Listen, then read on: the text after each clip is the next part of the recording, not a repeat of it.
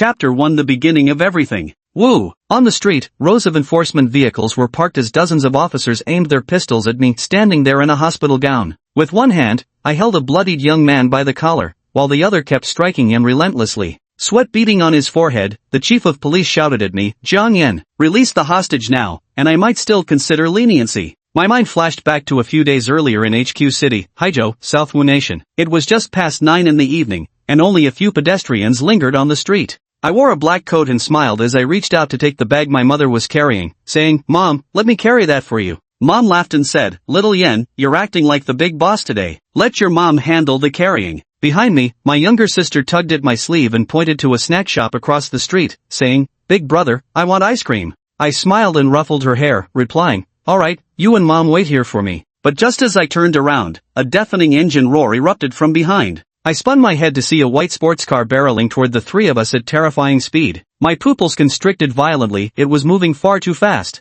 "Big brother," my little sister's childish voice rang out. Then came 3 heavy thuds echoing through the street. Grazed by the edge of the speeding car, I was sent tumbling violently 6 or 7 meters before crashing onto the opposite side of the road. There was a sudden screech of brakes, followed by someone screaming, "Ah, someone's been hit." The crowd quickly gathered around. I lay on the ground, my entire body racked with pain, my head spinning. Face down near the sports car, I stared at the pool of blood and felt a sharp pang of anguish. Tears welled up in my eyes, and though I tried to speak, only a faint whisper escaped my lips, "Mom. Little sister." The car door swung open, and a red-haired young man in a white t-shirt, his face flushed, stepped out. He glanced at the bloody scene and our crumpled bodies, spat disdainfully, and muttered, "What rotten luck." He then pulled out his phone and began dialing. A middle-aged man, smelling the strong stench of alcohol on him, angrily scolded while calling for an ambulance, "You bastard. Drunk driving and now hitting people." The red-haired young man said arrogantly, "None of your damn business. I can afford to pay for 3 lives." This was the last scene I saw before darkness swallowed my vision and I completely lost consciousness. 3 days later, in a ward at the downtown hospital, a middle-aged doctor in a white coat spoke to me with a hint of regret. "Mr. Jiang, your spine has suffered a comminuted fracture. You're paralyzed from the waist down and may never walk again." Behind him stood officers from the city supervision bureau in blue uniforms. Bandaged from head to toe, I stared blankly at the ceiling and asked the doctor with desperate hope, "What about my mother and sister?" The middle-aged doctor remained silent, merely shaking his head before exiting the ward. An inspector standing nearby stepped forward, holding a blank sheet of paper, his expression indifferent as he said, "Jiang Yan, we regret to inform you that your mother and sister couldn't be saved. Their ashes have been placed in the hospital morgue. We hope you can find some peace. The rest is being processed. We're pushing for sanctions against the perpetrator, Song Cheng." I turned to the inspector, my face etched with hatred, my emotions boiling over as I desperately pleaded with all my might, "Please, I beg you give my mother and sister the justice they deserve." My father had passed away when I was young, and my mother had struggled to raise my sister and me on her own. I had just graduated and started working, finally able to ease her burdens a little only for something like this to happen. But the inspector remained unmoved by my distress. He said, "The trial begins in 2 days. Given your injuries, attending isn't advisable. We'll notify you of the outcome afterward." With that, he walked out the door, only to immediately encounter a man with slicked back hair dressed in a black suit. The slick-haired man greeted the law enforcement officer, Commissioner Wang. Commissioner Wang nodded at him and said, "Don't provoke him."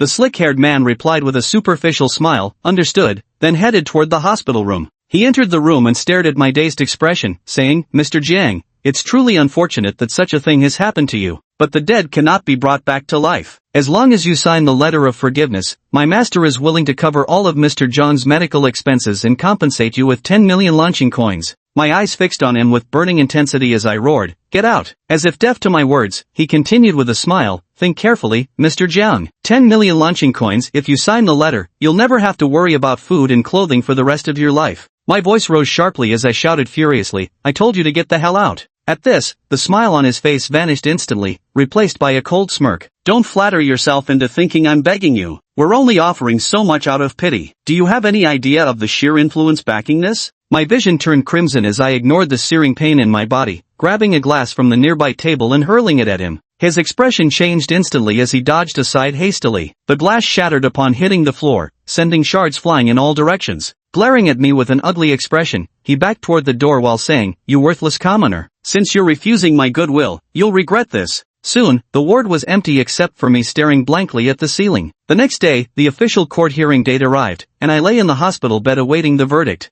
At that moment, there was a knock on the hospital door, and Inspector Wang, who had visited before, walked in. I asked him excitedly, "Inspector, what's the outcome? Has he been brought to justice?" As a graduate of the law university, I knew that drunk driving causing death was punishable by execution in Manhwa country. However, Inspector Wang showed a helpless expression and said, "Jiang Yan, I hope you won't be too agitated by what I'm about to say." Before I could react, he handed me a white document and said, "The court has ruled Song Cheng not guilty and released him immediately. However, out of humanitarian considerations, the Song family will cover 20% of your treatment costs. The rest will be your responsibility." My mind went blank. I didn't even register Inspector Wang's following words, because the document stated that the pedestrian had run a red light while the red sports car had been driving normally. Yet, that stretch of road didn't even have a traffic light. I frantically asked Inspector Wang, "How could this be, Inspector? Why is it like this? You know they were driving drunk." Inspector Wang merely placated me, saying, "They're the Song family. As an ordinary person, you can't challenge them. That's all, I have other matters to attend to. I must go." With that, he turned and left. Lying in bed, I knew the Song family was a powerful force in HQ City. My face twisted in despair as I muttered, "The Song family, damn the Song family. Mom, little sister, I wish I could avenge you."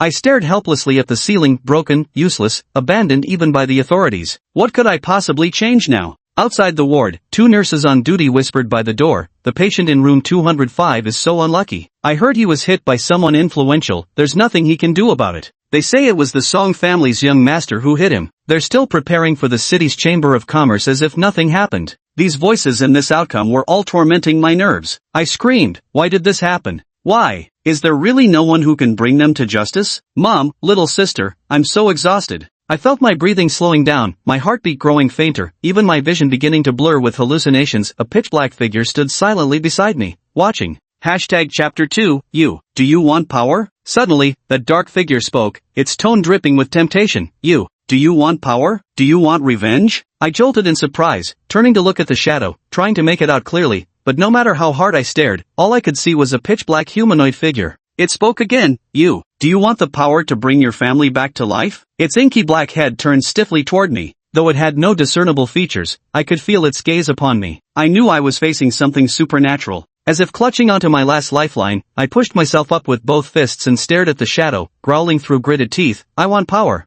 I want the murderer who killed my family to pay with blood. I want to bring my mother and sister back to life." By the end, my expression was frenzied, spittle flying from my mouth. The shadowy figure looked at my deranged state and let out a shrill laugh. "Ha, from this day forward, you shall become this world's first evil." As the words fell, the shadow transformed into inky black matter and surged toward me, enveloping my body. The dark substance poured into me through my orifices, and an unbearably scorching sensation began to course through my entire being. I don't know how much time had passed, but my lower body, which had gone numb, began to feel warmth and sensation returning. Once I absorb all of this, my strength and physique will increase tenfold compared to before, while my speed and reflexes will triple. Not only that, but I'll gain the ability to fuse powers endlessly without any side effects. With a sudden rush, the black substance dissolved entirely into my body. All at once, I felt an infinite surge of power flooding through me. I had tested my strength before, it was only around 100 pounds, but with the boost from the black substance, it skyrocketed to 1,000 pounds in an instant.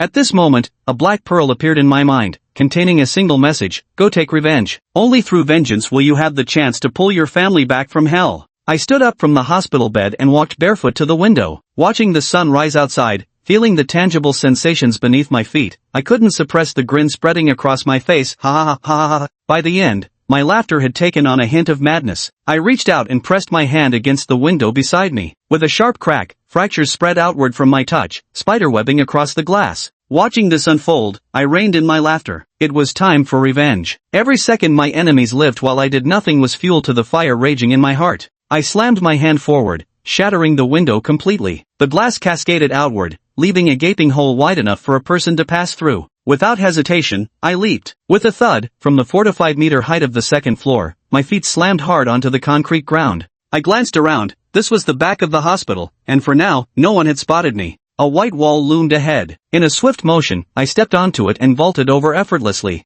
I raced toward the Song family's direction. As the dominant force in HQ City, the Song family had built themselves a literal mini-castle right in the urban area, an ostentatious display of their stature. Meanwhile, in the White Castle at the center of HQ City's eastern district, expansive green lawns stretched out behind it. Luxury cars lined up orderly as they entered the castle grounds, where over a dozen black-clad security guards stood watch at the entrance. Inside the castle's grand hall, the decor was extravagantly opulent. The walls on either side featured elaborate relief sculptures of various beasts, while enormous chandeliers hung from above, illuminating the entire hall in brilliant light. Men and women clad in various luxury brand outfits circulated with wine glasses in hand. At the very front, a middle-aged man in a gleaming silver-gray suit, his face stern, raised a glass of red wine toward an elderly man in a white shirt. "Ha, Dean Chen," he chuckled. "My troublemaker of a son always stirs up mischief. Thanks to you, we've managed to avoid so much trouble." Dean Chen raised his glass with a smile. "Brother Song, you're too polite. Among friends, there's no need for such formalities." Song Yi's smile remained unwavering.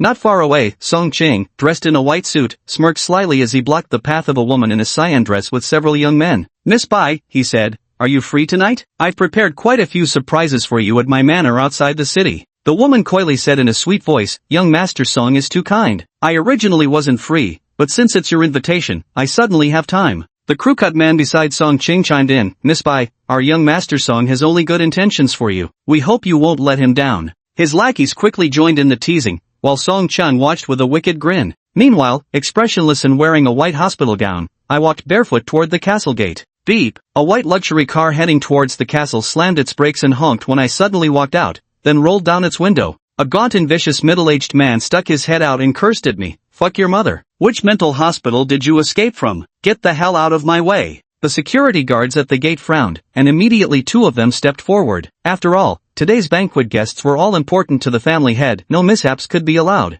Hearing the insults, I stopped walking. Ignoring the two approaching guards, I turned and strode toward the white luxury car. The middle-aged man in the car flew into a rage and threatened to get out, shouting, "You dare pull a scam on me, you bastard? Don't you know who I am in HQ City?" I walked up to his car, reached out, and snapped off the triangular star emblem from the front. Then I hurled it. Bang! The star pierced through the windshield instantly, sending glass shards flying. The man's head inside the car exploded, splattering the interior with white brain matter and crimson blood. The two security guards who had just approached to shoo me away turned pale at the sight, their faces twisting in horror. I turned my head towards them, eyes filled with hatred. "Dogs of the Song family." With both fists clenched, I simultaneously struck at their chests, forcing them to hastily raise their arms to block. Two loud thuds, my fists landed solidly on their chests. The sound of shattering bones accompanied their screams as they were sent flying backward 2 or 3 meters, collapsing to the ground and vomiting blood. With my enhanced base strength, reinforced physique, and speed burst, a single punch from me could deliver several thousand Jin of force. The remaining security guards at the entrance stared at their two colleagues collapsed on the ground, their noses and mouths bleeding profusely, chests caved in, gasping their last breaths, their faces draining of color.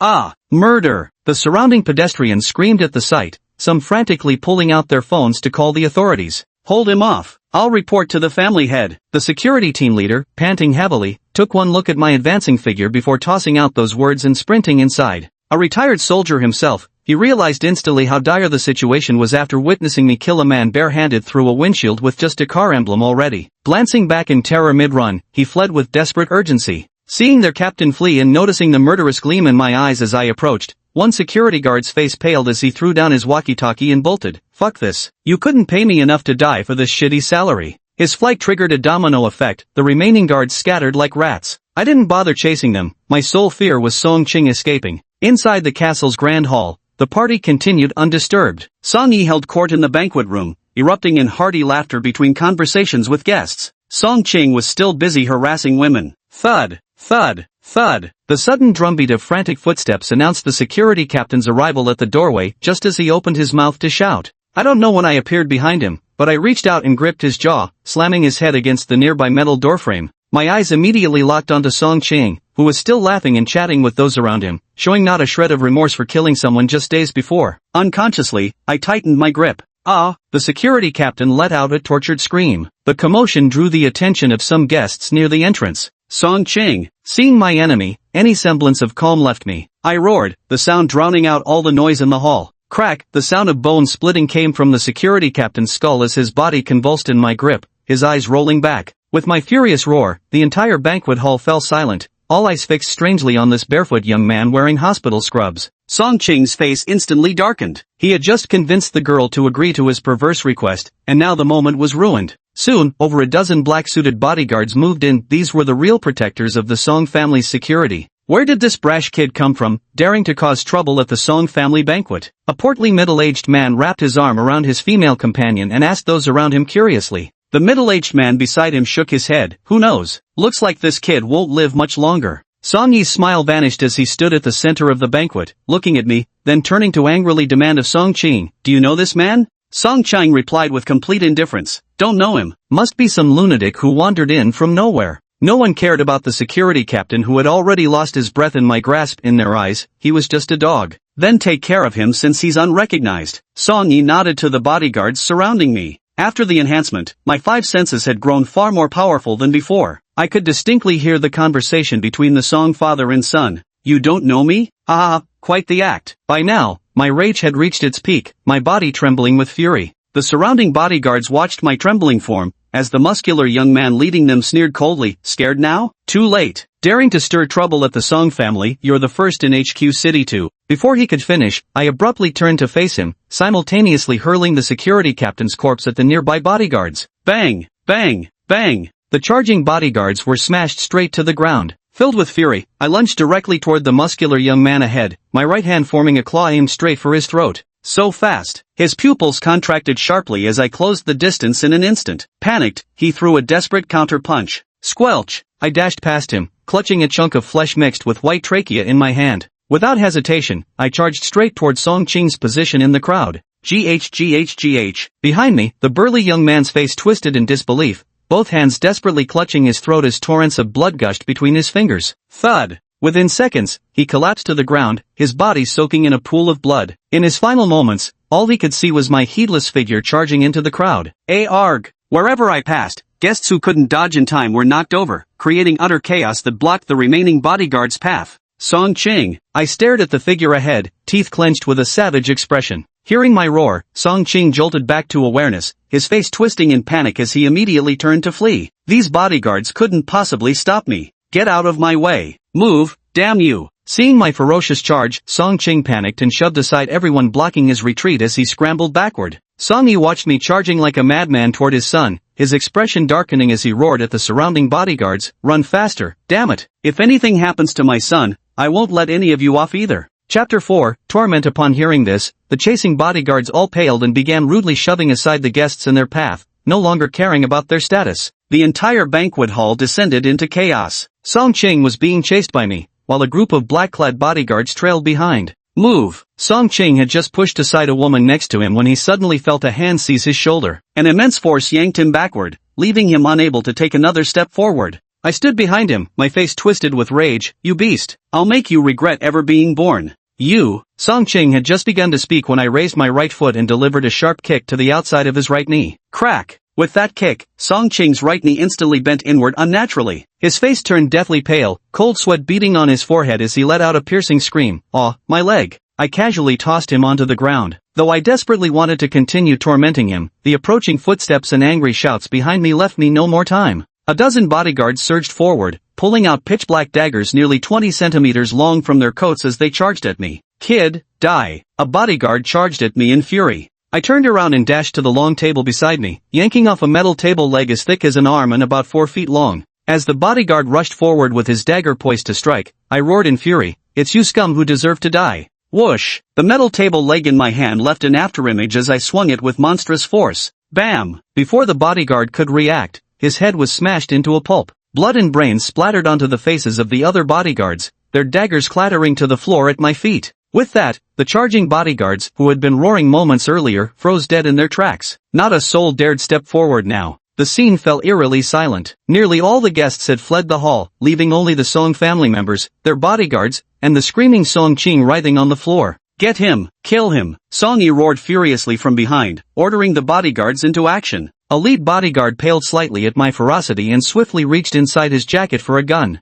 I'd been watching the bodyguards closely. Spotting the furtive movement toward a concealed weapon, my face darkened with anger as I dropped into a crouch, snatched the dagger at my feet, and hurled it with vicious precision at the armed guard. Thud! The moment the bodyguard pointed his gun at me, a dagger pierced through his chest and he collapsed with a horrified expression. Clang! One bodyguard took one look at my snarling face, immediately dropped his dagger to the ground, and turned to flee. Upon seeing this, the other bodyguards also threw down their daggers and ran. None with guns could react faster than me. What was the point of fighting? Song Yi's expression changed as he watched his fleeing bodyguards, for I had now turned my gaze upon him. What are you trying to do? Song Yi shrank back under my murderous glare, unable to suppress his fear. Whoosh! I suddenly hurled the metal table leg in my hand. With my immense strength, it pierced straight through Song Yi's chest from 4 meters away. Yuli was sent flying backwards several meters with him, dying on the spot before he could even let out a scream. I scanned the surroundings. The hall was a complete mess, with overturned tables and scattered food everywhere. Not far away, Song Chang was still screaming in agony. Witnessing his bodyguards fleeing and his father being killed, he was utterly consumed by despair. I walked up to him. He immediately tried to crawl away on his hands, his terror making tears and snot stream down his face as he begged me, "Don't kill me. Please don't kill me. I'll give you any amount of money, just spare me. I'm begging you."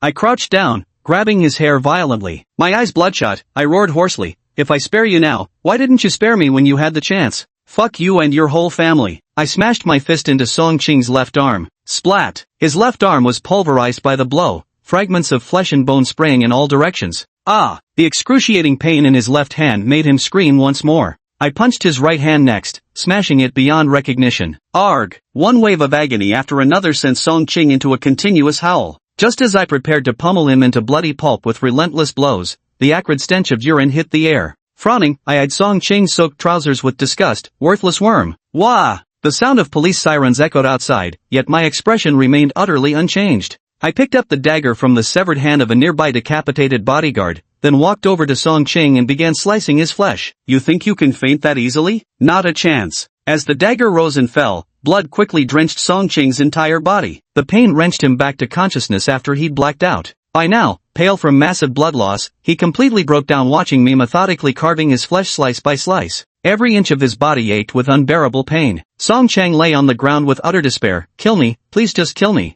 Thud! Suddenly, I slashed my knife across his mouth, severing his tongue. Once finished, I lifted him with one hand and dragged him outside. At both ends of the street before the castle gate, a dozen police cars had blocked the way, officers swiftly exiting their vehicles. Damned bastard, who dares cause trouble at a time like this? Once I catch them, I'll make them regret ever being born. Supervision Bureau Director Li Pubin stepped out of the police car with a grim expression. Upon receiving news of the incident at the Song residence, he had immediately rushed over with his team. He had initially thought the Song family's security could easily handle one intruder, but within mere minutes, his phone began ringing incessantly, each call making him realize the severity of the situation. Wang He, who had previously visited me in the hospital ward, stood behind him. His eyes surveyed the scene. Unconscious security guards sprawled on the ground nearby, and a white luxury car with its windshield shattered and bloodstains smeared across the interior. An inexplicable sense of foreboding weighed on him. Just my imagination? Wang He shook his head. Soon, a young investigator came running over with a black phone in hand, quickly reporting, "Chief, we've identified the assailant inside." Li Pubin turned to the young investigator. "Speak." The young man immediately nodded.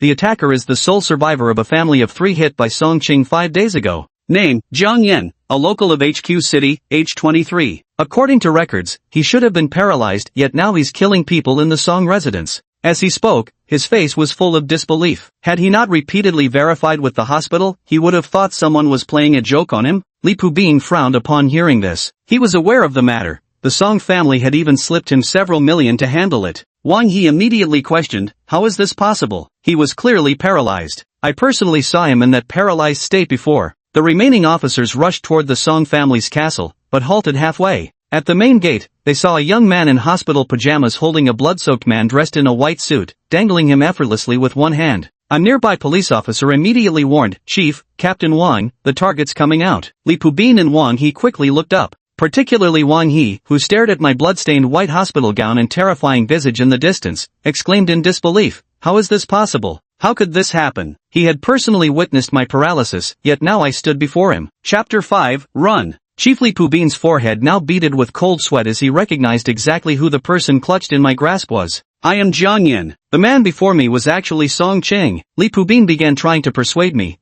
but I kept snarling while scanning for an escape route. With Song Qing lifeless in my hands, my fury subsided somewhat, and I was no longer as impulsive. Woo! The distant wail of police sirens grew louder. I glanced down both sides of the street. Several black vans with blaring sirens were approaching. It was the city riot squad, their weapons far more formidable than those of the regular inspectors. Seeing this, I used Song Qing's body as a shield in front of me and swiftly positioned myself about 2 meters from the street's perimeter wall. Opposite the Song residence stood a 3-meter-high yellow wall, stretching endlessly to both ends of the street. Seeing me start to move, Li Pubin immediately barked, "Jiang Yan, what do you think you're doing?" I turned my head to look at him and Wang Yi beside him, sneering coldly, "Humph, you'll find out soon enough." With that, I suddenly tightened my grip on Song Qing's left arm and slammed his head viciously toward the ground. Bang! Song Qing's head smashed onto the hard pavement and exploded instantly, splattering brains and blood across the ground. At that very moment, I violently propelled myself toward the wall, planted a foot against it, and effortlessly flipped over using the recoil force. Bang! Bang! Bang! The instant I moved, gunshots erupted repeatedly behind me, bullets punching small craters into the wall as they exploded on impact. Everything happened too fast. The inspectors only opened fire when they saw me move, utterly unable to match my speed. Li Pubin stared in shock as I vaulted over the wall in an instant. After a brief moment of stunned silence, he turned to the surrounding inspectors still frozen in place and roared, "What are you standing around for? Hurry up and save them." He then turned to Wang Yi and commanded, "Wang Yi, take a squad after him. Shoot this extremist criminal on sight, no need to take him alive." Wang Yi immediately nodded at him before barking to the remaining inspectors, "Second squad, with me." With that, he sprinted toward the end of the wall, and 7 inspectors promptly broke from the formation to follow him. After Wang Yi chased after me, Li Pubin took out his phone again to arrange for my capture. Meanwhile, on the other side of the wall was a commercial street. After bursting in, I ignored the stares of passers-by and immediately ran westward. That area was the Old Town District, fewer surveillance cameras, and beyond the city outskirts lay wilderness, perfect for escaping. During this time, the entire HQ city was engulfed in the sounds of police sirens. Several hours later, riot troops armed with rifles had gathered outside the Song family's castle. 8 corpses lay on the ground as the forensic examiner photographed them with a camera. Li Pubin stood by, surveying the gruesome scene of the corpses. With a cigarette in one hand, he flicked his lighter with uneasy agitation. Beside him stood President Chen, who had initially fled but returned, and a middle-aged man in a black suit with an austere expression. An inspector held a laptop, displaying my every move from outside the castle to within. After a moment, Dean Chen said with a complicated expression, "No matter how many times I see it, it still feels unbelievable. Jiang Yan is practically a human-shaped monster. Crushing a car emblem barehanded to pierce the windshield and blow someone's head off, stabbing Song Yi to death from 3 or 4 meters away with a table leg, these aren't things an ordinary person could do." Dean Chen felt fortunate he had run away early, otherwise he might have ended up dead too. Mayor Wu, dressed in a suit, spoke with a grave expression, "This is already beyond the realm of normal humans." Not to mention how he transformed from a paralyzed cripple into, after lighting a cigarette, a calm Li Pubin looked at Mayor Wu and asked, "Mayor, are you suggesting that Jiang Yan might have awakened?"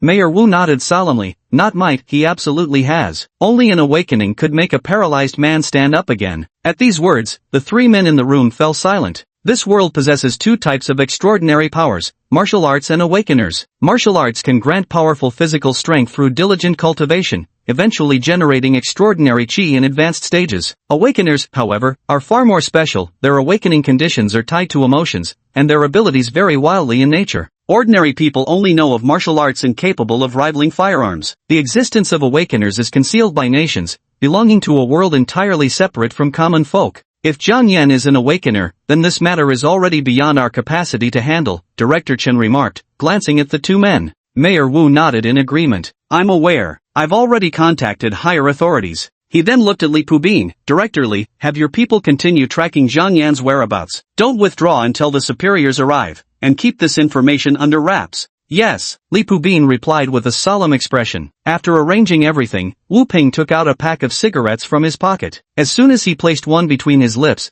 Li Pubin immediately produced a lighter to light it for him. Phew! Wu Ping exhaled a cloud of smoke, his eyes glinting with an unfathomable light as he gazed at the corpses on the ground. Indeed, it's always better to keep a low profile. Night fell at the edge of the old city district, outside a small eatery. Wang Yi, looking utterly exhausted, addressed several inspectors from Team 2. "The riot squad has taken over our mission now. Let's call it a day. Everyone, go home and get some rest." "Yes, Captain Wang." The officers from the second team saluted Wang Yi before immediately dispersing. They chased me for nearly half a day, but lost sight of me when they reached the spot. Ahead lay a dense thicket of trees. Once inside, no one would ever find me. After his men dispersed, Wang Yi also headed into the city. "This damn place doesn't even have a taxi, gotta walk all the way to the main road," he muttered. Wang Yi spat on the ground as he walked forward. Normally an office worker without exercise, chasing me all day had nearly exhausted him to death. Were it not for his team questioning and pursuing in multiple directions, plus backup colleagues, they'd never have known I'd fled into the wilderness.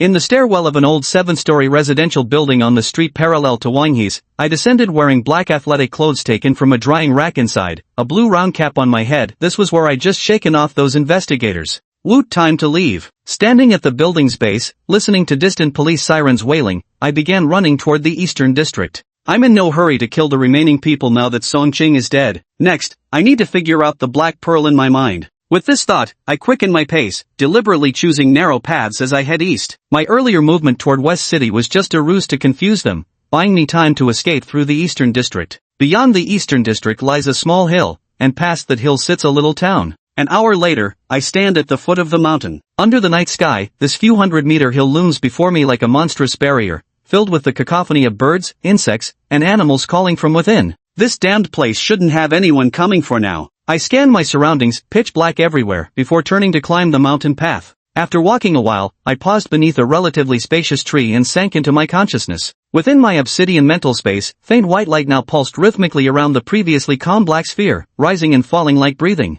Simultaneously, a message flooded my mind, negative emotions saturated. Initiate summoning? The summoned entities are 100% loyal to you, but each summoning will require more negative emotions than the last. I thought to myself, it seems reviving Mom and little sis will have to rely on these summoned beings. Moreover, the requirement for negative emotions means I must take initiative. Summon! I stared at the black orb and silently commanded in my heart. As I summoned it, the black orb radiating white light in my mind trembled slightly. Buzz! At the very same moment, a massive purplish-black cloud materialized out of thin air in the clearing before me. Under my somewhat astonished gaze, the cloud swiftly expanded to a height of 3 meters. Boom! Strange rolling roars continually emanated from within the cloud, persisting for over 10 minutes before finally ceasing. Once the rumbling faded, the purplish-black cloud rapidly dissipated, revealing a towering figure standing before me. What is this? Even though I was somewhat prepared, the sight before me still left me stunned. Moonlight filtered through the leaves above, revealing the monstrous figure, 2 meters tall, entirely pitch black, draped in a black monk's robe. Its head was covered in bulging lumps, its face plump. Though it bore a serene expression, its pure black eyes held not a trace of emotion,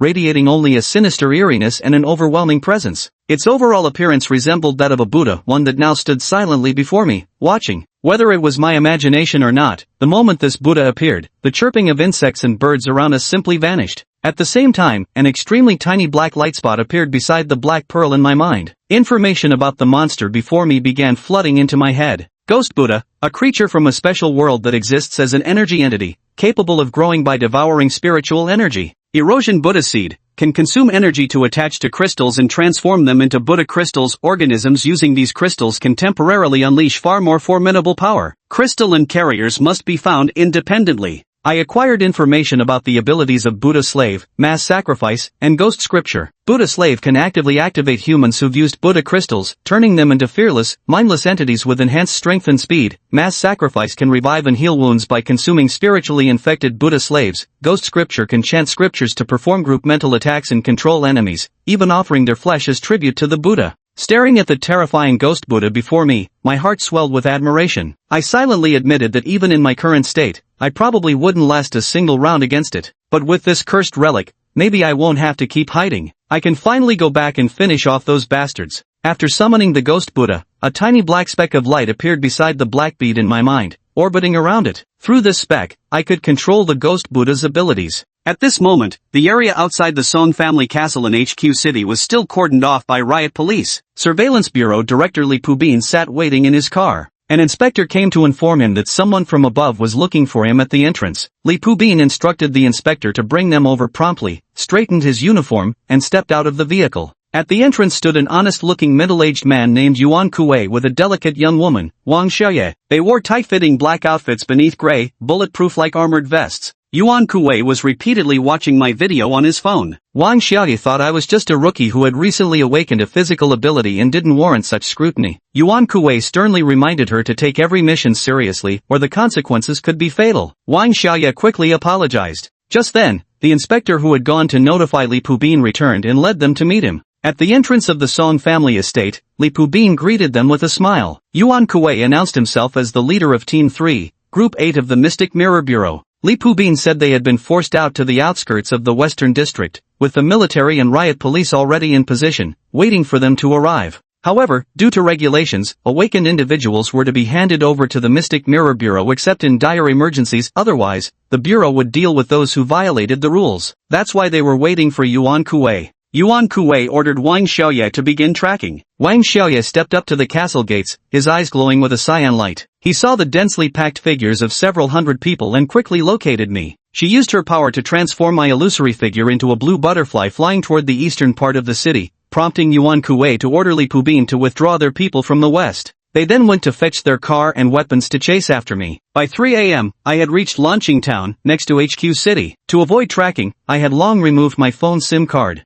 I reasoned that the ghost Buddha didn't have the power to revive the dead. I'd need it to harvest more negative emotions. Just then, my stomach growled loudly. I hadn't eaten in over 10 hours, so I searched for food along the way and stopped at a barbecue shop, ordering a plate of fried rice with eggs, 10 chicken wings, 10 mackerel skewers, and 2 bottles of water. It wasn't long before Wang Xiaoye and Yuan Kuei caught up by car. Wang Xiaoye told Yuan Kuei I was at the barbecue restaurant. Yuan Kuei took out his alloy gauntlets and rushed into the shop. Wang Xiaoye followed behind with a pistol, thinking me a weak awakened who could only bully ordinary people without guns. I suddenly stood up from my seat in the barbecue shop and looked toward the door. Ghost Buddha had warned me something was approaching fast. In the blink of an eye, Yuan Kuei charged in, his alloy fist aimed straight at my face. I barely had time to raise my arms to block before getting smashed against the wall along with the chair, leaving the shop in complete disarray. I shielded my head with both hands, my back pressed against the wall, staring at the middle-aged man dressed in a black coat and gray vest. My hands ached and trembled, the bruises blooming where I'd been struck. Frantically, I asked him who he was.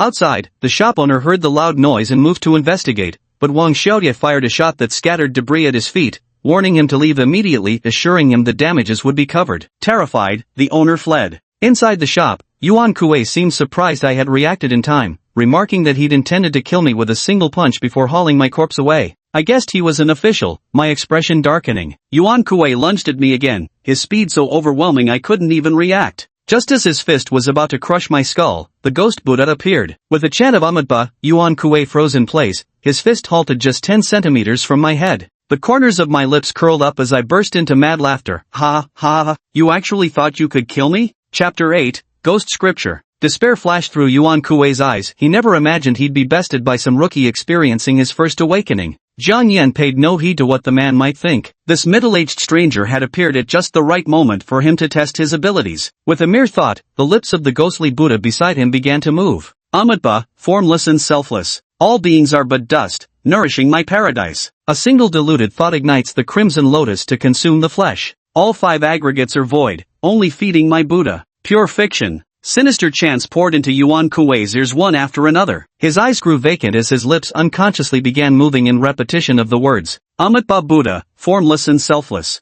All beings are but dust, feeding my bliss. As he muttered the incantation, his formerly controlled body gradually returned to normal, all under Jiang Yan's watchful gaze. Yuan Kuei's face contorted with fervor as he loudly chanted the scripture verses. One diluted thought arises, red lotus burns the flesh, all 5 aggregates are void, yet they feed our Buddha alone. Metal-gloved hands suddenly shot out, firmly gripping both sides of his face. Rip! Blood splattered. Outside the street, Wang Xiaoye, who had just chased away the shop owner, heard Jiang Yan's laughter and the chanting of her master coming from inside the shop. Her expression changed slightly. Has something happened? With swift steps, she rushed toward the barbecue shop entrance, pistol in hand. But the moment she reached the entrance, Wang Xiaoye witnessed a scene she would never forget for the rest of her life. His master knelt before the criminal Jiang Yan, his body drenched in cascading blood, muttering indistinct scriptures through clenched teeth. His alloy-gloved hands ceaselessly tore at his own flesh, flinging chunks of meat to the ground. The moment those fleshy pieces hit the ground, they vanished as though something unseen had devoured them whole. Just as Wang Xiaoye stood frozen in shock,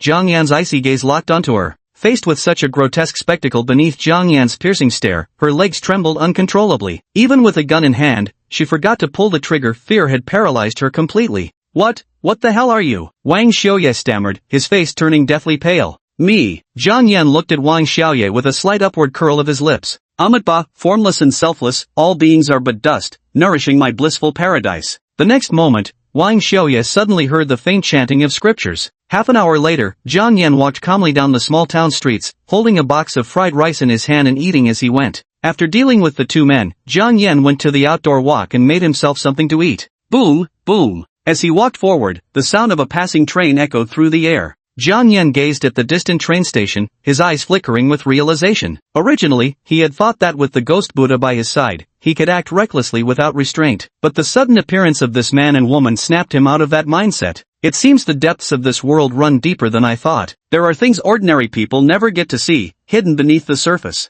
With this thought in mind, he quickened his pace toward the train station. Until I have the power to protect myself, I can't afford to draw too much attention. If the ghost Buddha hadn't warned him earlier, he might have already been a corpse by now. Thinking this, Jiang Yan effortlessly scaled the station wall and slipped inside. Lanking Town's railway station was one of Haizhou's major transport hubs, offering train connections to all 13 states of Manhwa country. Chugga chugga. A freight train was approaching up ahead. Jiang Yan dashed toward it and, as it passed the midway point, grabbed the side railing to haul himself onto the roof. The train didn't stop, continuing onward as Jiang Yan lay on its roof gazing at the stars in the sky, his mind completely adrift. He didn't know where this train was headed, nor what his future would become. Woo! On the barbecue restaurant street of Lanqing Town, not long after Jiang Yan's departure, 2 police cars came to an abrupt halt. The squad leader from the local monitoring post cautiously advanced toward the barbecue restaurant with 4 or 5 officers, pistol in hand. "Captain, it looks like no one's there anymore. Maybe they've run away," one of the officers whispered, eyeing the barbecue shop.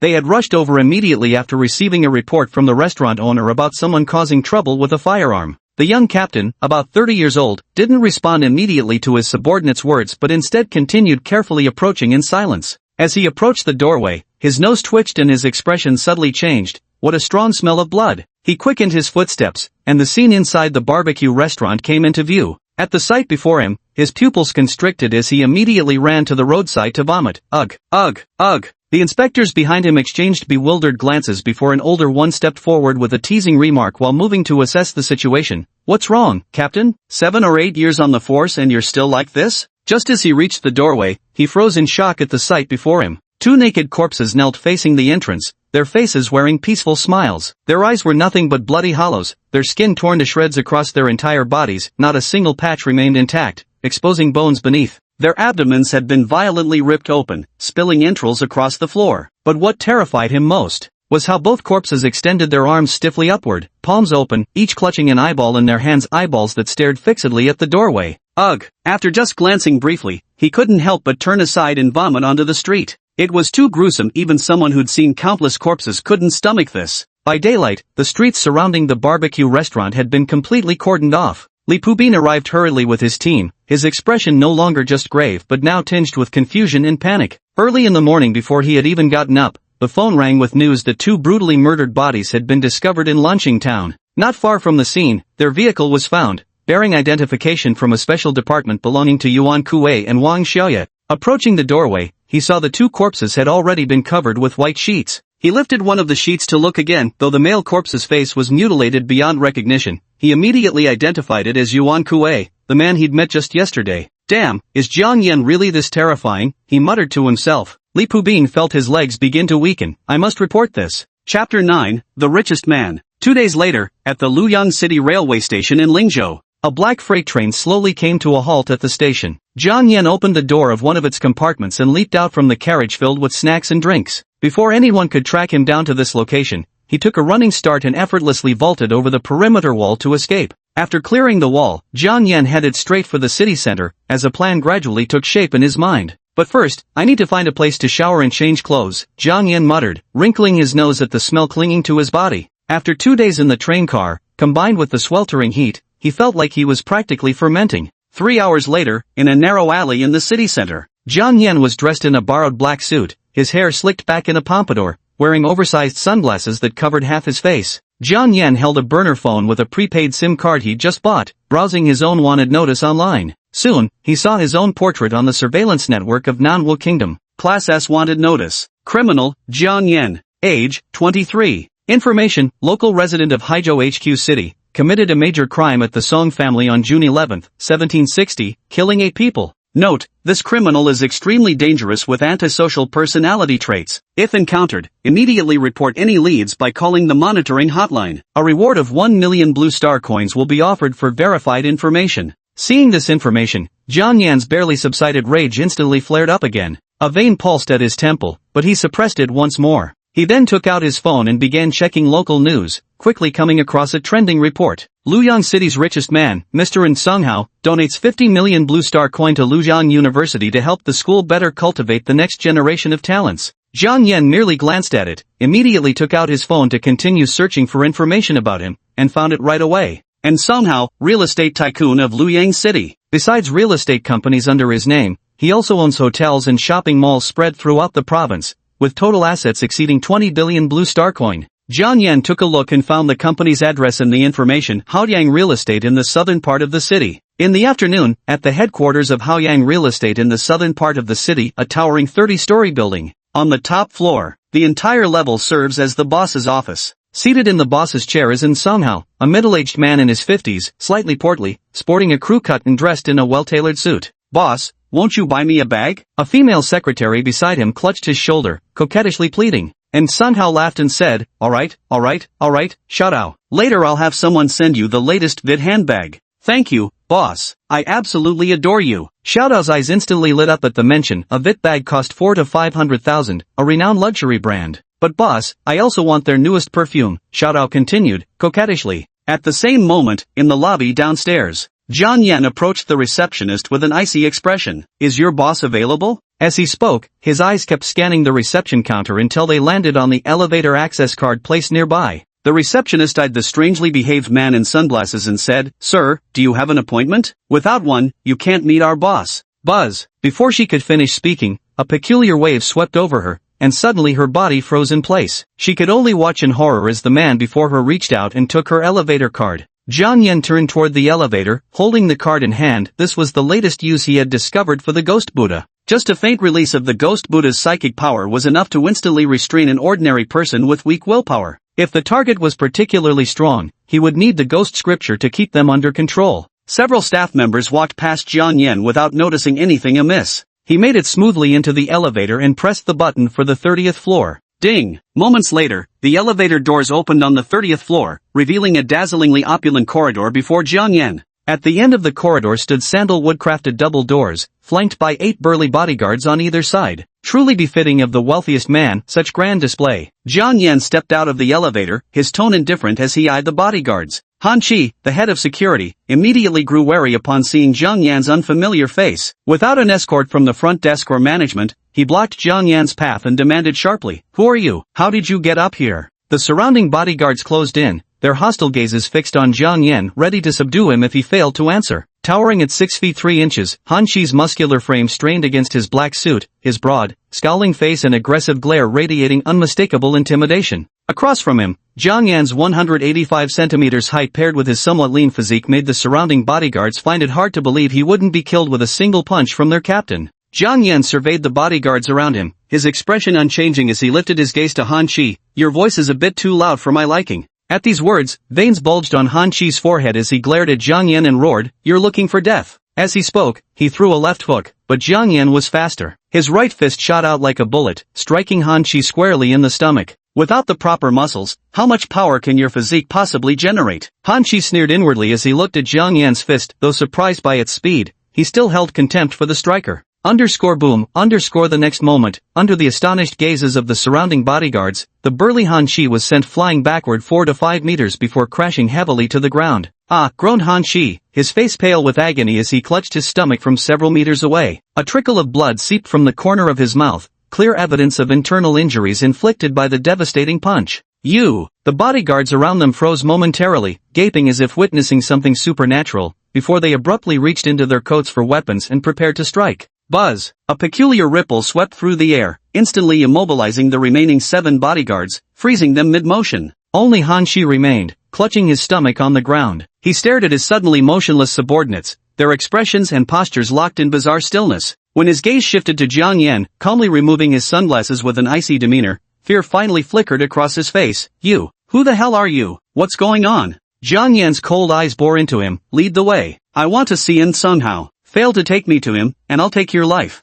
Han Qi was already terrified by this bizarre scene, and a jumble of wild thoughts flooded his mind. Magic? Supernatural powers? Cultivation techniques? After hearing Jiang Yan's chilling words, which sounded nothing like a joke, he gritted his teeth against the pain, stood up, and said, "I'll take you to see him." Han Qi fumbled around his body, pulled out a key, and inserted it into the locked gate. Chapter 10, Terror. In the office, and Sunghao was closing his eyes and enjoying the shoulder massage from Xiao Tao. To get the perfume, Xiao Tao was indeed putting all her strength into kneading this fat man. Bang! The door was violently kicked open, the loud noise startling Sunghao, who had been keeping his eyes closed. His body trembled as he abruptly sat up. An unprecedented rage appeared on his face as he glared toward the door and roared, "Who the hell did that? I'll fucking kill you." Yet what met his gaze was Jiang Yan's dark eyes. Just one glance, and despite his initial rage, he felt an inexplicable leap in his heart. Then he noticed Han Shi standing behind this unfamiliar man, Jiang Yan, and in that moment, as if finding an outlet for his anger, he cursed, "Han Shi, what the hell are you doing, bringing an outsider in here? Do you still want this job or not?"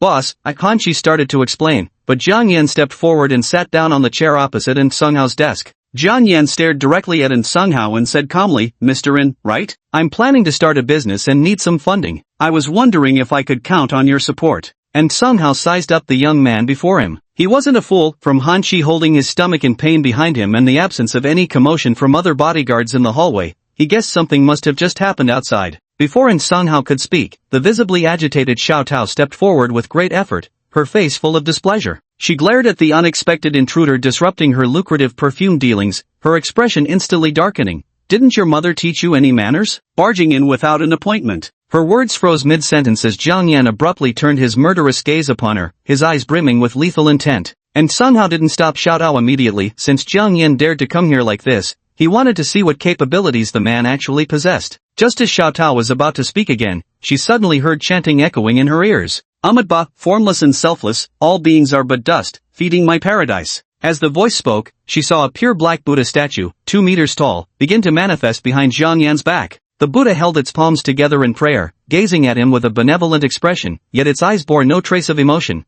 radiating an indescribably eerie and sinister aura. "Ah, a ghost!" Little Tao's face twisted in terror at the sight of the ghost Buddha, stumbling backward in panic. And Sunghao and Han Shi were startled by her sudden scream and immediately looked toward Jiang Yan's side, but saw nothing there. Frowning in irritation, Sunghao snapped, "Are you insane? There's clearly nothing there." Yet just as he turned to look at Xiao Tao, her terrified expression suddenly grew serene. Her lips began reciting unfamiliar scripture, "Formless and selfless, all beings as dust, nourish my bliss." Even as she chanted, she removed her clothes and knelt before Jiang Yan. "What's wrong with you?" And Sunghao's face darkened as he took in the scene. If he couldn't sense something abnormal by now, he'd have to be the world's biggest fool. Han Shi watched all this with horror in his eyes. Xiao Tao stood bare-chested before the three of them, chanting scriptures under Jiang Yan's gaze as she reached out to grasp the muscle on her own arm. Rip! The firm muscle was instantly torn away and thrown to the ground, blood splattering out as if it cost nothing. Yet Xiao Tao showed no sign of pain, maintaining a serene expression as she tore off another piece of flesh and tossed it aside.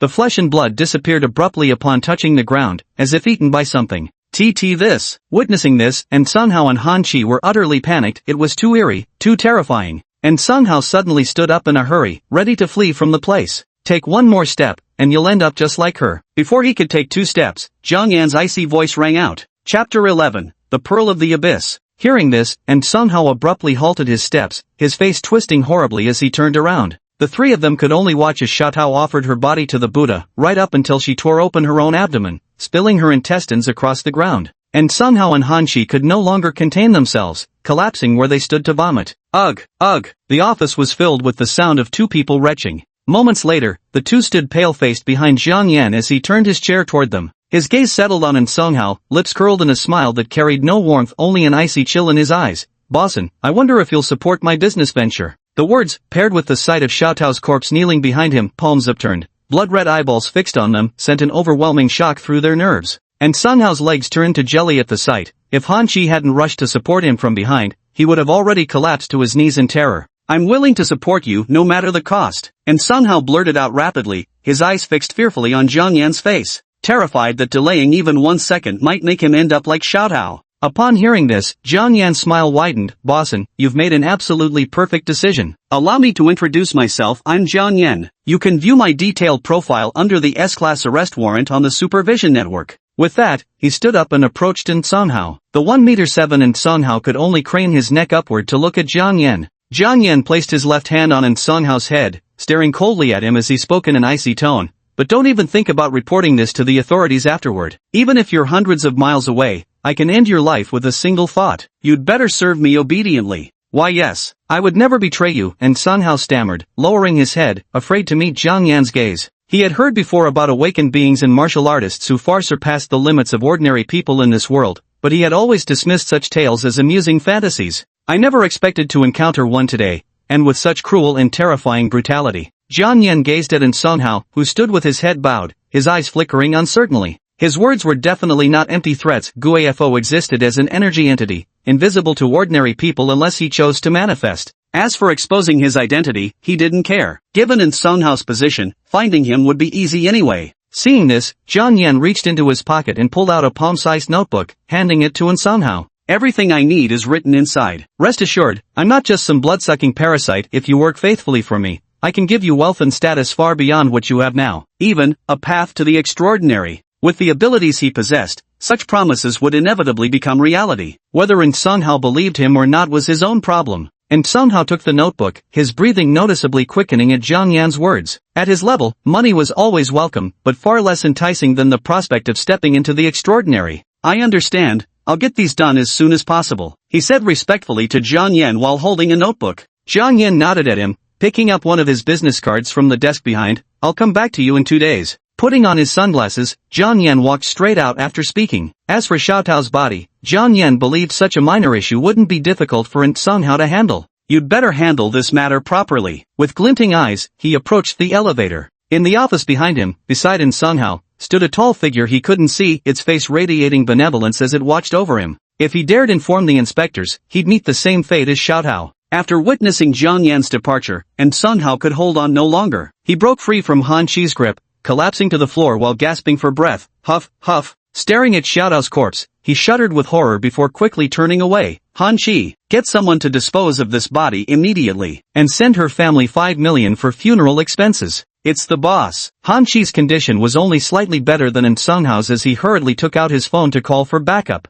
As for reporting this to the Supervision Bureau, neither of them dared entertain such an idea. They'd been directly told this was an S-class fugitive, clearly unafraid of any authorities, combined with those unnatural abilities. Just the thought made Sung Hao's hairs stand on end. As Jiang Yan descended the stairs, the previously frozen bodies of the other bodyguards began to move at that very moment. A bodyguard stared at the descending elevator in terror. What the hell was that? Just now, my whole body was paralyzed, like I was pinned down by a ghost. The other bodyguards had the same expression. Some of them rushed to the office, only to witness an even more horrifying scene. Jiang Yan immediately hailed a taxi to the outskirts after going downstairs. He bought some food and a tent at a nearby supermarket before heading into a secluded forest. In the grove, Jiang Yan lay inside the yellow tent he had set up, his vacant eyes staring upward. His consciousness sank into the depths of his mind. Through the glowing dots of the ghostly Buddha, he could clearly see Sung Hao's actions. Next, Jiang Yan focused his consciousness on the black bead beside him. The energy that had been nearly exhausted seemed to have regained a faint trace.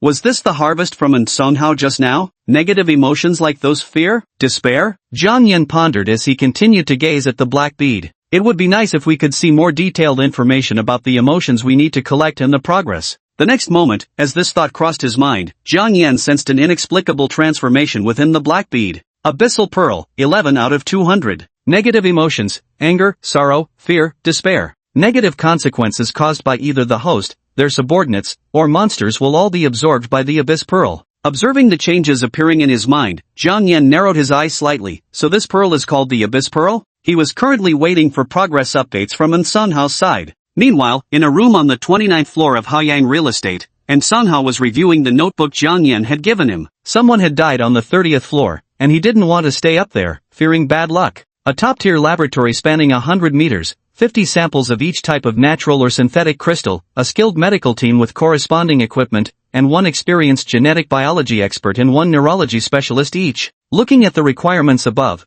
Sung Hao began making calls to contacts. The first 3 could be handled with money alone, but the last item gave him a headache. Experienced researchers aren't easy to poach, Sung Hao couldn't help rubbing his temples. Still, he ordered his team to start searching. Even if they couldn't recruit anyone, at least he'd have something to show for the effort. Haizhou, outside the central hospital in the HQ district, a black sedan stopped at the hospital entrance. Wu Pang and Li Pubin stood waiting at the entrance. Seeing the black sedan stop, they hastily approached. Bunk, bunk, bunk. The sounds of car doors opening and closing rang out as 3 striking figures, 2 men and 1 woman clad in black suits, stepped out of the vehicle. Wu Peng stepped forward and shook hands with a woman who stood at about 5'7", with a slender and graceful figure, a coldly beautiful face, and shoulder-length hair. Hello, I am Wu Peng, the mayor of this city. This gentleman beside me is Li Pubin, director of the Supervision Bureau. The woman briefly clasped hands and withdrew immediately, her tone icy. Tang Ling, captain of Team 3, Group 8 of the Mystic Mirror Division. I'm here to retrieve my team member. Behind Tang Ling stood a handsome young man with bangs, his eyes vacant and unfocused. Sigh, Captain Tang, follow us, Wu Peng said with a sigh, leading the three toward the hospital. Chapter 12 Level.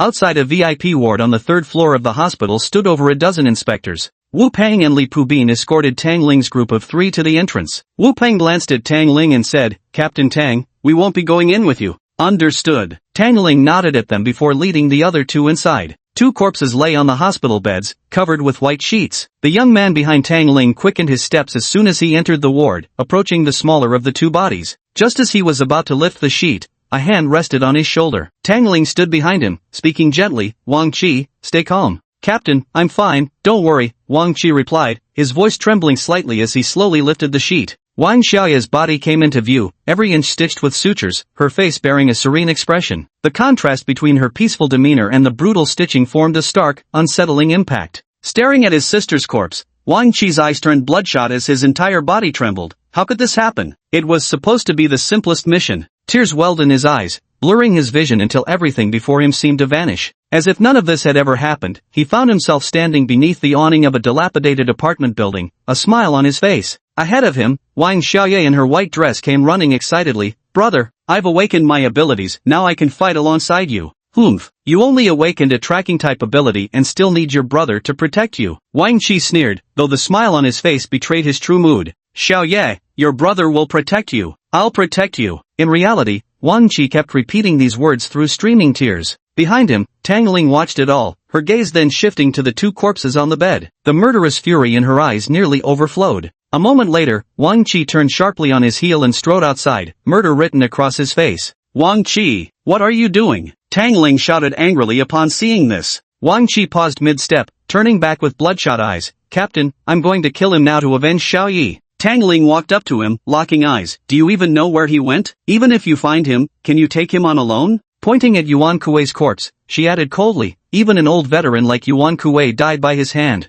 Captain, Wang Qi still wanted to say something, but Tang Ling suddenly grabbed his shoulder with an icy tone. Rest assured, this isn't your vengeance alone. Even if he flees to the ends of the earth, I, Tang Ling, will track him down and bring back his head to honor Yuan Kuei and Xiaoya's memory. Hearing Tang Ling's words, Wang Qi stopped walking away. As they spoke, the other buzzcut youth who had come with them was frowning deeply while clutching Yuan Kuei's corpse. A red glow appeared where the corpse was grasped. He was retrieving Yuan Kuei's final memories from before death. Buzz. Moments later, the red light suddenly intensified, flooding the entire hospital room in a crimson hue. The next instant, the glow vanished. A buzzcut young man reappeared on a street, facing a barbecue shop ahead. Old Kuei, let's see what you encountered before dying, muttered the young man, his eyes glinting. With no surveillance here this time, the task fell to him alone. After their deaths, Yuan Kuei and the other person both had serene smiles on their faces. This was something even he had never seen before, making him extremely curious about what had caused them to end up in such a state. Soon, the perspective around him began to shift. He watched as Yuan Kuei rushed into the store and sent Jiang Yan flying with a single punch. However, these scenes were completely silent, a drawback of reading the memories of the dead. Only when reading memories of the living would sound accompany the visuals. At first, everything seemed normal, but when Yuan Kuei threw another punch at Jiang Yan, he suddenly froze mid-motion.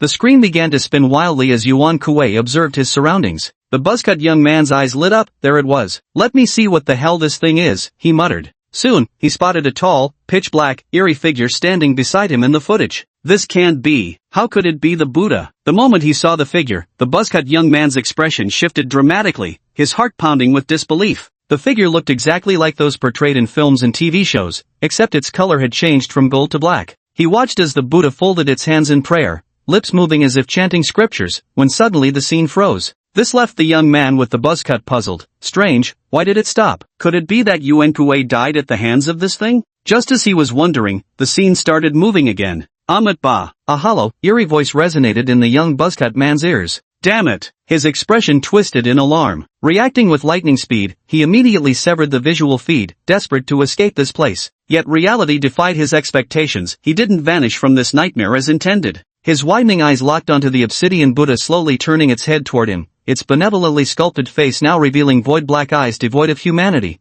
pinning him in relentless gaze. "Damn it, what the hell is this?" the buzzcut young man roared as a crimson glow erupted from his body, tearing through the surrounding scene. The interior of the shop began to shatter, dissolving into darkness. Yet to his despair, the silhouette of that Buddha statue still stood unmoving in the void. His palms came together in prayer, and a rhythmic chant arose in the darkness. Inside the hospital room, Wang Qi and Tang Ling observed the young man's back with newfound composure, waiting for the outcome. Suddenly, the buzzcut youth began chanting scripture, Amitba, formless and selfless, all living beings are but dust. This sudden development startled everyone present. Tang Ling's expression changed slightly as she instantly appeared behind him, grabbing the young man's shoulder and shouting, "Huang Hao, wake up!" Her voice carried a peculiar effect. Huang Hao, who had been chanting moments ago, abruptly opened his eyes in terror and spun around to flee. "Captain, there's a ghost," he cried. Whack! Tang Ling immediately slapped Huang Hao across the face upon hearing those words. The previously panicked Huang Hao was jolted into calmness by this slap, though his eyes still carried the look of someone who'd narrowly escaped death. "What happened?" Tang Ling frowned deeply. Wang Qi, standing behind her, also gazed at him with confusion. Huang Hao, seeing their reactions, began recounting everything he had witnessed in the vision, including that eerie Buddha figure. Tang Ling listened with increasingly grave expression. After a moment, she looked at Huang Hao and said, "Zhang Yan must be a mental-type awakener. You were likely attacked by residual traces of his power." As she spoke, her expression grew pensive. There was simply too much information to process here. It was fortunate she herself was a mental-type awakener, otherwise, they might have lost another team member. At the same time, they had gained a rough understanding of Zhang Yan's strength, at least level 3. Only a level 3 could leave a mental attack lingering in a dead person's mind. In this world, the awakened are divided into combat and support types. Level 1 generally refers to those who have just awakened. In this tier, combat-oriented individuals can easily take on 6 or 7 adults, while support-oriented types experience a slight improvement in their physical abilities. A second-tier awakenee has already mastered the use of their abilities, rendering small-caliber firearms useless and effortlessly slaughtering dozens of armed ordinary people. A level 3 awakener can cause localized structural damage, overpower a heavily armed company of 100 soldiers, and qualify for certain important positions. A level 4 awakener is already considered a prominent figure across the states of southern Wu Nation. Level 5 can be described as a mobile strategic weapon. As for those above that tier, they're already beyond the reach of a minor captain like her. Chapter 13, The Buddha Crystal. In Luoyang City, deep within the western suburban wilderness forest, Zhang Yan was lying in his tent, completely unaware that he had already been mistaken for a level 3 awakened. 2 days passed quickly. Zhang Yan stood by a roadside in the suburbs wearing a suit and black sunglasses, quietly waiting for something. Occasionally, passers-by rode past on bicycles, unable to resist stealing an extra glance at Zhang Yan as they did. After all, the combination of sunglasses, slicked back hair, and a suit in such a sparsely populated area was bound to draw attention. Boom! The roar of an engine sounded in the distance. Zhang Yan turned his head to see a luxury car in black and white emerge from the end of the road. Under Zhang Yan's gaze, the luxury car stopped right in front of him. Han Qi, clad entirely in a black suit, stepped out from the driver's seat. He looked at Zhang Yan and said respectfully, "Mr. Jiang, Boston sent me to pick you up. He's already waiting for you at the lab." As he spoke, he opened the rear door for Zhang Yan. Over the past few days, he had done some research on Zhang Yan's background, and after learning about it, his demeanor grew even more deferential. After all, this was someone who dared to kill freely even in the city center and what's more, had managed to evade pursuit by both the oversight team and the riot squad. "Let's go. I'm curious to see what Song Hao has accomplished in the past couple of days." Zhang Yan settled into the car. Han Qi closed the car door and immediately jogged back to drive the vehicle, heading toward a more remote area away from the city. Zhang Yan sat quietly in the car, watching the scenery flash by on both sides. He had given Song Hao 2 days, but at the same time, he was also giving himself 2 days. 2 days had passed, and the authorities still hadn't come looking for him here, which proved he hadn't been exposed in Luoyang City yet. Since I haven't been exposed yet, I should speed things up. Zhang Yan's eyes flickered with determination. He knew perfectly well that if his actions were discovered, he would face unprecedented annihilation. After leaving the suburban area, the vehicle continued for another dozen kilometers until a fork in the road leading into dense woods appeared ahead. The car turned onto the fork and continued for 2 more kilometers before an aging manor came into view. The vehicle finally came to a stop at the manor's entrance. Zhang Yan stepped out of the car and looked up at the manor ahead. The iron gate stood ajar, with a blue metal plaque hanging above the entrance. Embedded above were 4 silver characters spelling Nanfeng Manor. The path leading from the entrance inward was paved with white stone slabs about 4 to 5 meters wide, flanked by vast stretches of green lawn. Han Shi approached Jiang Yan and pointed toward the manor, explaining, "This is the highest spec lab boss in Kudbai near Luoyang City. It used to conduct human drug trials, but after the government crackdown, the place was abandoned." Jiang Yan walked ahead while Shadow Buddha stayed close to Somehow. He obviously knew about the lab inside, though its specific background remained unclear. "Go on." "Yes." Han Shi nodded and continued, "The lab is located behind the manor, 1 floor above ground, 2 basement levels, totaling roughly 340 square meters. However, the experimental equipment is somewhat outdated. Bosson is currently spending money to purchase top-tier instruments from out of town. As for the expert you requested, the situation is a bit complicated." Bosson said this requires your personal decision. Jiang Yan surveyed the surroundings and asked, "Has the medical team and the crystal I requested arrived yet?" "The crystal has already been placed in the laboratory, awaiting your inspection. The medical team is on its way. They're a specialized private service team. Whatever you need, they'll maintain confidentiality," Han Shi replied. They understood Jiang Yan wasn't hiring this team for medical treatment or anything conventional. Hearing this, a satisfied expression appeared on Jiang Yan's face, thoughtful. "How much did all this cost?" The total cost exceeded 200 million blue star credits, with equipment accounting for the bulk of the expenses. Hearing Jiang Yan's words, Han Shi inwardly sighed in relief, fearing she might kill them all if dissatisfied. After walking for a while, the two arrived before a 3-story villa with blue exterior walls. A dozen black-suited bodyguards stood at the villa's entrance, with Somehow dressed in white casual wear standing among them. Upon spotting Jiang Yan, he immediately trotted forward with a forced smile. "Boss Jiang, everything's prepared and awaiting your inspection." The moment the title Boss Jiang was uttered, Jiang Yan couldn't help but take a few more scrutinizing looks at Somehow, who began trembling internally, fearing he'd committed some misstep. "Lead the way. I want to see my belongings," Jiang Yan commanded after a brief pause, his gaze fixed on Somehow. Yes, Boss Jiang, please follow me," and Somehow hastily replied, scurrying ahead to guide them. Jiang Yan, Han Shi, and the bodyguards followed closely behind, heading toward a single-story concrete structure standing about 30 meters away. The building showed signs of recent renovations. The metal gate opened, revealing dozens of small metallic blue boxes placed inside. And Somehow pointed at the box. "Boss Jiang, these are all the various crystals you asked for." He turned toward the bodyguards behind him and said, "Open all the boxes." "Yes." The bodyguard behind him stepped forward and opened all the boxes, revealing multicolored crystal stones inside. Each crystal had a small card identifying its type: diamonds, corundum, rubies, and more. Jiang Yan merely glanced at them. With a thought, a 2-meter-tall black Buddha suddenly appeared before the crowd. The Buddha's expression was serene, its hands pressed together in prayer, yet its pitch-black eyes held no trace of emotion. Everyone who saw it felt a shudder in their hearts. An indescribable sense of eerie unease settled over them. Though it was summer, the surroundings inexplicably began to turn cold. "Ghost!" exclaimed Somehow, his face turning deathly pale as the jet-black Buddha statue materialized before him. His legs turned to jelly as he scrambled to put distance between himself and the ominous apparition. The surrounding bodyguards all reacted with alarm, swiftly retreating backwards in unison.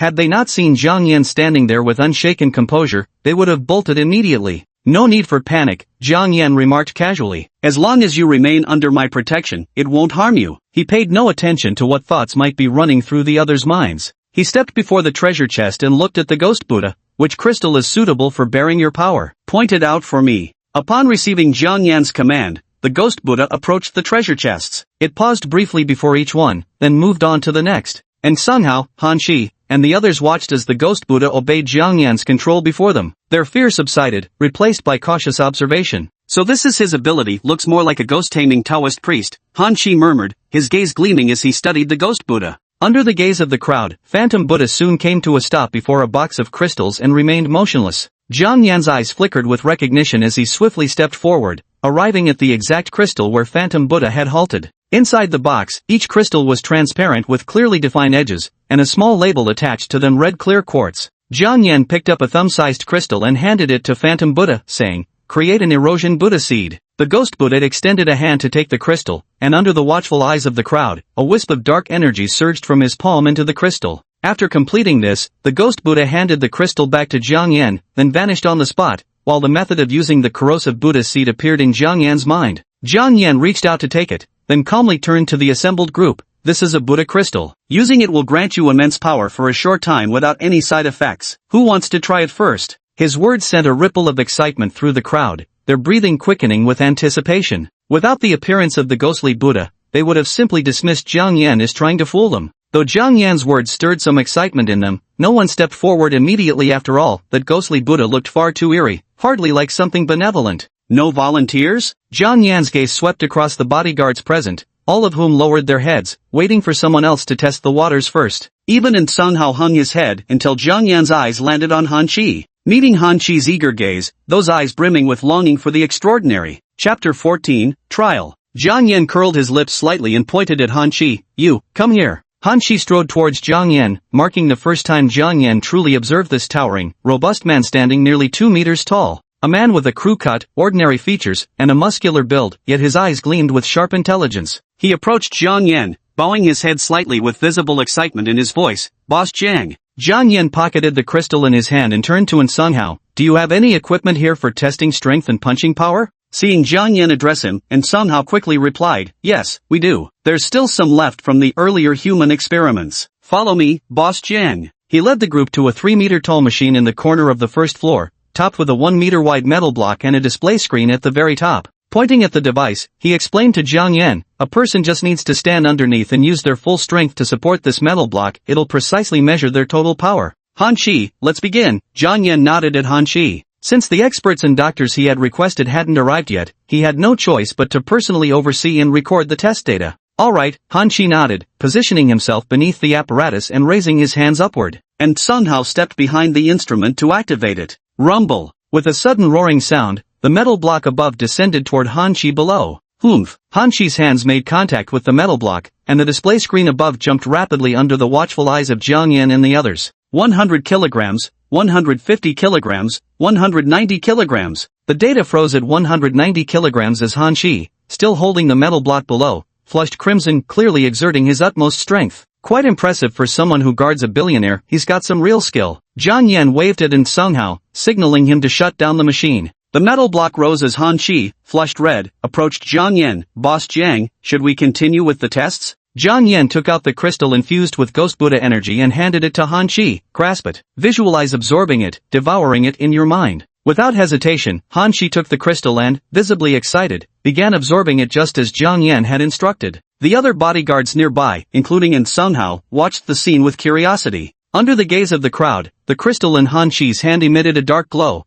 which flowed through his arm and entered his body. What is this? Han Chi, who had been visibly excited, suddenly paled as he sensed an immense power inexplicably surging within him. Rip! To the astonishment of all, Han Chi's height, already towering at 1.9 meters, grew another 4 to 5 centimeters, his muscles bursting through his suit in jagged tears. Black veins bulged across his face, making his entire visage look extraordinarily ferocious and terrifying. Boss Jiang, I feel incredibly powerful right now. Han Chi could sense the surging strength within his body and his remarkably clear mind, feeling as though everything around him had slowed down slightly. Jiang Yan watched the scene, took out his phone to start a timer, then walked over and patted his muscles. Go test your strength. Yes sir. Han Chi responded respectfully, repositioning himself beneath the testing apparatus. Jiang Yan exchanged a glance with Sung Hao, who immediately activated the machinery. Boom! The machinery roared to life again, the metal block descending toward Han Chi, yet this time, Han Chi wore a confident expression as he raised both hands to brace against it. Under the watchful eyes of the crowd, the numbers on the display above began rapidly flickering.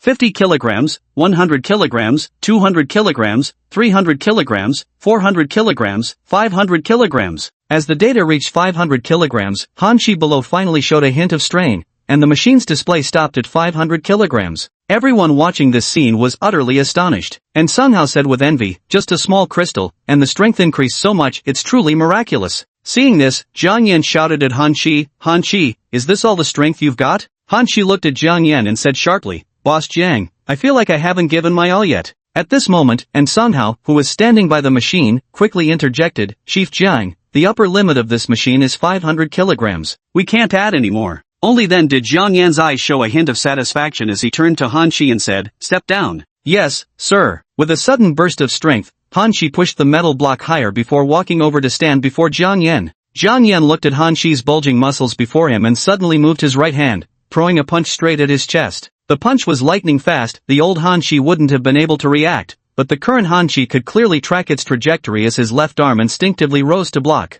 Thud! Jiang Yan's fist struck Han Chi's left forearm with a muffled impact, yet Han Shi stood firm without budging an inch. Decent reflexes and pain tolerance. Punching power around 600 kilograms. A single crystal can turn an ordinary man into a borderline superhuman. Terrifying. Jiang Yan clicked his tongue at the sight. Back in his enhanced state, his own strength had barely reached 500 kilograms. Thinking of this, Jiang Yan took out his phone to check the timer, while Han Shi obediently stood beside him, waiting along with the others in the surroundings. It wasn't until Jiang Yan's phone timer reached about 15 minutes that Han Shi suddenly underwent a strange transformation. His muscles began to contract, and his height shortened. Under everyone's gaze, he reverted to his previous appearance. One crystal can last for about 15 minutes. Seems like the effect is quite good, Jiang Yan remarked, glancing at his phone before turning his gaze back to Han Shi. How does it feel? Han Shi looked utterly drained. I thought it was permanent. Now that it's worn off, I feel like I've been a stud bull all night. Jiang Yan shook his head. That's normal. Losing too much power at once makes you feel exactly like that. He then turned to the surrounding bodyguards. Bring over that case of white crystals.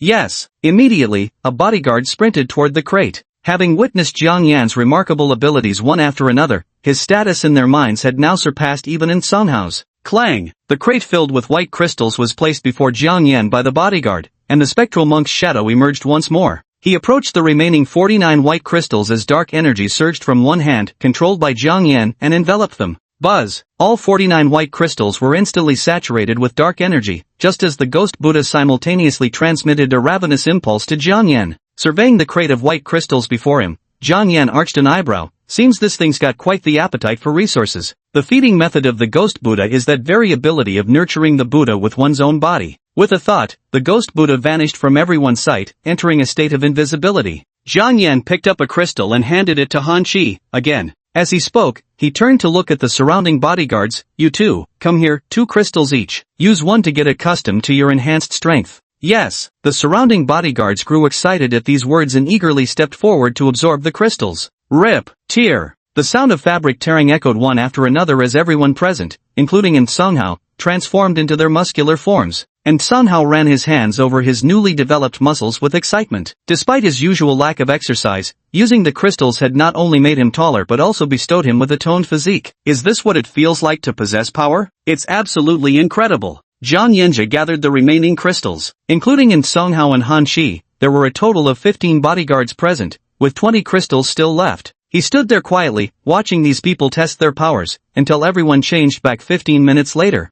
Jiang Yankai spoke again. Bossin, what's the situation with the expert I asked for? Chapter 15 Purpose. Facing Jiang Yan's inquiry, Song Hao slapped his forehead. Boss Jiang, I almost forgot until you mentioned it. Then, he pulled out a form from his pocket, densely packed with names. Boss Jiang, these are all the experts I've screened. Only these experts can be bought with money. Hearing this, Jiang Yan's brows furrowed as he began examining the names on the list, each accompanied by the experts' published papers and research achievements. After carefully reviewing it for a while, Jiang Yan abruptly threw the form to the ground and glared at Song Hao, scolding, "What kind of worthless trash is this? Even researching expensive investments gets their nerves tingling. Redo it for me right now. Forget it. I'll pick them myself." Jiang Yan looked at Song Hao, changing his mind mid-sentence. No one could blame Jiang Yan for this. Ever since he first witnessed the ghost Buddha granting strengthened abilities to humans, the idea of merging monsters and humans had lingered in his mind. The path he walked and the deeds he committed destined him to stand opposed to humanity. This meant he needed both power and allies, for he wasn't arrogant enough to believe he could face all of mankind alone.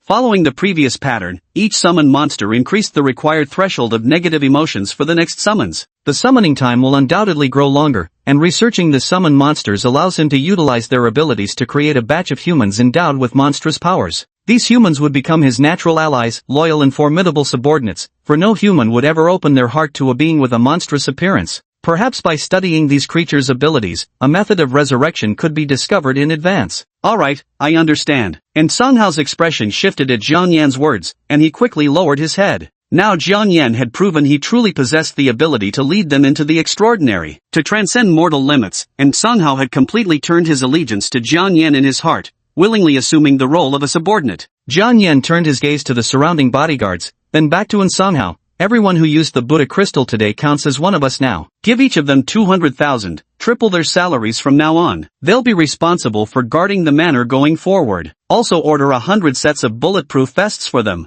Understood, Boss Jiang. And Song Hao nodded hastily. This amount of money meant nothing to him. At these words, the surrounding bodyguards looked at Jiang Yan with undisguised gratitude. No man dislikes money. Keep working on the lab, Han Chi. From now on, you'll be with me. Bossin, transfer some more money to Han Chi's card for my use, Jiang Yan said to Sung Hao and Han Chi. After saying this, Jiang Yan turned and walked away, with Han Chi quickly following. Once outside the manor, Han Chi asked respectfully, Boss Jiang, where are we heading now? Jiang Yan paused his steps, stroking his chin. Let's grab a meal first. By the way, is there anywhere nearby that's crowded yet secluded? A place that's crowded yet hidden? Han Chi looked at Jiang Yan in puzzlement. Jiang Yan looked at him calmly. My hands are itching. Is there somewhere more convenient for a fight? Han Chi, hearing these words, initially thought it might be some peculiar preference of Jiang Yan. He quickly lowered his voice and said, there's an underground fighting ring near the northern suburbs that should suit your needs, but it only opens at 8 p.m. Let's go. No need to call me boss outside, just address me as Mr. Jiang. Jiang Yan walked toward the vehicle. Now he needed to stir up some negative emotions while incidentally feeding the hungry ghost Buddha. Time quickly arrived at 9 o'clock in the evening. In the northern suburbs of Luoyang City, behind rows of single-story houses stood a solitary bungalow. Before it stretched a vast open space filled with parked vehicles, among which several luxury cars worth millions could be found. More vehicles were arriving one after another, with couples holding hands as they walked in. At the entrance stood 4 or 5 burly men in black short sleeves, covered in tattoos and looking fierce. A skinny guy with bleached hair grinned obscenely as he watched a middle-aged bald man escort a beautiful woman inside. Damn, she's so pretty but she's with someone old enough to be her dad. What a shame, if only she could be with me instead. Ha! With that dumbass look of yours, who'd ever pick you? The other tough guys immediately mocked in response. You damn bastards. What if I strike it rich someday? Bai Mao's face flushed crimson as the crowd jeered at him. Just then, a luxury car with a black body and white roof pulled up right at the entrance. Seeing this, Bai Mao's pent-up rage seemed to find a target as he screamed, Are you blind? Don't you know you can't park at the entrance? Get the hell out of here. As he moved to yank open the car door to continue his tirade, a hulking man in a black tank top, with a shaved head, scarred face, and a roaring tiger tattoo grabbed his shoulder from behind. You fucking idiot. Don't you recognize license plate stay 88888? This is Bossin's car. White hair froze completely when pulled like this, then cautiously stood behind bald head. Bossin wasn't someone a mere enforcer like him could afford to provoke. Crunch! The car door opened, and out stepped Han Chi, a 6'3" figure in a suit stretched taut by his muscles. Seeing this, bald head promptly forced a smile onto his face. Brother Chi.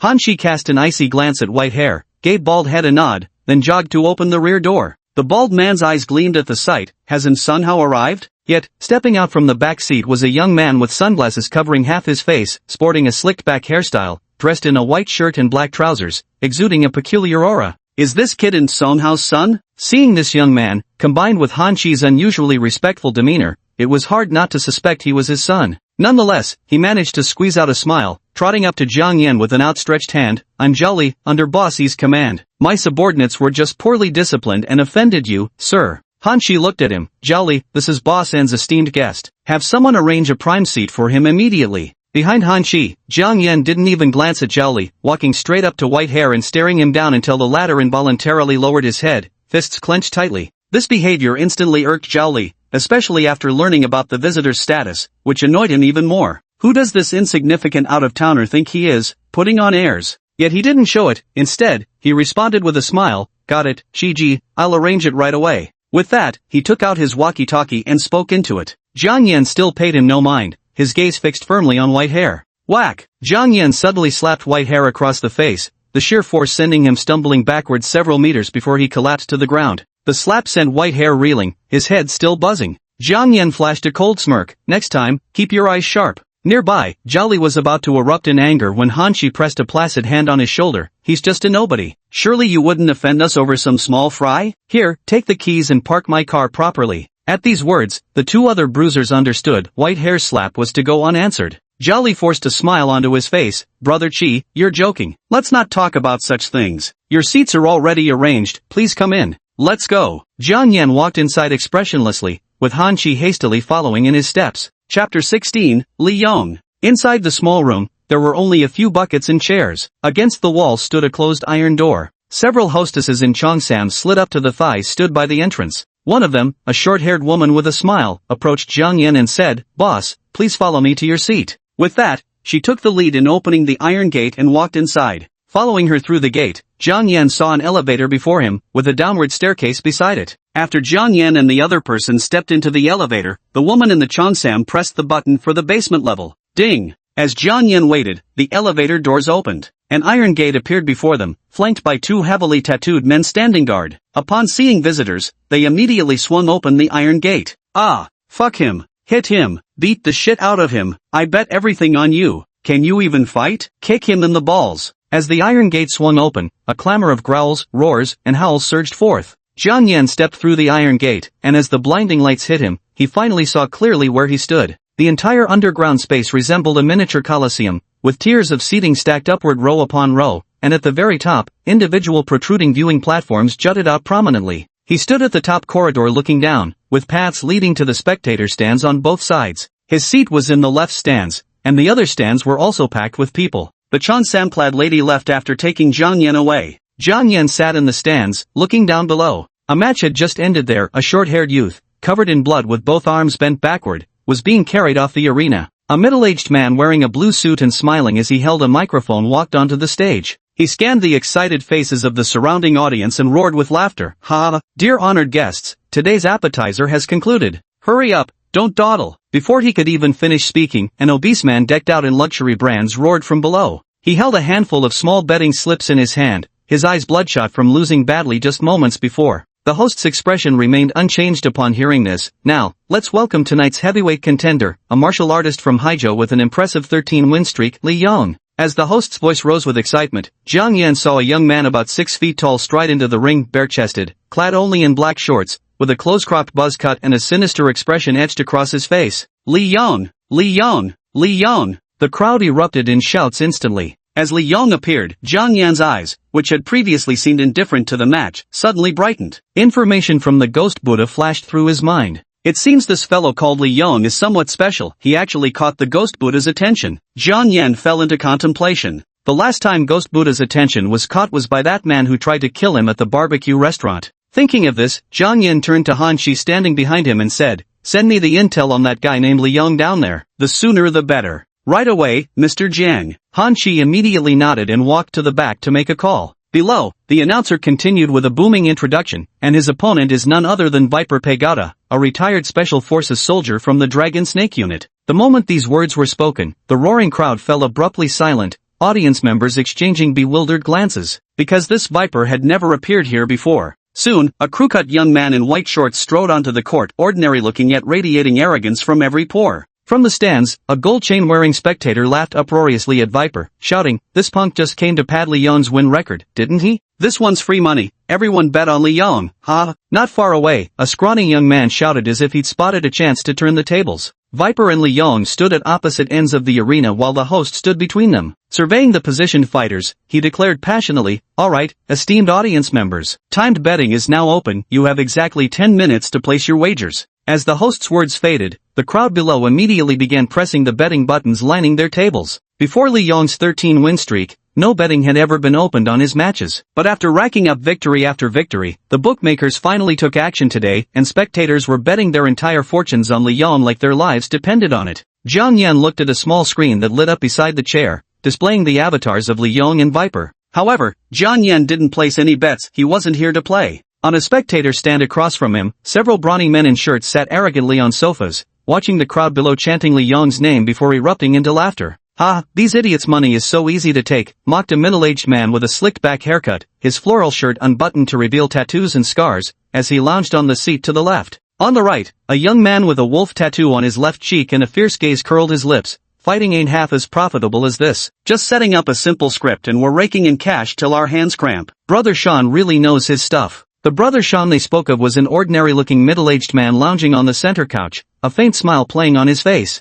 "Can't really call it a script. Just got lucky with some dumb brute who could fight. 10 grand a match. People like him are rarer than national treasures." The young man on the right grinned and added, "Someone from An Sung Hao's crew is here too, Brother Sean. Shouldn't we go say hello?" Sean shrugged nonchalantly. "It's not An Sung Hao himself coming, so there's no need to pay attention." He looked down at Li Yong below him as he spoke. At that moment, one of the standing underlings behind them excitedly stepped forward and said, "Brother Sean, the bets on Li Yong winning have already surpassed 20 million, and it's still climbing. It might hit 30 million before closing." Hishan could barely suppress the grin on his face at these words, slapping his thigh. Go book the private room at Mountain Water Manor right now, after work. I'm treating the brothers. Got it, Brother Sean. The underling immediately perked up at his words. On the other side, at the spectator stands where Jiang Yan was sitting. A few minutes later, Han Chi returned. Mr. Jiang, Li Yong's information has been sent to your phone. Jiang Yan nodded and picked it up to check. Li Yong, from Jiangxi City, Haizhou, age 27, raised by his grandmother since childhood. Previously worked as a coach at a martial arts school in Jiangxi City, specializes in 100 refinements collapsing fist. 6 months ago, grandma fell seriously ill. Unable to afford the exorbitant medical fees, I came to Luoyang City to fight in underground boxing matches to earn her treatment money. The boss behind these fights was none other than Hishan, the ruthless kingpin controlling the underground boxing scene. Just as Jiang Yan was reviewing the situation, the match below began. With a grim expression, Li Yong stood on the fighting ring and raised his hands into a fighting stance. Viper stepped forward with a sneer, saying, "You must have some skill to win 13 straight matches in this dump. But now that you've met me, your winning streak ends here." His tone was flippant, as if those 13 consecutive wins meant nothing in his eyes. "Then come and try." Li Yong's voice was calm. The words weren't spoken softly, and even the audience in the front rows heard them. Their faces immediately flushed with anger as they roared, "Li Yong, cripple him! Show him your power! Cripple him! Break him!" The crowd below erupted in shouts. Ha ha ha! Yet the venomous serpent burst into laughter and struck first. He stomped his foot on the floor and swung his leg hard, striking Li Yong's calf with brutal force. Li Yong's gaze sharpened as he delivered a swift kick, refusing to yield an inch. Boom! The muffled sound of their legs colliding marked the beginning of their close-quarters combat, each trading blows in rapid succession. "Beat him to death! Go Li Yong, I've gone all in betting on you!" The crowd erupted in excited cheers as the fierce battle commenced. Just a few minutes had passed, but the crowd below gradually noticed something was off. Li Yong was actually being suppressed by poisonous snake. Up in the spectator stands, Jiang Yan watched as Li Yong was being overpowered and frowned in disbelief. Is this kid throwing the match? How could someone who caught Ghost Buddha's attention lose to an ordinary person? Chapter 17, Special. As time passed, Li Yong was completely overpowered in the ring. Whoosh, whoosh, whoosh. Viper's fists flashed, unleashing a barrage of high-frequency jabs, forcing Li Yong to keep raising his arms to block. Each punch left a red mark on Li Yong's arms, and under the relentless assault, his hands had already begun to swell. Ha ha ha, is this the strength of a 13-win streak? Seems rather unimpressive to me. Viper had completely revealed his true nature now, trash-talking while fighting. Li Yong's heart burned with rage hearing these words. A trash like this would have only taken him a few punches to deal with in the past. But thinking of the 600,000 Hishan had promised upon completing the job, he gritted his teeth and endured. The audience below was getting furious, with some already sensing something wrong. What the fuck, Li Yong? Are you throwing the match? Are you fucking kidding me with this martial arts shit? Get your ass in gear and take him down. A middle-aged office worker in a suit and glasses, his eyes bloodshot, roared hoarsely, "Fucking hit him already, stop playing defense. I goddamn mortgaged my house betting on you." The torrent of curses from the stand seared into Li Yong's mind, and coupled with Viper's taunts, he finally snapped, throwing a furious punch. "Go to hell." Bam! The strike landed at a vicious angle, slamming straight into Viper's gut. The sneering fighter's face blanched instantly as he staggered back, legs buckling under the blow. Ding ding ding. Just as he was about to abandon the match fixing and kill Viper, the halftime bell rang. 10 minutes are up. After a 10-minute break, the fight will continue. The formally dressed host reappeared, his forehead covered in cold sweat as he stared at Li Yong. He wanted to say something, but with so many people around, he could only swallow his words. Viper stopped taunting him at this point, instead glaring at him with intense fury. Li Yong didn't look at him, but returned to the resting room that was only a few square meters in size. Creak! Not long after sitting down, the door to the resting room opened, and Hishan walked in with two underlings, his face dark with anger. Li Yong looked up at him. "Shanji, I." Before he could finish speaking, Hishan suddenly grabbed Li Yong by the throat and roared, "Are you fucking stupid? We agreed on a fixed match, what the hell was that? That punch of yours nearly cost me 30 million.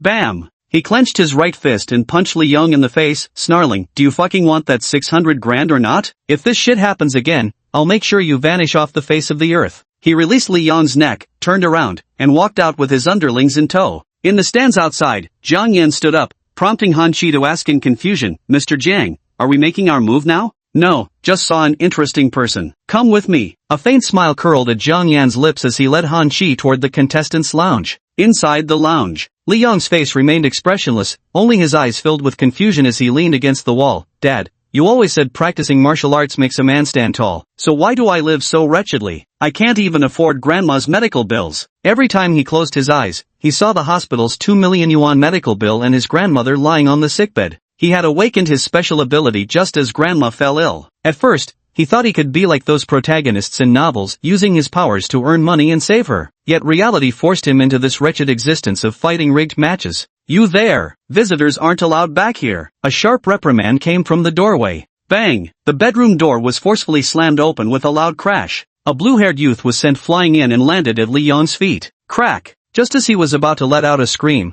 a figure suddenly appeared before him and stomped hard on his throat. Jiang Yan raised his right foot without changing his expression, not even glancing at the now convulsing blue-haired man. So fast. Li Yong, who had been sitting, abruptly stood up with pupils constricting as he warily observed the man in sunglasses and a suit who had appeared. At that moment, another well-built man in a suit entered the lounge. He casually closed the door behind him and stood there silently. Jiang Yan looked at him calmly and asked, "You clearly have awakened abilities. Why choose to engage in underground boxing for others?" At these words, Li Yong's pupils contracted as he stared at the sunglasses-wearing man before him. How could he know about his awakened ability? Yet Li Yong remained wary. "I don't understand what you're saying. If you dare kill Hishan's people, he won't let you off." "Don't understand?" Jiang Yan's lips curled into a cold smile as he walked over and sat casually on a nearby chair, crossing his legs. Without even glancing at Li Yong, his thoughts concealed behind dark lenses, he continued, "Rather than wasting your efforts on such trash, why not join me? What I can offer you is beyond what some gangster like him could ever match." Li Yong's eyes flickered as he stared at Jiang Yan. "I don't know who you are. What gives you the right to waltz in here and expect me to follow you based solely on your words?" Jiang Yan's lips curved slightly at these words. "It's fine if you don't know. I'll give you an opportunity. Didn't Hishan order you to throw the match? I can see how much it disgusts you to fix a fight. Well then, I'm going to make sure you win." Turning fully toward Li Yong, Jiang Yan continued, "Kill the viper, and I'll arrange for your grandmother to be treated at the finest hospital. All medical expenses covered. Afterwards, no one, not even Hishan, would dare lay a finger on you." At this, Li Yong's body trembled slightly as he stared at Jiang Yan in disbelief. "You swear this is true?" At the same time, he couldn't help but suspect whether Jiang Yan had placed heavy bets on him, which was why he came here to deceive him. Jiang Yan smiled faintly and took out An Songhao's business card from his pocket, handing it over. "Whether it's true or not, you think it over for yourself. Opportunity knocks but once." After completing these actions, he stood up and led Han Shi out. Upon returning to the spectator stands, Han Shi expressed confusion. "Mr. Jiang, what if that kid turns around and sells us out?" Ding ding ding. The bell rang, signaling the start of the second half. Jiang Yan watched Li Yong walk onto the court with a calm expression. No, I can see the resentment in his eyes. Someone like him must have a proud nature, even if he's fallen to match fixing.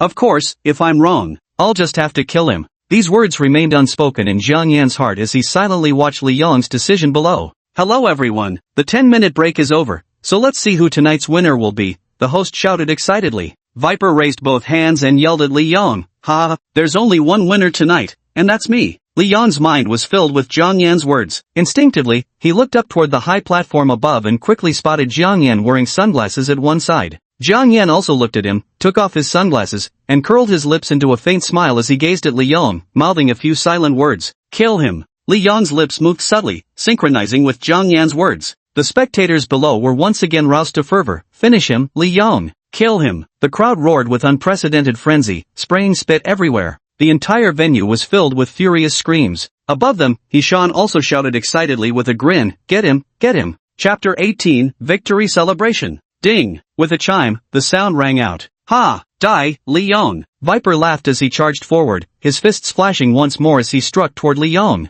At this moment, Li Yong's mind was completely occupied by Jiang Yan's words. He wanted to strike back but feared Jiang Yan might be playing him. Bang, bang, bang. The serpent's twin fist struck his arms while he was still deep in thought. A scene flashed automatically in his mind. A tiny needle protruded from between the serpent's knuckles as its fist aimed directly for his heart. The serpent facing him suddenly curled its lips into a cold smile. Its right fist moved, launching forward with lightning speed as a sharp needle emerged from its knuckles. Die! This punch exploded with even greater speed than before, driving straight toward Li Yong's heart. The viper's face twisted into a savage grin, utterly confident that Li Yong couldn't possibly dodge the sudden attack. Above them, Hishan watched with a faint, chilling smile. "Only when you're dead will my 30 million and the Fight Club's reputation be secure." No one would obsess over whether a dead man had thrown the match after all. Could you accuse someone of betting their life on a fixed fight when they're already gone? Yet just as they thought they'd deliver the killing blow, Li Yong, who had been purely defensive, exploded into motion. His eyes burned with fury as he glared at the viper and roared, "Since you want me dead, I'll crush you first." Swish! Li Yong dodged effortlessly with a swift step. His tempered shattering fist was perfect for close-quarters combat, enhanced by his awakened premonition and heightened physical abilities, making him nearly unbeatable against opponents of equal skill.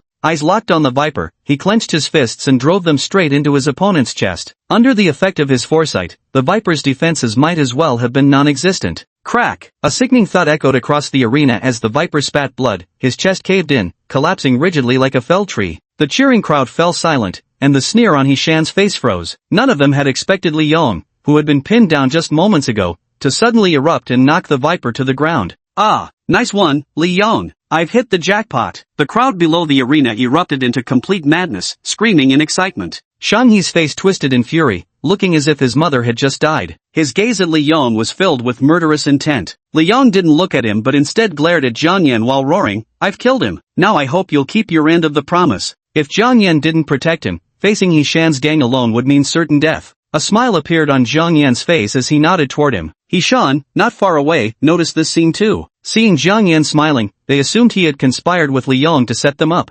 "Seize those two bastards. How dare they mess with me? I'll make them pay with their lives." Hishan roared at his underlings. "Damn it, let's see how many lives he's got to play games." The wolf-tattooed youth sitting on the right immediately scowled with malice, leading the 7 or 8 burly men behind him toward them. Han Shi saw a group of people approaching swiftly and turned to Jiang Yan. "Mr. Jiang, shall we act now?" Jiang Yan spoke with serene indifference. "It's time to begin. After waiting so long, my ghost Buddha has grown hungry." Jiang Yan retrieved 3 Buddha crystals from his robe and handed them to Han Shi, his tone icy. "Go seal the exits. Tonight, not a single living soul leaves this place alive." Han Shi's hand trembled as he accepted the crystals, his gaze stunned as it swept over Jiang Yan. A cursory glance at the audience below revealed at least several hundred people, combined with the venue staff. The number easily exceeded 400. "Problem?" Jiang Yan arched an eyebrow when Han Shi froze in hesitation. "No objections, I'll get it done right away." Han Shi felt his hair stand on end at the sight before him and immediately turned to block the entrance. He sensed that if he dared utter a single no, he'd be saying goodbye to this world. Jiang Yan rose to his feet at that moment, glancing sideways at the group of wolf-tattooed youths storming toward him with fury. With just that one look, the figures froze in their tracks, their bodies completely paralyzed. "Damn it,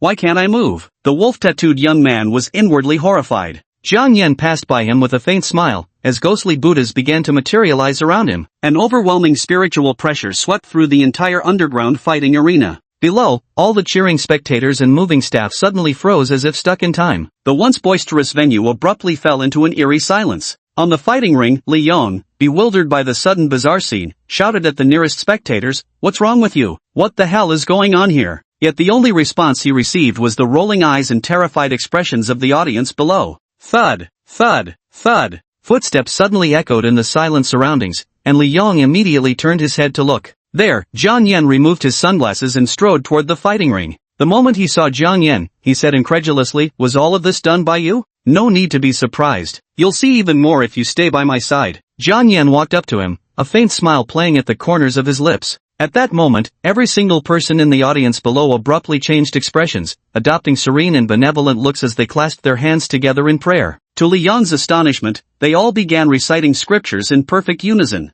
"Amitabha Buddha, formless and selfless. All beings are but dust, feeding my paradise. A single deluded thought, and the red lotus consumes the flesh. The 5 aggregates are void, only feeding my Buddha remains." Hundreds of people chanting sutras together was an utterly shocking sight in the underground chamber, especially when they simultaneously reached out to tear strips of flesh from their own bodies. Rip! The relentless sound of tearing echoed through the underground room as the air grew thick with the pungent scent of blood. Li Yong couldn't help but take a step back, his scalp prickling with terror as fear welled up in his heart. Standing beside him, Jiang Yan spread his arms wide, the corners of his mouth curling upward as he spoke with fervent enthusiasm. "Can't the victor have a little ceremony? Let me celebrate with these trash lives." Inside the ground floor flat, Han Shi's muscles burst through his suit as he lifted Zhao Li by the neck with one hand. With a sudden grip, he crushed his windpipe under terrified eyes. Crack! Zhao Li's neck snapped from the immense force. Han Shi retrieved the car keys from his body before casually tossing the corpse back into the flat. Surveying the room strewn with bodies, his expression remained impassive. "Don't hold it against me, brother Zhao. Blame your rotten luck." After killing all the employees on the ground floor, he locked the door directly. Ding!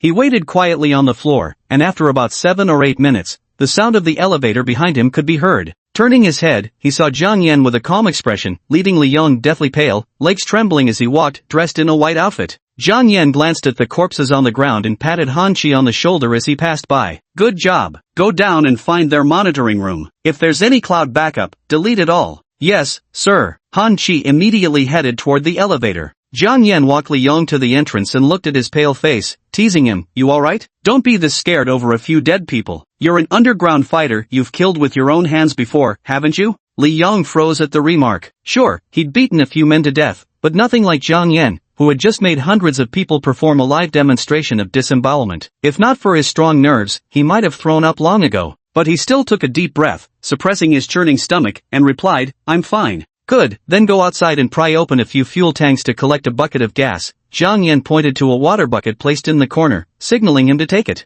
Understood. Li Yong quickly stepped forward to grab the bucket and went outside to collect fuel. Now that he was on Jiang Yan's pirate ship, there was no turning back halfway. Jiang Yan found a chair on the first floor, casually leaning it against the pile of corpses, waiting for Han Chi and Li Yong to finish their tasks. Now he was in a good mood. The abyss pearl in his mind had reached capacity after that surge. Although gathering emotional points doesn't necessarily require killing, he simply wasn't strong enough yet. If they were allowed to live, there was a high chance they would bring powerful enemies, putting him in grave danger or worse, getting him killed. This was a risk Jiang Yan absolutely refused to take. Moreover, even though so many deaths would still attract attention, at least it wouldn't draw investigations from those freaks with all kinds of superpowers. Chapter 19, Disposal. Ding! 7 or 8 minutes later, the elevator doors opened, and Han Chi stepped out with a deathly pale face. He gazed at Jiang Yan's retreating figure as though beholding some terrifying entity, despite having mentally prepared himself. Yet upon reaching the lower level, he was still utterly shaken by the sight of several hundred kindly-faced corpses, all gutted with their bellies torn open.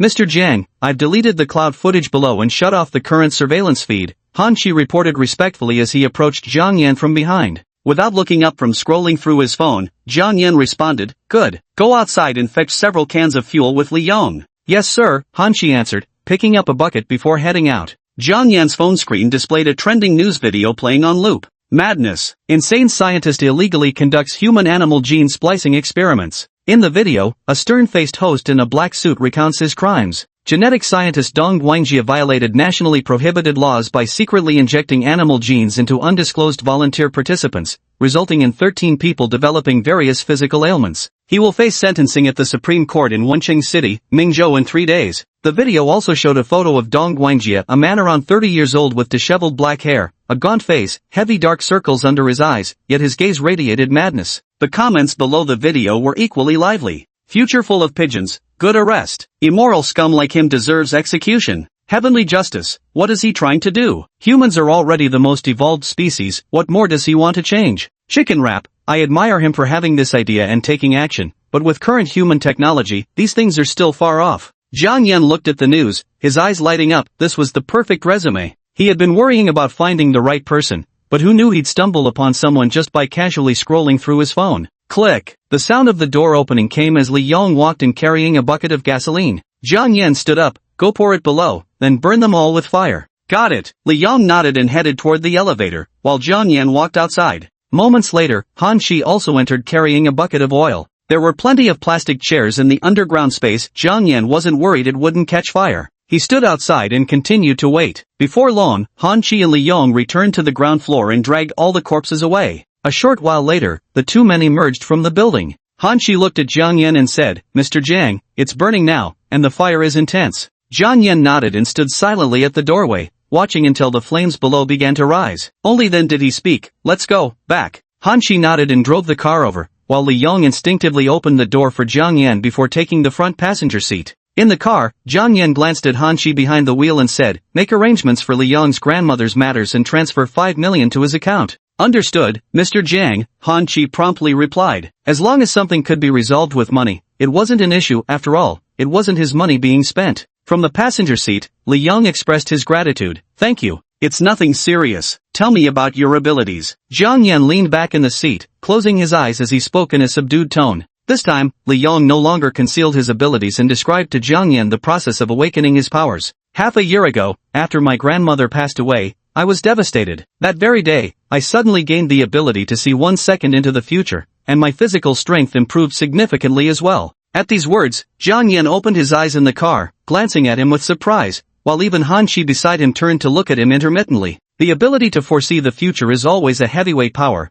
whether in novels or films. Though it's just 1 second now, if it can be enhanced in the future, it might become an extremely terrifying ability. Jiang Yan's eyes gleamed with intensity. Can you use this ability continuously? Jiang Yan asked curiously. This was his first time encountering such a phenomenon. Li Yong shook his head. It automatically activates when I'm in danger. If I try to use it proactively, it drains my mind severely. Bang! Before he could finish speaking, a hand suddenly rose up, blocking Jiang Yan's abruptly thrown punch. Seems it's really true. Jiang Yan lowered his left fist. This kid had already begun defending before he even threw a punch, clearly having seen it coming. The vehicle traveled onward, dropping off Li Yong at Central City Hospital. Jiang Yan looked at him. Come find me tomorrow morning at Manhwa Manor in the western suburbs. I understand, Mr. Jiang. Li Yong bowed to Jiang Yan and watched as the luxury car drove away. It wasn't until the taillights disappeared from view that he turned and walked toward the hospital. Checking his phone, he saw it was already 11 p.m. As soon as he entered the first floor of the inpatient department, a young nurse approached him. Mr. Lee, your grandmother, Mrs. Zhou Yunxiu, has just been transferred to a VIP ward. All expenses have been settled, and specialists from the state capital will be arriving in a few days to personally perform her surgery. I see. Thank you. Hearing this, Li Yong breathed a sigh of relief. The weight that had been pressing on his shoulders was finally lifted. Then he followed the room number given by the nurse and arrived outside a ward on the 5th floor. Through the glass, he saw an elderly woman sleeping peacefully inside. Watching this scene, Li Yong sat on a bench in the corridor and took out his phone to check the location of Manhwa Manor provided by Jiang Yan. If it weren't for Jiang Yan when he was at his lowest, he likely wouldn't have made it out of the underground fighting ring alive tonight, and his grandmother would have died without money for treatment. At this thought, Jiang Yan's image instantly became grand in Li Yong's heart. He didn't care what Jiang Yan had done, all he knew was that Jiang Yan had saved both him and his grandmother. It seems this debt can only be repaid with my life.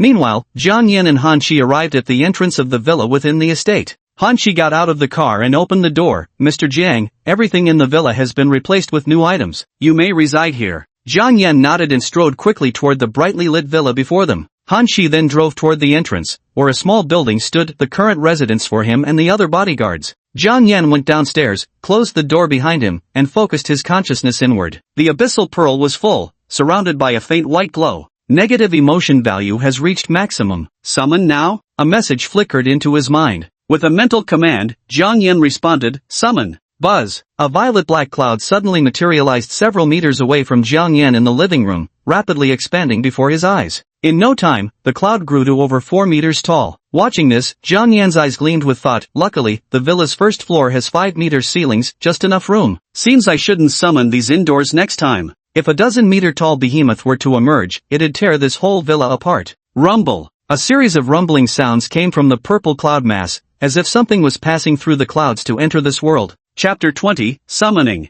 After the rumbling continued for a while, the cloud mass began to vanish rapidly. The light before Jiang Yan's eyes was suddenly blocked. A towering figure measuring 3.5 meters tall, with 2 thick, curved purple horns arching backward from its skull. Its vertical purple pupils slithered with menace, and when its lips curled back, they revealed rows of razor-sharp teeth. Its shoulders spanned 2 meters wide, its entire physique unnaturally muscular and grotesquely developed, the upper body forming an exaggerated inverted triangle. Hardened purple skin glimmered under the light like polished metal. From its elbows, knees, and heels jutted curved, barbed spikes, each over 10 centimeters long. Information about this monstrous entity flickered into Jiang Yan's mind. Tyrant, creatures from the world of evil, they feed on flesh and blood, preferring those rich in energy as well as ore. Purple gold physique, the entire body's skin provides extremely high defense. An active hardening of the skin can further enhance its durability by several levels. Savage force, temporarily boosts strength, speed, and defense. The more severely injured, the greater the enhancement. Malevolent will, the savage consciousness is in extreme chaos, rendering any mental attacks or controls minimally effective against him. With just one glance, Jiang Yan's eyes lit up.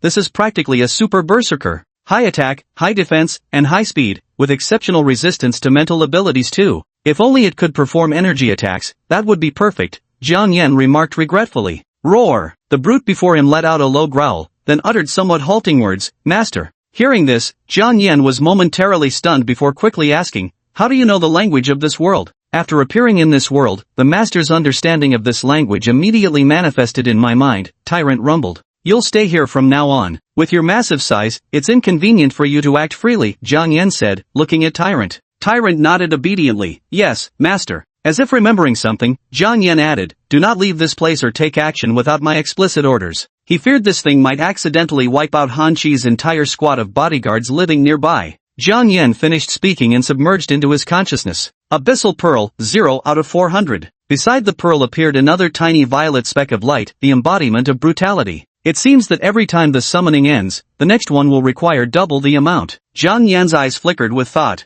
If this continues, after 10 times it would be over 50,000, and after 20 times it would exceed 52 million. To keep summoning and stirring up trouble, the scale would have to grow larger and larger. At this thought, Jiang Yan headed straight for the second floor, leaving violent fury on the first floor. Enough overthinking, it's exhausting. I'm going to sleep first. Just as Jiang Yan drifted into slumber, elsewhere in the city, someone found sleep elusive. Several fire trucks were parked in front of a burned-out single-story house in the northern suburbs. A firefighter frowned at the sight of a stairwell and an elevator, turning to shout outside, "Captain, there's an elevator and stairs here, there's a high chance someone's trapped below." A young man in fireproof gear was puzzled by the number of parked vehicles with no one in sight when he suddenly heard his teammate call for him. He rushed over and, staring at the charred stairwell still spewing black smoke, barked to the others, "Grab the oxygen tanks, someone come down with me to check." "Yes, sir." Soon a firefighter arrived with equipment, and the two of them walked inside with their gear and lights on. After descending about 7 or 8 meters down the pitch-black corridor, a large gate appeared before them.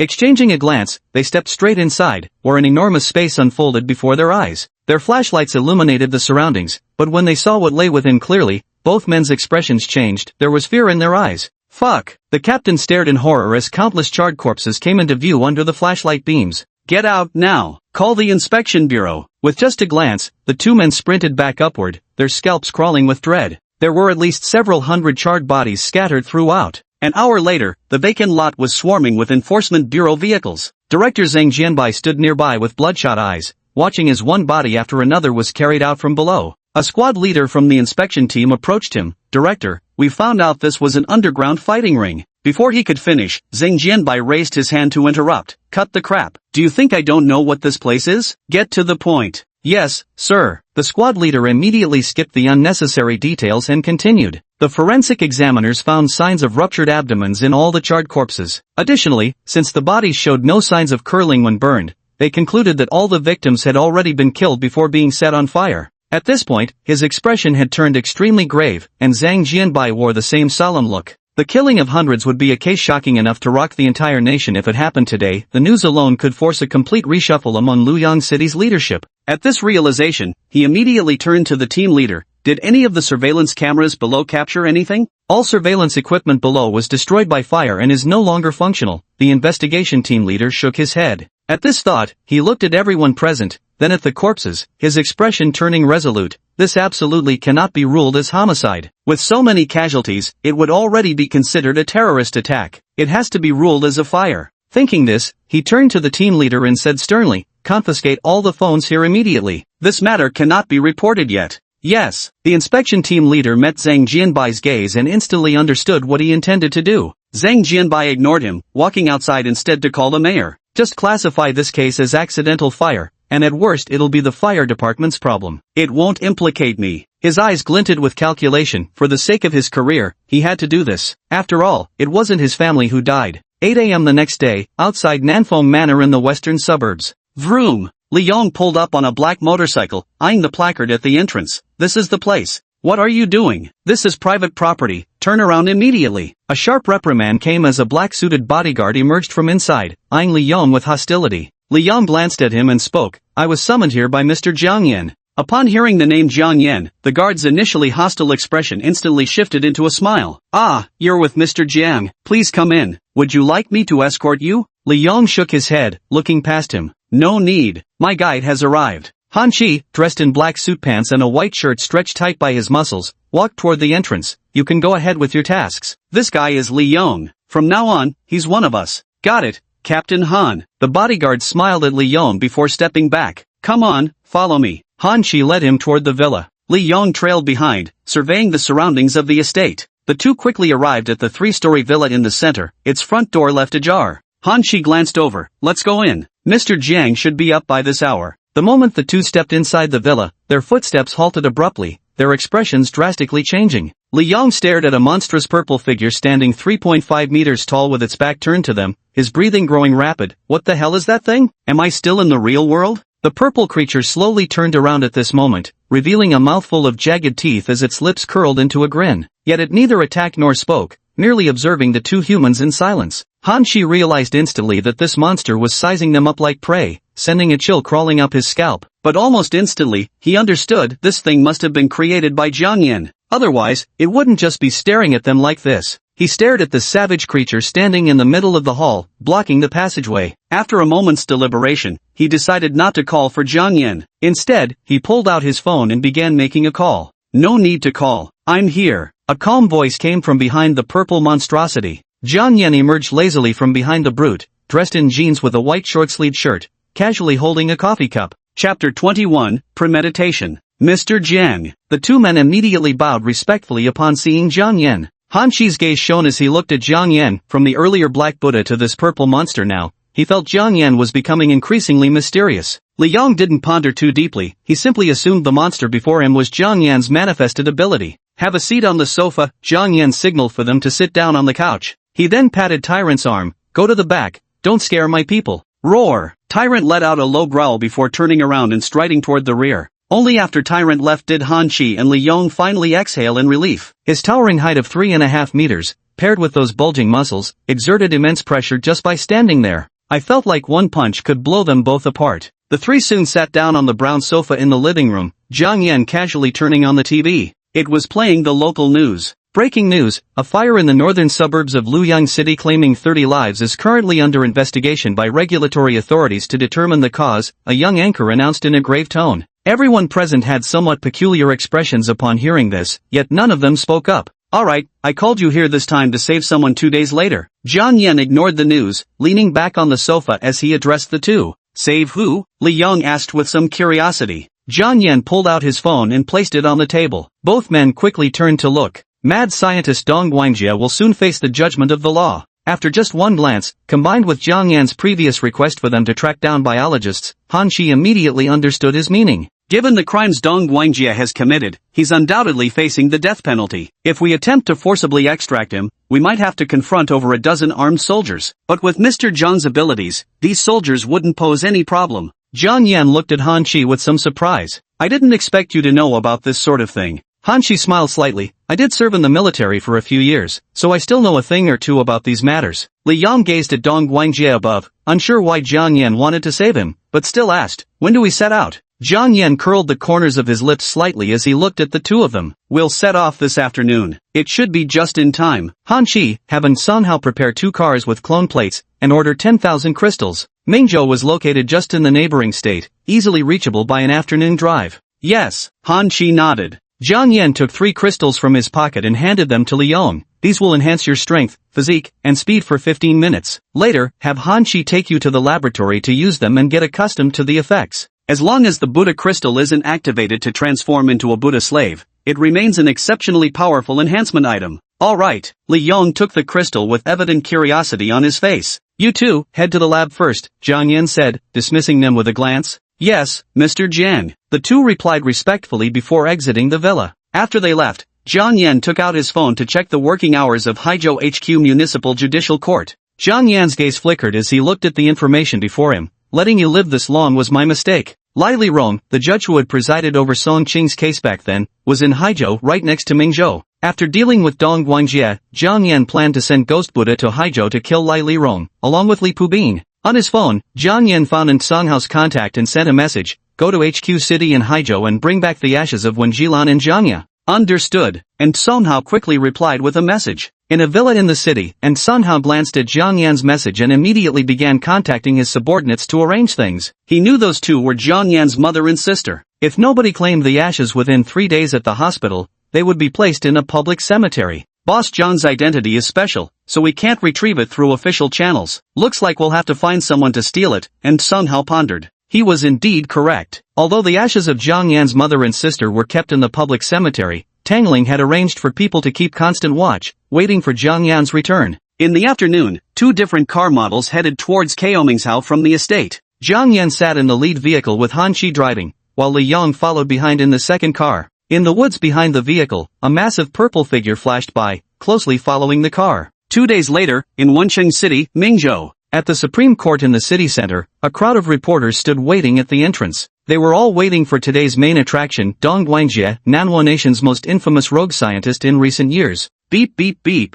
At that moment, the sound of several horn blasts came from the distance as 3 black prisoner transport vehicles drove towards the entrance. The surrounding reporters quickly adjusted their cameras in that direction. They're here. As long as we can get an interview with Dong Guangjie, this week's trending topic is secured, a middle-aged reporter in a suit murmured excitedly, his eyes fixed on the opening vehicle door. The doors swung open, revealing over a dozen soldiers in black military uniforms armed with rifles who disembarked and formed a security perimeter around the area. The door of the central transport vehicle opened, revealing a middle-aged inspector and a young man in a suit with stubble on his chin stepping out. Behind him, Dong Guangjie, clad in a red suit with disheveled hair and hollow cheeks, exited the vehicle. His feet were shackled, and 2 soldiers immediately seized his shoulders from either side, escorting him inside. Reporters instantly swarmed forward, thrusting cameras and microphones directly into Dong Guangjie's face as they shouted their questions. Mr. Dong, may I ask what is the purpose of this experiment? Mr. Dong, we've heard you previously published theories about human potential being largely untapped. Are these human experiments related to that research? Do you feel any remorse toward the deceived volunteers? It's said many suffer from side effects that have made them outcasts in society.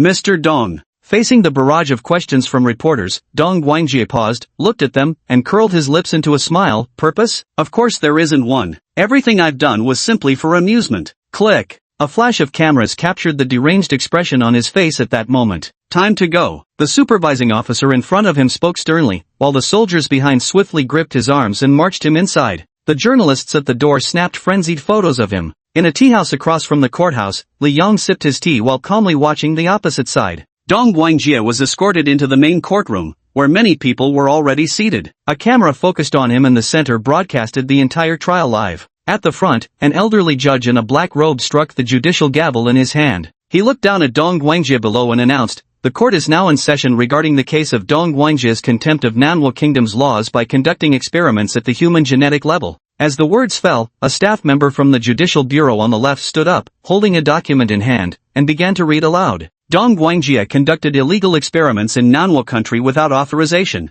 As the staff member beside him spoke, Dong Guangjie beneath remained composed, quietly gazing up at the blue lion head flag above. After a while, the staff finished speaking at length and turned to the judge. According to the laws of Manhwa Kingdom, it is recommended that Dong Guangjie be sentenced to beheading. The judge looked at Dong Guangjie and asked, "Do you have any objections?" Hearing this, Dong Guangjie showed no trace of fear on his face and replied sarcastically to the judge, "Even if I had objections, would you actually spare me?" Thud. Thud. The judge struck the gavel once more and declared sternly, "The court now announces the verdict in the case of Dong Guangjie's illegal human experiments. The criminal Dong Guangjie is hereby sentenced to beheading and shall be immediately escorted to the execution grounds in the western suburbs for execution." As the words fell, 2 soldiers immediately stepped forward and escorted Dong Guangjie out. Chapter 22 Taking Action. At the entrance of the courthouse, a lanky young man in a black suit with stubble on his chin leaned against the doorway, smoking. After hearing the verdict, he flicked away his cigarette with casual indifference. The supervising officer who had earlier escorted Dong Guangjie approached from the side and said respectfully to the young man, "Officer Hu, we'll leave the rest to you. No need for formalities, I'm just following protocol," Hu Yaning replied with a careless shake of his head. With the rapid advancement of technology, a group of mad scientists specializing in human experimentation emerged, those who conducted inhuman experiments without any regard for life. Faced with such reckless civilian scientists,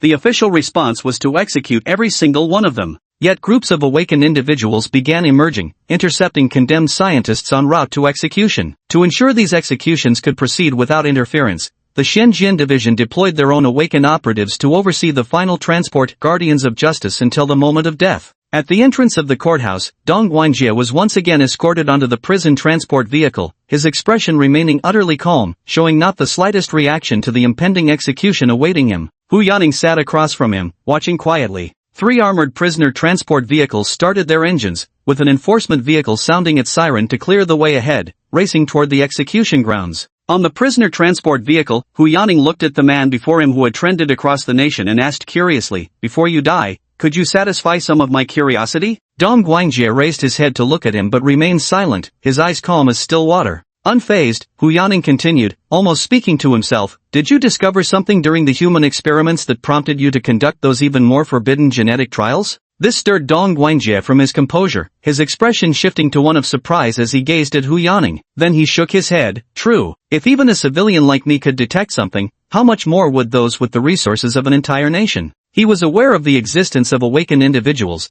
but what intrigued him more was how an ordinary person could suddenly mutate into one. Hu Yaning leaned back in his seat and remarked dismissively, all your efforts are futile. This isn't something a single person can accomplish alone. The authorities invest billions annually with little to no progress. Dong Guangjie remained composed and said, you never know until you try. When I discovered this unprecedented strain of unique genes in an ordinary person, I became extremely curious about it and wanted to understand how this gene could turn an ordinary person into an awakener. Attempting to artificially activate awakening abilities, managing to reach this stage as an ordinary person with no backing from any organization, you're quite remarkable. Hu Yaning couldn't help but feel some admiration for this Dong Guangjie. Such individuals would be considered geniuses anywhere, but unfortunately, South Wu country has no shortage of geniuses. As the motorcade headed toward the western suburbs, behind them, Li Yong calmly followed in a white sedan, his expression unreadable. He would occasionally take out his phone to send his location. On a crucial route leading to the western outskirts execution grounds, inside a 100-story skyscraper, Jiang Yan and Han Shi stood by the 13th floor window, quietly watching the approaching prison transport vehicle in the distance.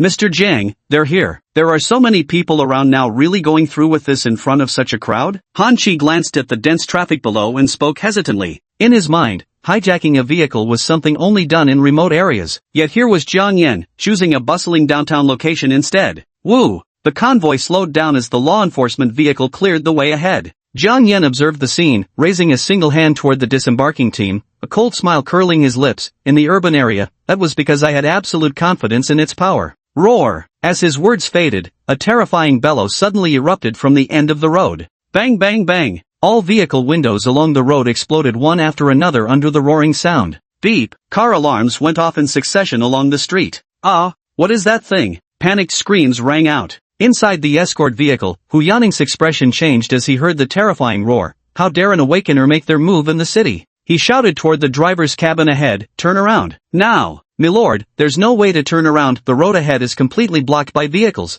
The soldier in front reported with a flicker of unease in his expression. Ram through them! Just ram through them all, he bellowed, flinging the car door open as he leapt out, simultaneously pulling his phone from his pocket to urgently report the incident. Opposite him, Dong Guangjie listened to the roars with glittering eyes. Seems there's been an unforeseen complication. Bang bang bang! The moment Hu Yaning stepped out of the vehicle, he heard the thunderous impacts of heavy objects slamming into the ground ahead. Ah! Monster! Run! At the end of the road appeared a 3.5-meter tall monster with purple skin that gleamed like metal, charging rapidly toward the armored transport vehicle. Boom! It rampaged recklessly through the dense traffic, its massive body slamming one-ton cars aside effortlessly. One unlucky soul who just stepped out of his vehicle was smashed apart instantly upon impact. The road surface caved in with concave pits under the brute force of each stomp. Staring at the monster before him, Hu Yaning's expression changed drastically as he exclaimed in utter shock, "What the hell is that thing?" Thud thud thud. The soldiers on the transport vehicle quickly disembarked and gathered around him. Their faces darkened upon seeing the charging monstrosity in the distance, rifles hastily raised to aim forward.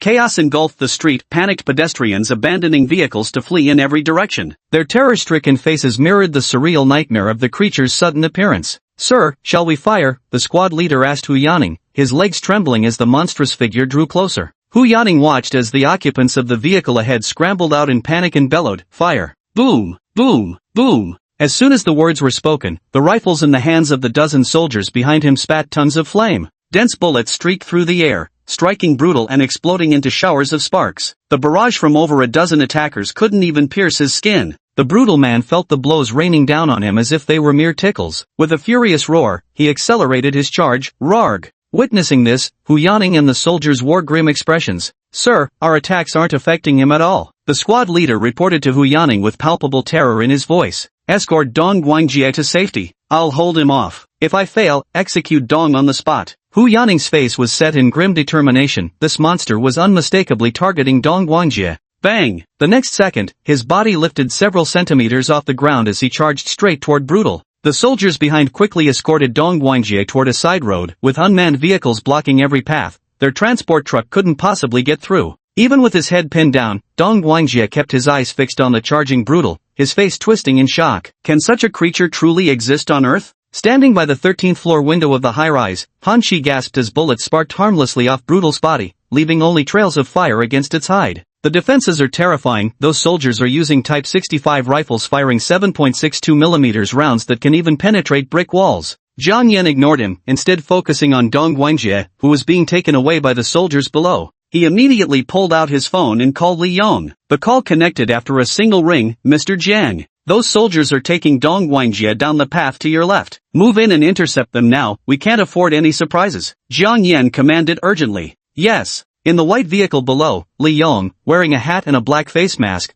pulled out a half-meter-long cookery knife glinting coldly from the passenger seat. He took out a crystal from his pocket and absorbed it directly. Crunch! As the black energy within the Buddha crystal was absorbed, his body began to swell and grow taller, with dark veins appearing across his face. Boom! Kicking the car door open, Li Yong swiftly charged toward the soldiers with the dogleg knife reversed and pressed tightly against his forearm. After awakening his ability, his body underwent an initial enhancement. Before using the Buddha crystal, his strength had been tested in the lab at over 340 kilograms. Now, after absorbing the crystal's power, his strength had surpassed even Han Shi's significantly. On the street, Hu Yaning watched as the rampaging figure approached within 10 meters. Extending his left hand toward the charging berserker, a transparent distortion rippled through the space before him. This was his awakened ability repulsion, the power to repel all things. Boom! The concrete shattered instantly before him, sending up clouds of dust as vehicles blocking his path were flung aside. An invisible force swept them forward toward Brutality. Roar! Brutality neither hesitated nor slowed when faced with the tidal wave of debris and vehicles. With a furious roar, he charged straight into the onslaught. Kaboom! A deafening explosion erupted at the moment of collision, with chunks of shattered concrete spraying onto pedestrians who couldn't escape in time lining both sides of the street. Many died instantly in that single moment. Boom! The vehicle was sent flying, while Brutality remained unscathed, advancing relentlessly against the repulsive force toward Hu Yaning. Chapter 23, Overpowered. How is this possible? My ability has no effect on it. Watching the rapidly approaching Brutality, Hu Yaning's pupils constricted as he involuntarily took half a step back. Bang! The brute paid no heed to his thoughts, charging directly before Hu Yaning with massive fists hammering down like heavy artillery. Damn it! Hu Yaning's face paled as he thrust both hands forward, channeling all his energy into forming a barrier before him. Whoosh! An even more vicious repulsive force blasted toward the brute, causing its charging bulk to stagger momentarily. The next moment, he advanced undeterred against the transparent twisting repulsive force as if nothing happened. Crack! Crack! Hu Yaning's face broke out in sweat as the ground before him continued to shatter violently, chunks of earth and stone hurtling forward through the air with piercing whistles. Had an ordinary person stood in their path, those dense projectiles would have riddled them like a sieve. Yet what stood before him was Brutality itself. The hardened stone fragments exploded into dust upon impact with its body. Hu Yaning watched as the 2-meter-tall purple monster, wreathed in distorted repulsive force fields, remained completely unscathed, only those eyes gleaming with undisguised contempt. A look of despair crossed his face. At this distance, escape was impossible. How could I run into a monster with such a terrifying physical form? I refuse to accept this. He's a third-level awakener, the captain of Group 5 in the Xinjiang division, poised to break through to the 4th level any day now. Brutal paid him no heed. His left hand shattered the repulsive force as he seized the man's head, gripping it firmly beneath his defiant gaze. Bang! In the next instant, its left hand violently yanked Hu Yaning's upper body and slammed it into the ground. The concrete caved in and exploded, sending debris flying like bullets in all directions. It released Hu Yaning, whose upper body was now a bloody mess, and charged toward the group of soldiers. Meanwhile, on the street where the soldiers were stationed, the terrifying roars behind them sent chills down their spines. Run! Get out of here! Get out of my way! Don't block me! Screams erupted everywhere as panicked crowds scrambled down the narrow path, their frantic escape focused solely on whether the monster was gaining ground. Amid the chaos, a young man in a white t-shirt, black cap, and face mask shoved through the crowd with alarming speed, charging straight toward the soldiers. The soldiers glanced back but dismissed him as just another fleeing civilian, paying him no mind. Li Yong watched the soldiers now several meters ahead, a cold smirk hidden beneath his mask. In a flash, he flipped the cookery knife in his hand and slashed across the necks of the 2 soldiers behind him. Thud! The 2 soldiers sprinting forward heard the whoosh of air from behind, but before they could turn, their heads were soaring through the air. The commotion made the fleeing soldiers glance back, their faces draining of color at the sight of their comrades' severed heads. Watch your backs! He lifted the muzzle of his gun, preparing to fire at the masked man. Having used the Buddha crystal, their movements appeared agonizingly slow in Li Yong's eyes. Swish! With a sudden step, he instantly charged into the group of soldiers, wielding his compass knife to slash rightward before they could scatter. Thud. One soldier, split diagonally from shoulder to waist by sheer force, collapsed in halves along with his rifle. 3 down. Li Yong's eyes gleamed as he didn't retract his saber, instead letting its momentum carry the blade across the adjacent soldier's throat. Behind him, a soldier witnessing Li Yong charging into their ranks wildly slashing and killing raised his rifle with a furious roar and opened fire directly. Bang bang bang. Just a second before the gunfire erupted, Li Yong, who had his back turned to him, suddenly lunged forward to the left and rolled across the ground. The bullet struck several fleeing passers-by directly in the distance. The civilians fleeing around them watched as the unlucky man was shot dead by bullets, then looked at the several soldiers hacked down in the carnage before scrambling away in terror. A young man in a suit turned pale, monsters were behind them while soldiers fired wildly ahead, and he nearly broke down. What the hell is happening? Our South Wu is supposed to be a peaceful country, how did things suddenly turn out like this? Quit your fucking whining and just run for your life. Sweat pouring down his face, a middle-aged man beside him snarled before spinning around to bolt. Before the soldiers, armed with the ability to see 1 second into the future and enhanced physical prowess, the troops were swiftly overwhelmed. Within just 4 or 5 seconds, 7 soldiers lay dead from close-quarters slaughter. The surroundings were filled with either civilians or their own teammates, making them extremely hesitant to open fire. The squad leader watched this scene unfold, then glanced at Dong Guangjie beside him. This terrifyingly skilled man was clearly also targeting Dong Guangjie. He pointed his gun at Dong Guangjie and roared, "Stop! If you move again, I'll shoot him dead." Upon hearing this, Li Yong altered his blade's trajectory mid-swing. Instead of cutting down the next soldier, he knocked away his firearm. In one fluid motion, he appeared behind the man with his knife pressed against the soldier's neck, facing off against the remaining 3 soldiers. "Leave the man behind, and I'll let you walk away alive." Li Yong stared at them with icy eyes. "Impossible." The squad leader's face twisted at these words. Having lost so many men already, losing the prisoner as well would surely land him before a military tribunal. Dong Guangjie raised an eyebrow, completely unfazed by the scene. Instead, he studied Li Yong with curiosity. Which organization could possibly control such a monster? The 2 soldiers flanking him tensely aimed their rifles at Li Yong just meters away. Their breathing came quick and shallow, their eyes darting repeatedly to the corpses of their comrades littering the ground. Who would have thought that in just a few seconds, 7 of their armed group would be cut down by someone wielding a blade? Boom, boom, boom. Not long after their standoff began, the sound of something heavy crashing to the ground echoed from the distant street. Hearing this, Li Yong sneered, "You've got a few seconds left to decide whether to release them. When that monster arrives, it won't bother negotiating with you." The squad leader's heart turned icy when he heard the commotion. If it were humans, he might have tried to intimidate them into retreating, but against monsters. "Captain, that monster is almost here. What do we do?" A soldier beside him panicked. That creature's hide couldn't even be pierced by bullets. Seeing this, Li Yong continued coldly, "Drop your guns, and you can walk away alive. You don't have much time left to decide." The squad leader's expression flickered through several emotions before he finally pushed Dong Guangjie forward and threw his weapon to the ground. "Release him. We're withdrawing." The 2 soldiers nearby hastily discarded their weapons and turned to flee, for at the entrance of the path, the terrifying silhouette of the monster had already appeared. Li Yong didn't give them a hard time either. Pushing aside the soldier next to him, he grabbed Dong Guangjie and sprinted toward the direction of brutality. With his current strength, lifting a 100-pound ordinary person with one hand was utterly effortless. "Which organization do you belong to? What kind of existence is that monster? I never knew awakened individuals could transform into such creatures before." Dong Guangjie, held firmly in his grasp, unleashed a torrent of questions swirling in his mind. "Someone will answer you shortly," Li Yong replied tersely before ignoring him completely. Chapter 24, Evacuation. The brutal one approached the pair. Through the abyssal pearl, Jiang Yan could now observe people from the brutal one's perspective. He looked at Li Yong, then at Dong Guangjie, and finally issued a command to them through the abyssal pearl. The next moment, the violent hands moved, grabbing both men and dragging them outside. Bang bang bang! With its ton-heavy weight, each step it took produced a thunderous rumble. On the 13th floor of the building, Jiang Yan curled his lips into a faint smile. "Let's go. It's time to leave before those nuisances catch up." He turned around and led Han Chi toward the elevator. The entire operation, from heading out to capturing Dong Guangjie, lasted less than 3 minutes. Even now, some slow-moving bystanders were still dawdling on the street. Inside the office of the Wenqin Municipal Supervision Bureau, a middle-aged man was reviewing documents. Beep beep beep. The landline on his desk suddenly rang. He picked it up and listened, his expression shifting slightly the next moment. "Dong Guangjie has been kidnapped? A terrorist attack in the Western District? Understood. I'll take the team there immediately to maintain order." After hanging up the phone, he immediately went out and began directing people. Not just the Supervision Bureau, the Eastern District Military Garrison had its gates swung open as well,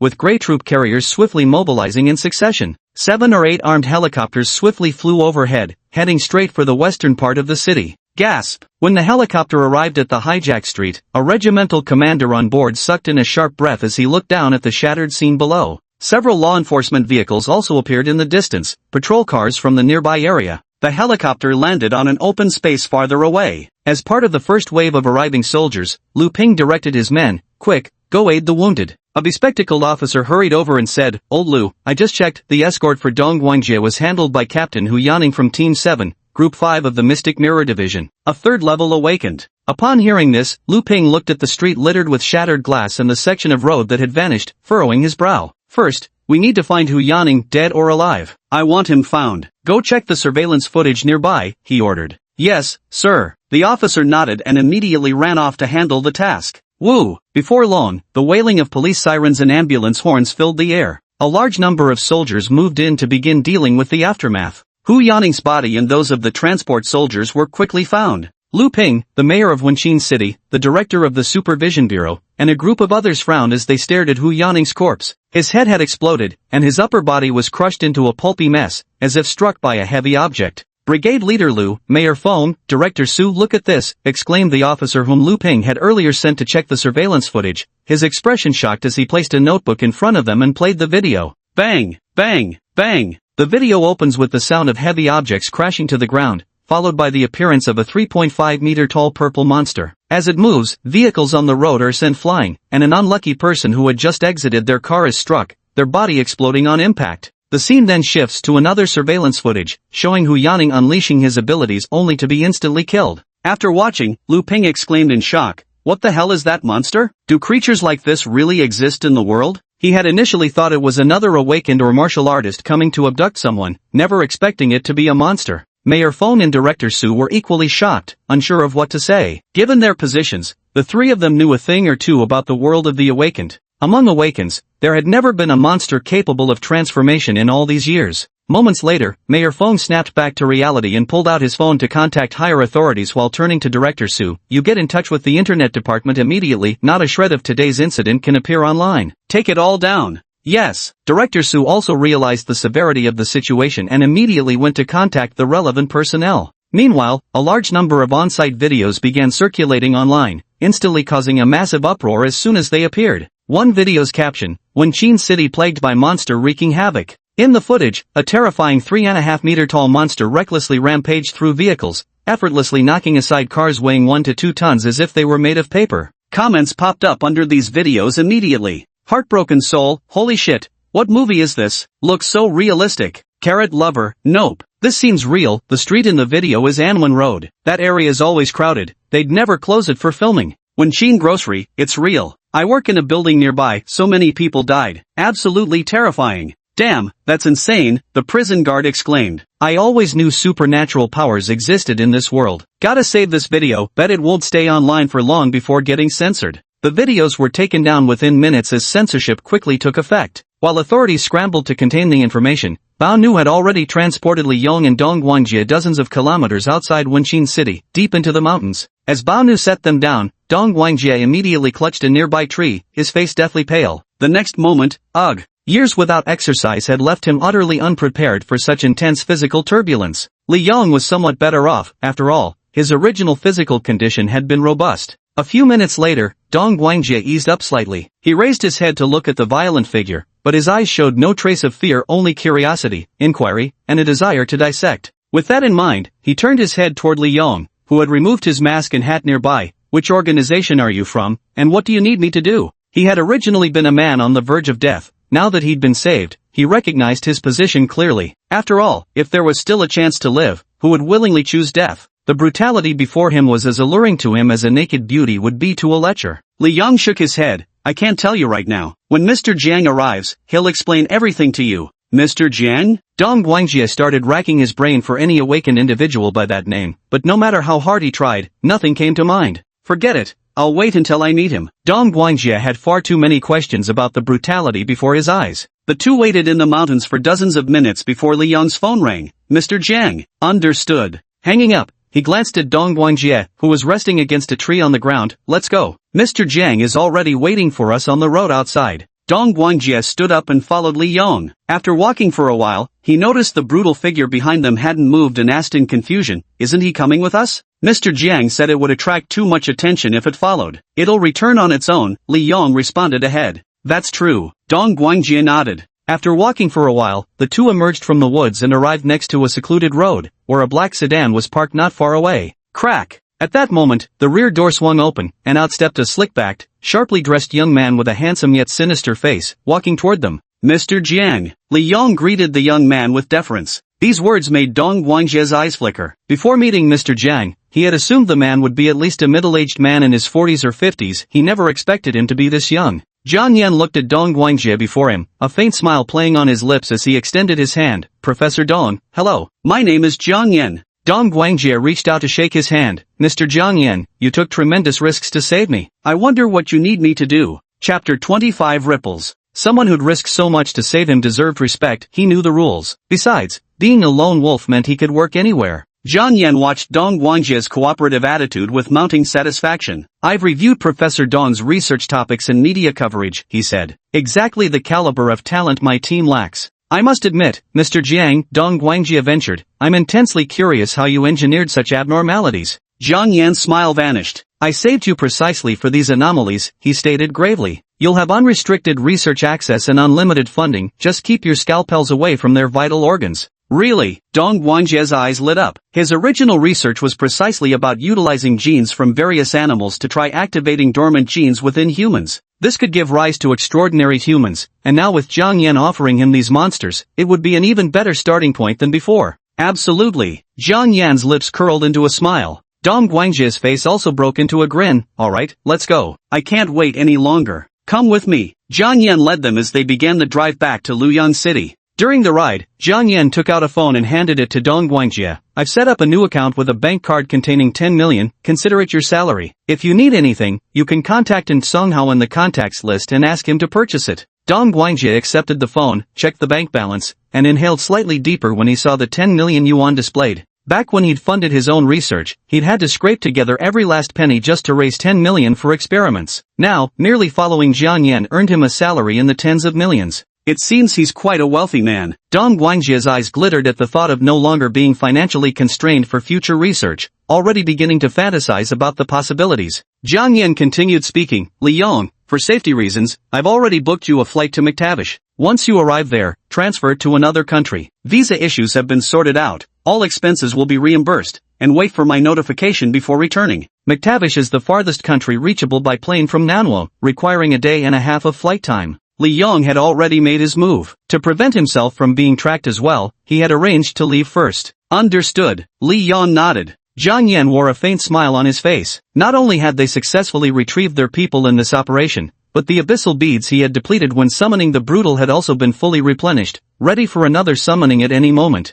The vehicle began its return journey, and unseen by everyone's eyes, a black Buddha statue watched expressionlessly as the vehicle drove away, continuing its gaze until the car disappeared from view. Then, the statue turned and began walking in another direction. With a single step, it appeared over a dozen meters away. In just a few strides, it vanished from its original spot, heading straight towards the direction of Haizhou. Deep in the forest, the violent figure stirred and also began moving towards Haizhou. Originally, Jiang Yan had planned to recall brutality, but recalling how brutality and Yuan Kuei had inexplicably found him last time, he decided to let brutality stay in Haizhou with Ghost Buddha first. That way, even if pursued, the two monsters could fight together. As for him, there would soon be new monsters, that was why he had made such arrangements. The aftermath of Dong Guangjie's kidnapping continued to ripple outward as major awakener organizations across Nanhua's territories received footage of Tyrant's appearance almost immediately. Nightfall, within a luxury villa district at the heart of a city in Lingzhou. Inside the first floor of a two-story villa, a dozen men and women of varying ages and attire sat in the living room, watching the brutality unfolding on the television before them. A middle-aged man frowned in confusion. "An awakened who can turn into a monster?" At his words, an elderly man clad in ancient robes looked exasperated as he retorted, "Monster my foot. In all my years as an awakened, I've never seen nor heard of one who could turn into a damned monster. What's going on here then? Has the world changed? Are there monsters now?" A young man pointed at the video and immediately asked after hearing the old man's words. "How should I know?" The old man shot him a glance and stopped speaking. As they spoke, dozens of people present began discussing among themselves. Sitting at the center was an ordinary-looking middle-aged man. Only after letting the crowd debate for a while did he interrupt. Enough. No matter where this monster came from, it's none of our concern. Right now, it's the Xinjiang department's people who should be having the biggest headache. His words immediately silenced everyone present. A Tier 3 awakened from the Mystic Mirror Division died. This is no small matter. They'll probably go berserk trying to find that monster and whichever organization is behind it. We might hear news about this creature again very soon, a bespectacled girl said, her eyes flickering with thought. The middle-aged man's lips curled into a cold smile. This newly emerged monster is shrouded in riddles. If only we knew its location, I'd personally seize it for thorough study. The awakening world had enjoyed years of tranquility, but this sudden monster appeared like a stone hurled into a still, lifeless lake. The explosion revealed a crowd of people hiding below, all curious about this monster, all eager to study this creature. Check if it's human transformed or naturally born like this, and whether it holds any enhancement potential for awakened individuals. At the same moment, in a remote area of Mingzhou, there stood a cluster of high-rise buildings. Military restricted zone signs were erected around the perimeter, with soldiers stationed at every intersection. This is precisely the headquarters of Group 5 of the Mystic Mirror Bureau in Mingzhou. On the top floor of the central building, an elderly man dressed in a white short-sleeved shirt and black shorts stood before a glass wall, his hands clasped behind his back. Team leader, the casualty statistics from Wenqin City have been finalized. There were 113 deaths and 357 injuries, including 7 soldiers and 1 awakener. On the desk behind him, a circular machine was reporting the situation.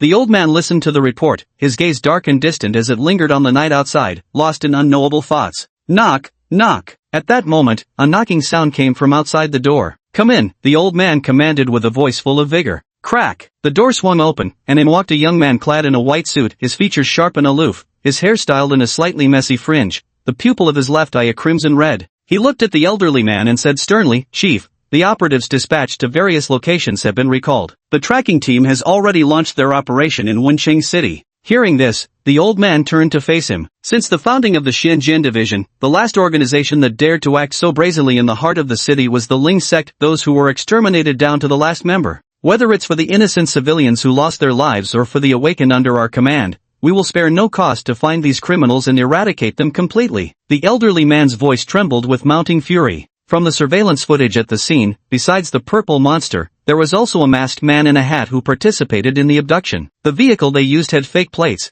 offering no traceable information whatsoever. However, these issues aren't too problematic for the Mystic Mirror Bureau with its array of extraordinary abilities. I'll make sure they pay, said the young man in a suit sternly, his expression icy. The deceased Hu Yanning had been his close friend. Chapter 26, Tracking. On Wanan Road in Wenqin City, the entire street had been cleared out. Nearby shops and office buildings were evacuated, with military personnel maintaining a presence on the streets. On the street, over a dozen black-clad figures kept passing through the area, reaching out their hands as if sensing something. A middle-aged man stood to the side, a cigarette dangling from his lips as he watched them. After a while, one of the black-clad figures suddenly shouted excitedly, Captain, I found the direction of that monster. Oh, where? The middle-aged man's eyes lit up as he spat out his cigarette and stepped forward to inquire. The man in black took out his phone, opened the map, and pointed to the left. It's in the Haizhou area. I can only get a rough location. We need to get closer to track it based on the spiritual aura it left behind. Prepare the helicopter immediately. Upon hearing this, the middle-aged man turned to the soldiers in the distance and ordered. Yes, sir. The soldier saluted, pulled out his walkie-talkie, and began relaying the orders to command.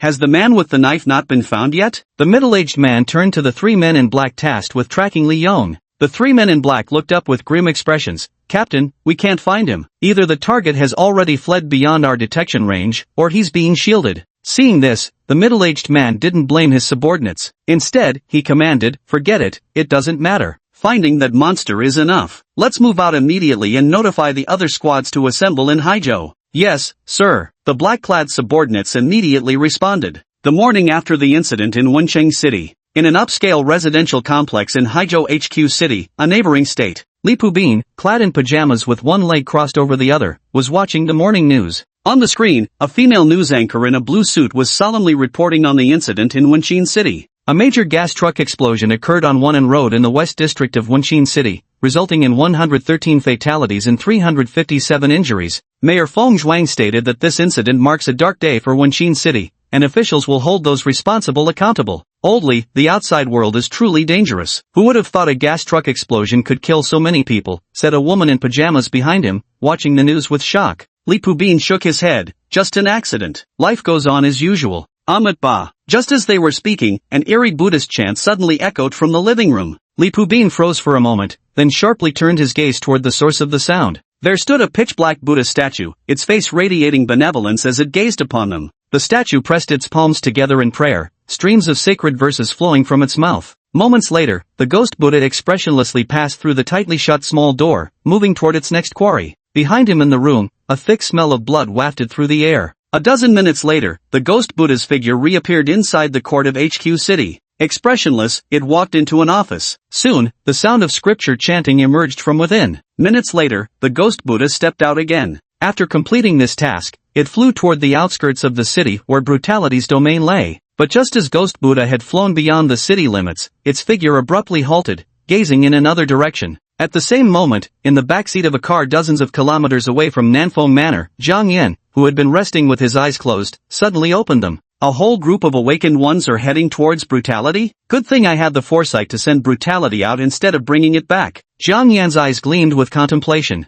If he had brought brutality back to Luoyang City, his newly established laboratory base would have been completely wiped out before it even got started. With this thought, Zhang Yan issued an order to Ghost Buddha, test their skills. After completing these tasks, Zhang Yan immediately issued another command to brutality. The 2 points of light near the abyss pearl in his mind allowed Zhang Yan to control those monsters and receive their feedback, regardless of distance. Sitting in the car, Zhang Yan suddenly seemed to think of something and turned to Dong Guangjie, asking, "Do you know about awakeners?" Hearing this, Dong Guangjie replied, "I do, and I've even met one." How do awakened individuals track targets when they're not physically present? Zhang Yan voiced his confusion. Dong Guangjie pondered for a moment before explaining. It's through psychic energy. Living beings emit psychic resonance when active. Even after someone leaves a location, their residual psychic energy can linger for over 10 hours. Most tracking-type awakened individuals follow targets through these psychic traces. I see, that makes sense. Zhang Yan stroked his chin while simultaneously sending another mental message to Ghost Buddha.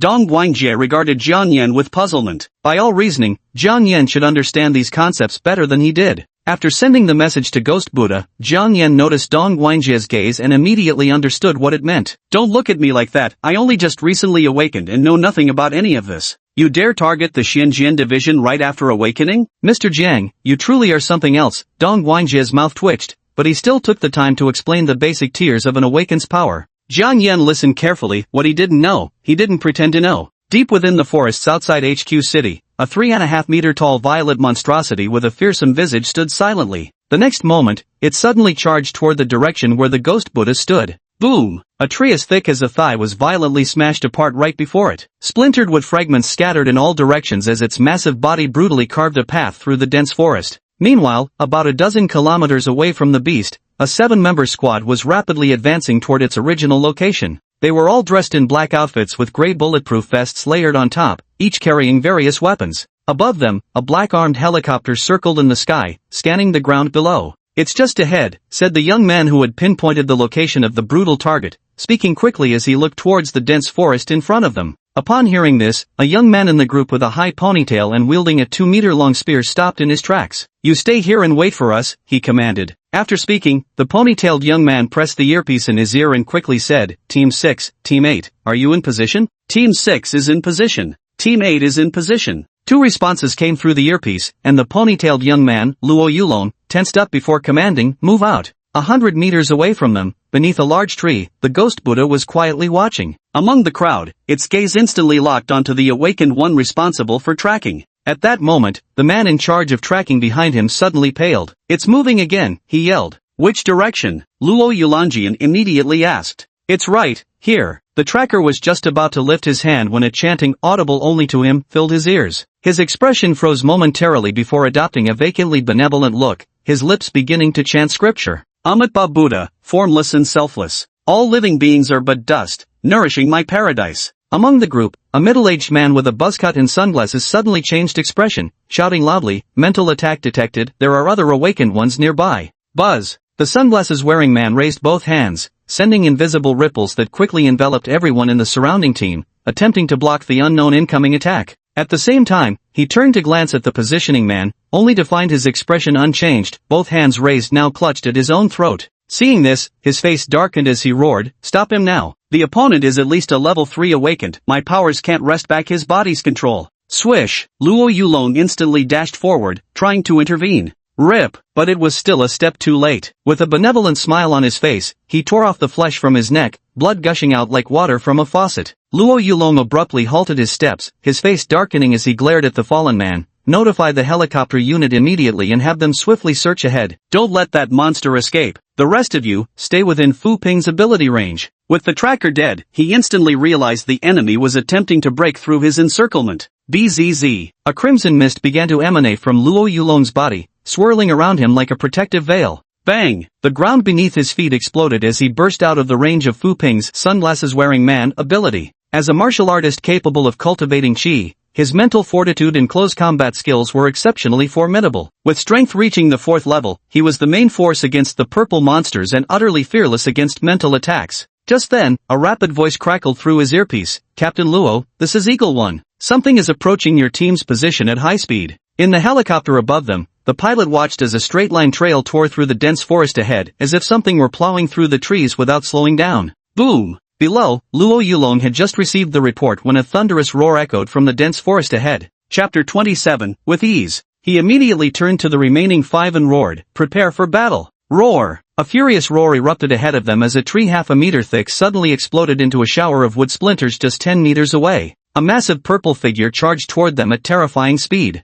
Luo Yulong immediately moved to defend. His elite squad 2 from Group 5 consisted of 6 members. With 1 level 3 psychic specialist, 1 level 3 combat specialist, 3 level 2 operatives, and himself as martial squad leader, they were equipped to handle any situation with ease. However, this time he encountered something utterly beyond his imagination. Ahmet Bab Buddha. A hollow, utterly emotionless voice sounded behind Luo Yulong. He felt his body being controlled by an overwhelmingly powerful mental force. This momentary delay allowed brutality to reach the squad. From the team, a young man wielding a 1.5-meter-long alloy hammer with a half-meter-wide head roared angrily, "If you want to get to them, you'll have to go through me first." Bang! The ground beneath his feet exploded into a crater as his muscular figure emerged before the crowd. His bulging muscles tensed as he swung his massive hammer with brutal force. As a flesh type awakened, his strength was second only to their captain's. Facing this savage and monstrous rampager, he showed not a shred of fear. Behind him, the rest of the team attacked simultaneously. A searing jet of fire erupted from a woman's mouth, so intense it warped the surrounding air with its heat. Wind! A young man beside her clasped his hands together. Their combined efforts transformed the originally foot-thick flames into a roaring inferno over 3 feet in diameter, now dancing under his control as it circled around to strike the rampager from behind. Roar! On the opposite side, the ferocious-faced brutal wore a savage snarl as his fist violently collided with the incoming hammer. The hammer-wielding man's face twisted with rage as he increased his force. Die! Bang! The hammer and fist collided, sending out a transparent shockwave that erupted between them, causing the hammer-wielding youth's hair to whip backward. The youth's enraged expression froze. Before his very eyes, cracks began spiderwebbing across the hammerhead, the sound of splintering metal ringing out incessantly. Bang! In the next instant, the hammer had exploded, sending numerous shards of hardened alloy whistling through the air to strike his body. Thud! Thud! The sound of alloy tearing through flesh rang out as copious amounts of blood splattered onto the ground. The youth with the hammer toppled backward stiffly. A savage sneer appeared on Tyrant's face. Just as the flaming pillar behind him surged forward, he casually swung his right hand backward without even bothering to look. Bang! The ferocious pillar of flame was instantly blasted apart, sending fiery sparks scattering in all directions. The remaining squad members paled at the sight. Fu Ping roared, "Scatter!" The oncoming brutality didn't stop. Instead, it accelerated and charged into the squad. Its first targets were the man and woman using wind and fire powers. At full force, the savage beast crashed into the pair before they could scatter. Bang! Relying solely on its physical hardness, the creature smashed through both victims brutally, splattering their flesh and blood across its own body. "You damned beast! Come at me if you dare!" roared Luo Yulong, his eyes bloodshot as he struggled violently against Ghost Buddha's control, his body beginning to break free. The ruthless figure ignored Luo Yulong's ghostly wails, instead chasing after the scattered men to strike them down. Boom! Another fist descended, blowing apart a team member's upper body. Only the sunglasses-wearing Fu Ping remained on the scene, along with Luo Yulong who had broken free from restraint and was charging forward. Damnable beast! Luo Yulong's spear became shrouded in crimson energy as he roared and surged forward. Roar! With a furious bellow, Bao Nua charged toward Luo Yulong the instant the ground beneath him erupted. Clenching both fists, he struck out violently, disregarding the spear thrusting toward him. Boom! The spear stabbed into Butcher's chest, piercing through his metallic luster skin and embedding deep into the muscles. Crack! The spear tip plunged halfway in before getting stuck, and Luo Yulong's expression flickered slightly. What a terrifying physique! A savage grin suddenly surfaced on the face that had been twisted with cruelty all along, as if mocking Luo Yulong's helplessness. Its fists, carrying tremendous force, smashed ruthlessly into Luo Yulong, whose body seethed with crimson energy. Bang! With a thunderous noise, Luo Yulong transformed into a crimson streak that shot into the dense forest behind him, vanishing in an instant. Thunk! He yanked the spear from his chest and viciously hurled it toward Fu Ping, who had already fled into the dense forest. Whoosh! As he fled, Fu Ping heard the whistling of air behind him and instinctively jerked his head to the side. Swish! The spear grazed past his ear. His heart pounded as cold sweat broke out across his back at the near miss. If not for his ability to sense danger from behind, anyone else would have been killed instantly by that gunshot.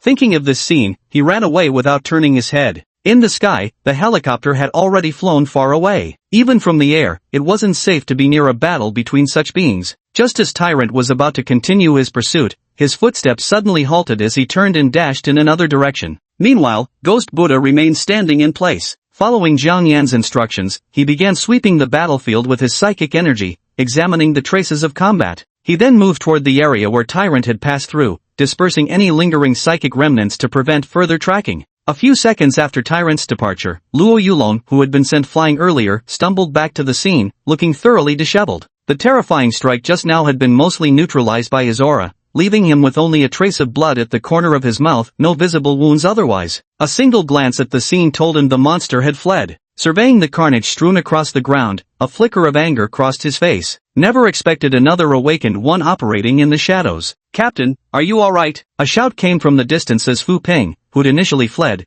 returned upon sensing brutality's departure. Luo Yulong shook his head at Fu Ping and said, I'm fine. It's just a shame about them. Fu Ping sighed helplessly. This operation was a complete bloodbath. Not only did we fail to kill that monster, but we also lost 5 awakened. For their fallen comrades, they felt only anger, pity, and regret. Whoosh! A commotion erupted from the woods ahead, and the next moment, over a dozen awakened agents from the Mystic Mirror Bureau charged out. At the entrance of Nanfeng Manor, Jiang Yan stepped out of the car. His eyes glinted with disdain. Seems these pursuing awakened aren't much to speak of after all. He watched the entire scene, witnessing how brutality effortlessly obliterated an entire squad without even exerting its full force. If I could unleash the violet golden body and brutal force again, perhaps there'd still be a chance to slaughter every awakened warrior coming to hunt me down. Jiang Yan thought for a moment and shook his head. For now, we should focus on strengthening our forces. There will be plenty of opportunities to deal with them slowly later. At the entrance, and Sung Hao stood with his bodyguards. Seeing Jiang Yan return, he quickly approached. Mr. Jiang, you're back. The medical team has also arrived and is staying in the city, ready to assist at any time.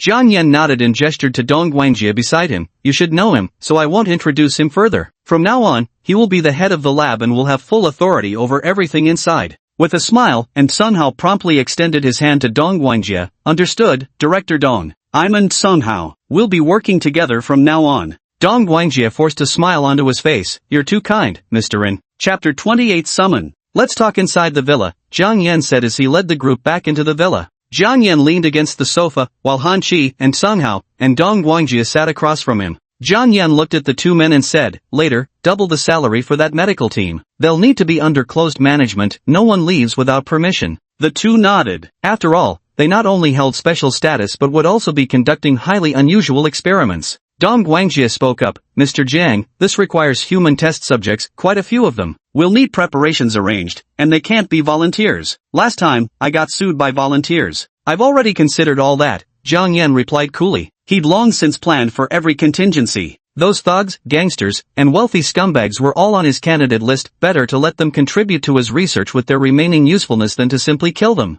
Jiang Yan turned his head toward Sung Hao. We've had too many expenditures recently. I appreciate your hard work, Bosson. And Sung Hao immediately straightened his posture and flashed a smile. You're too kind, Mr. Jiang. As long as I can be of assistance, every penny spent is worthwhile. Jiang Yan shook his head. But even you won't be able to sustain this outflow without income for long. Compile a list of people in Luoyang City with assets exceeding 100 million for me. When I have time, I'll invite them for a gathering. I'm sure they'll be very interested in funding me. All three present mourned inwardly for those unlucky souls upon hearing this. Given Jiang Yan's methods, those people would be fine if they obediently handed over the money, otherwise, they probably wouldn't live to see the next second. By the way, we're short on manpower lately. Go recruit some people, especially those interested in power and money. As long as they show potential, give them a Buddha crystal to let them experience it, Jiang Yan said, looking at them. Got it, Han Qi and Sun Hao nodded. A Buddha crystal? Dong Guangjie couldn't help but wonder what that was. The meeting is adjourned. Han Qi, take Dong Guangjie to familiarize him with the territory, and here's the Buddha crystal. Seeing this, Jiang Yan took out 2 pieces of Buddha crystal and placed them on the table. Understood. Dong Guangjie picked up the Buddha crystal and walked out with the 2 men. After everyone had left, Jiang Yan leaned back on the sofa, his gaze absent-mindedly fixed on the chandelier overhead. Over 10 minutes later, Jiang Yan snapped out of his trance. The initial groundwork is truly exhausting, but it's time for a summoning to see if there are any pleasant surprises. Jiang Yan stood up and walked out of the manor. With woods on both sides, he randomly chose a direction and walked in, stopping only after covering some distance. His consciousness sank into his mind, revealing the luminous abyss pearl glowing with white light. Negative emotion value maxed out. Summon now? Summon! Jiang Yan willed with a thought. BZZZT. A mass of violet-black clouds materialized out of thin air not far in front of him. The swirling clouds rapidly expanded to about half a meter in diameter before ceasing to grow larger. Rumble! A roar came from within the cloud mass. Jiang Yan eyed the tiny cloud formation. Seems this anomaly's physical form must be quite small. After the first 2 summonings, he had already figured out that the size of the cloud was directly linked to the size of the summoned creature. The roaring sound persisted for a few minutes before ceasing abruptly, and the cloud cluster began rapidly dispersing. Jiang Yan tightly fixed his gaze on the cloud cluster, wondering what the hell it was. As the clouds dissipated, a 20-centimeter-long chameleon-like monster appeared. Its scales were as delicate as black crystal, with the most striking feature being its enormous eyes that occupied most of its head. Those eyes were composed of multitudes of tiny, constantly rotating and changing colored crystals. It lay silently on the ground, watching Jiang Yan. Information about it also appeared in Jiang Yan's mind. Weaver of illusions, a peculiar creature from another world, never meet its gaze. Gaze can hypnotize the target mentally. Illusion can create extremely realistic illusions. Deception can consume mental energy to superficially overlay the target, thereby altering its appearance. Note, this ability is the core skill of the illusion weaver and can also deceive cameras, screens, and similar devices. Abyssal Pearl, 0 out of 800. The summoning progress of the Abyssal Pearl has doubled once again. Jiang Yan crouched down and reached out toward the Dreamweaver. Obediently, it climbed onto his arm and settled on his shoulder, curling up there. A monster with no direct offensive capabilities, but its supportive abilities are decent enough. With a thought, Jiang Yan issued a command to the Dreamweaver. Change my appearance into that of a middle-aged man. He transmitted the desired image to the Dreamweaver. Buzz! A surge of dark energy flowed from the Dreamweaver's black crystal scales, spreading over Jiang Yan's body. Jiang Yan reached out and touched the dark energy. It was cold to the touch, but aside from that, he felt nothing else. Within 3 seconds, the dark energy had completely enveloped Jiang Yan before vanishing altogether. In its place stood an ordinary-looking middle-aged man wearing a blue top and white pants. Jiang Yan looked down at his clothes, then took out his phone and turned on the front-facing camera. The screen displayed the image of an ordinary-looking middle-aged man. It's incredibly powerful, it can even deceive cameras, Jiang Yan murmured, still shocked despite already knowing this capability. But the voice remains unchanged, Jiang Yan noted carefully after paying close attention. He proceeded to jump and bounce around, testing whether this disguise might glitch out. After about 10 minutes, Jiang Yan reverted to his original form, a faint smile playing at his lips. Looks like I can venture outside for a stroll now. With the illusion weaver, most wanted notices became meaningless to him. What's more, after discussing it, the illusion weaver conveyed this state could be sustained indefinitely, provided there was enough food. Jiang Yan returned to the manor with deep satisfaction. Though not actual combat practice, the supplementary effects were nothing short of impressive. The next day, Ghost Buddha and Tyrant returned to the estate. Inside the first floor of the laboratory, only Han Qi, Dong Guangjie, and Jiang Yan were present. Dong Guangjie's eyes gleamed with fervor as he stared at the Ghost Buddha and the 3.5-meter-tall brutality standing before him. His breathing grew somewhat ragged. How could such bizarre creatures exist on Blue Star? Unless, they're not from Blue Star at all. As he spoke, he turned to look at Jiang Yan, who had a black chameleon perched on his shoulder. With a calm expression, Jiang Yan said, "They truly aren't creatures of this world. You just need to study them carefully, don't ask too many questions about their origins." I understand. Dong Guangjie walked up to Brutality, his 1.7-meter frame barely reaching the creature's thigh. As he reached out to pat it, Brutality suddenly turned its head toward him and let out a low growl with its mouth wide open. "Rayerg! Brutality!" Jiang Yan called out to the creature. The tyrannical creature immediately fell silent and still, allowing Dong Guangjie to stroke it. So rigid, no wonder bullets just bounce off, Dong Guangjie remarked as he patted it, producing a metallic clang. He then reached out to touch Ghost Buddha, only for his hand to pass right through. So you're the creator of Buddha crystal? How extraordinary that such a miraculous substance came from you. Jiang Yan explained. Seeing this, Ghost Buddha exists as an energy entity, it has no physical form. Dong Guangjie nodded, keeping his eyes fixed on the two creatures, only stopping after more than 10 minutes had passed. He turned to look at Jiang Yan, pointing at Brutal. Mr. Jiang, I need a little of its blood. Fine. Brutal, you'll cooperate with him fully, Jiang Yan commanded Brutal. Then he turned to Han Chi. Bring over the crystals we bought earlier. Yes. Han Chi immediately went to bring over the crystals from outside. 10,000 pieces filled a large crate to the brim. Jiang Yan controlled the Ghost Buddha to begin infusing energy into the crystals inside the crate. Dong Guangjie promptly took out his phone to document the entire process. This time, the satisfied hungry Ghost Buddha swallowed 800 coins before finally stopping. Chapter 29, Recruitment. A message of hunger from the hungry Ghost Buddha echoed in Jiang Yan's mind as he casually grabbed a handful of Buddha crystals. Based on the previous food consumed, one person can only be converted into 2 Buddha crystals. He turned to Dong Guangjie and Han Chi and said, take the rest for research and distribution among the subordinates. Each person must be equipped with at least 3 Buddhist crystals. Yes. Han Chi nodded and began distributing these Buddhist crystals with Dong Guangjie. Jiang Yan glanced at the Ghost Buddha and transmitted a command, go feed in neighboring cities. Be discreet, and don't cause any trouble. The Ghost Buddha vanished upon receiving the order. The reason for sending it elsewhere was simple. In Jiang Yan's eyes, the locals were all volunteers for his laboratory. He couldn't afford to waste them on the Ghost Buddha. After giving these instructions, Jiang Yan left. With Dong Guangjie handling the laboratory matters now, there was no need for him to keep a constant watch. As the experiments commenced, batches of mice and monkeys began arriving at Nanfeng Manor. The medical team settled in place, signaling the launch of Jiang Yan's plan.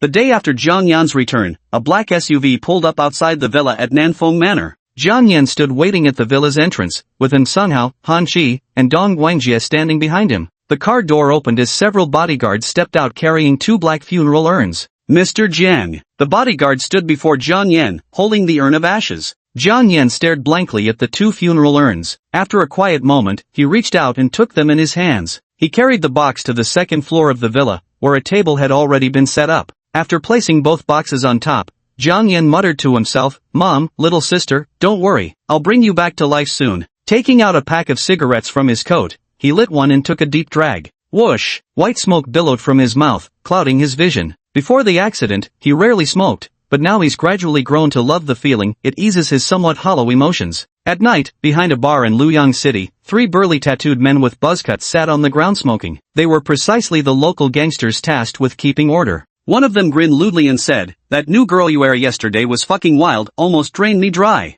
Another licked his lips at the remark. Really that intense? I gotta see what the hype is about tonight. You'll have to wait in line, it's my turn tonight. The leaner man beside him wore a triumphant grin. As the group was boasting, a masked, muscular man approached them. Put, put, put. While passing by, the man suddenly pulled a tranquilizer gun from his coat and fired rapidly at the 3. Fuck. The 3 men's expressions changed as they scrambled to their feet, trying to run toward the bar. But after just a few steps, their legs went weak beneath them, and they collapsed into unconsciousness. Squeal! As they fell, a white van with fake plates sped toward the intersection. It screeched to a sudden halt right in front of them. The sliding door flew open, and several masked thugs stepped out. Without hesitation, they loaded the unconscious men inside. The man holding the tranquilizer gun followed them into the van, and the vehicle sped away. The entire process was completed within 2 minutes. After finishing everything, the van headed straight for Nanfeng Manor in the western suburbs. These individuals would become the laboratory's volunteers. 1 week after the incident involving Dong Guangjie, in Lingzhou, within a high-rise building in downtown Taimeng City, in the hallway on the 10th floor, 5 men in black suits were seated. Among these suited men was one with a robust build, dark eye circles, messy bird's nest hair, and rugged features. He quietly awaited this bodyguard interview. Passing it would secure him a hefty monthly salary of 13,000 blue star coins. Creak! The door opened, revealing a haughty woman in black stockings and a short skirt holding a list. She glanced arrogantly at the crowd and announced, "Congratulations on passing the interview. Those whose names I call may proceed to the 29th floor." Everyone present, including the disheveled Wei Gaochang, grew tense. Under their nervous gazes, the woman began reading names: Ning Wang, Zhuo Jiashi, Jihada, Fangjin. The above personnel may report to the 29th floor. Thank you, Secretary Huang. We'll go register now. The four whose names were called stood up, unable to conceal the smiles on their faces. Wei Gaocheng, seeing his name wasn't on the list, immediately rose to his feet and asked the woman, Secretary Huang, why wasn't I included? I remember scoring the highest among all participants during the tests, didn't I? Secretary Huang looked at him, her haughty face filled with disdain. Don't think we wouldn't find out about your history as a hitman overseas. For trash like you with filthy hands, our boss wants nothing to do with you. You can leave now. Wei Gaocheng clenched his fists tightly. He had wasted 3 or 4 days passing their tests only to be rejected for being a killer. If this weren't China, he'd have killed this woman right here. Noticing his clenched fists, a cold smirk crossed Secretary Huang's face. What? You wanna throw hands with me? This isn't overseas, make one wrong move and you'll regret it dearly. With that, he walked out without another glance, leaving Wei Gaocheng behind. Wei Gaocheng heaved a helpless sigh and had no choice but to leave. Numbly, he wandered the streets before hailing a random taxi back to his small rented room in the old district. Beep beep beep. Just then, his phone rang. Wei Gaocheng picked it up and saw the caller ID read Xiaolin. A forced smile crossed his face as he answered. Hello, Xiaolin. A calm female voice came from the other end. Gaocheng, let's break up. The thought of worrying about daily necessities with you in the future feels like a nightmare to me. As it happens, my family has arranged for me to meet a rich second-generation heir. Wei Gaocheng's expression froze. Money again. He wasn't one to plead or play the lovesick fool. Fine, let's end it then. Goodbye. Hanging up the phone, Wei Gaocheng sat at his computer and checked his bank balance on his phone, just over 3,000 yuan left. Looks like I'll have to go back to my old ways again, he muttered, shaking his head helplessly at the dwindling figures. He'd trained hard abroad, acquiring all those skills, thinking they'd guarantee him a decent job back home. Who knew those bastards would reject him outright after learning about his past as a hitman? Now even his girlfriend had left him. Lost in thought, he habitually opened the old dark web to see if there was any entertainment to be found. After browsing for a while, he quickly became captivated by a job posting. High-paying security recruitment, if you can fight, starting monthly salary of 150k. Below was the website's verification badge, obtainable only upon payment of 5 million blue star coins, a mark of the publisher's credibility and financial clout. Wei Gaocheng studied it carefully. Luoyang City? Isn't that right next to my own city? After just a brief glance, he immediately took out his phone to contact them. Since the job posting was on the dark web, he believed the other party wouldn't care about his identity. 2 days later, about a kilometer to the left of the manor, the trees had been cleared to make way for a base with numerous temporary prefab buildings erected on it. The ground had been leveled and covered with gravel, extending all the way to the road several kilometers away. A bus rumbled along the gravel road toward the base, with Wei Gaocheng inside constantly surveying the surroundings outside. The view was filled with endless trees and forests. Then I turned to look inside the bus. There were only about a dozen people on the bus, each with a robust build and fierce expressions. Screech! The bus braked, and the door opened. The driver turned to the passengers. We're here. Get off. Everyone remained silent as they followed him off the vehicle and into the base. To think it's in such a remote place. Seems this money won't be easy to earn, Wei Gaocheng muttered while surveying their surroundings, lost in thought. Thud thud thud. Just as he was deep in contemplation, the sound of approaching footsteps suddenly echoed through the space. Looking up, I saw 3 burly men in black suits approaching, with the leader standing out particularly, a towering figure at 1.9 meters tall, his physique extraordinarily muscular. Han Shi calmly observed the 13 individuals who had arrived and spoke in an even tone. Congratulations to you all for successfully passing our first round of interviews. We've thoroughly investigated the backgrounds of those who made it here. Each of you has blood on your hands. Exactly the kind of talent we're looking for. Everyone present listened quietly to his words, curious to see what mystery he was about to unravel. Han Shi noticed the attentive silence of those around him, nodding in satisfaction. My name is Han Shi, he said. I'll keep the rest brief. Clap, clap. He extended his palm and gave a few claps. Immediately, 2 bodyguards emerged from behind the prefabricated house, dragging a tattooed man toward them. Fuck you, Han Chi. How dare you grab me? My boss won't let this slide. The tattooed man struggled, but his hands were cuffed, and he was firmly held by 2 burly men. What's going on here? Wei Gaocheng narrowed his eyes, unable to make sense of the scene.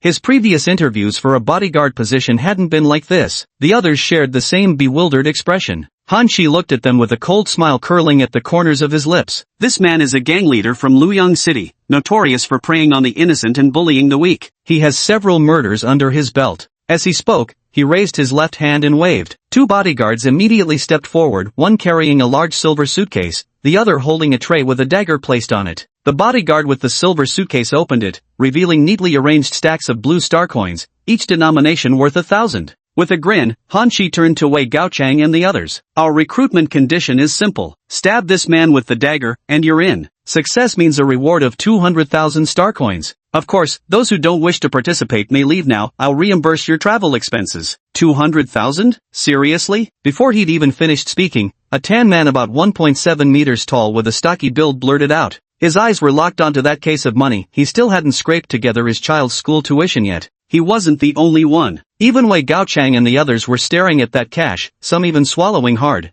As for quitting, no one wanted to. These men were either hired killers, discharged soldiers, or engaged in special operations, people completely numb to killing. Seeing no one back out, Han Shi's grin widened. Besides having blood on their hands, these men shared another common trait. They were broke and desperately needed money. Who's going first? Han Shi chuckled, gesturing toward the blade beside him. The captured gang leader listened to their conversation, his face turning ashen. Brother Chi, don't kill me, he begged. I can give you money, work for you. I'm begging you. Han Shi ignored him. I'll do it. Wei Gaochang was the first to step forward. He walked straight to the dagger, picked it up, and approached the gang leader. Ignoring the man's pleas for mercy, Wei Gaochang slashed at his neck without hesitation. Thunk! Blood gushed out, splattering across his face. He had endured enough of being penniless. Now there's a job with such high pay, even if it involves killing, he'd take it. The others behind him also took turns with the dagger, delivering finishing blows to the gang leader who wasn't quite dead yet. Moments later, the gang leader was stabbed so full of holes he resembled a honeycomb, blood pooling across the ground. Seeing this, Han Shi quickly spoke up.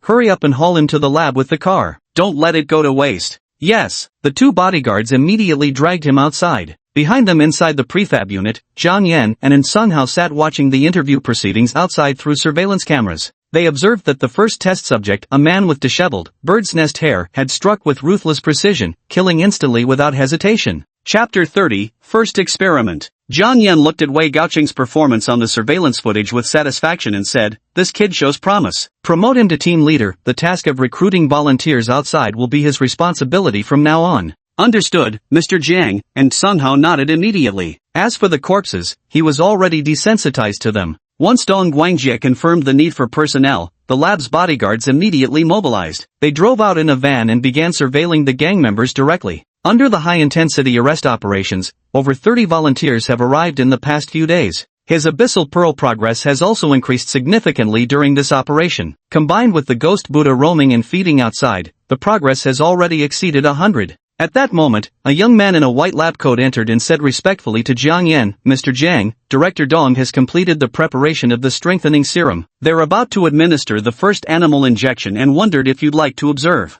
Jiang Yan's eyes brightened upon hearing this. "The strengthening serum is ready already? Tell him I'll come over right now." "Got it," the young man in the white coat replied respectfully before hurrying off. This young man was a former student mentored by Dong Guangjie and had now been recruited to join the research team. "Let's go, bossin. It's time to see the fruits of our long efforts," Zhang Yan said as he stood up, leading Sung Hao forward. "Great." And Sung Hao's eyes lit up. Wasn't all his effort precisely for the sake of transcendence? A white luxury car stood waiting outside. The two men boarded the vehicle and drove toward the adjacent estate. Several minutes later, the luxury car pulled up directly at the laboratory entrance. The injection experiment would be conducted in the underground second level. The two descended via elevator straight to the lower floor. Ding! The elevator doors slid open, revealing the space within. The upper section was mostly filled with operating tables and monitoring equipment, while at the far end stood a massive 3-meter diameter tempered glass column. 4 or 5 figures in white lab coats stood there. They were all assistants or students recruited by Dong Guangjie. "Mr. Jiang is here." Someone noticed the elevator doors opening and Zhang Yan stepping out with another person, promptly calling out the alert. Dong Guangjie, who had been observing the white mouse in front of him, set down his equipment upon hearing this and smiled as he turned to Zhang Yan. "Mr. Jiang, bossin, you've arrived." Zhang Yan walked up to him and patted his shoulder. "Well done. I knew you were the right person for the job. Results this fast." Dong Guangjie shook his head and said, "It's not that I'm skilled, but the components extracted from the savage blood are rather unique. There's a unique substance in its blood that can grow by devouring energy. I've named it the energy-draining entity. After several days of trials and combining it with other components, we've successfully synthesized the first enhancer serum," Dong Guangjie declared, looking at Zhang Yan. Zhang Yan listened beside them, arms crossed with one hand resting thoughtfully on his chin. "A devouring entity, huh? But brutal predator does consume energy so it's only natural that the thing inside it feeds on energy too. Mr. Jiang, since you're here now, let's not waste time. We should begin the experiment immediately," Dong Guangjie said impatiently. Jiang Yan was equally eager to see the results. Let's begin.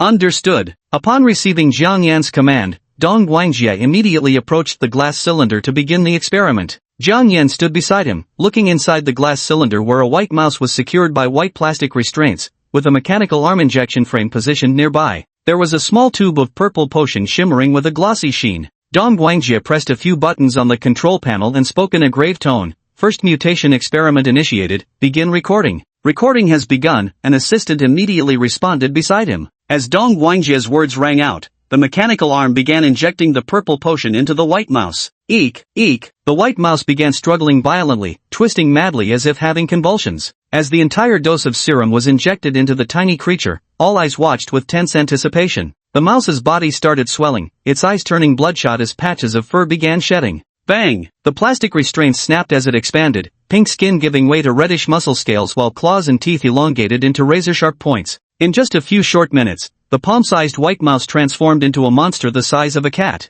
Hiss! The mutated white mouse stared at the people standing behind the glass and emitted a sound with its mouth agape. The next moment, the mutated white mouse suddenly leaped, turning into a pink blur before crashing into the glass. Bang! A loud noise echoed through the laboratory, startling In Sunghao, who had been watching from the side. And Sunghao watched the mutated white mouse continuously hitting against the glass and marveled, how incredible. Just a single chemical agent could make such a terrifying creature out of a tiny mouse. Even a dog might not stand a chance against it now. Ha ha ha. Dong Guangjie roared with laughter as he observed the creature, his excitement undeniable. This proved his path was viable. Jiang Yan also nodded repeatedly at the sight. Just as the group believed their first experiment was a perfect success, the white mouse abruptly froze mid-motion against the glass. Bang! Then, under everyone's gaze, his body exploded instantly, flesh and blood smearing across the glass. Dong Guangjie's initially laughing face froze stiff, but he quickly composed himself. Staring at the bloody mess on the glass, he pondered, there must be some issue here. It seems we'll need several more trials. Turning to Jiang Yan, he said, Mr. Jiang, experimental failures during initial trials are perfectly normal. Please allow me more time for testing. Once we achieve stability in animal subjects,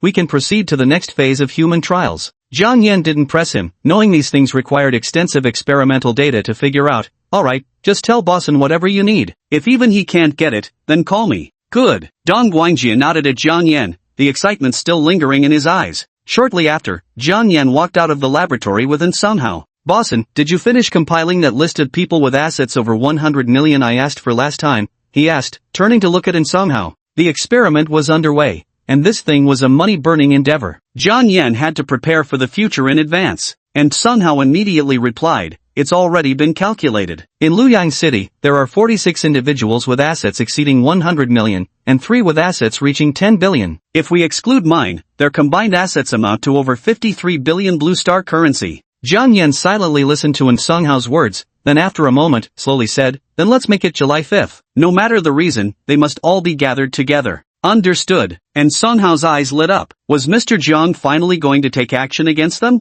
When Jiang Yan asked him to tally these people, he could already guess Jiang Yan's intentions. After all, the daily expenses of Nanfeng Manor were staggering, and one person alone couldn't sustain them for long. Jiang Yan suddenly thought of something and looked at him. By the way, has Li Yong come back? I'm already on the plane. I'll be back in Luoyang City tomorrow, and Sunghao replied. The next day, all billionaires in Luoyang City received Sunghao's banquet invitation. In the villa district of the city center lies the Chen family villa, home to the leading liquor industry magnate in Luoyang City. In the backyard of the villa, an elderly man dressed in traditional Tang-style clothing reclined on an expensive golden Nanmu chair, while a teacup rested on the wooden table beside him. Behind him, a beautiful woman in a maid's uniform was brewing tea for the elderly man. Tap, tap, tap. Footsteps echoed from inside the villa, followed by a woman's voice. Grandfather, I heard Sunghao has organized a banquet downtown and invited all the wealthy people in the city. A woman in a tailored suit arrived at the backyard garden. With willow-shaped eyebrows, rosebud lips, and strikingly beautiful features, she carried an air of sternness. Her curvaceous figure filled out the business attire impeccably. Upon hearing this, the old man motioned to the maid, who immediately left. As she passed by the woman, the maid bowed her head respectfully and said, Young Mississippi. Chen Xingwen didn't get up. His tone was calm. Your grandfather did indeed receive an invitation to this banquet. He said he's come across a major project and wants us to take a look. Chen Yelio frowned. Since when isn't Senghao such a charitable man? If there's money to be made, why would he drag us along? No one becomes the richest man in Luoyang City by being a philanthropist in the newspapers, ruthless, shady, with ulterior motives behind every move. This was Chen Yelio's impression of An Songhao. Chen Xingwen smiled and said, Xiaolu, no matter what his intentions are, we just need to go take a look. Our Chen family has our own business, and we've earned enough already. There's no need to get involved in other matters anymore. I understand. I'll go with Grandpa to see what tricks he's up to. Chen Yelio nodded, curious to find out what schemes An Songhao had in store to squeeze money out of them. At the same time, the other wealthy families who had been invited held nearly identical views. And Songhau's Haiyang Real Estate, the Chen family's Chuanqiu Winery, the Lei family's investment firm, and the newly risen Liyuan Real Estate. Each of these four was a multi-billion-dollar giant in Luoyang City, and prime targets for Jiang Yan. Chapter 31 The Banquet. By July 5th, all sorts of luxury cars were coming and going at the entrance of a white grand hall in the heart of Luoyang City. Dozens of bodyguards in black suits stood guard outside the entrance. Inside a blue luxury SUV, Chen Xingwen, clad in a traditional black tang suit, watched as the cars ahead queued to enter the parking lot. He sighed with emotion. What a lively gathering. No matter what happens, this is definitely a grand reunion of Shenyang City's business elite. Chen Yelio, dressed in a black evening gown, sat nearby. She glanced at the arriving vehicles, all carrying familiar faces. As the cars pulled into the parking lot, the two figures walked toward the nearby hall under their bodyguards' protection. The hall was arranged with long banquet tables laden with delicacies, where numerous men and women in lavish high-end attire stood conversing. A smile occasionally flickered across his face as waiters moved through the crowd with trays in hand. As Chen Xingwen made his appearance, he was immediately noticed. A chubby middle-aged man in a white suit approached swiftly with a smile. Oh my, I didn't expect old Master Chen to attend this evening event. I thought it would be Miss Chen who came. As he spoke, he nodded in greeting towards Chen Wenqing's companion, Chen Yelio. Chen Wenqing also wore a smile on his face. How's that for talk, Awan? Even an old man like me is still human. For so many years in Liu Yan's business circle, no one's organized a decent gathering. Now that someone's finally stepped up to host one, of course I'm eager to join in on the fun. Several more people came over to greet them during the banquet. Soon after, a man wearing glasses and dressed in a casual blue suit walked in. The fat man in the white suit, Awan, spoke up when he saw this. Old master, Miss Chen, Lei Xiangchen is here. Chen Yelio turned her gaze toward the bespectacled man, her eyes flickering. I heard the company Lei Xiangchen invested in recently had its product explode in sales, earning 200 million in just a few months. His foresight is truly sharp. Speaking of Songhao, where is he? Why isn't the host present at his own banquet? Chen Xingwen scanned the hall but failed to spot Songhao. Awan waved his hand dismissively. Who knows what tricks he's got up his sleeve? I haven't seen him around since I arrived. While everyone was discussing, a middle-aged man with rugged features swaggered in, wearing a floral shirt and white shorts, his left arm draped around a woman. Behind him trailed over a dozen bodyguards, their grand entourage drawing all eyes in the lobby. The man swept his gaze across the lobby and, failing to spot An Kangho, his face darkened with displeasure. An Kangho's got some nerve. Can't even bother to greet me when I show up. Awen's face darkened with displeasure at the sight. Sure, Qingtong sure knows how to put on airs. Just got lucky landing some big government project to earn a little money. That's not just a little, rumor has it he made tens of millions. And that project was actually snatched from An Songhao's hands too. Pure dumb luck that doubled his net worth. Another man chimed in, eyes brimming with envy. Didn't expect An Songhao would even invite him here. Chen Yelio watched Shi Qingtong enter the hall with a thoughtful gaze. Shi Qingtong was originally a property tycoon worth billions, but had been suffocated under An Songhao's oppression for years. Seizing an opportunity to suddenly rise to prominence with assets exceeding 10 billion, he immediately began opposing An Songhao at every turn. Whenever An Songhao launched a real estate project, he would swiftly follow up by developing a competing property right next to it, triggering price wars that escalated tensions between them to near boiling point.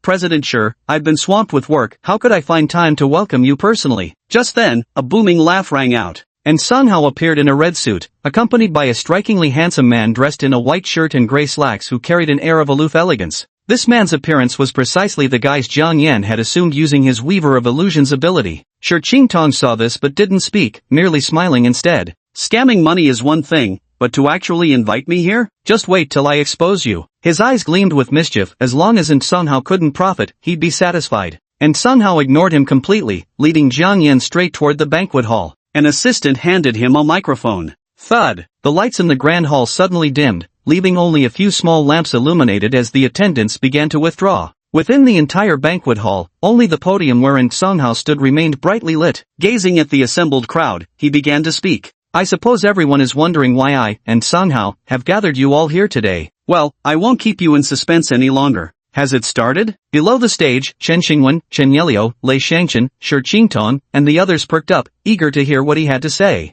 A smart smile curled at the corners of An Songhao's mouth. I wonder if any of you have heard of awakened ones or encountered such individuals. His words immediately sparked animated discussions among the gathered crowd below. Awakened ones? Confusion flickered across many faces in the audience. Some had never even heard the term before, assuming In Songhao was talking about something from movies. Meanwhile, Chen Xingwen studied In Songhao with a pensive expression. Has this kid actually come into contact with those beings? Chen Yelio and the others nearby turned their heads curiously upon hearing this and asked, Old man, are they really awakened? Isn't that just some tall tale? Chen Xingwen didn't hesitate before replying to them, yes, I saw them twice decades ago, but they rarely interact with ordinary people like us, we practically live in different worlds. Grandpa, you've really seen them? This time, it was Chen Yelio's turn to be shocked. She had watched videos before too, but like any normal person, she dismissed them as special effects or fakes. Chen Xingwen ignored his granddaughter, instead fixing his gaze on In Songhao above, watching what trick he was up to. Not far away, Shi Qingtong held his female companion close, a mocking expression on his face. That In Songhao has truly lost his mind to think he'd fabricate such outrageous lies.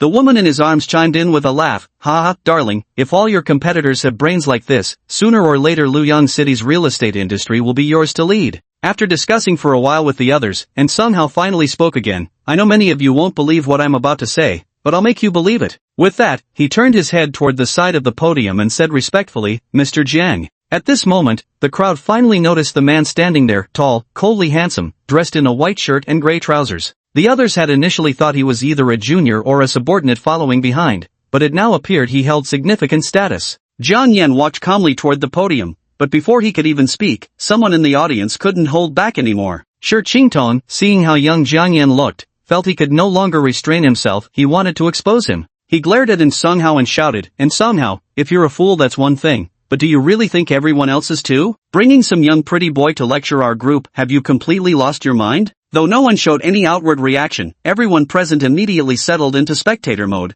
waiting to see how In Songhao would handle this farce. Chapter 32, Taking Out the Trash. In Songhao regarded Shi Qingtong with calm composure. In the past, such insults would have made him furious. Now his gaze toward Shi Qingtong carried a trace of pity. The master beside him was no benevolent gentleman. Sure enough, Jiang Yan's intended words were interrupted as he glared venomously at Shi Qingtong below, who had his arm around a female companion. Shi Qingtong returned his stare with equal defiance. A cold smirk played at Jiang Yan's lips. I'll let you experience right now whether awakened beings truly exist. As the words fell, the ghost Buddha who had returned to his side gazed benevolently at the banquet attendees, and a wave of spiritual energy emerged. It swiftly spread throughout the entire venue. Those who had been watching the spectacle suddenly found their bodies paralyzed, disbelief flooding their hearts as their pupils contracted. At the banquet, Jiang Yan had deliberately refrained from immobilizing Shi Qingtong and his female companion. Shi Qingtong soon noticed something amiss. The people around him seemed to have abruptly frozen in place, motionless. What's wrong with you all? Why did you suddenly stop moving? His expression changed slightly as he nudged the person beside him. The person merely swayed slightly without responding, causing his face to gradually twist into terror. In the dimly lit environment, everyone had inexplicably frozen in place, retaining their previous postures, an utterly eerie sight. The woman in his arms turned ghostly pale and clung to him tightly. Honey, what on earth is happening? Shi Qingtong's face showed fear, but he seemed to remember something and forcefully suppressed it, suddenly lifting his head to look toward the podium above. He noticed In Songhao and that man staring at him, their bodies swaying ever so slightly, not escaping his attention. It's you! Did you do something to them? Shi Qingtong pointed at Jiang Yan, his voice trembling slightly. Smack! Smack! Jiang Yan gazed at him with icy eyes, reached out and gave a pat, his tone indifferent. Dispose of the trash. Tap, tap, tap. The moment his words fell, rapid footsteps immediately echoed from the darkness. Shi Qingtong turned his head at the sound and saw a young man with messy hair and sharp features, clad in a black suit, charging straight toward him. Trash belongs in the dump, not here playing the clown. A cold smirk tugged at Wei Gaocheng's lips as he withdrew a dagger from his sleeve and thrust it directly into Shi Qingtong's turned head. Thunk! Shi Qingtong gazed at the dagger embedded in his chest, his face filled with disbelief. He couldn't believe that a billionaire tycoon like himself would actually get stabbed at a party teeming with people.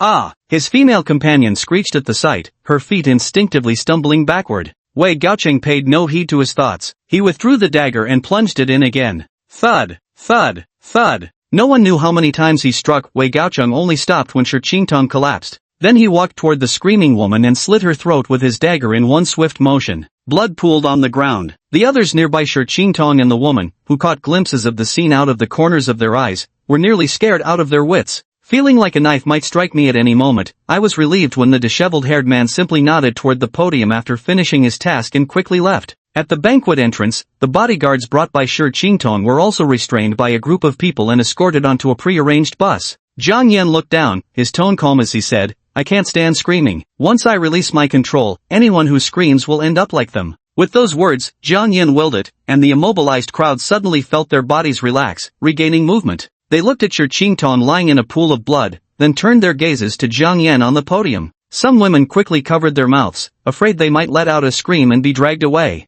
Chen Yelio watched the scene unfold, then glanced toward the hall entrance where, unnoticed until now, over a dozen imposing bodyguards stood, their fierce demeanor making it clear escape wouldn't be easy. "Is this what awakened ones are like? Feels like we've walked straight into a trap," muttered Awen beside him, his face pale as he stared at Jiang Yan atop the podium. Chen Xingwen didn't show much change in expression and spoke calmly. "They'd kill a businessman with assets over 10 billion just like that. Either they're confident they can suppress the ensuing public outcry, or they're straight-up reckless maniacs who don't consider consequences." On the podium, Jiang Yan regained his composure and said, "After what you've just witnessed, I presume none of you have any doubts left about the existence of awakened individuals." No one dared respond to Jiang Yan's words from below the stage, but judging by their dazed expressions, they had clearly accepted this reality. Jiang Yan paid them no further mind and spoke with unshakable composure. "I've come this time to lead you all in becoming awakened. After what you just experienced, being completely immobilized, I'm sure none of you ever want to go through that again. The only way to resist such things is to become awakened yourselves." Hearing this, the crowd below immediately felt their initial fear transform into something else entirely. Lei Xiangchen's eyes lit up as he fixed his gaze on Jiang Yan. Even the elderly Chen Xingwen showed interest. Addressing Jiang Yan with respect, he asked, "Mr. Jiang, might I ask how one becomes awakened?" The others also looked at Jiang Yan with eager anticipation. His earlier ability to immobilize them all had left them thoroughly astonished and terrified. Now, hearing that he too could possess such power, the turbulence in his heart was naturally immense. Jiang Yan gazed at the old man before him, then waved his hand toward the bodyguards lurking in the shadows. "Bring this venerable elder a piece of Buddha crystal," he ordered. A bodyguard promptly approached, handing Chen Xingwen a crystal. "What is this?" Chen Xingwen wondered, eyeing the translucent crystal in his hand with dark energy swirling inside. Chen Yelio and the others stared at the crystal, unsure of what it was. Jiang Yan spoke from above, "This is Buddha crystal. Once used, it grants 15 minutes of enhancement without side effects. Visualize consuming it, absorbing it. Is it really that magical?" Chen Yelio looked at the Buddha crystal in Chen Xingwen's hand as he heard these words. Upon hearing Jiang Yan's words, Chen Xingwen focused his thoughts and began to proceed exactly as Jiang Yan had instructed. The lobby lights came back on, allowing everyone to clearly witness what was about to unfold. The crystal emitted a pulse of black light as dark energy surged toward Chen Xingwen's hands. The next moment, before everyone's eyes, Chen Xingwen's originally stooped and frail figure, barely over 5 feet tall, swelled and straightened with newfound vigor. Rip! The tang suit on his body tore apart as his rapidly expanding physique burst through the fabric. The wrinkled skin tightened as muscles surged beneath, making him appear noticeably younger. "Ah!" The onlookers gasped in unison, their breaths catching at the sight. Chen Yelio stared in astonishment as his grandfather transformed from a 1.6-meter-tall elderly man into a robust, 1.8-meter-tall, muscular old man. "This is absolutely unbelievable." Chen Xingwen ran his hands over his newly acquired muscles, unable to suppress the delight on his face. Previously weakened by age, his flesh had deteriorated, his strength had diminished, and his spirit had flagged. After using the Buddha crystal, all these problems no longer existed. He only felt his mind becoming extraordinarily clear, unbelievably awesome. He looked at the crowd surrounding him and suddenly reached out to grab the fat man. "Awen, what are you doing, old man?" Awen's expression changed, panic creeping into his voice. Chen Xingwen's face lit up with excitement. "Ha, don't worry, old man. Let me test my strength." With just one hand, he effortlessly lifted the hefty Awen off the ground. "Ah, good, excellent, this feeling is absolutely fantastic." Chen Xingwen burst into laughter, holding Awen up with one hand. If this condition could be maintained indefinitely, he even felt he could live decades longer without any issues. Jiang Yan wore a smile on his face, quietly watching this scene unfold. This will be the most convincing proof, a 90-year-old man effortlessly lifting a nearly 200-pound chubby kid with one hand. Jiang Yan had been waiting while Chen Xingwen below kept testing his body. After waiting several more minutes, he continued speaking. "See that? What this old gentleman is using is one of our products. We're already conducting experiments to create permanent awakened. Believe it won't be long before we see results." Chapter 33, The Association of Freaks. Below, Chen Xingwen raised his voice towards Jiang Yan and declared, "Mr. Jiang, name your price, our Chen family will invest." Beside him, Chen Yelio witnessed the effect of the Buddhist crystal and offered no objection, not that he could, given that the true authority in the Chen family still lay with the patriarch. On the other side, Lei Xiangchen adjusted his glasses, his interest piqued by Jiang Yan's words. "Mr. Jiang," he declared, "I, Lei Xiangchen, am investing in this project. I feel the same. I feel the same way." Below, a few people spoke up one after another, their voices filled with longing to become awakened. Jiang Yan watched the scene with a slight curl of his lips. "I'll seize this opportunity to establish an organization, one with both power and resources." Jiang Yan paused for a moment, then raised his voice as he addressed the gathered crowd. "The name of this organization is the Monster Association." Monster Association, what a strange name, Lei Xiangchen below muttered upon hearing it, finding the designation utterly bizarre. What kind of group would call itself such a thing? Many people shared the same thought as him. On the podium, Jiang Yan continued his speech, "As long as you're willing to dedicate 20% of your wealth, you'll become a member of our Freak Association. Not only will you gain access to exclusive experimental results unavailable to others, but you'll also receive protection from formidable guardians." This thought had occurred to Jiang Yan long ago, and now everything was unfolding as he had envisioned. Jiang Yan's words left the crowd below bewildered and hesitant. A 20% share of their assets was no trivial matter after all. Even Ing Songhao was somewhat taken aback, never expecting Jiang Yan to suddenly propose forming a faction here. But Chen Xingwen, who had already used the Buddha crystal, was the first to step forward and declare loudly, "Mr. Jiang, my Chen family is willing to join the Monster Association." Seeing this, Lei Xiangchen immediately spoke up, "Mr. Jiang, I, Lei Xiangchen, will also join." "No rush. I never force anyone. I can let the rest of you experience the Buddha crystal too." As Jiang Yan finished speaking, several bodyguards immediately brought out small cases and began distributing the Buddha crystal to those present. The bodyguards only handed them to the heads of each company, their companions and family members received none. Excluding the thoroughly dead Shi Qingtong, this operation consumed a total of 45 Buddha crystals. Lei Xiangchen observed the object writhing with black energy in his hand, following Jiang Yan's earlier instructions to begin activating it. As the dark energy surged into his body, a surge of strength erupted from within, causing his frame to elongate. "Rise up!" The sounds of fabric tearing echoed continuously through the grand hall. These prominent figures of Luoyang City, dressed in tattered clothes, could feel the surging power within their bodies, their faces betraying uncontrollable excitement. Lei Xiangchen noticed that his slightly nearsighted eyes seemed to have become sharper after using the Buddha crystal. He tentatively removed his glasses, the world before his eyes grew clearer, his reflexes quicker. What an astonishing thing! Just one experiment solidified Lei Xiangchen's determination to join the Monster Association. Though he didn't understand the meaning of its name, he recognized the true value of the Buddha crystal. Jiang Yan gazed down at the burly men below and declared, "Starting now, raise your hands if you wish to join the Monster Association." As his words fell, everyone below who had used the Buddha crystal immediately raised their hands, their faces brimming with unrestrained excitement. If they had initially felt shock and wonder witnessing Chen Xingwen's display, their mindset had completely transformed after experiencing it for themselves. It turns into desire, the yearning to continue possessing this power, even to become an awakener. No man doesn't crave strength, it's just that as they grow older and experience more, they stop pursuing such illusory things. Now, with an opportunity to gain power right before his eyes, one he's already experienced, no one could remain unmoved, even at the cost of 20% of their fortune. Jiang Yan watched the scene unfolding below, a smile playing at his lips. For now, he wouldn't have to worry about funding issues anymore. 20% of their assets was just the membership fee. Jiang Yan had plenty of ways to keep squeezing every last coin from them in the future. "Bosson will follow up with you." "Alright, now the banquet is officially over. Enjoy your food and drinks, just remember not to disclose tonight's affairs," Jiang Yan said casually. He wasn't afraid of those who might take notice of what happened here. If anyone came, he'd simply kill them one by one. Unless it was the Mystic Mirror Division, no faction could inspire fear in him. Jiang Yan patted Ing Songhao on the shoulder. "Clean up the scene," he said. "I'm heading back first." "Yes," and Songhao replied deferentially. As the banquet was underway, at a deserted construction site in Luoyang City, Zhang Jianbai appeared driving a black sedan. Parked at the construction site ahead was another black car. Zhang Jianbai stepped out and walked toward the black car. As its door opened, a deputy manager from Haiyang Real Estate emerged with a meaningful smile, carrying a large suitcase. The next day, a piece of news surfaced in Luoyang City. Industrial property tycoon Shi Qingtong and girlfriend perish in fiery car crash. Luxury vehicle explodes, leaving no remains. This news, deliberately suppressed, merely caused small ripples within Luoyang City, with no reports circulating beyond its borders. Within days of the news breaking, all of Shi Qingtong's inheritors began meeting their demise through various accidents.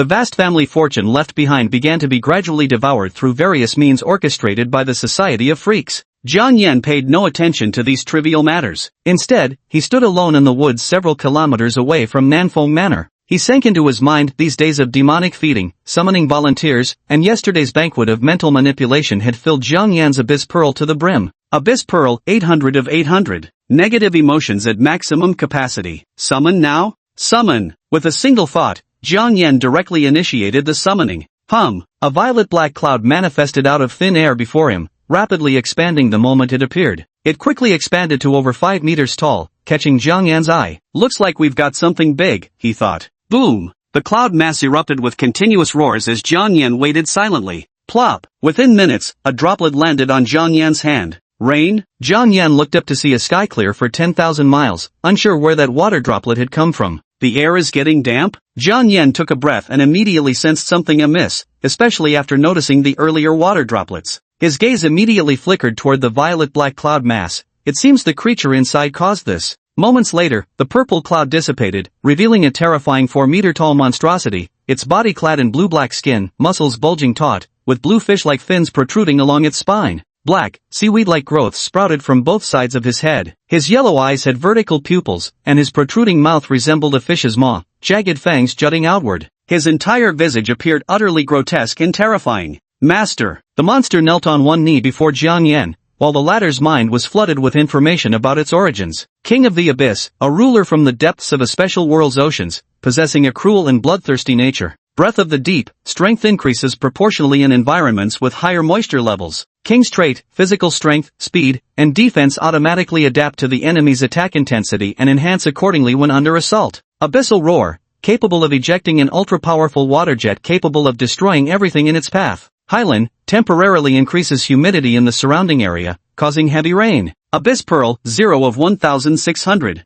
Jiang Yan examined the information appearing in his mind while stroking his chin. Another super soldier, though this time with an added water-jetting ability. Jiang Yan looked at the Deep Sea King. Come back with me. You're not allowed to act without my orders. Yes, sir. The Deep Sea King followed behind Jiang Yan as they walked toward the manor. As they walked, Jiang Yan pondered, these monsters are multiplying and growing larger. Soon, Nanfeng Manor won't be able to house them all. Moreover, this wasn't Jiang Yan's ideal base location, too close to the city. Anyone could just drive up the road straight to this place. What kind of base was this supposed to be? It seems it's time to plan for a new base. Jiang Yan's eyes flickered with calculation. He needed to make thorough preparations. Even if the Mystic Mirror Bureau discovered this location, he would still have alternatives. Jiang Yan walked toward the manor with the Deep Sea King in tow. As patrolling bodyguards caught sight of him and the ominous figure trailing behind, their expressions shifted, and they hurriedly bowed in greeting. Guild leader, president. Ever since establishing the Association of Eccentrics at yesterday's banquet, everyone here had started addressing him as president.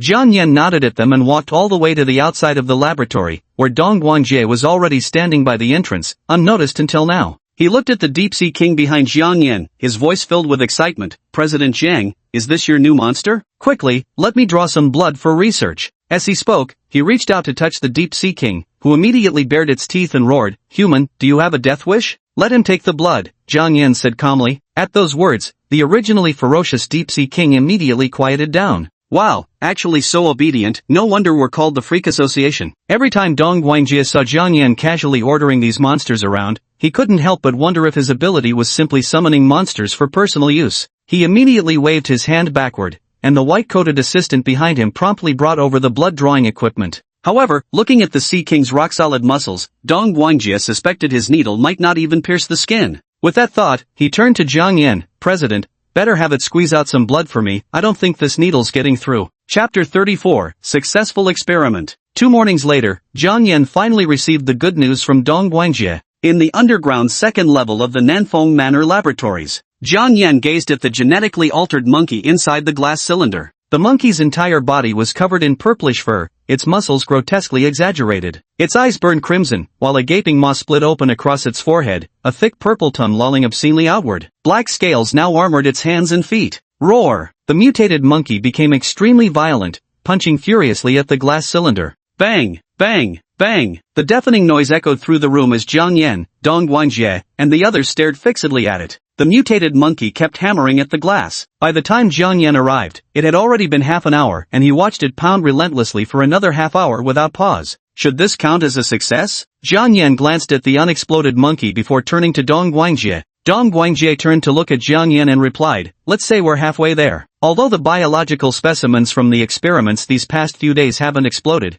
they've all become extremely aggressive. I'm currently making improvements and plan to conduct human trials this afternoon to observe the reactions. The only problem is that the glass chamber might not withstand a mutated human. Jiang Yan replied indifferently, I'll bring tyranny over, but given its size, it won't be able to enter here. You can proceed with the examination on the first floor. If any issues arise, you can terminate it immediately. Understood. Dong Guangjie nodded. After giving his instructions, Jiang Yan turned and departed. When he reached ground level, he glanced back at Sung Hao behind him. Bosun, build underground bases in the Vera Desert and Gakishikoku respectively, following the highest specifications. Make the ceiling height taller, at least 10 meters. These two locations were places Jiang Yan had spent considerable time selecting. The Vera Desert is the largest desert within the borders of Manhwa Kingdom, yet it remains virtually unnoticed by most. Gakixi is a small country across the sea, with weak national power and an army of only a few thousand soldiers. Over there, anything can be arranged as long as you have money. Upon hearing this,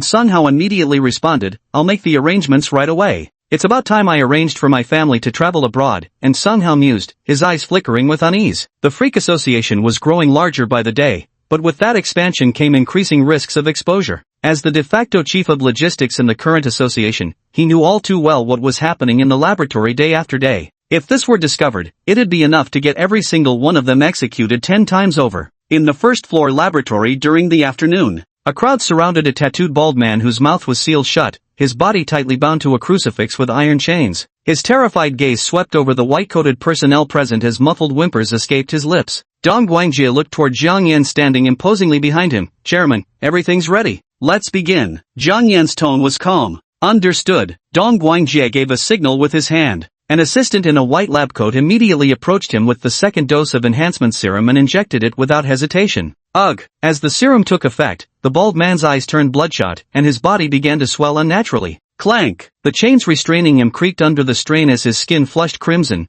then darkened into a deep violet hue. Rip! A tearing sound echoed through the room. Amidst the stunned gazes of onlookers, the man's abdomen violently split open, revealing not organs, but a writhing mass of serrated teeth. Yellow liquid oozed from between teeth and dripped onto the ground. Sizzle! The yellow liquid corroded the ground, leaving a small pit. Snap! The chains shattered directly as Jiang Yan retreated behind Banu with the others. Roar! A purple-bodied monstrosity about 2 meters tall appeared on the spot, eyes crimson red with a massive mouth gaping from its abdomen. Its eyes burned with madness even upon seeing Banu. It charged forward without hesitation, moving so fast only a blur remained. Seeing this, Jiang Yan immediately shouted, restrain him, don't kill! No sooner had he spoken than the brutal figure before him moved, effortlessly grabbing the monster by its throat with one hand and slamming it to the ground. Ruahar! No matter how the monster struggled and roared, how fiercely it pounded on the brute's arm, none of it could make him budge an inch. Sizzle! Large amounts of yellow liquid suddenly sprayed from his abdomen, splashing onto Brutal's hands as thick black smoke instantly billowed forth. Yet no matter how much fluid gushed out, none could penetrate Brutal's impenetrable skin. Dong Guangjie stood beside Jiang Yan, his gaze flickering as he remarked, to charge directly at a monster stronger than himself without fear, he must have completely lost his mind. Jiang Yan frowned slightly. Is there any solution? This question made Dong Guangjie's face darken with concern. It's likely a psychological issue. None of us here specialize in that field, so we'll probably have to wait some time to make progress. Mental issues? Jiang Yan wore a contemplative expression. This was indeed a challenging dilemma, as the aspects of psyche and willpower had always been research subjects worldwide. Yet no progress has been heard of all these years. Spirit? Buddha crystal. Jiang Yan's eyes suddenly lit up with realization as he thought of the Buddha crystal. The Buddha crystal, while primarily strengthening the physical body, also provides terrifying enhancements to mental power. After using it, not only does the mind become extraordinarily sharp with heightened reflexes, but it also grants extreme vitality. Realizing this, Jiang Yan immediately took out a Buddha crystal and approached Bao Nu, stuffed this into his stomach. Jiang Yan handed the Buddha crystal to Tyranny, who took it and forcefully shoved it directly into the monster's gaping belly. Buzz! As the Buddhist crystal was inserted, a surge of black energy erupted and fused into the creature's belly. The originally ferocious monster's thrashing movements gradually slowed. Moments later, the creature on the ground let out a terrified cry. What have you done to me? Don't kill me, please. The bald man had completely regained his senses by now. Watching Bano restraining him and staring at his own slit-open stomach, he was utterly terrified. Has he regained his senses already? The Buddhist relic is truly miraculous. Dong Guangjie wore an eerie expression, as if he'd seen a ghost.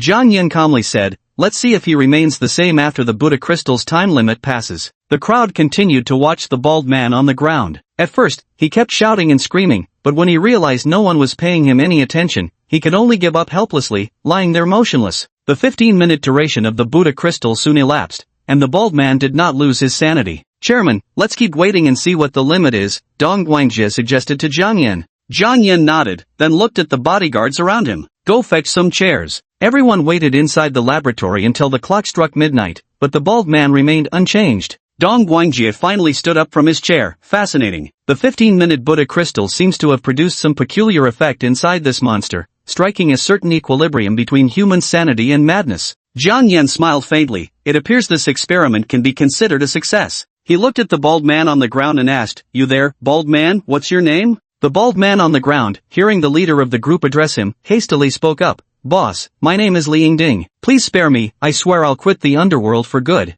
Jiang Yin looked at Li Yingding and said, as long as you cooperate obediently with the upcoming experiment, I guarantee you'll come out of this unharmed. I'll cooperate, just don't kill me, Li Yingding hurriedly pleaded, genuinely terrified. We'll continue the experiments on the first floor. I'll leave Baono here if he disobeys, just kill him and study the corpse. Jiang Yin turned to look at Dong Guangjie. Dong Guangjie nodded, his eyes gleaming at Li Dingjing lying on the ground, another fresh research specimen. Chapter 35, The Beginning. The scale of Nanfeng Manor had been continuously expanding, with numerous vehicles coming and going every day. This also caught the attention of some people. On the road leading to South Maple Manor, a small car came to a halt. The car door opened, and two fashionably dressed young men stepped out. One of them, a short-haired youth in black clothing, spoke up. The navigation shows Nanfeng Manor is just ahead. But are we really going in just the two of us? What if something unexpected happens? The young man in red beside him wore a confident smile. Don't worry, I'm fully prepared this time. My phone's set to notify the authorities with one click. Once we capture video evidence of human drug trials inside, it's guaranteed to go viral nationwide, another big payday for us.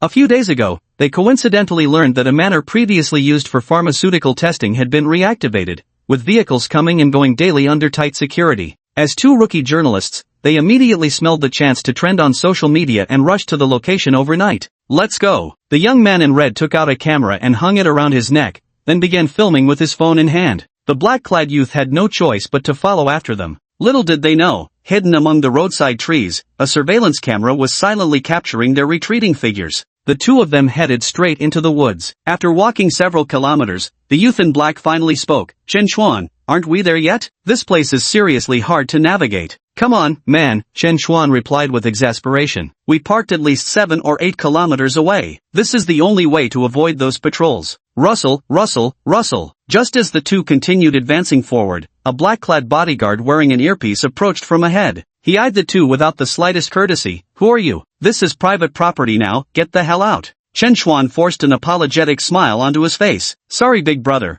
we're just tourists here. Didn't realize this area was off limits. We'll leave right away. With that, he immediately turned around with the black-clad youth and headed back the way they had come. Once they were out of the bodyguard's sight, the two of them changed direction and walked toward another path. Chen Xuan's face showed excitement. There are bodyguards even before we get close. The security level here is almost comparable to some military camps. They must be up to something illegal inside. The young man in black now looked puzzled. Can we actually get close? What if we encounter more bodyguards? What's there to be afraid of if we run into them? What can they possibly do to us in this peaceful society? Chen Xuan said with a disdainful look, continuing forward with the young man in black. On the trees beside them, a green-painted surveillance camera was watching their every move. Not far away, within the base that had been leveled to serve as both living quarters and training grounds for bodyguards. Inside one of the prefab rooms, Wei Gaocheng and several bodyguards were watching Chen Xuan and his companion through the surveillance feeds. A man with a scarred face sneered coldly, looks like another pair of suicidal idiots trying to snoop around the manor's secrets. Wei Gaocheng observed the two with a faint smile. Aren't they perfect volunteers? Take some men and escort them to the laboratory.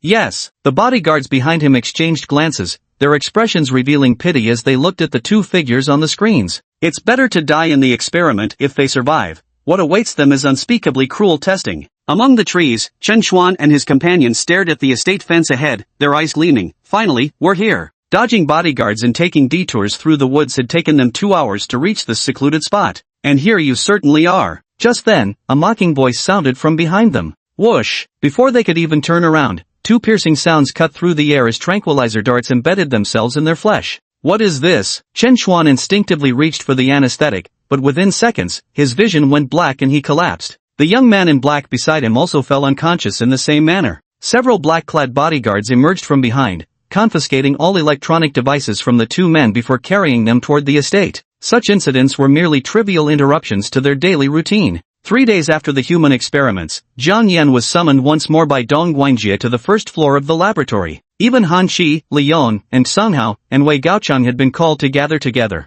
The ruthless creature stood behind Jiang Yan, its head pivoting restlessly. Inside the lab, Dong Guangjie, with heavy dark circles under his eyes, held a black syringe in his hand. He looked at Jiang Yan, his voice brimming with barely contained excitement. President, it's finally done. I've finally done it. The third version of the enhancement serum, safe for our own people. On either side of the first floor stood over a dozen enormous glass cylinders filled with formaldehyde, each displaying the grotesque corpses of deformed monsters. At these words, Jiang Yan's eyes gleamed as he hurriedly asked, "Brief me on all your experimental results from these past days." And Song Hao beside them also wore an excited expression, his eyes gleaming as he stared at the serum in Dong Guangjie's hand. Is this the key to becoming an awakened? Han Qi, Wei Gaochang, and Li Yong all wore expressions similar to Song Hao's. Though one of them was an awakened, the 1-second future enhancement's current effectiveness still fell short for Li Yong's present capabilities. If faced with someone stronger, he'd be instantly taken down without even a chance to react. Dong Guangjie, hearing Jiang Yan's words, composed himself and spoke.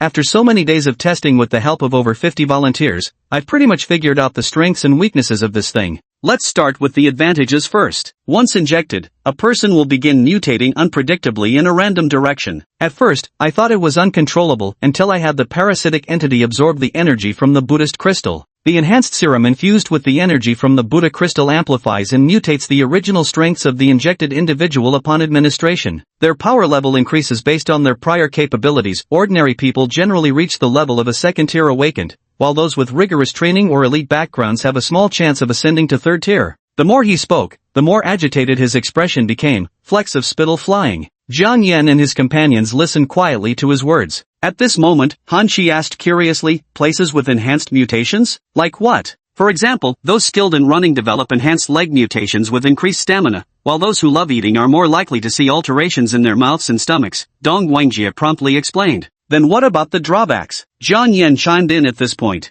Dong Guangjie raised his hand, pointing at the glass cylinder inside. The drawback is that although some human features can be restored after mutation, the monster traits remain equally prominent, never to be altered again. At these words, the eyes of those present flickered with uncertainty. This was equivalent to being stripped of one's humanity, yet in exchange, they could gain formidable power. Jiang Yan stepped forward, took the enhancement serum from Dong Guangjie's hand, and turned to face Song Hao and the others. Who among you will step up? Just take this injection, and you'll attain power, strength that rivals or even surpasses that of an awakened being. The moment these words were spoken, Han Qi stepped forward without hesitation, his eyes burning with desire for power. President, I'll do it. Chapter 36, The Transformation into a Monster. You must understand the downside. Once you take this step, there's no turning back. Jiang Yan looked at Han Qi and spoke with grave sincerity. Han Qi didn't hesitate for a second. If this is the price to pay for becoming an awakened, then I'm willing to accept it. Before he could finish speaking, Dong Guangjie corrected him with a serious expression. Wait, hold on. This thing shouldn't be called an awakened. His body, parts of it or even entirely, has turned monstrous. It deserves a new name.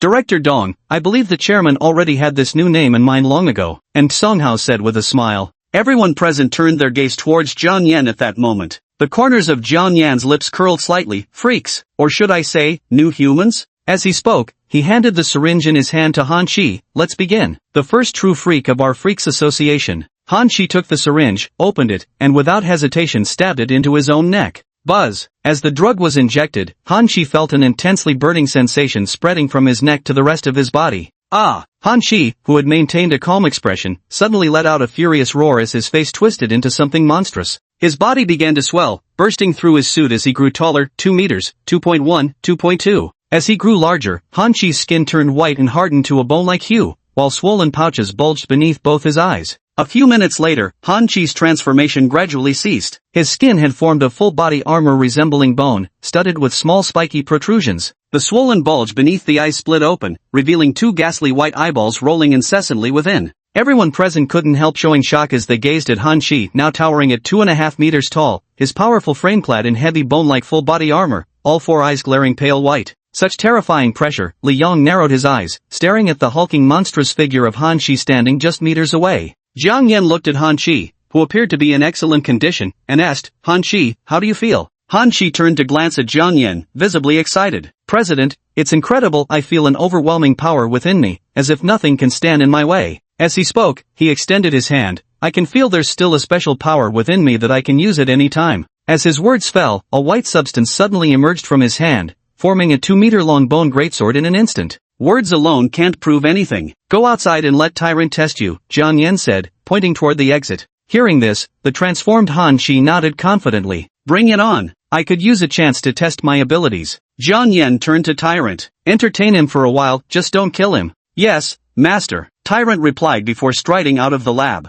Han Shi's great sword merged back into his body as he followed brutality. Jiang Yan and the others all came out to watch as the two monsters faced off against each other on the empty ground dozens of meters outside the laboratory. Han Shi gazed at Tyrant as a white substance surged from his head, enveloping it and forming into a helmet. With a fierce roar, he shouted, Lord Tyrant, here I come. Bang! As the words fell, a crater exploded beneath Han Shi's feet, and his entire figure transformed into a fleeting white shadow as he shot toward Baonu. Roar! With a furious growl, Baonu swung his fist straight at the charging Han Shi. Aha! Han Shi roared as he raised his right fist and struck with all his might. Boom! A white and a purple fist collided, producing a deafening explosion. The ground beneath Han Shi's feet shattered, his legs sinking into the earth. The terrifying force dragged him several meters backward, leaving deep skid marks. The white, bone-like coating on his right fist fractured into countless hairline cracks. In the next instant, the cracks were swiftly repaired as a white substance surged forth to mend them. So strong, Han Shi's originally supremely confident heart was instantly shattered by that single punch. Though he had witnessed brutality's attacks before, facing him personally made Han Shi realize the true terror. He could tell his opponent wasn't even fighting seriously yet. Bang! With both feet erupting in force, Han Shi's figure transformed into a blur of white mist as he circled brutality. That single exchanged punch already confirmed his strength was no match. Brutality watched Han Shi's circular maneuvering with cold detachment, withholding his strikes as he waited to see what tricks the man might pull. At the laboratory entrance, and Sung Hao gasped seeing Han Shi trading blows rather than being crushed. He's actually keeping up. Han Shi must be at least a third level awakened after the injection. After Dong Guangjie arrived, he conducted a basic assessment of all members within the Monster Association to establish their general awareness level among awakened individuals. That's why he could discern their capabilities clearly. In the distance, Han Shi circled around, meticulously searching for the perfect angle to strike. Various combat techniques and applications of his abilities gradually took shape in his mind. Swish! He suddenly halted 2 meters to Brutal's left, pressing his palms together before thrusting them forward with a furious roar. Die! A surge of white substance erupted violently from his armored suit, each strand tethered to his armor at the rear, generating powerful propulsion. The white material at its head sharpened and hardened rapidly mid-thrust, driving viciously toward Bao Nu. Bao Nu didn't even glance at the bone spikes attacking from behind, standing motionless without countering. Clang! Clang! Clang! Dozens of bone spikes erupted in a series of sparks against Bao Nu's body as Han Shi maintained his arms outstretched. Surveying the white marks left on Bao Nu's body, a bitter smile touched his lips. I've lost. Lord Bao Nu is truly terrifying. I couldn't even breach your defenses. Jiang Yan nodded with satisfaction. Han Shi, for someone who just became an aberrant, your strength already rivals that of a third-level awakener. Impressive. Return now. Upon hearing the command, Han Shi's white bone armor retracted into his body. His frame shrank to about 7 feet tall, leaving him clad only in tattered red underpants. Yet his 4 pale eyes remained unchanged, making him look utterly inhuman. Chapter 37, Collective Utilization. Jiang Yan watched the scene before turning to Dong Guangjie. Can he continue growing stronger after becoming a monsterized being? A faint smile appeared at the corner of Dong Guangjie's mouth. Yes, and there are precisely 3 methods for enhancement. At that moment, Han Shi, who had just returned, eagerly inquired upon hearing about enhancement methods. Branch Manager Dong, what exactly are these 3 methods? Percent. Fresh from the brutal crushing, his heart once again swelled with a desperate thirst for power. Wei Gaochang and the others also turned their gazes over. Having witnessed how Han Shi, an ordinary man, could reach the level of a third-level awaken after an injection, each of them now harbored the desire to try the serum themselves. Dong Guangjie, noticing the crowd's eyes fixed on him, spoke up with a smile. The first method is training in eating. After turning into an anomaly, your genetic potential increases dramatically. As long as you engage in high-intensity training daily, you'll progressively grow stronger. The second method is combat. Continuous fighting can accelerate your growth even faster than training alone. As for the third type, it's rather special. When mentioning the third category, Dong Guangjie paused briefly before continuing. You're also aware that the main component in the injection is a phagocytic organism, capable of devouring special ores containing energy. This method of gaining strength is extremely costly, and it requires vast amounts of energy-rich ore. If the ore quantity is limited, it's simply not as economical as regular training. Jiang Yan listened intently, his gaze filled with growing admiration as he looked at Dong Guangjie. To have figured all this out in such a short time, Dong Guangjie, you're truly a genius. Dong Guangjie looked at Jiang Yan with a solemn expression. President, you flatter me. If it weren't for you saving me, there wouldn't be any so-called genius. Jiang Yan smiled lightly, just mutual benefit. How many enhancement serums do you have left now? Still 10. These things mainly depend on the output of Buddhist crystals, Dong Guangjie answered thoughtfully, stroking his chin. Jiang Yan turned to look at Song Hao and the other two behind him. Bring 4 of them over now. Got it. Dong Guangjie immediately waved to his assistant behind him, who promptly retrieved a silver thermal case and approached. Dong Guangjie reached out to take the case and opened it facing Jiang Yan, revealing 10 tubes filled with a black substance, performance enhancers. Jiang Yan grabbed 4 tubes in one swift motion and distributed them to the 3 behind him. Use them as you see fit. I won't force you. Li Yong looked at the syringe in his hand, removing the needle cap before plunging it straight into his neck. Wei Gaocheng, seeing Li Yong act with such decisiveness, hardened his expression. Damn it, screw being human anyway. Jiang Yan thought so highly of him, even promoted him to team leader. He couldn't let Jiang Yan look down on him. And somehow held the syringe in his trembling hand. Finally, will I too become someone comparable to an awakened? He didn't stab his neck, afraid of the pain, but instead plunged the needle into the thick layer of fat on his stomach. The bodies of the 4 men began to transform simultaneously. Li Yong's limbs bulged with extreme muscle growth as white fur sprouted across his skin. A white tail burst from his lower back while a blade-like ivory horn protruded from his forehead. His frame expanded to nearly 2 meters tall, though otherwise his changes remained relatively subtle. Beside him, Wei Gaocheng's transformation proved more dramatic. His height surged past 3 meters as crimson feathers erupted across his entire body. Huge red wings tore through his back as his skull reshaped into a monstrous avian head. And Song Hao transformed outright into a 2-meter-tall, one-eyed giant with a massive mouth splitting horizontally across his belly, packed densely with teeth, and 3 purple tongues lashing out 2 meters in chaotic whips. Jiang Yan observed the monstrosities before him and spoke. Describe your abilities. Upon hearing Jiang Yan's words, each began to disclose their powers. Wei Gaocheng regarded Jiang Yan with reverence and said, Guild leader, my ability is to launch feathers from my wings, which I can then detonate. And Song Hao patted his belly and said, my ability is eating. As long as I keep eating, I can temporarily become stronger. The group turned to look at Li Yong, who stretched his body and extended both hands. A faint white glow appeared on his palms. Then, under everyone's gaze, he swung his hands toward the ground. Swish! A white flash streaked through the air, leaving a several-meter-long gash in the ground. Li Yong said calmly, I can wield this white light. Dong Guangjie circled the group with a look of astonishment on his face. I was already surprised that Han Qi reached level 3, but I never expected Gaocheng and Li Yong to reach it too. Stay here and practice your abilities. I'll head back to the villa first. Distribute these mutant transformation serums to those with strong physiques for now, Jiang Yan said, holding a syringe as he walked away. Yes, the group replied respectfully, watching Jiang Yan's retreating figure. Back in the villa, Jiang Yan grabbed a syringe and jabbed it straight into his neck. He hadn't forgotten his unique ability, absorbing any power without side effects. Humph! Jiang Yan grunted as an overwhelmingly powerful force surged through his body. Black substances began oozing from his pores, while his muscles swelled into sleek, exaggeratedly streamlined forms. The black substances arched and hardened, eventually forming a metal exoskeleton that covered his entire body. Even his face was encased in the black metal armor, with only his eyes exposed behind a layer of tough red film. The black metal at his fingertips transformed into claws, gleaming with a faint, icy sheen. The world around him seemed to change at that very moment. The floating dust particles hung motionless in the air, appearing suspended within his vision. The transformation lasted several minutes before finally ceasing. Now standing at a towering height of 1.9 meters, his streamlined muscles armored in metal radiated explosive power. Jiang Yan clenched his fist, feeling the overwhelming strength surging within him. These black substances, they resemble the ones that entered my body back at the hospital, he thought.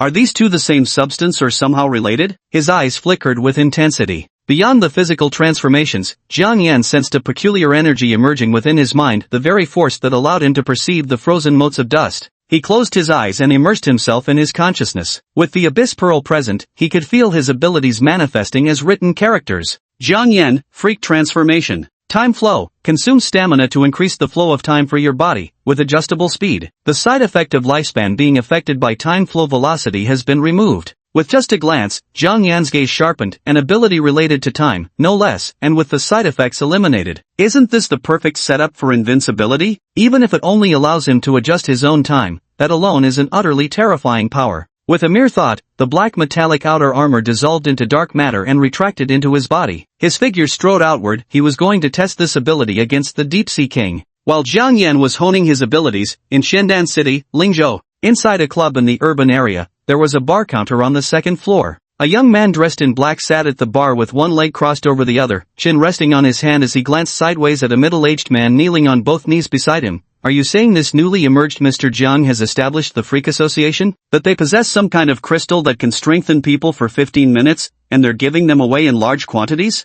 The middle-aged man wore an ingratiating expression as he pulled a Buddha crystal from his pocket and presented it with both hands. Yes, I spent 3 million to buy this from one of their bodyguards. I tried it myself, it truly enhances one's strength. Xi Liang picked up the amber Buddha crystal with keen interest, examining it for a moment before turning to a man in a tailcoat mixing drinks behind the bar. Zimming, what do you make of this? I can't quite figure it out. Xiang Zimming, his hair tied back in a ponytail, narrowed his long, slanted eyes as he glanced up at Xi Liang. There's a peculiar energy within it. If you want specifics, why not find someone to test it on? You'll know soon enough. Xi Liang pondered for a moment but chose not to absorb the crystal himself. Instead, he tossed the Buddha crystal to the middle-aged man kneeling on the ground. Use it. Alright. The middle-aged man immediately absorbed the crystal. Under the gazes of Xi Liang and his companion, his muscles burst through his clothes as his height grew from around 1.7 meters to approximately 1.8 meters. Hit me with your full strength, Xi Liang suddenly commanded, watching the strengthening middle-aged man. Xi Liang observed the scene, his eyes flashing with excitement. I never thought one could actually grow stronger like this,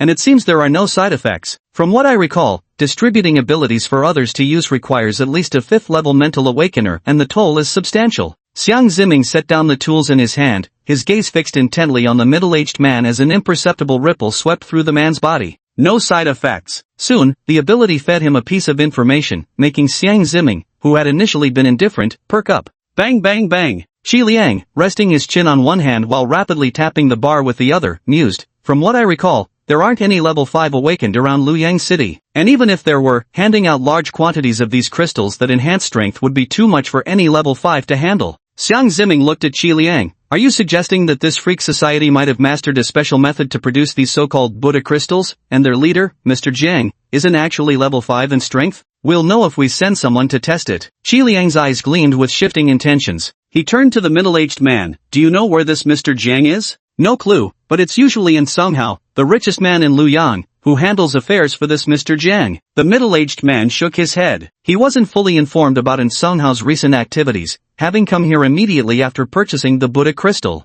Xiang Zimming casually remarked, in that case, Liang, just have your men capture this in Songhao for interrogation, we'll get our answers. Xi Liang remained silent, merely curling his lips into a cold smile, his eyes gleaming with an unshakable determination to seize the method of crafting Buddha crystals. Chapter 38, The Beginning. Haizhou HQ City. In a meeting room at the Municipal Supervision Bureau, Tang Ling, Wang Qi, Huang Hao, and a middle-aged man were all staring at the large screen ahead. The screen displayed densely packed photographs, one of which showed 2 black-clad figures wearing masks and caps holding 2 funeral urns. Crack! The door opened as a middle-aged inspector entered with documents in hand. He looked at Tang Ling respectfully and said, Team Leader Tang, the suspects have been caught. Both confessed they don't know Jiang Yan. They were hired by the secretary of In Songhao, the boss of Haoyang Real Estate in Luoyang City, Lingzhou. Wang Qi sprang to his feet in excitement, exclaiming, we've finally found them. Team Leader, let's set off for Luoyang City right now. Tang Ling, however, remained unfazed. Without turning her head, she instructed the inspector, read out In Songhao's profile.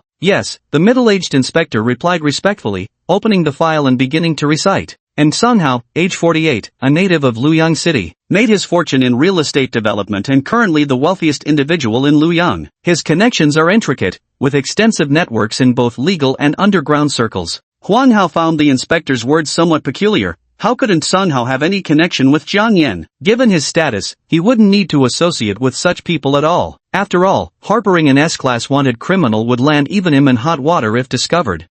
No matter how wealthy he is, he's just an ordinary person at the end of the day. Let me personally go arrest him and see how sturdy his connections really are. Wang Qi snorted coldly, showing no regard whatsoever for this so-called richest man. The middle-aged man who had remained silent until now looked at Wang Qi and cautioned, Wang Qi, calm down. Judging by Zhang Yan's modus operandi, he's not someone to be easily dealt with. If you go charging in recklessly, you'll only startle the snake and allow him to escape. Tang Ling was quietly contemplating. Some time ago, Lai Li Rong and Li Pubin, who were in charge of Zhang Yan's case, had been killed. Their deaths were exactly the same as Yuan Kuei and Wang Xiaoya's, extremely bizarre, and the surveillance footage didn't capture anything at all. This also helped her build a rough mental model of Zhang Yan, whom she had never met, ruthless, unforgiving, and cunning. If the other side hadn't carelessly revealed a flaw by stealing the ashes this time, she wouldn't have had any idea how to find Zhang Yan. Then what do you suggest we do? Wang Qi glanced at the middle-aged man and curled his lip in disdain. Huang Hao looked at the two of them and suggested cautiously, should we contact the local inspectors to secretly arrest him first? Then we can go over for interrogation. With me there, even if he refuses to talk, he won't escape. As soon as these words were spoken, Tang Ling outright rejected the idea. No. And Sun Hao is the richest man in Luoyang, who knows how many eyes he might have inside the local inspection bureau. The moment she spoke, everyone turned their attention to Tang Ling, confident their team leader already had a plan in mind. Tang Ling's gaze turned icy as she addressed her team. I'll request the local special forces to directly arrest Sun Hao. No matter how wealthy he is, he can't extend his influence into the military. Let's move out now. Yes. Wang Qi was the first to stand up, clenching his fists tightly as if his chance for revenge was right before his eyes. As long as they located Zhang Yan's position, in their view, Zhang Yan, who was likely a third-level awakened, would stand no chance against their entire team. Mental-type awakened individuals all had weak physical defenses. As long as Tang Ling could pin him down, the rest of them could easily eliminate Zhang Yan. Unbeknownst to Zhang Yan, an operation targeting him was already underway. Folk awakened organizations are eyeing his Buddha crystal, while the official Xianyuan department wants his life. July 13, 1760, inside the Haoyang real estate building in Luoyang City. And Sun Hao sat in his 30th floor office handling the task Zhang Yan had assigned him, purchasing overseas bases. His figure appeared unchanged except for being slightly heavier, yet only he knew the truth. A massive maw now gaped beneath his shirt,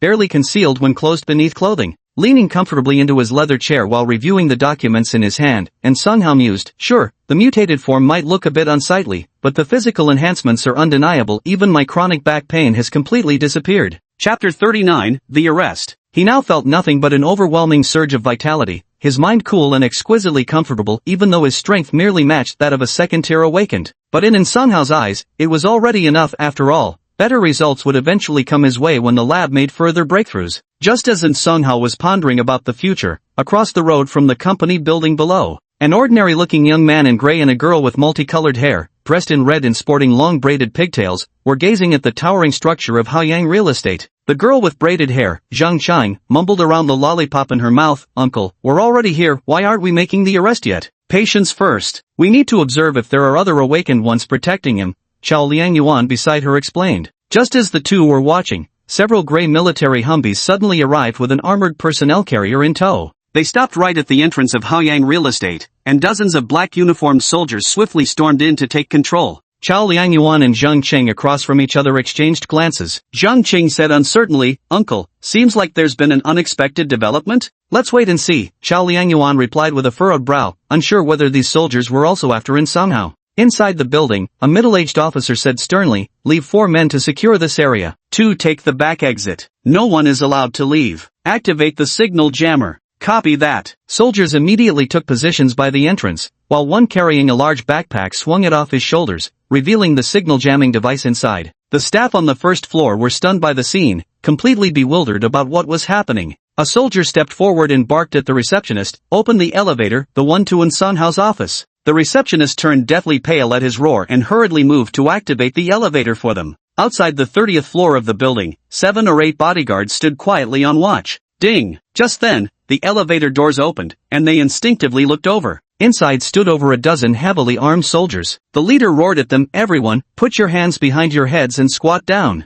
Some bodyguards immediately complied, while those who reacted too slowly were swiftly struck down by rifle butts. The remaining soldiers rushed forward to open the door. Finding it locked, they promptly fired a bullet straight into the door handle. Bang! And Sun Hao, who was reviewing documents inside, was startled by the gunshot and looked up. The door was kicked open, and 7 or 8 soldiers quickly entered with rifles trained on him. A middle-aged officer stepped in with a stern expression and said, Sun Hao, we have evidence that you are connected to the S-class fugitive Jiang Yan. Come with us. and somehow noticed the sickle insignia on their shoulders and his expression changed slightly. The sickle special forces. Isn't arresting people the job of the inspection bureau? And you don't even have an arrest warrant. Two soldiers came to Somehow and forcibly lifted him up. One of them placed a black bag over his head before dragging him outside. The middle-aged officer sneered, "What arrest warrant? We are the walking arrest warrants. Take him away." The people from the Xinjiang division had already arrived in Luoyang City. All he had to do was deliver the suspect there, and Somehow was being hauled away. Hearing the shouts of other soldiers in the corridor outside, he chose not to resist immediately. It wasn't the right place to strike with so many people around, and Somehow was thus brought into the elevator, pinned between them. He didn't know when he had been exposed, but he understood that his public identity was effectively over. Chapter 40, The Plan. At this thought, and Sunghow's voice carried an inexplicable tone, "Sir, I don't understand why you didn't send investigators to arrest me but instead deployed soldiers directly. This leaves no room for compromise between us." The middle-aged officer stood next to him, hearing these words, his face showing a look of disdain. "Who the hell do you think you are, daring to expect any leniency from our sickle special forces?" He continued speaking, "Don't think money can solve everything. Right now, you're in my hands, and not even the mayor could do anything about it." "Is that so? What a shame. I really did have your best interests at heart." And Somehow sighed with genuine regret as he listened to the mocking words. Whoosh whoosh whoosh. And Somehow had barely finished speaking when three purple elongated tongues suddenly pierced through the fabric of his shirt at his abdomen. These tongues, sharp as spears, instantly impaled all the soldiers standing before him, while Sunghow's body began to rapidly swell. The middle-aged officer's face drastically changed at the sight. Before he could finish speaking, a large hand clamped onto his head from the side and slammed it violently against the elevator wall. Bang! Reddish-white brain matter splattered across the elevator walls as Sunghow's 2-meter-tall obese frame abruptly occupied a third of the confined space. The soldiers behind him hadn't even managed to raise their guns before Somehow suddenly stepped back, crushing them against the walls. Squelch! A warm sensation spread against his back. The entire slaughter took less than 2 seconds. Within the cramped elevator, not a single special forces soldier survived. Pulling the sack off his head, Somehow surveyed the elevator filled with corpses inside with mild exasperation. "Why force this? Had you given me a chance, it would have been a chance for you to live too?" He casually pressed the elevator button for the second floor, gazing at the corpses strewn across the ground. For some reason, he felt an inexplicably peculiar fragrance wafting through the air. Swish! A tongue lashed out, snatched up a corpse, and yanked it straight into his belly. The massive jaws clenched shut, crunching the body to pieces as blood cascaded down his abdomen. Ding! The elevator opened on the second floor as Somehow, maintaining his grotesque posture, stepped out while dialing Zhang Yan's number.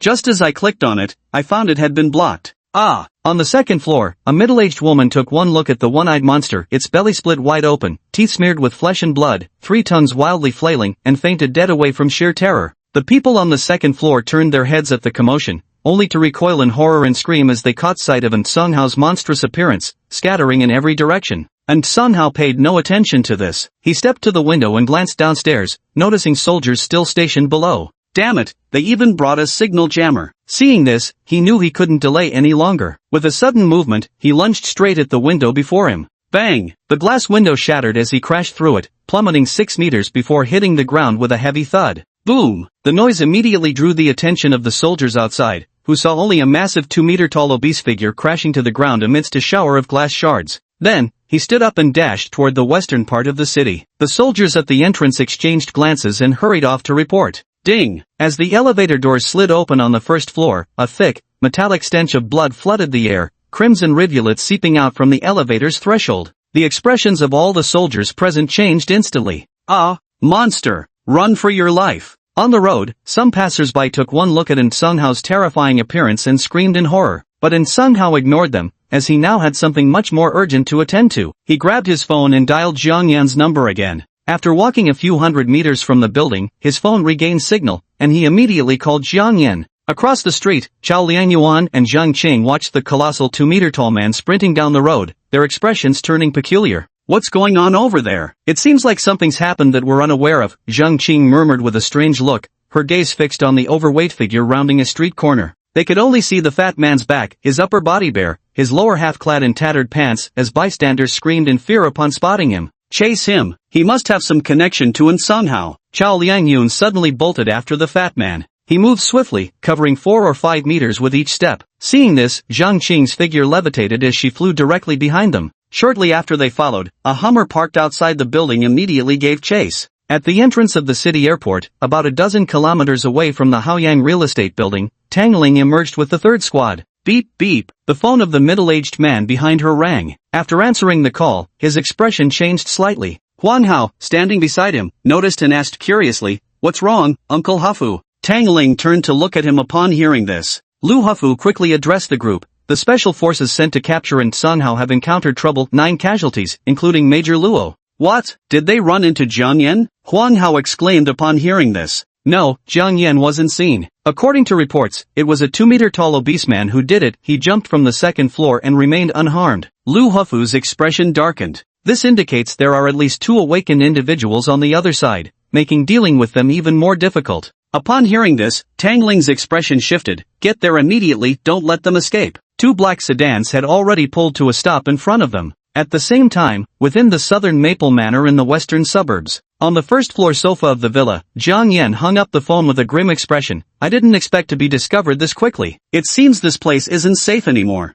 With that thought, he casually waved his hand behind him. Han Chi, whose height had now grown to 2 meters and wore a suit with 4 pale white eyes exposed, immediately stepped forward. President, what are your orders? He asked reverently. We've been compromised. Take Li Yong and Wei Gaocheng immediately to fetch Song Hao in the Western District, and eliminate all pursuers while you're at it. Jiang Yan narrowed his eyes. Those who dared touch his people wouldn't receive any mercy from him. There were now 10 mutated individuals here, with Han Chi, Wei Gaocheng, and Li Yong being equivalent to third-tier awakened ones. Understood. Han Chi's expression hardened as he dashed outside, fully aware of the gravity of the situation. Jiang Yan rose and headed toward the laboratory. Time was running short, and he wasn't sure if the Mystic Mirror Division had caught wind of their location. He needed to move all the important items out before the enemy could strike from the opposite side. If we've already been discovered, then we'll just have to advance our plans ahead of schedule. A trace of ruthlessness flashed in Jiang Yan's eyes. The current cap on the Abyssal Pearl is only 1,600. By deploying the Deep-Sea King with Luoyang City as the battlefield, his summoning speed can skyrocket in a short time.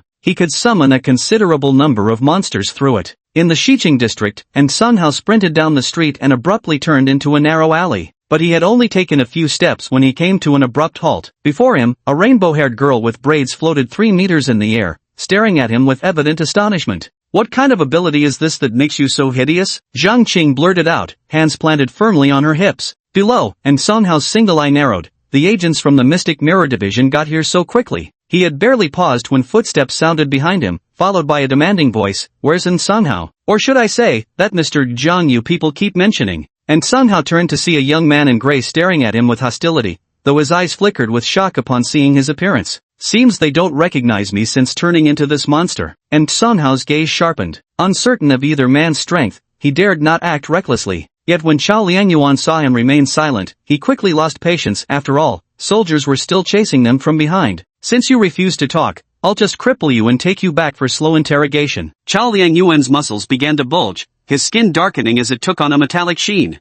Song Hao's lips curled into a chilling smirk. Then let's give it a try. Bang! Chao Liangyuan suddenly pushed off with his feet, his body transforming into a blur as he shot toward Song Hao.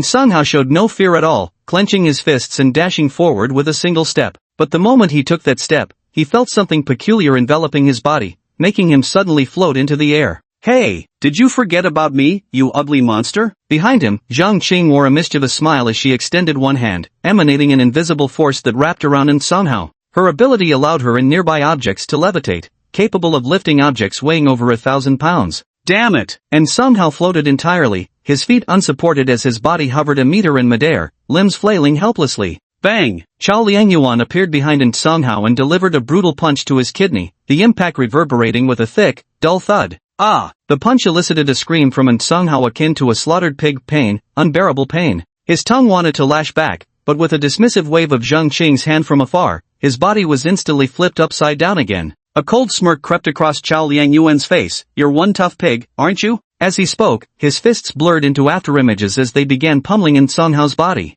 Thud, thud, thud. The consecutive punches slammed into Song Hao's fleshy frame, making his fat wobble violently with each impact. Whenever the man showed the slightest resistance, Zhang Cheng would flick her fingers, spinning him off balance. The narrow alley resonated with the thunderous sounds of the beating. Ah, fuck your mother. Song Hao kept wailing in agony. The pain was unbearable. This sandbag-style beating left extensive bruises across his body, with one arm even broken so severely that the white bone protruded. The one-sided assault lasted a full 2 minutes, during which Chao Liangyuan lost count of how many punches he had thrown. He's passed out. Let's get out of here. It wasn't until Zhang Qing reminded him that he finally stopped, looking at In Sunghao, whose face had swollen yet again. He sighed with admiration. You're really thick-skinned. An ordinary person would have been pulped by such beating. Zhang Qing stared at the repulsive-looking In Sunghao. How can such powers exist in this world? It's genuinely nauseating to look at. Let's go, we need to return quickly. He walked toward the other end of the alley, while Zhang Chun floated in midair, carrying the unconscious In Sunghao. Chapter 41, Birdman. Thud, thud, thud. The moment the two reached the alleyway entrance, they heard the sound of frantic running echoing from ahead. The next moment, 3 Special Forces soldiers suddenly appeared before Chao Liangyuan and his companion. The 3 men were momentarily stunned to see both the floating Zhang Qing and the fugitive fat man they were pursuing. Identify yourselves. Release those individuals immediately or we'll open fire. The soldiers instantly raised their rifles to aim at them. Seeing this, Chao Liangyuan scratched his head helplessly. What a hassle this is. Whoosh, whoosh, whoosh. Just as he was about to strike, a series of sharp, whistling sounds suddenly echoed from above. Thud, thud, thud. Before him, 3 Special Forces soldiers were instantly impaled by crimson feathers raining from the sky, their bodies erupting in sprays of blood before collapsing rigidly to the ground. Who goes there? The shocking sight instantly drained the color from the 2 men's faces as they swiftly looked upward. At the edge of the rooftop of a 5-story building on the left, a 3-meter-tall birdman stood unnoticed. The feathers covering the birdman shimmered faintly under the sunlight, while its avian eyes gleamed with razor-sharp intensity. Wei Gaocheng stared coldly at them, then glanced at the beaten and battered In Sunghao. You aren't from the Mystic Mirror Division, are you? When he received the order, he had rushed here immediately. As a birdman, his speed was even faster than the other 2. But it doesn't matter. Anyone who dares to strike against our monster association will meet the same fate. His wings spread behind him as he fixed the 2 with a murderous glare. Zhang Qing barely had time to react to the sight of this monstrous, talking birdman. Big words, bigger than your stench. Then let's see what your monster association has to offer. Wei Gaocheng's wings suddenly lashed out toward Zhang Qing, shooting over a dozen metallic feathered projectiles. The attack came so fast there were only afterimages whistling through the air. Zhang Qing had no time to react. Look out! Below them, Chao Liangyuan suddenly leaped up to shield Zhang Qing, crossing his arms defensively. Bang! Bang! Bang! In the next instant, over a dozen crimson streaks flashed past, all striking Chao Liangyuan's body with such tremendous force that he was sent flying backward through the air. His body, as hard as metal and capable of stopping bullets, was now pierced halfway through by crimson feathers mere centimeters long, his face twisted in agony. Uncle! Zhang Qing cried out,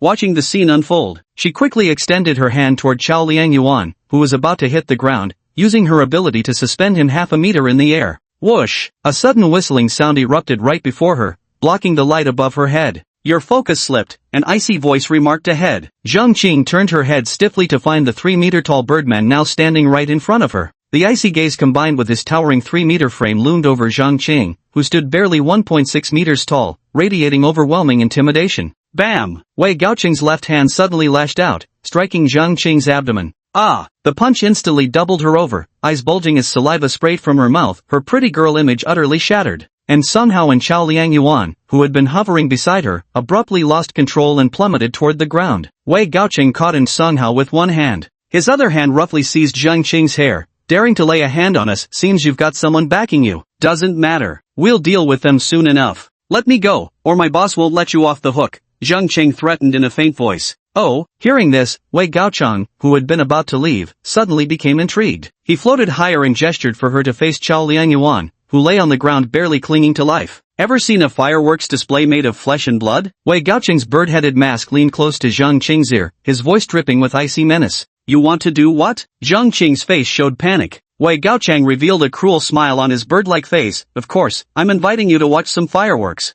As soon as he finished speaking, with a single thought from him, the dozen or so feathers embedded in Chao Liangyuan's body simultaneously emitted a red glow. Boom, boom, boom. In the next instant, all these feathers exploded simultaneously, each detonation no less powerful than a grenade. Chao Liangyuan on the ground was instantly blown into bloody fragments that splattered everywhere. Zhang Qing froze at the sight, her body trembling uncontrollably. Ha ha ha, ha ha ha ha. Wei Gaocheng let out a sinister laugh upon seeing this, the wings behind him beginning to flap as he carried both of them into the sky. Chapter 42, Clash. On the neighboring street, Tang Ling and the other 3 were sprinting at full speed. According to the soldiers' tracking, they're right ahead in that alley, Lu Hafu said while checking his phone and pointing forward. Bang, bang, Bang! A series of explosive sounds suddenly erupted from the direction he was pointing. The faces of everyone present instantly changed color, and then they saw a winged birdman take flight in the distance. What the hell is that thing? Huang Hao gasped in shock as he watched the birdman about to fly away. Many passers-by who heard the explosion stopped in their tracks, looking toward the direction of the blast and then at the birdman with astonishment. What kind of monster is that? It looks like he's holding two people in his hands, an old man exclaimed, pointing at the winged figure in the sky. Quick, film it. I can't believe monsters actually exist in this world. A young man urgently pulled out his phone and snapped several shots of the departing birdman. Shoot him down. Tang Ling only needed one glance to realize this was no ally, it was likely someone from Zhang Yan's faction. This thing immediately reminded her of the monster abduction incident that occurred last month in Wenqin City, Ningzhou. Yes, Lu Hufu responded immediately. His mouth opened as white light gathered in his oral cavity, forming into a luminous sphere in less than a second. Whoosh! The white light suddenly shot from his mouth, tracing a straight line through the air toward Wei Gaocheng. The beam was extraordinarily fast, impact was instantaneous. Bang! A burst of white light exploded in the air. Hit! Huang Hao's face lit up with joy. Although Lu Hufu was only a second level awakened, his unique abilities could sometimes rival those of a third level in crucial moments. Yet Tang Ling and Lu Hufu wore uneasy expressions, for despite the explosion, no enemy had fallen from the sky. 100 meters above the ground, the white light dissipated, revealing Wei Gaocheng looking somewhat disheveled. At the critical moment, he had used his wings to shield Song Hao and Zhang Qing just in time. Turning around, his face twisted with rage. Though the blow hadn't injured him, the pain was no less intense. Many pedestrians on the street had stopped in their tracks. His gaze immediately locked onto the four figures in suits at the center, Tang Ling and her companions, especially noticing Tang Ling's icy stare directed at him. Beep! Suddenly, an electronic sound buzzed beneath the feather by his ear. Han Chi's voice followed immediately. Li Yong and I are in position. You take boss and back first. At the street entrance, Han Chi, dressed in a black suit, standing 2 meters tall, with 4 ghastly pale eyes, was walking toward Tang Ling and the others. On the rooftop of a 3-story building nearby, Li Yong wore a black athletic hoodie and brown shorts, hands shoved in his pockets, his expression icy as he watched them. Chop that woman's head off. I can't stand her damn aloof face, Wei Gaocheng snarled before darting away in a flash. Yet Tang Ling's group had no time to react to him, because the suited four-eyed man at the entrance was still advancing toward them. People from the Mystic Mirror Bureau? Han Chi stared at them with an expressionless face. The other pedestrians on the street also began sensing something unusual in the air. First a birdman appeared, then a suited man emitting white lasers, and now a man with 4 eyes had shown up. Even a fool could tell a huge fight was about to break out in this situation. The smarter folks nearby instantly turned tail and ran. Tang Ling narrowed her eyes slightly. First a winged freak, now some 4-eyed monstrosity. Who would have thought arresting Song Hao would bring out so many bizarre creatures? That 4-eyed bastard, you must be Zhang Yan's accomplice. Wang Qi shouted at Han Chi, his gaze filled with hostility. You mean the guild leader? Han Chi walked toward them, his body beginning to swell. His skin turned white and hardened, forming a full-body armor of bone riddled with spikes, his stature growing to over 8 feet tall. Since you've come to Luoyang City, you might as well stay here forever, Han Chi said as even his head was covered by a skeletal helmet. He was now less than 20 meters away from Tang Ling's group. Tang Ling sneered coldly, such arrogant words. Do you really think some unidentified freak like you can stop us?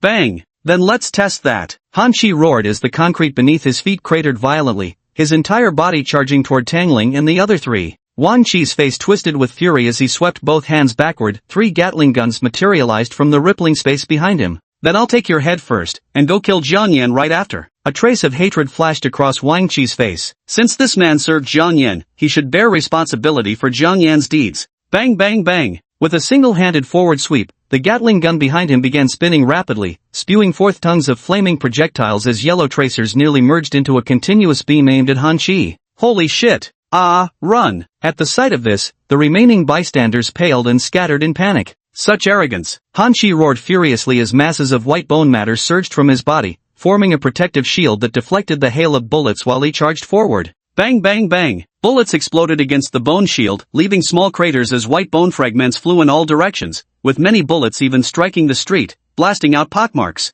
The entire street roared with gunfire, deafening anyone nearby. Yet, Han Chi's shield continuously regenerated with flowing white bone material to repair itself. Advancing relentlessly through the hail of gunfire to within 10 meters, Wang Chi's expression darkened at the sight. Damn tough, he muttered. Seeing this, Tang Ling frowned and raised a single hand toward the charging Han Chi. An invisible surge of psychic energy rapidly spread from her hands towards Han Chi. Han Chi, who was charging forward, suddenly felt the world spinning before his eyes. His expression darkened. This is bad, a psychic attack? Even the direction of his raised shield began to veer off, crashing into a nearby shop. Bang! The glass doors splintered apart as Han Chi smashed through them into the store. Still gotta hand it to the captain. Huang Hao, who was watching from behind, said with a smile on his face. Whoosh! Lu Hufu quickly seized the opportunity and aimed his mouth at the storefront as a white light erupted from within. Stay sharp. This guy's abilities are likely at the level of a third stage awakened, Tang Ling warned with a grave expression. For non-psychic type awakened, as their overall strength improves, their mental power also naturally rises to a certain degree. This ensures that when facing mental type awakened beings of the same level, they wouldn't be instantly killed or suffer severe mental trauma. Bang! Lu Hufu fired a streak of white light from his mouth into the shop. The white energy explosion erupted again, wantonly destroying everything inside. Walls cracked and dust billowed into the air. Bang bang bang! Wang Chi's Gatling gun swiveled around and unleashed a torrent of fire into the space behind him. A continuous stream of yellow tracer fire connected into a single line as bullets punched through walls, sending shattered concrete exploding in all directions. From the third floor, Li Yong watched the scene unfold, his gaze fixed on Tang Ling, a suspected psychic type, perhaps? Swish! His figure darted effortlessly onto the neighboring fourth-floor rooftop, sprinting swiftly across the buildings toward Tang Ling and the others. At this moment, the group was still unleashing a hail of gunfire at Han Chi inside the shop. Under Tang Ling's control, Wang Chi and Lu Hufu managed to unleash firepower so intense it rivaled that of an entire reinforced platoon. Boom! After 1 minute of their efforts, the two-story shop collapsed directly, emitting a tremendous noise as massive clouds of dust surged into the sky. Now, as the building collapsed, white bristles erupted from Li Yong's body on the third floor opposite them. He leaped down directly from the third floor. Boom! Li Yong's body slammed heavily onto the ground, the sound masked by the collapsing storefront. Whoosh! The muscles in his legs bulged as he instantly unleashed terrifying speed, charging straight toward Tang Ling who stood between them. Tang Ling seemed to sense something at that moment, whipping her head around only to meet a pair of ice-cold eyes glaring at her from 2 meters away. Goodbye. Li Yong mouthed the words silently as white light erupted from his right hand, slicing viciously toward Tang Ling's neck. Thwick! The white light condensed into a razor-thin filament that flashed across Tang Ling's throat in an instant. Witnessing this from behind, Huang Hao's eyes nearly burst from their sockets as he roared, "Captain!" Swish! Li Yong appeared before him in an instant, his face impassive as he struck a palm blow straight toward his heart. Thud! A dull sound echoed as a still-beating heart was flung out and landed 4 or 5 meters away. It all happened so fast that neither Wang Chi nor Lu Hufu realized what had occurred. At that moment, a thin red line appeared on Tang Ling's neck. Her face twisted in shock, utterly unprepared for her own death. The crimson line on her neck began to seep blood before her head tilted backward and fell, an eruption of blood gushing from her severed neck. Wang Chi turned around immediately upon hearing the noise behind him, only to see a severed head, its face frozen in shock, landing at his feet. Staring at the head, he froze momentarily before his eyes turned blood red as he glared fiercely at Li Yong charging toward him. "I'll kill you." The Gatling gun behind him immediately swiveled to aim at Li Yong. Yet to Li Yong, all this was unbearably slow, so slow that his right hand swung out another streak of white light. "Look out!" A booming shout came from beside Wang Chi, followed by Lu Hufu's body slamming into him to push him aside. Squelch! The white streak sliced through Lu Hufu's chest, cleaving him clean in two, spilling his entrails across the ground. Uncle Hufu! Watching this scene, Wang Chi felt an overwhelming surge of grief and rage rise within him. Bang! Bang! Bang! Without hesitation, Gatling unleashed its firepower at Li Yong, the torrent of bullets instantly blanketing the area before him. Faced with Wang Chi's onslaught, Li Yong seemed to have anticipated it all along, merely stepping back with effortless grace to evade the storm of bullets. Ah! Wang Chi's eyes turned bloodshot as he roared incessantly, completely disregarding the dwindling energy reserves in his body. Chapter 43, Fong Wenyu. Boom! Just as he was suppressing Li Yong, the collapsed shop ruins behind him suddenly exploded, sending rubble flying in all directions. A tall figure rose to its feet. Han Chi's face burned with fury. He never expected his first combat deployment would leave him in such a disgraceful state before the enemy. How was he supposed to impress the guild leader now? His bone armor, pockmarked with dents, was automatically repairing itself as he extended a hand toward Wang Chi's back. "You little bastard, prepare to die." Swish! 3 bone spikes shot rapidly from his palm. By now, Wang Chi, consumed by hatred, paid no attention to the danger behind him. Thud! The 3 bone spikes pierced clean through Wang Chi's body from behind, one bursting straight through his heart, dripping crimson blood. Wang Chi's furious roar cut off abruptly as a torrent of blood gushed from his mouth. Staring at the 3 bloody bone spikes protruding from his chest, his face twisted with bitter resentment. "I haven't avenged Xiaoyi yet. I can't accept this." The world began darkening before his eyes as his body rapidly lost strength. His head slumped forward. Were it not for the 3 bone spikes skewering him in place, he would have collapsed outright. The roaring Gatling gun suddenly ceased fire, developing cracks along its barrel. Crack! With a crisp sound, these Gatling guns disintegrated into white particles of light and vanished. Han Chi sneered coldly, "Did you really think you were the protagonist, pulling off some sudden power-up?" Thud! The bone spike in his hand retracted sharply as Wang Chi's body collapsed, a pool of blood spreading rapidly beneath him. Watching the 4 members of the Mystic Mirror Division fall, Han Chi's gaze brimmed with disdain. Is this the caliber of the Mystic Mirror Division? Only that woman's control demonstrated some level of skill. Never underestimate anyone. It's simply that we're stronger than them, Li Yong remarked while pulling out his phone and snapping several photos of the corpses on the ground before sending them to Jiang Yan. The streets had completely emptied, with only a few onlookers remaining hidden in nearby buildings, secretly observing the battle. They tightly covered their mouths, unable to conceal the shock in their eyes. Inside the villa of Nanfeng Manor, Jiang Yan squinted at the photos Li Yong had sent him. The first wave of trouble is finally dealt with. Jiang Yan sent them a message to withdraw and then put his phone down.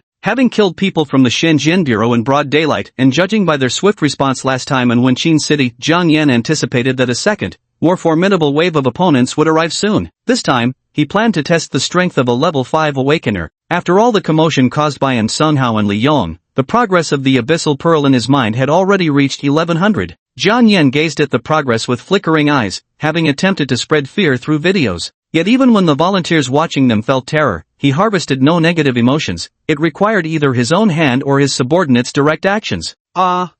Just as Jiang Yan was contemplating, faint screams continuously echoed from outside. Moments later, Wei Gaocheng walked in wearing a white shirt splattered with stains from Zhang Qing's interrogation. He looked at Jiang Yan respectfully and said, "President, we found out which awakened organization attacked Sung Hao." Jiang Yan leaned back on the sofa without turning his head. "Go on." "It's an awakened organization called the Huamen Club from Qianzhou City, consisting of 2 level 4 awakened and over a dozen level 2 and 3 members. They only moved against Sung Hao after receiving information about the Buddhist crystal." Wei Gaocheng reported all the information he'd obtained from Zhang Qing to Jiang Yan, including the name of the merchant who had tipped them off about the Buddhist crystal. Jiang Yan leaned against the sofa, a faint sneer playing at the corner of his lips. "The Huamen Club, huh? Good, very good. We'll deal with them after we handle the Shenzhen division. Qianzhou City is only 300 kilometers away from here, not far at all. And what should we do with Zhang Qing, the bodyguard who sold Buddhist crystals, and that treacherous merchant Wei Qian who betrayed us?" Wei Gaocheng asked, looking at Jiang Yan's back as he sought his opinion.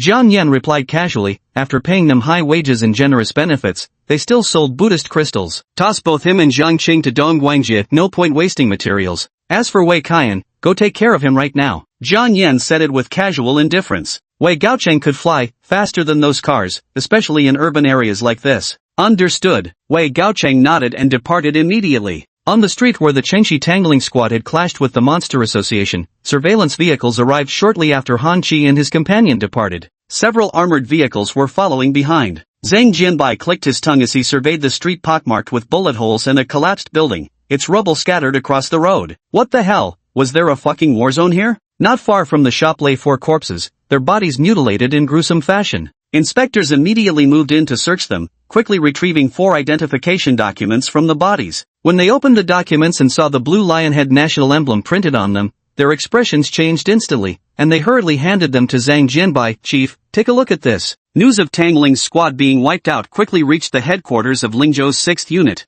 Deep in the forest lay a base equipped with numerous modern facilities. Inside a circular steel structure lies a massive training ground. A 1.87-meter tall middle-aged man with refined features, wearing a suit and gold-rimmed glasses, was reviewing the footage sent from below. The video fully documented the bizarre occurrences on the streets: a one-eyed obese man with his mouth on his abdomen, winged humanoids soaring through the sky, a four-eyed monster clad in bone armor, and finally, a hooded man sporting a tail. What's happening to this world? Have unknown changes occurred, or am I hallucinating to witness so many grotesque creatures? As the leader of Group 6 and a Level 5 awakened, Fang Wenyu could guarantee he wasn't seeing illusions. But the footage captured from so many angles was undeniably real. Beside him, a portly young man chimed in, "Boss Fang, don't you think they resemble that monster that appeared in Wenqin City last month? They might be working together." Fang Wenyu nodded thoughtfully in agreement. "You've got a point there. That old bastard from the 5th squad has been digging into the forces behind that monster everywhere. Never thought they'd show up on our turf so quickly."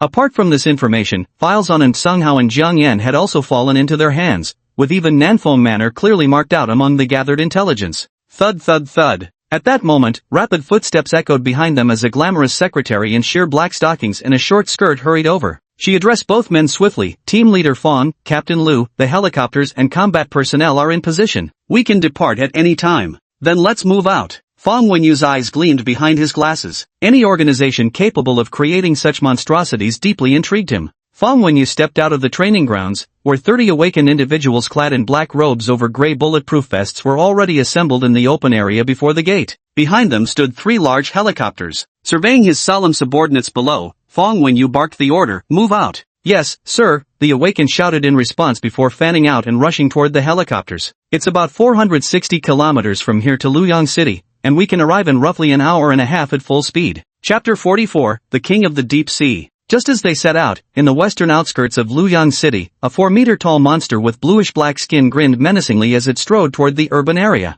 Several pedestrians on the road froze momentarily at the sight of the terrifying creature. The next instant, they turned and fled in silence, too horrified to make a sound. A blond guy could only feel his legs turning to jelly as he ran, his mind cursing with fear and disbelief. What kind of crap is this? How could a monster suddenly appear? Bang! Just as he was running, a dark figure flashed across the sky and crashed heavily in front of him. Ahahaha, human. The deep-sea king grinned menacingly at the terrified blonde-haired man before him, his left hand seizing the man's body in an iron grip. Ah! The yellow-haired man screamed in terror, his face turning deathly pale at the sight. The deep-sea king viciously clamped its jaws around the blonde's head. Squelch! Blood sprayed across its scaly hide. Crunch! Crunch! The monstrous chewing sounds echoed from its maw as it casually tossed aside the headless corpse, continuing its relentless march toward the city center. The brain is still the best part. The deep-sea king wore a cruel smile on his face. Ever since being summoned, he had been confined within the manor, nearly driving him mad. Now, Jiang Yan issued his command to wreak havoc here, to unleash carnage without restraint. Ah! A woman in the distance caught sight of the scene and let out a piercing scream, instantly drawing the deep-sea king's attention. Delicious! Seeing this, the deep-sea king took a step forward, advancing toward her. The deep-sea king kept eating as he moved toward the city center. The deeper he advanced into the urban area, the more people appeared around him, and chaos soon erupted. Ah! It's a monster! It's eating people! It's actually eating people! Run! Breaking news surveillance. Some people were even hiding upstairs, pointing their live-streaming phone cameras at it. Passers-by entering the area immediately noticed it. Old man, bro, what's going on here? Alien invasion of Blue Star? Hajime, where is this place? Are they filming a movie on site? The monsters look so realistic. Having to split a pile of shit into 2 meals only gets me 3/10 full. What filming? It looks real to me. Look at those people, their intestines are being ripped out by that monster. Holy shit, this is too brutal. The livestream chat quickly exploded with comments. The person filming was a middle-aged man who didn't dare make a sound, covering his mouth and nose tightly. Because on the 6th floor where he was hiding, that monster stood right below him, holding a person in each hand, its mouth dripping with blood. Ding! Just then, his phone suddenly emitted a notification sound. Feeling lonely? Come to UIO. At the sound, the middle-aged man's expression changed. He quickly pulled his phone back and pressed himself against the window without moving a muscle, his back soaked in cold sweat. Bang bang bang! A rhythmic, thunderous sound suddenly rose from below, and the middle-aged man could feel it drawing closer to him. Bang! After the final tremendous noise, silence fell. Just as the man began to exhale slightly in relief, his nostrils suddenly flared. A putrid, fishy stench assaulted him, so pungent it nearly made him vomit. Instinctively, he raised his head to locate the source of the odor, but that one glance froze him completely in place. Outside the window, a head nearly filling the entire frame stared at him, its vertical yellow pupils scanning the middle-aged man. The enormous face was covered in blue-black fish scales, with a protruding jaw and jagged, razor-sharp teeth. Its upper teeth gleamed crimson, still clinging to shreds of human tissue. Locking eyes with the man, the creature twisted its face into a vicious grin and hissed, "Found you." Bang! The middle-aged man's legs went weak, his face frozen in terror as he stood rooted to the spot. A gigantic hand shattered the window, seized him in its grasp, and shoved him into its gaping maw. The king of the deep kicked large holes in the outer wall with his feet, stepping into them one by one as he climbed to the 6th floor. This terrifying scene was entirely captured by the middle-aged man's phone lying on the ground. At that moment, the live stream had already attracted over 1,000 viewers, and they fell into complete silence as they witnessed the scene. If anyone had doubted it was real before, they now witnessed the middle-aged man being devoured right before their eyes, his entrails spilling out. Within seconds, the live stream was banned. Outside the South Maple Estate Villa, all personnel had already evacuated. Equipment that couldn't be taken away, and the monstrous corpses were directly thrown into the electric arc furnace for cremation. The dozens of monstrous corpses were completely incinerated at temperatures reaching 3 to 4,000 degrees, with the remaining ashes being taken away. Even most of the assets had long since been transferred to foreign banks by Jiang Yan's arrangement through Songhao, where Jiang Yan still had over 10 billion Blue Star currency, all funds contributed by merchants who joined the monstrous association. Jiang Yan gazed calmly at the deserted manor, his flickering gaze betraying unspoken thoughts. Under his arrangement, these individuals immediately scattered overseas, where he had already prepared new temporary accommodations for them. Han Qi, dressed in a suit, approached Jiang Yan from behind and said respectfully, "Chairman, I've already called all the merchants who joined the association and instructed them to leave the country. What I'm not sure about is how many of them will be willing to abandon their assets and flee." Jiang Yan turned his head to look at him. "It's fine. If anyone really runs away, you can contact them later." "Yes," Han Qi nodded in acknowledgement. "Wait for me at the entrance," Jiang Yan commanded as he turned back to Han Qi. Han Qi nodded respectfully at Jiang Yan's departing figure before turning toward the entrance, where Li Yong waited in a black sedan. Jiang Yan's consciousness sank into his mind. As the Deep Sea King entered the city district, his abyssal pearl progress bar had already reached full capacity. Negative emotions at maximum level. Summon now? Summon! Jiang Yan's will stirred, and he summoned it straight away. Buzz! A violet-black cloud materialized out of thin air before Jiang Yan, then rapidly expanded. The dark cloud swiftly gathered over 10 meters high. Seeing this, Jiang Yan raised an eyebrow and thought, "Seems like a big one."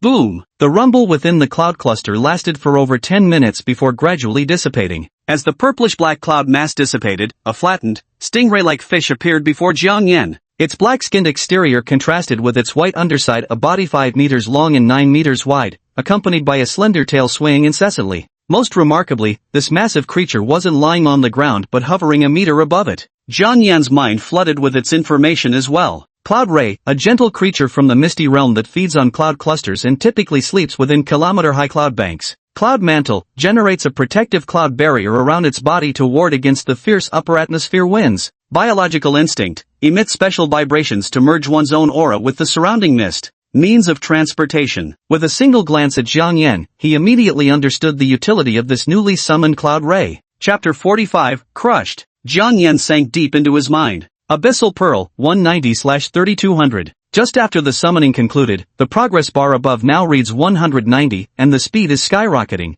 climbing at a rate of 100 per minute. This was precisely the outcome of the Deep Sea King entering the city. Jiang Yan took out his phone and sent a message to Li Yong and the other person at the entrance. "Follow Dong Guangjie at all costs and protect him. Don't worry about me." "Got it," replied Li Yong after sending the text. Just then, the roar of a car engine sounded from the doorway. Jiang Yan stepped forward toward the cloud ray before him, planting his foot firmly on its back as he commanded, "Move." Ugh! The cloud ray let out a deep, resonant cry, its massive body gradually rising as it exhaled wisps of white mist through its pores. The swirling mist enveloped it and Jiang Yan, forming a white cloud mass dozens of meters in diameter. After ascending 2,000 meters into the air, the cloud mass flew off in the opposite direction from Luoyang City. The cloud ray's speed increased rapidly, the scenery below flashing past in a blur. Yet within the cloud mass, Jiang Yan couldn't feel even a trace of harsh wind. Standing atop the ray's back, his feet felt as steady as if planted on solid ground, with not the slightest sense of movement. On a street in West District of Luoyang City,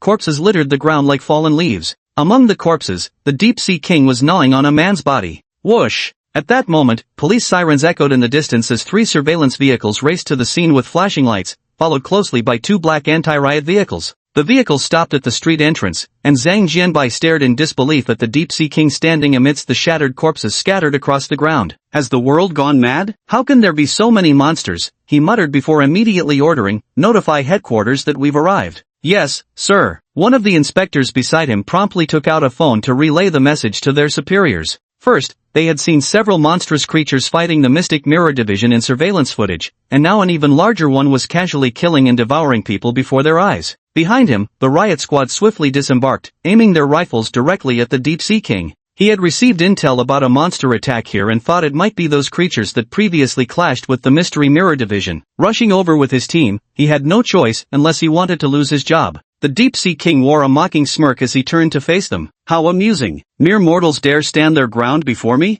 With each heavy, thunderous step, the Deep-Sea King lumbered toward Zhang Jianbai's group at the intersection. His pace was unhurried, yet his grotesque grin widened as he chuckled darkly. Ha ha ha. Zhang Jianbai's expression tensed instantly. Drawing a small pistol, he barked, "Open fire. Don't let it get closer." Bang bang bang. The surrounding inspectors and riot squad members aimed their pistols and rifles directly at the Deep-Sea King, firing without hesitation. Over 20 people unleashed a torrent of bullets simultaneously, pouring their firepower toward the monstrous figure. Bang, bang, bang. The barrage of bullets struck the scales of the Deep-Sea King, erupting into a series of sparks, yet not a single mark was left behind on those impervious scales. Clang, clang, clang. The bullets slammed into the Deep-Sea King, deformed upon impact, and clattered uselessly to the ground. Are you trying to tickle me? The Deep-Sea King was now just a few dozen meters away from Zhang Jianbai and the others, his face etched with scorn. Click, click. Zhang Jianbai, pallid with fear, clutched his emptied pistol, his resolve wavering as he faced the unharmed monster across from him. The firepower from the riot squad behind him was beginning to falter.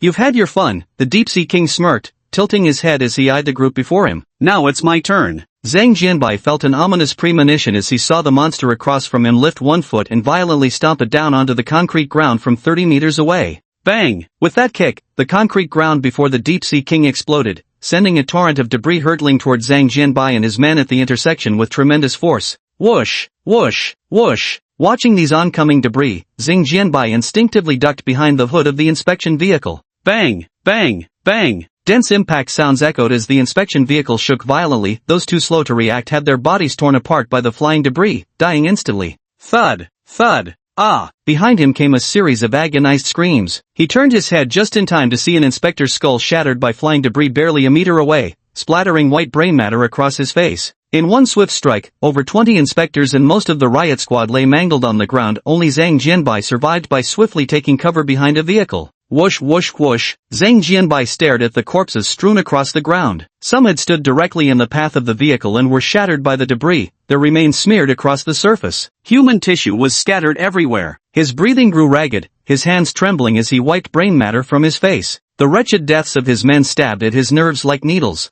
Thud, thud, thud. A heavy set of footsteps drew nearer to him. I'm going to die. I'm going to die. Run, now. Zhang Jianbai couldn't hold it together any longer. The heavy footfalls behind him weighed on his heart like a boulder, suffocating him. He struggled to get up, but his legs were weak and trembling. Desperation nearly brought Zhang Jianbai to tears as he hammered his thighs with his fists, howling, "Stupid legs. Move, damn it. Move, move, move." Under his determined efforts, his legs seemed to respond at last, trembling as he forced himself to take one excruciating step after another. Behind him, the king of the deep sea watched the scene with a maniacal grin, his blue tongue lolling out. Ha, ha ha ha ha, humans, live in fear of me. It deliberately slowed its pace to stalk Zhang Jianbai from behind, while the trembling man staggered forward step by step, tears streaming down his face. Someone save me, please, someone save me. Despair gripped him as he screamed into the empty streets around him, the heavy footsteps behind him relentless. From the high-rise buildings lining the distant streets, horrified onlookers stared down at the unfolding nightmare below.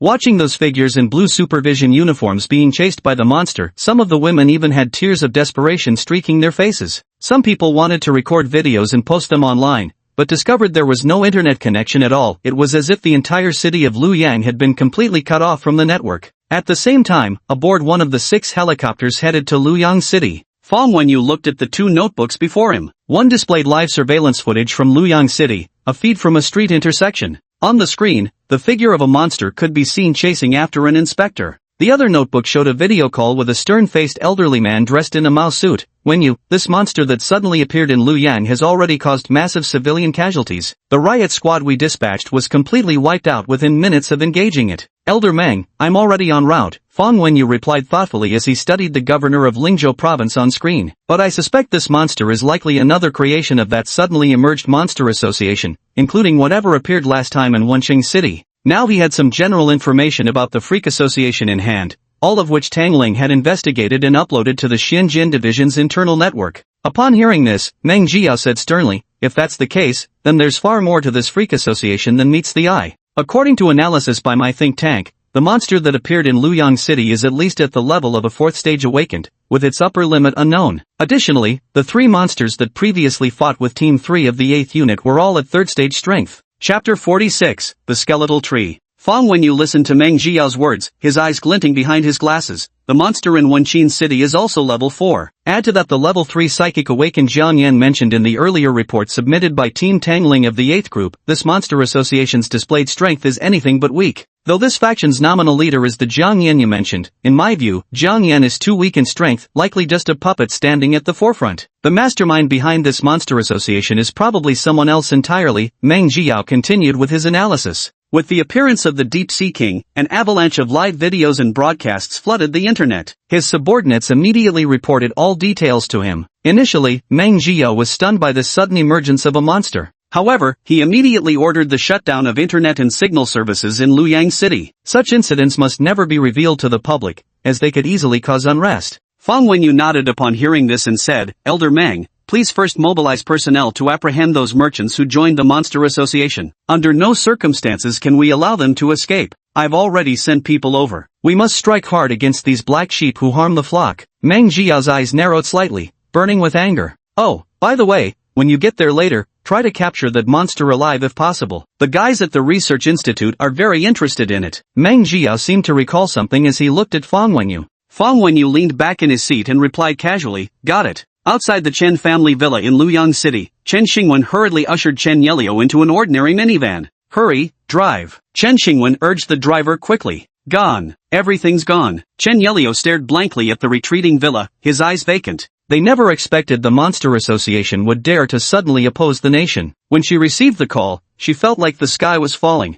Seeing his granddaughter in this state, Chen Xingwen comforted her, silly girl, wealth is merely external. Surviving is all that matters. Besides, didn't they promise us the latest enhancement serum as soon as we reach overseas? Once we gain those abilities, earning back the lost money would just be a matter of time. Chen Yelio forced a smile at these words. Let's just hope we can escape first. As a major businesswoman, she knew full well the consequences of having funded the Monster Association, an organization bold enough to openly challenge the state. Every merchant in Luoyang City who joined the Monster Association was fleeing now. Not a single one wanted to stay behind. Elsewhere, several dozen kilometers away from Luoyang City, in a remote peanut field, a cloud mass dozens of meters wide fell from the sky and crashed onto the ground. As the cloud mass touched the ground, it dissipated, revealing a manta ray-shaped cloud in Jiang Yan standing on its back. Who would have thought the progress would reach 3,200 so quickly? Jiang Yan sensed the glowing white pearl in his mind. Negative emotions at peak level. Summon? Summon! With a thought, Jiang Yan initiated the summoning.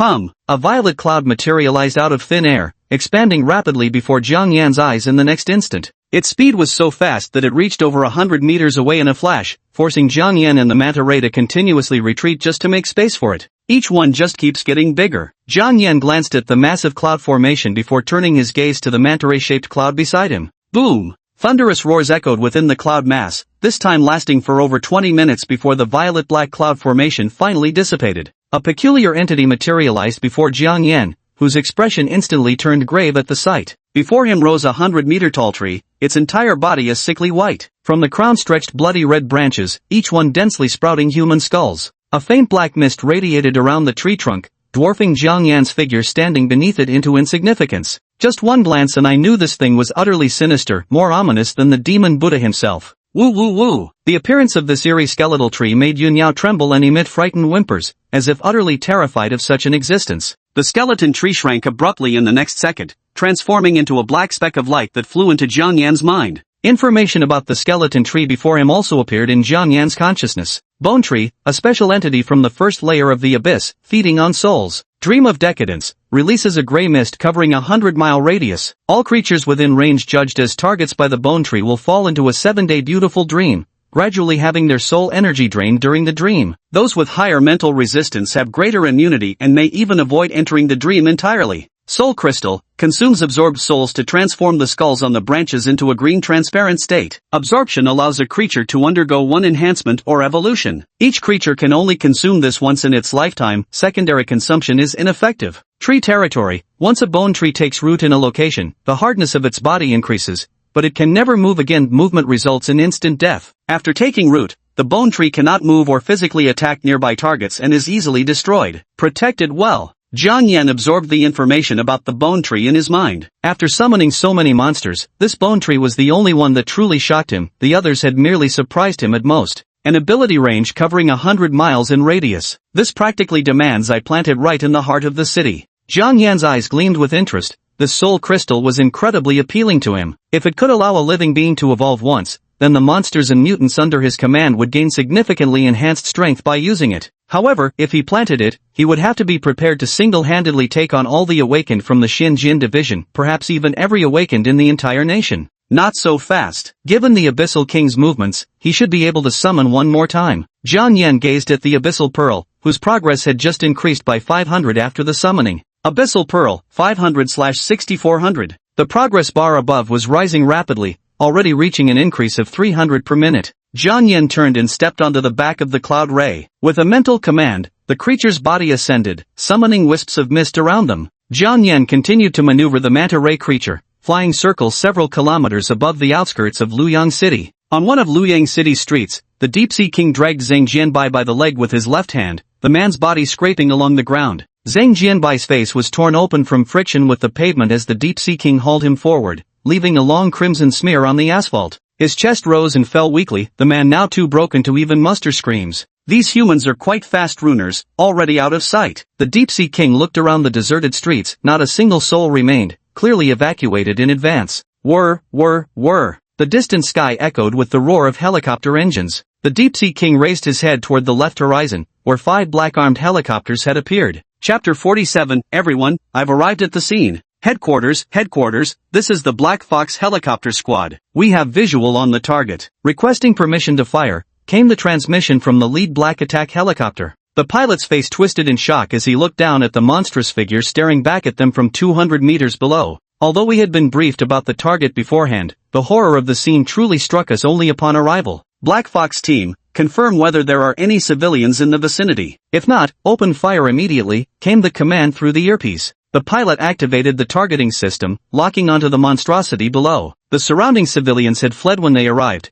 and as for the inspector being dragged in its grasp, they silently deemed him already dead. Beep, beep. With 2 beeps from the system, the pilot's targeting reticle locked onto the Deep-Sea King. Fire, the pilot yelled, immediately pressing the launch button. Whoosh, the helicopter unleashed a barrage of rockets at the Deep-Sea King below. Their Black Fox aircraft model could carry a maximum payload of 36 rockets externally. 5 helicopters fired a total of 180 rockets at the monster below in one concentrated salvo. Whoosh, whoosh, whoosh. The densely packed sound of projectiles piercing the air echoed above the Deep-Sea King. It raised its head to gaze at the multitude of glowing dots that had appeared in the sky to its left, the heavens now obscured by a barrage of rocket fire. Human weapons, eh? How amusing, ha ha ha. The Deep-Sea King casually tossed aside the corpse of Zhang Jianbai, his lips curling into a smirk. Facing the overwhelming barrage of rockets, it spread its arms wide and burst into maniacal laughter. Ha ha ha, come on then, show me what you've got. Boom, boom, boom. The next instant, a rocket struck just 2 meters away from him,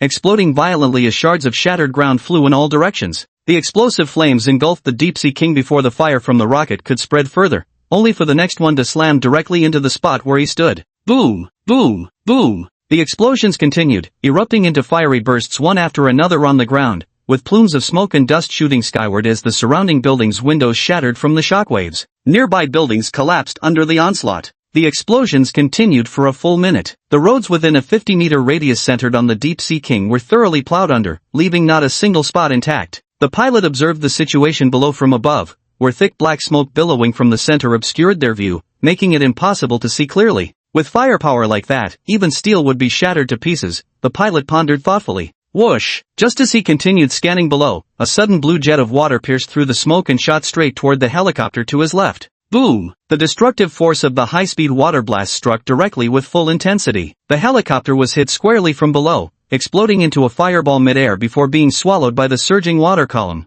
What's going on? The pilot's pupils constricted as he stared in shock at the source of the water column below. The area below, previously obscured by smoke, had cleared, revealing the Deep-Sea King with his fish scales tarnished black by the dark fumes. Sizzle! Its jaws gaped open, droplets of water dripping from its maw, each splash evaporating instantly upon hitting the scorched, shattered ground. Retreat! Get out now! At this sight, the pilot could hold no longer. He immediately pulled the control stick, steering his craft back the way it came. They were 200 meters in the air, yet this monster could still strike them from such a distance. And after 180 rockets, they hadn't even scratched its skin. What was even the point of fighting? Did I ever say you could run? The Deep-Sea King grinned sadistically as it opened its maw toward the remaining 4 helicopters. Gurgle! Its neck swelled to twice its original thickness, and in the next instant, a fierce torrent of water erupted from its mouth, crossing hundreds of meters in an instant to strike one of the helicopters. Bang! A burst of flames erupted in the sky as the Deep-Sea King kept spewing his attacks, sending helicopters plummeting one after another.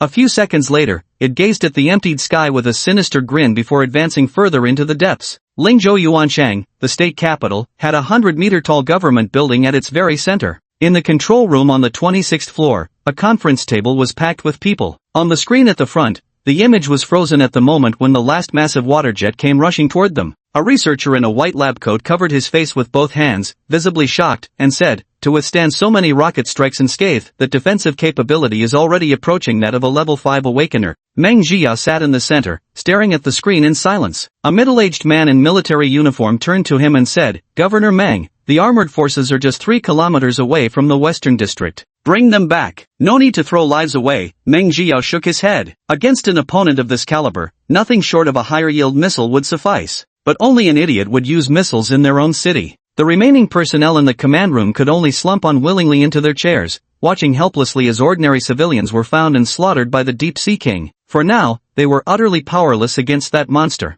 "Everyone, I've arrived on the scene." Just then, Fang Wenyu's voice came through a laptop on the desk. Percent. Meng Jiao's eyes lit up at the sound, and he quickly glanced at the notebook. "How did you arrive so soon? You weren't supposed to be here for another half hour." Inside the notebook, the surrounding scenery was rapidly moving backward, with only Fang Wenyu at the center occasionally glancing ahead. The others nearby immediately straightened up. A man in a suit said excitedly, with heavenly revolver Fang Wenyu making his move, "We're sure to take down this monster." The rest of the crowd wore similarly expectant expressions, eagerly anticipating Fang Wenyu subduing the creature. "Of course I'm running. A helicopter's too slow, the opportunity will be long gone by the time it gets there. Alright, I'm hanging up." On the other end of the video call, Fang Wenyu was sprinting down the street, occasionally weaving past pedestrians. Whoosh! The speed was so fast that passers-by only felt a gust of wind swirling around them, their clothes fluttering wildly, yet no one was visible. Fang Wenyu closed the notebook and tossed it casually toward the trash can. Not far ahead lay the West District,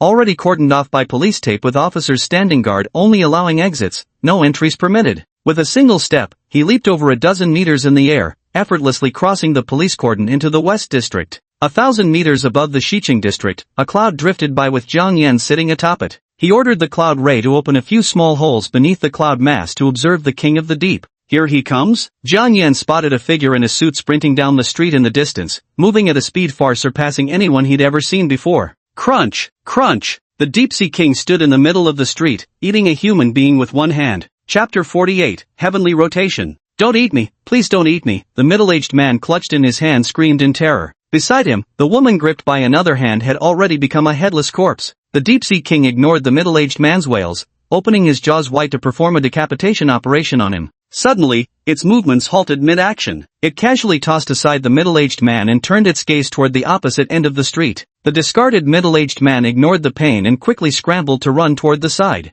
There, a gentle-looking, bespectacled man stood, measuring 187 in height, his gold-rimmed glasses lending an air of refinement. Finally, a somewhat capable human has arrived. Ha ha ha. The Deep-Sea King's face twisted into a cruel grin, utterly bored from dealing with those worthless opponents. Fang Wenyu casually unbuttoned his suit and white dress shirt, hanging them over a nearby potted plant, revealing his streamlined muscles. Staring at the monster before him, he remarked nonchalantly, "I'm curious how creatures like you end up here. There's never been any record of monsters like you appearing before. Want to know? Then defeat me first." The Deep-Sea King's lips twisted into a grotesque smile, revealing blood-stained fangs. Fang Wenyu removed his glasses and casually tossed them aside, his expression turning deadly serious. "That's exactly what I had in mind." The monster and the man stood poised for battle across 50 meters of empty space, the very air between them seeming to freeze solid. Swish! In the next instant, two figures moved simultaneously, transforming into blurred silhouettes as they charged toward each other. The Deep-Sea King swung his right fist with a howling wind toward the charging Fang Wenyu before him.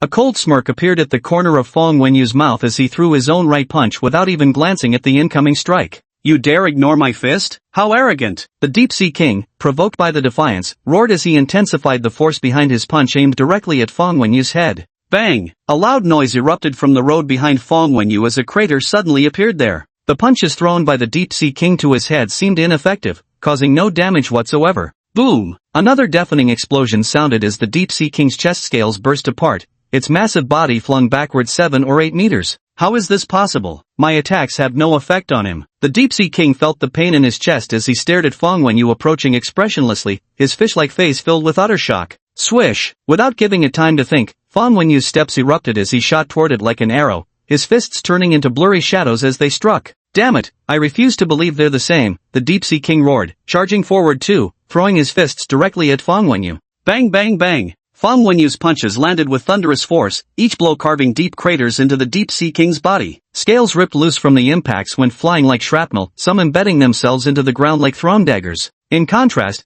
the punches of the Deep-Sea King landed on Fang Wenyu as if they were being redirected, causing the ground behind him to explode into a series of meter-wide craters. Debris scattered in all directions, stirring up whirls of dust and smoke with each impact. In the span of a single second, the two exchanged hundreds of punches, forcing the Deep-Sea King back once more. His body was riddled with dense and shattered scales. Is that all you've got? Fang Wenyu gazed intently at the Deep-Sea King standing before him, his expression profound. Aside from a faint layer of dust, his body bore not a single trace of injury. The Deep-Sea King, upon hearing these words, seemed utterly provoked. His face instantly twisted with rage as he roared, "Mere humans! Mere humans!" With its roar, dark clouds began to gather in the sky, blotting out the sun, as gusts of wind howled in the air. Fang Wenyu looked up at the sky and took a deep breath, feeling something sticky around his nose and mouth. Is it going to rain? Splash! The next moment, raindrops as big as beans came pelting down, drenching his hair. He suddenly noticed something unusual about the monster before him. Its wounds were healing, its body swelling,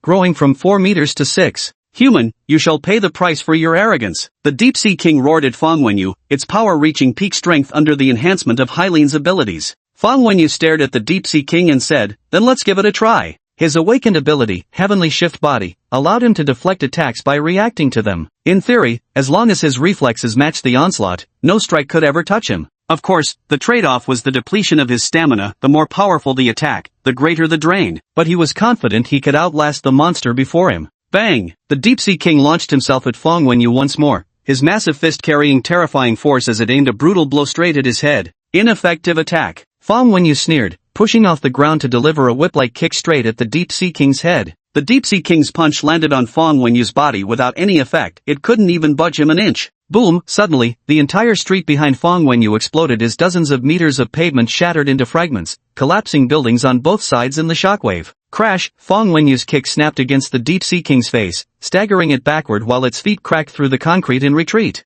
A kilometer above the ground, Jiang Yan watched as the streets below were shattered by the fierce battle between a man and a monster. The scale of the fight was rapidly expanding, with entire buildings collapsing under the onslaught. His eyes gleamed. This must be a level 5 awakened. To be able to suppress the Deep-Sea King like this, his ability must be damage transference. Jiang Yan had been closely observing Fang Wenyu, noting how each time the Deep-Sea King threw a punch, an attack would mysteriously appear on the ground behind him. If this continues, even the Deep-Sea King, enhanced by the breath of the abyss and his royal traits, will fall sooner or later. After a moment's thought, Jiang Yan immediately ordered the Deep-Sea King to retreat. No creature could endure such one-sided beating. Below, the Deep-Sea King roared as its fists blurred into afterimages pounding Fang Wenyu's body, yet the attacks remained equally ineffective. Meanwhile, every single one of Fang Wenyu's strikes, be it punches or kicks, left accumulating wounds on the Deep-Sea King's body, all these minor injuries eventually taking their toll. Fang Wenyu's face bore a look of unhurried confidence. Having fought this long, he had already taken the monster's measure. Not bad, for a creature that's barely reached the 5th level. It's just your bad luck that you ran into me. With a shout of "Die!" Fang Wenyu shot forward, becoming an afterimage as he charged his opponent. The monster raised its massive claws to block his assault, but Fang Wenyu dodged in a flash. Pivoting, he deftly evaded the obstruction and struck from a cunning angle, aiming straight for the monster's throat. His speed was too great. The monster only felt a sharp pain in its neck before a torrent of hot fluid burst forth. Roar! The monster let out a desperate howl, its claws frantically clutching its throat, but it was powerless to stem the flow of blood. Not a ripple of emotion showed in Fang Wenyu's eyes, as if he had done nothing more than slaughter a chicken. Even a true 5th-level monster wouldn't be difficult for me to kill. He stood over the monster's corpse, his gaze icy. This is all you were worth. That spinning kick of his was the bane of close combat fighters. The king of the deep sea received Jiang Yan's order to retreat in his mind. With a furious glance at Fang Wenyu, it turned and fled. Trying to run? Not so fast. Fang Wenyu's legs propelled him forward in pursuit of the king of the deep, his speed astonishingly surpassing even that of the fleeing monster. Swish! The deep-sea king sensed the danger and suddenly pivoted, his neck swelling as a thick jet of water sprayed toward the pursuing Fang Wenyu. Mere futility. With a casual wave of his hand, Fang Wenyu redirected the water jet onto the ruins of a nearby building. Spotting this, the deep-sea king turned and bolted, but Fang Wenyu wasn't about to let him escape. After slaughtering so many and wreaking devastation across the area, reducing entire neighborhoods to rubble, justice had to be served. One man and one monster chased each other like this. Watching from above, Jiang Yan frowned. What a nuisance. If this continued, the deep-sea king might actually get killed by him, an unacceptable loss for Jiang Yan. At this thought, Jiang Yan's expression darkened. Let's go to the city center. Jiang Yan still had a clear understanding of his own strength. Going down to confront the middle-aged man head-on was out of the question. It'd be better to lure him away instead. The ghost Buddha manifested beside him, its gaze hollow and eerie. Chapter 49, Evacuate. Before a square in the city center, a large crowd of pedestrians had gathered. Some stopped in their tracks while others sat on benches, discussing the events unfolding in the Western District. Monsters have appeared in the Western District. A friend said his boss got eaten by one of those creatures. It's absolutely terrifying, a young man exclaimed excitedly to a man and woman beside him. The fashionably dressed woman sipped her coffee and asked curiously, didn't the authorities say it was a chemical factory leak over there? Where did you get such wild rumors? Seems to be true. I saw someone post about it on moments earlier, but the photo got deleted within seconds. Another man chimed in with interest. As they were discussing, a mass of clouds drifted overhead at 1,000-meter altitude, and a completely pitch-black figure suddenly plummeted downward. After dropping the ghost Buddha, Jiang Yan turned direction and headed out of the city. Now that the abyssal pearl was full again, it was time for a summoning. Ah! Screams rose from below, but Jiang Yan paid them no heed. Moments later, on the deserted outskirts east of the city, Jiang Yan stood on the ground. Negative emotions have reached maximum capacity. Summon now? Under the relentless output of the Deep-Sea King, the summoning progress of 6,400 skyrocketed to completion.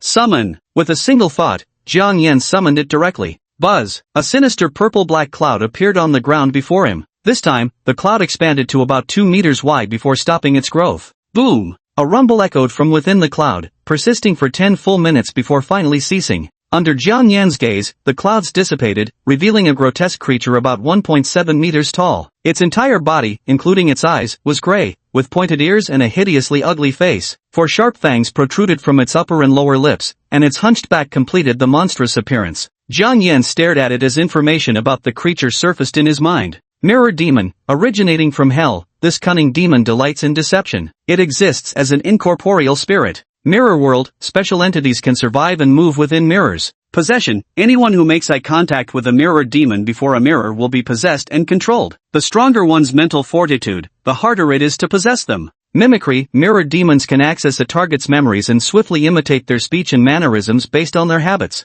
This isn't bad at all, a powerful support. Jiang Yan's eyes flickered as he began forming clear ideas about the mirror demon's utility in his mind. Go stand on the back of the cloud manta, Jiang Yan said, pointing at the creature beside the mirror demon with one slender finger. Yes, master. The mirror demon's voice was hoarse and unpleasant as it obediently stepped onto the manta cloud's back. Jiang Yan glanced at the progress of the abyssal pearl in his mind. The ghost Buddha was currently wreaking havoc in the city center. He wanted to check how much progress had been made. Abyssal Pearl, 1326/12800. The number continued to skyrocket, soon breaking through 2,000. The ghost Buddha's uniqueness spared it from the depletion that plagued other psychic awakeners. As long as offering oneself to Buddha remains active, its consumption will be replenished, and the replenished expenditure will continuously power the ability. Jiang Yan stepped onto the back of the cloud manta, ready to rendezvous with ghost Buddha at any moment. Meanwhile, in the western suburbs, Fang Wenyu was still chasing the Deep-Sea King, the man and the monster having pursued each other all the way from the city district to the western outskirts.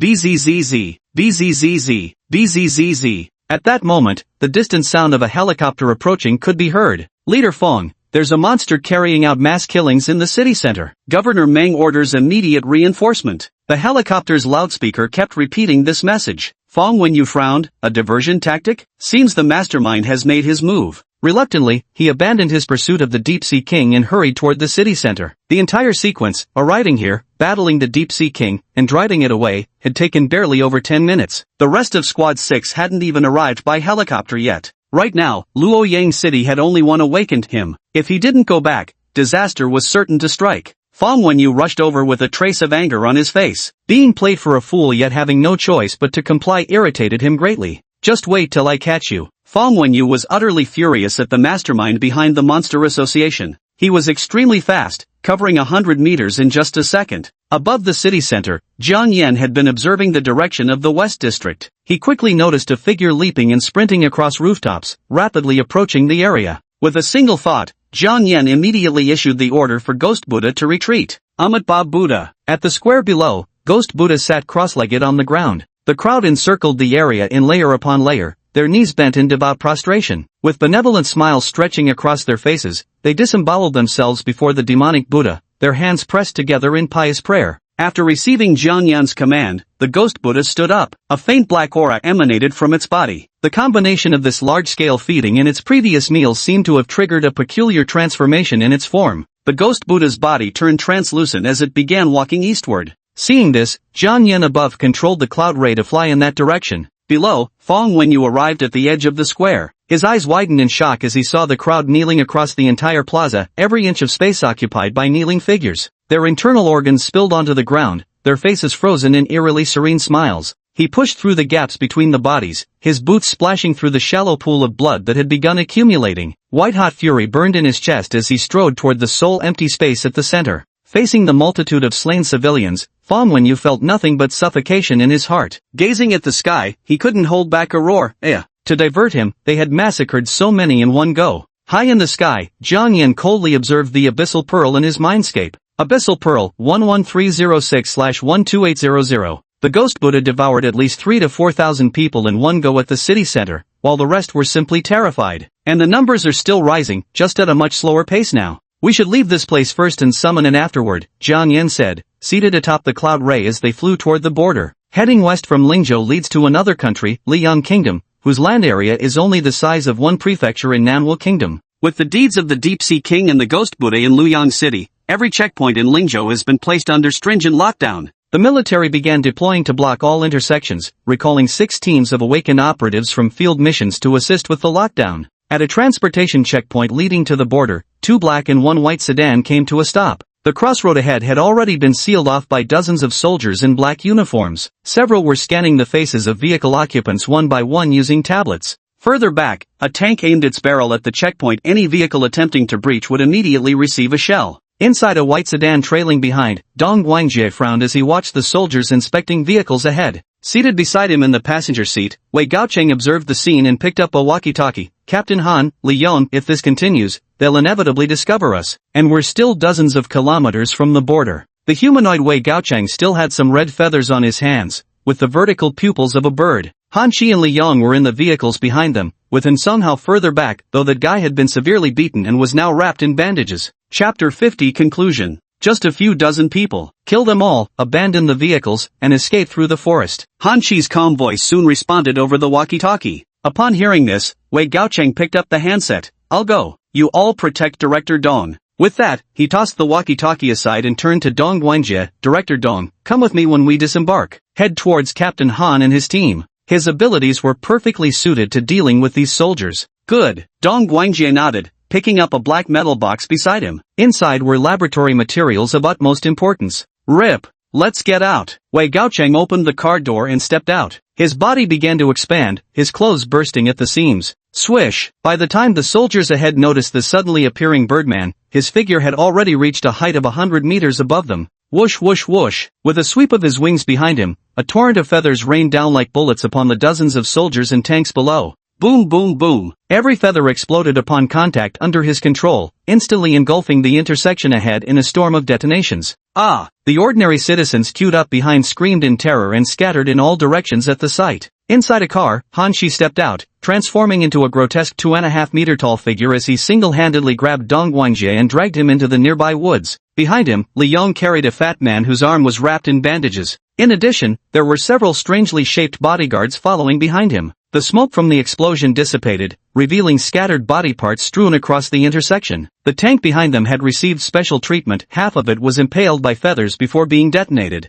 Han Chi led Dong Guangjie and the group as they sprinted through the forest. 100 meters above them, Wei Gaocheng maintained the same pace while keeping watch, with the hulking figure of Bao bringing up the rear. Right now, Mystic Mirror Division's Level 5 Awakened is held up battling the Deep Sea King. We won't have any problems on our end, Dong Guangjie said with a calculating gleam in his eyes. Jiang Yan occasionally texted him to stay in contact. They wouldn't act like this, but farther away at the other intersections, some people were not so lucky. Dozens of kilometers away, at another border crossing, On was nervously queuing in his white luxury car, wearing a mask and sunglasses, as 3 soldiers began approaching his vehicle. Damn it, I was driving so fast, how could I still run into a roadblock? On muttered, his hands trembling with tension. Knock, knock, knock. A soldier reached his car window and rapped sharply on the glass. Roll down your window for a spot check, the soldier said in a stern tone. Alwyn glanced at the rearview mirror. Numerous vehicles had already stopped behind him, making retreat impossible. He could only roll down the window and force himself to stay calm. Officer, what's happened that requires blocking the road? The soldier took one look at the middle-aged, overweight man wearing both a face mask and sunglasses, and his expression instantly turned serious. He exchanged a glance with the 2 soldiers beside him before pulling out a tablet. Take off the sunglasses and mask, the soldier demanded in a hostile tone. This man was now highly suspicious. Cold sweat trickled down Alwyn's back. He trembled as he replied, Officer, I have an infectious disease. I wouldn't want to risk passing it to you if I took them off. No sooner had he finished speaking than the soldier roughly slapped off his sunglasses, yanked down his mask, and scanned him with a tablet. Beep beep beep. The next second, an alarm sounded from the tablet. It's over. Alwyn's face turned ashen as the soldiers dragged him out and pressed him to the ground in handcuffs. The next day, in a remote valley within the territory of Liang Kingdom, Jiang Yen wore black trousers and a white top, his hair casually tied into a small ponytail at the back, with the Dreamweaver resting on his left shoulder, its eyes closed in slumber. He sat on a rock, immersing himself in his thoughts, watching the glowing dot that represented the Ghost Buddha shimmering brightly. Ghost Buddha, evolution in progress. Estimated completion time, 5 hours. Have I finally evolved after consuming so many people? Jiang Yen pondered as he withdrew from his thoughts. Not far from Jiang Yen stood Han Chi's group, those who had narrowly escaped yesterday, along with several of Dong Guangjie's assistants. And Sun Hao approached Jiang Yen with a grim expression and immediately knelt, his head bowed deeply. Chairman, I'm sorry. I was the one who got exposed. I'm the reason everyone ended up like this. If you want to deal with me, do as you please. This group had come for him. He was the one who had reduced everyone to this state. The lab had at least 100 people between bodyguards and researchers, yet now only a mere 13 had arrived here, him plus Dong Guangjie and 4 other executives, 5 bizarre bodyguard types, and 3 assistants. Jiang Yen turned his head calmly toward Sun Hao upon hearing this. Get up. To me, you're merely chess pieces, replaceable at any time. If you feel guilty, then prove your worth. Conversely, he continued, all of you follow me solely for power, money, or status. What happened was just bad luck. Pay more attention next time. His words were icy and merciless, yet none present took offense. Besides, their families had long been sent abroad by Sun Hao, so their actual losses were minimal. Back then, Jiang Yen had approached them just like this, either tempting them with power or offering money outright, without a shred of genuine emotion involved. It was all about that so-called personal charm. Yes, and Sun Hao stood up, looking at Jiang Yen with gratitude, though Jiang Yen had no idea what he was thankful for. Jiang Yan's expression remained impassioned. The remaining dozen or so people meant nothing to him. All that mattered was Dong Guangjie's continued presence. After all, he'd started his ascent entirely alone. This world was never short of extremists obsessed with power. When the time came, Jiang Yen need only crook his finger to reassemble an entire army of human-shaped cannon fodder. Moreover, most of those people had used Buddha crystals. Since they'd already been captured, they would serve as consumables for the Ghost Buddha's resurrection in the future. Let's go. It's this late and no one else has arrived. Seems like the others are finished. Jiang Yen stood up, casually addressing everyone present. The manta descended from the sky, drawing astonished gazes from the crowd at this bizarre spectacle. Dong Guangjie gazed at the creature resembling a stingray with intense interest in his eyes. He had just recently deciphered the blood of the Deep Sea King, and now here was another intriguing specimen. Following Jiang Yen, I can't even keep up with studying all these monsters, Dong Guangjie sighed inwardly. Jiang Yen stepped onto the cloud raised back and addressed the others. Board it. We're heading to the capital of Liang Kingdom. Jiang Yen had truly witnessed the formidable power of a 5th level awakened from the Mystic Mirror division of Manhwa Kingdom, so absurdly strong that just one could annihilate the current monster association. Yet beings of such caliber numbered at least 20 or more within Manhwa Kingdom, with even mightier figures standing above them. This place was utterly unsuitable for the Monster Association to expand its influence here. Chapter 51, Control. Alright, they all nodded, stepping onto the back of the cloud ray. Once everyone had boarded, the cloud manta's skin began emitting vast clouds of mist, rapidly enveloping both the creature itself and the passengers upon its back. Whoo! The cloud ray let out a cry and directly floated upward under the astonished gazes of the crowd.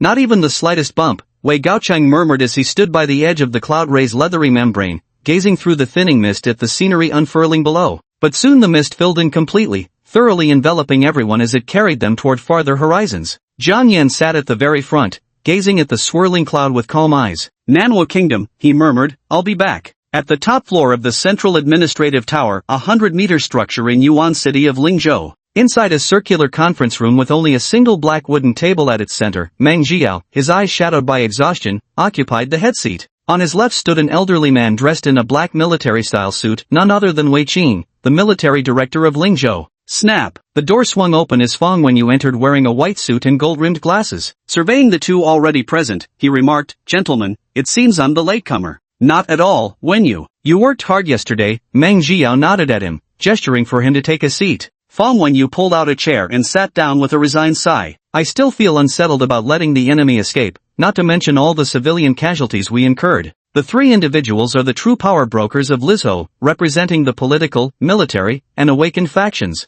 Meng Jiao turned to the secretary standing beside him. "Report the casualties and damages." "Yes, Governor." The middle-aged male secretary replied respectfully before picking up the document in his hand to begin his report. "Yesterday, the Monster Association caused the deaths of 4 of our awakened fighters, the sacrifice of Luoyang City's Supervision Bureau Director, 39 fallen soldiers and riot police inspectors, 4,890 civilian fatalities, over 2,000 injured, and 4 streets reduced to ruins." The figures were truly shocking, leaving all 3 people present in stunned silence. After a moment, Meng Jiao gazed solemnly at the other 2 and declared in a grave tone, "This matter has already been reported to higher authorities. These enemies are no ordinary terrorist organization. We will track them down globally, and once located, we will eradicate them completely." After speaking, he turned to the old military man again. "Old Qing, have you captured quite a few members of the Monster Association on your end? I heard there are even a couple of actual monsters among them." Wei Qing looked up at Meng Jiao. 31 merchants who joined the Monster Association have been captured. As for those monsters, only 3 remain, each at level 2.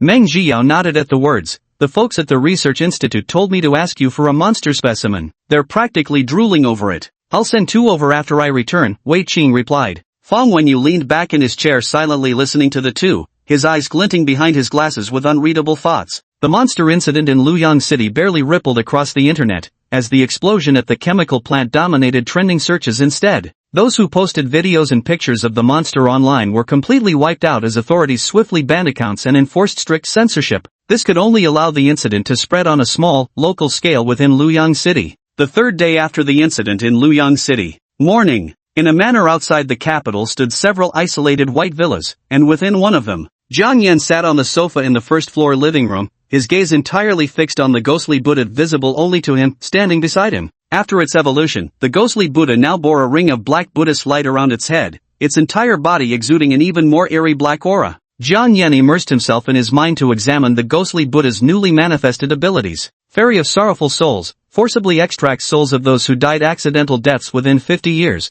with the ghost Buddha gaining control over these souls. Forced extraction damages the soul, causing it to disperse automatically when its natural lifespan would have ended. This ability enters a 1-month cooldown period after use. Jiang Yan stared at this ability in silence. This qualifies as a rather unorthodox method of resurrection, doesn't it? He felt this ability could be used to conduct soul-dispersing rituals for truly despicable individuals. The Abyss Pearl in his mind was now fully charged, ready to be summoned at any moment. Jiang Yan stood up and walked out of the villa. They had purchased this estate to serve as temporary living quarters, though they'd still need to select a proper base later. The experimental bases he'd previously instructed in Song how to establish domestically and abroad hadn't yet begun construction. Currently, the others were either gathering intelligence abroad or purchasing laboratory equipment. Arriving at the clearing, Jiang Yan sank into his thoughts. Abyss Pearl, 12800/12800. Negative emotions have reached maximum capacity. Summon now? Too busy yesterday to heed the call, Jiang Yan now settled himself. The time for summoning had come.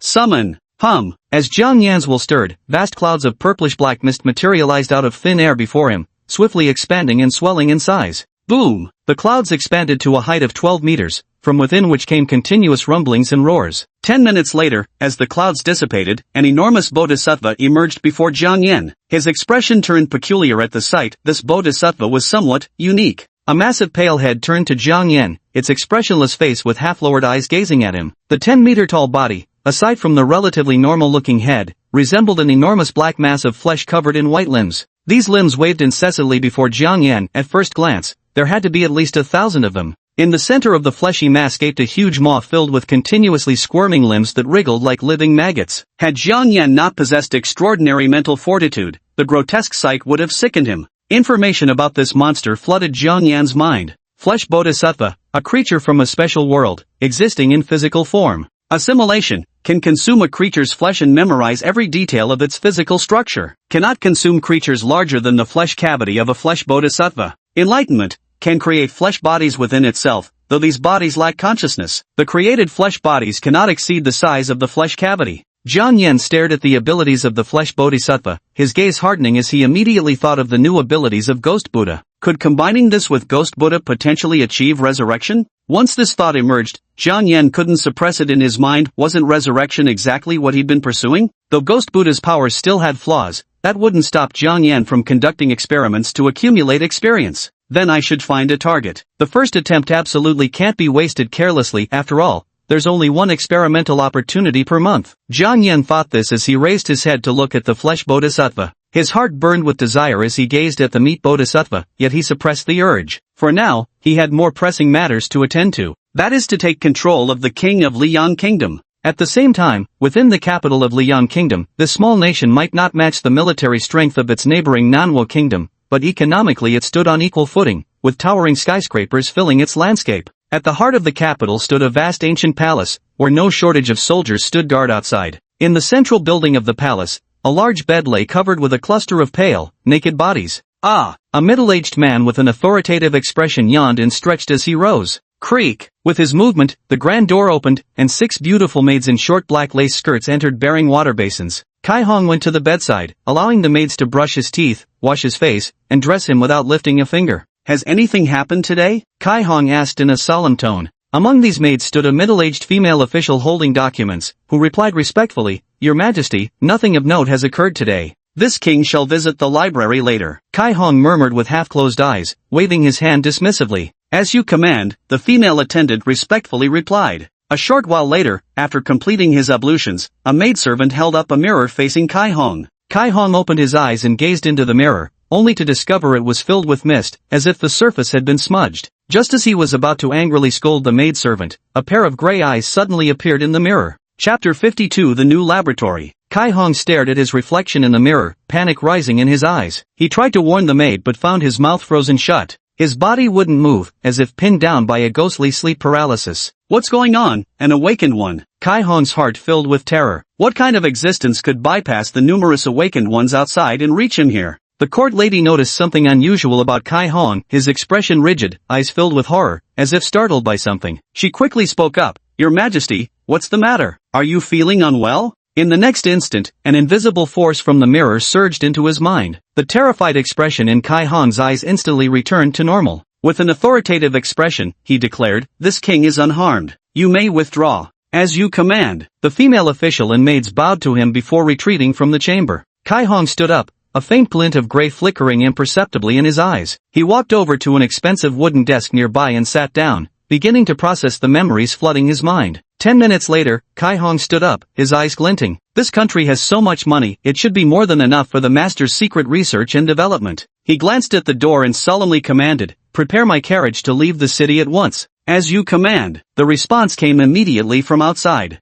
Outside the city walls, 3 luxury cars came to a gradual stop at the entrance of the estate where Jiang Yan resided. The car doors opened, and under the protection of 7 or 8 awakened individuals, Kai Hong stepped out, dressed in a custom-tailored blue suit. "Wait for me here, no need to come inside," Kai Hong said dismissively before heading straight inside. Upon reaching the villa where Jiang Yan was staying, his stern face immediately broke into an ingratiating smile. "Master, I have arrived." "Come in." Jiang Yan's voice came from inside the villa. Kai Hong quickly entered, glanced around the living room, spotted Jiang Yan on the sofa, and hurried over to him. "Master," he said, bowing his head respectfully to Jiang Yan. Jiang Yan looked up at Kai Hong, who was now possessed by the mirror demon. There was no trace of any unusual aura about him, completely indistinguishable from the original person he'd replaced. "You were able to walk out of the palace unharmed, which proves no one inside could see through your existence." Jiang Yan nodded slightly, his estimation of the mirror demon's abilities rising another notch. Kai Hong's face broke into a smile. "Thank you for your praise, Master." Jiang Yan pointed to the sofa on the left. "Enough, sit down, and tell me about the awakened ones in Liang Kingdom."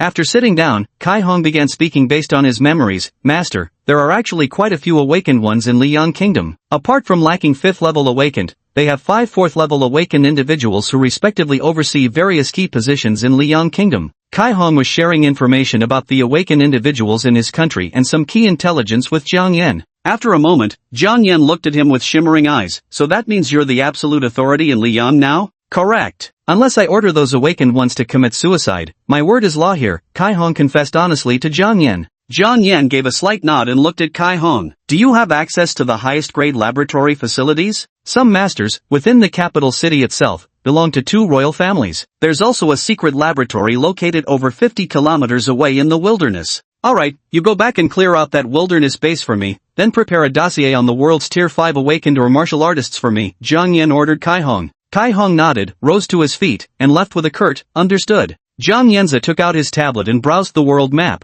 selecting a city suitable for the skeleton tree. 2 days later, at the entrance of a mountain located 50 kilometers from the capital, 2 black sedans arrived. The cars made several turns along the rugged mountain path before coming to a stop. In the first car, Han Shi turned to look at Jiang Yan in the back seat. President, we've arrived. The car door opened, and Li Yong was already standing outside. Jiang Yan stepped out, accompanied this time by Han Shi's team of 3 in Dong Guangjie. Jiang Yan raised his head to look ahead, where a massive mountain several hundred meters tall stood dozens of meters away. A silver-white metal gate appeared embedded in the mountainside. Everyone around had already evacuated completely. Let's go, we're going inside to take a look. Jiang Yan led the way forward, with the other 4 following behind him. When they reached the gate, Jiang Yan took out an access card given by the mirror demon and placed it against the nearby scanner. Beep, identity verified. Welcome back, director with highest clearance. A mechanical female voice sounded beside the door. Click. The door slid open automatically, revealing a vast silver-white interior space.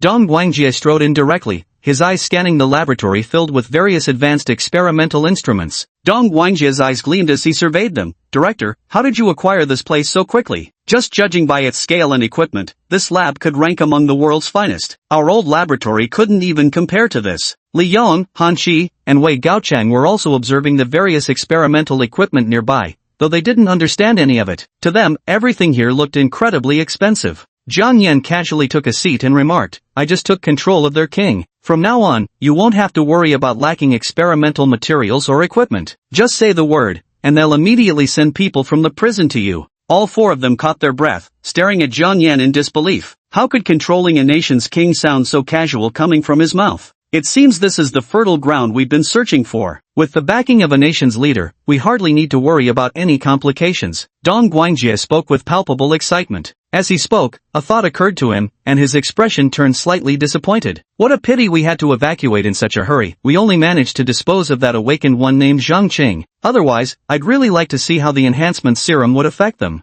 The group proceeded to explore every corner of the laboratory, gradually grasping the full scale of the facility. The ceiling soared 8 meters high, with both length and width spanning 300 meters. Beneath, 5 underground levels mirrored the same expansive dimensions. Chapter 53, The Mass Production Plan for Monsters. With the laboratory's reboot, everything was back on track for Jiang Yan. Han Shi, Li Yong, and the others went out to recruit more personnel. At Jiang Yan's estate outside the capital, a special group of visitors arrived today. And somehow arrived in front of Jiang Yan's villa with over a dozen men. Chen Xingwen, Chen Yelio, Lei Shangchen, and the others stood there looking utterly exhausted. They had been hiding east and west all this time, even resorting to wilderness survival in the woods to evade police inspections. Chen Xingwen's face was haggard, his eyes unfocused. Were it not for his granddaughter supporting him, he wouldn't have been able to stand at all. He looked at In Songhao and spoke in a weak voice, Bosson, we've come as agreed. We hope the association will give us the awakening potion as promised. He felt he wouldn't last through the week without another dose of the serum.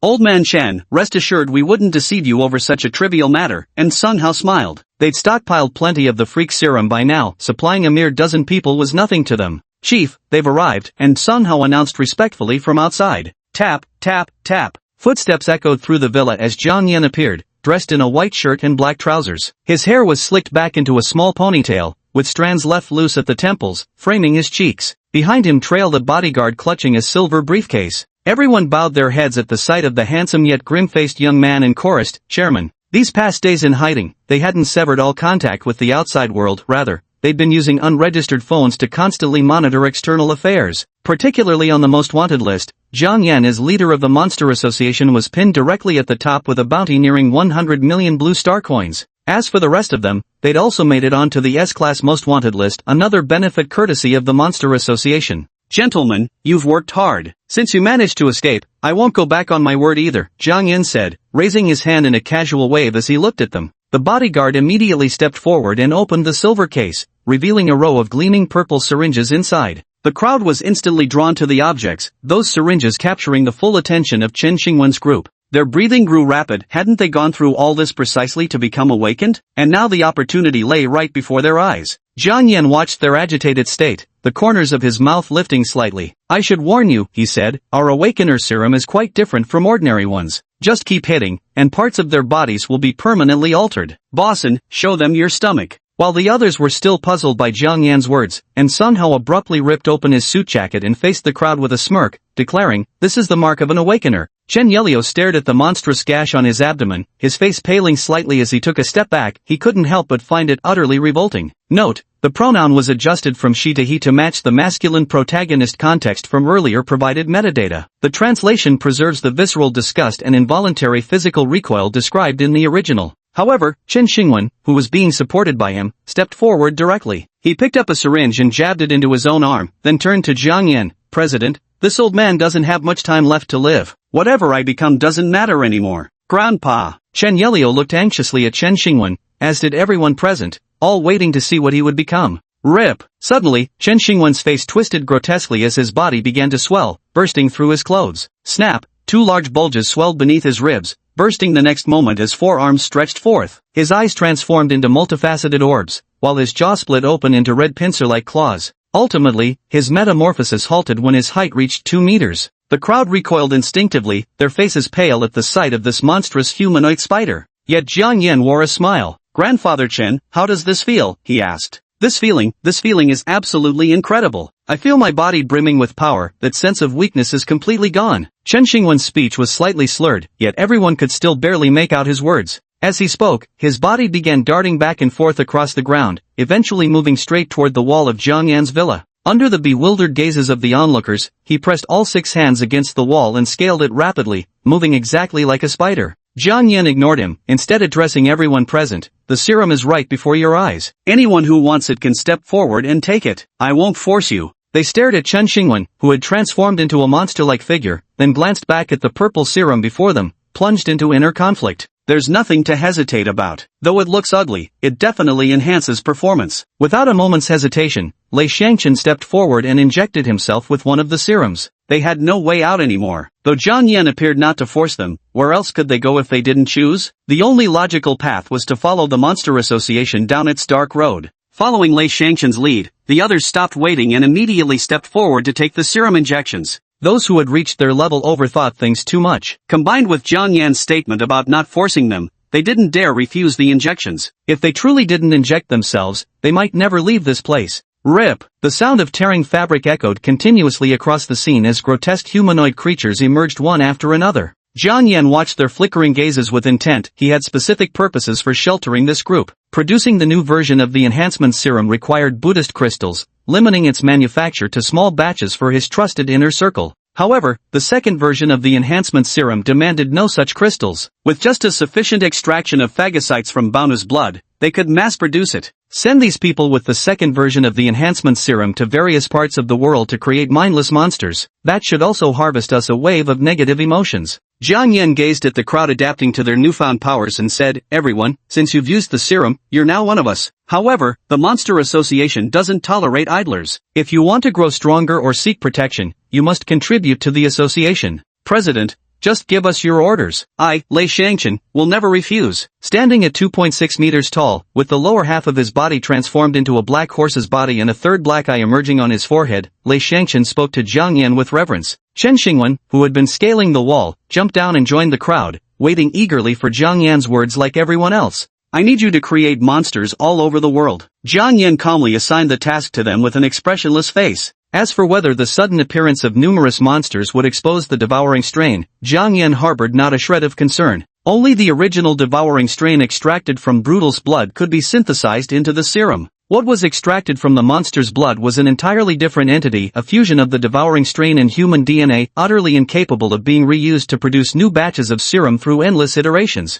Even if they obtained the potion, they couldn't separate the devourer cells from it. Who knows how much other junk was mixed in? There wasn't even a trace of devourer cells to be extracted. Chapter 54, Taking Action. 1 week had passed since Jiang Yan and his group arrived in Liang Kingdom. At 7 o'clock in the evening, a cloud mass dozens of meters in size drifted toward a specific location in Xianzhou City, Lingzhou, floating kilometers above the ground. Within the cloud mass, Jiang Yan stood with his hands clasped behind his back, calmly observing the scene below. By his side were Ghost Buddha, Wei Gaochang, and the King of the Deep Sea. Beneath their feet, the manta ray trembled slightly under the strain. Dragging the several-ton heavy King of the Deep Sea across thousands of kilometers in one go had pushed even this mighty creature to its limits. Chairman, the Flower Gate Club is right below us. Wei Gaochang checked his phone's GPS and looked up to remind Jiang Yan. Stop, Jiang Yan ordered, and the manta ray beneath his feet came to an immediate halt. Half of the clouds dissipated, giving the group a clear view of the buildings below. Directly beneath them stood a 5-story building, topped with 2 neon signs flashing the characters Huaman.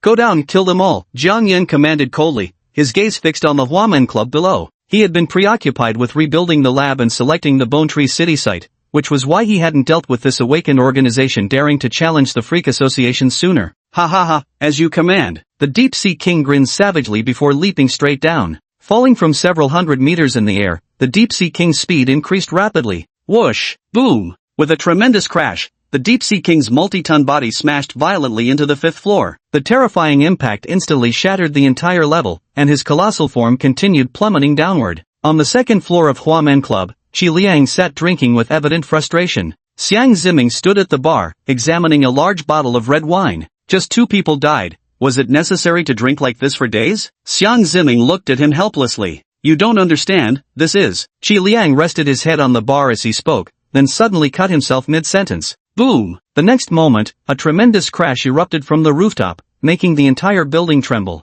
Bang! Bang! Bang! A series of deafening explosions came from above. Qi Liang's expression changed as he turned to Xiang Ziming. Get away from there! Boom! Before he could finish speaking, the ceiling above them violently shattered. A monstrous figure in blue-black armor burst through the rubble, driving its enormous fist straight into Xiang Ziming below. Kaboom! The mental type awakened Xiang Ziming had no time to react, his body exploded instantly upon impact. Splat! A chunk of flesh splattered onto Qi Liang's clothes. His gaze turned numb as trembling fingers picked up the strip of skin clinging to his sleeve. Ha ha ha, human. This is what happens when you dare provoke the Monster Association. The Deep Sea King roared with laughter as he glared at the distant human whose body had begun to tremble, his eyes glinting with savage delight. I'll kill you, shouted Qi Liang, his face contorted with rage. Blue flames erupted from his body, the surrounding space beginning to warp from the intense heat. Amitabha Buddha. An empty, emotionless voice suddenly rang out beside Qi Liang's ear. His body, which had been poised to charge forward, instantly stiffened, frozen in place. The Deep Sea King standing a few meters away grinned and threw a punch at Qi Liang. Crack! The vicious punch landed squarely on Qi Liang's chest, accompanied by a sound of shattering bones. With an agonized expression, Qi Liang crashed through the wall behind him and smashed onto the street below. Thud! His body struck the ground heavily as Qi Liang spat out a mouthful of blood. Horror flashed through his eyes as he gasped, so strong. As he was punched outside, he felt his body regaining movement. That blow had knocked him back to his senses. He turned and sprinted toward the distant street, but Qi Liang stopped after just a few steps. Before him stood a figure clad entirely in sleek black metal exoskeleton, its eyes glowing crimson. I'm surprised a mere Tier 4 flesh body like you could withstand that punch without dying, Jiang Yan remarked, genuine astonishment coloring his tone. Qi Liang remained silent, his body igniting with blue flames as he heard the monster's movements behind him. Buzz! At the same moment, a peculiar ripple emanated from Jiang Yan, as if time around him had frozen. Deep Sea King, who had leapt down from the 2nd floor in the distance, hung suspended mid-air, the shattered debris around him frozen in place. The once chaotic world fell into sudden silence as Jiang Yan took step after deliberate step towards Qi Liang. He extended his sharp fingers and drove them straight toward his head. Thud! A black metallic claw slowly pierced Qi Liang's forehead as the surrounding world returned to normal.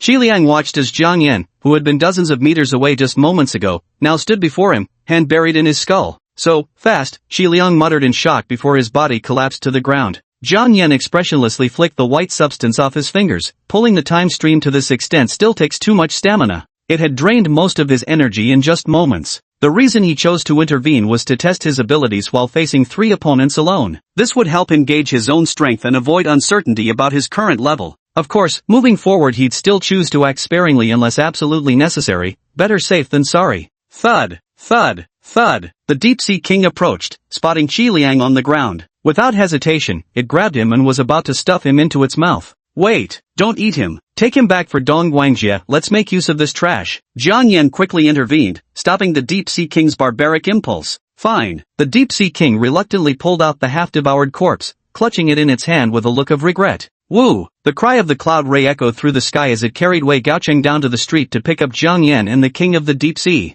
Wei Gaocheng clicked his tongue in amazement at how quickly the battle had ended. 2 level 4 beings gone just like that. The guild leader is truly badass. The entire fight was over in less than a minute. Just like that, 2 leaders of the infamous Huamen Club and Lingzhou's Awakened World were slaughtered by the Monster Association. Looking at the corpse clutched in the deep-sea king's grasp, Jiang Yan sighed regretfully. Not encountering any other awakened individuals feels like a waste. He acted based on the intelligence obtained from Zhang Qing's torture, launching his attack only after confirming that the 2 leaders of the Huamen Club were usually inside the establishment. Shortly after Jiang Yan left, a surveillance vehicle slowly arrived on the scene. The driver had come after receiving reports of an explosion in the area. Click! The car door opened, and a young man stepped out. His expression turned grave as he saw the collapsed building in the middle of the street, now reduced to just 2 floors. This is severe. Was it a gas explosion? He muttered. 2 days after Jiang Yan's raid on the Huamen Club, deep within the 3-story laboratory located in the mountains. This area spanning dozens of meters has been transformed into a tempered glass water tank.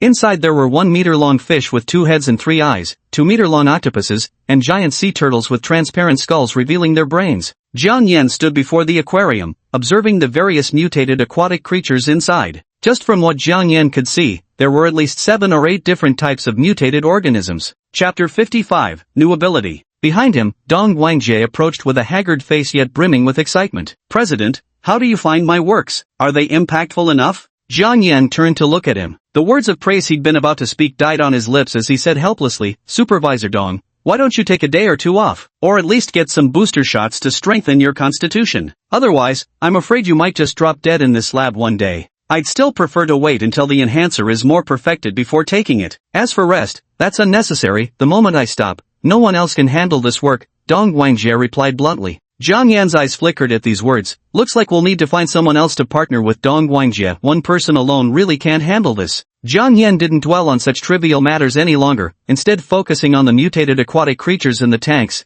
These are all finished products injected with the blood of the Deep Sea King, right? This one received the first-generation Deep Sea King serum. The Deep Sea King's body also carries something similar to the Origin Devourer, so for convenience I've named it Origin Devourer. See, Dong Guangjie explained. First generation? Does that mean there's a second generation? Jiang Yan looked at him with anticipation. Dong Guangjie nodded and waved to an assistant in the distance. Xiao Yang, bring over the second-generation Deep Sea King serum. Right away, Professor. The young man immediately left and soon returned with a white case, which he opened before the group. Inside lay a sapphire blue liquid that shimmered like crystal. Jiang Yan reached out and picked up the vial, examining the potion. What a beautiful color. Does this contain Buddha crystals? It does, but the second version hasn't begun human trials yet. We've conducted numerous experiments on aquatic animals, though, Dong Guangjie replied. Oh, show me. This piqued Jiang Yan's curiosity. Dong Guangjie took out a remote from his pocket and pressed a button aimed at a nearby display screen. The interior illuminated, revealing a scene. Within a massive pool, a 10-meter-long shark swam back and forth.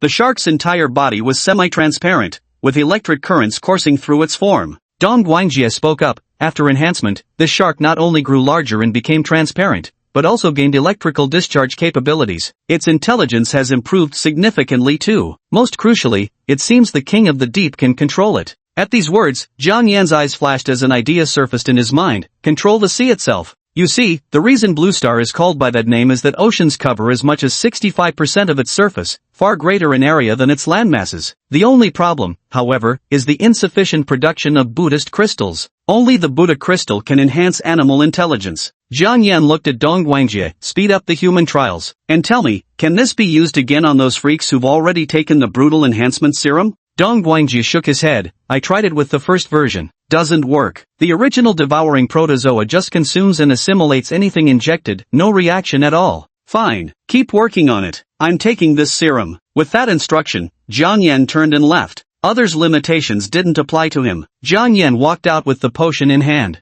Arriving at the lab entrance, he immediately stepped onto the cloud ray to return to the villa. Moments later inside the villa, Jiang Yan raised the Abyssal King's potion to his neck and injected it without hesitation. After all, his body was immune to any side effects. A chill crawled up Jiang Yan's spine, spreading through his entire body as darkness suddenly swallowed his vision. Whoosh! The sound of ocean waves reached him, and when he opened his eyes again, he found himself standing on an endless sea. A cool sensation washed over his body, filling Jiang Yan with comfort from head to toe. By the time Jiang Yan regained his senses, he was already inside the villa. Clenching his fist, he murmured, "My strength has increased slightly, about 10%, but not by much." Jiang Yan delves into his mind to scrutinize his abilities. Jiang Yan. Time flow. Consume stamina to accelerate or decelerate the flow of time within one's body. Child of the sea. Slightly enhanced physical constitution. Gained underwater breathing ability. Although it's nothing extraordinary, something is better than nothing. Jiang Yan withdrew from his thoughts. Though this ability wasn't as heaven-defying as time manipulation,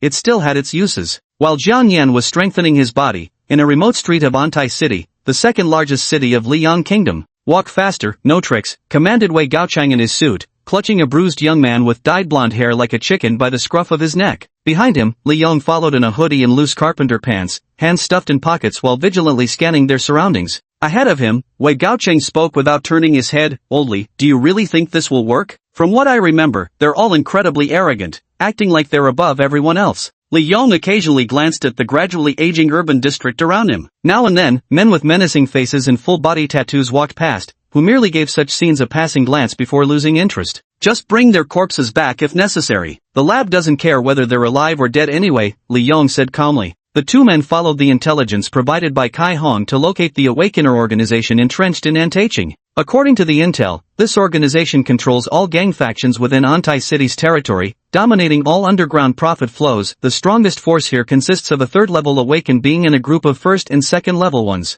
The blonde captive listened to their conversation with trembling limbs. Was this the kind of talk he was supposed to hear? Would they silence him afterward? The group soon reached the end of the street, where an 18-story building stood. Rough-looking gang members occasionally came and went through its doors. "Here we are, bosses," the blonde youth ventured cautiously. "The person you're looking for is inside. This is also the East Tung Gang's headquarters. Can you let me go now?" His heart was pounding wildly at this moment. If he could just survive, he'd leave this city immediately. Betraying the gang would surely mean a death sentence. Wei Gaocheng casually tossed him aside, a cruel smirk twisting his face. "Now that you're here, let's get to work. Looking at these societal parasites, I've got the strongest urge to wipe them all out." The blonde-haired man turned and fled, his only thought to escape this place. Thwip! A white streak flashed through the air right through the fleeing blonde's skull. His body collapsed face-first to the ground. Li Yong expressionlessly retracted his finger. This blonde punk was no good either. When they'd encountered him before, he'd been beaten for selling bootleg pornos. The kicker? The beating happened because the films he peddled were counterfeit copies filled entirely with cartoons.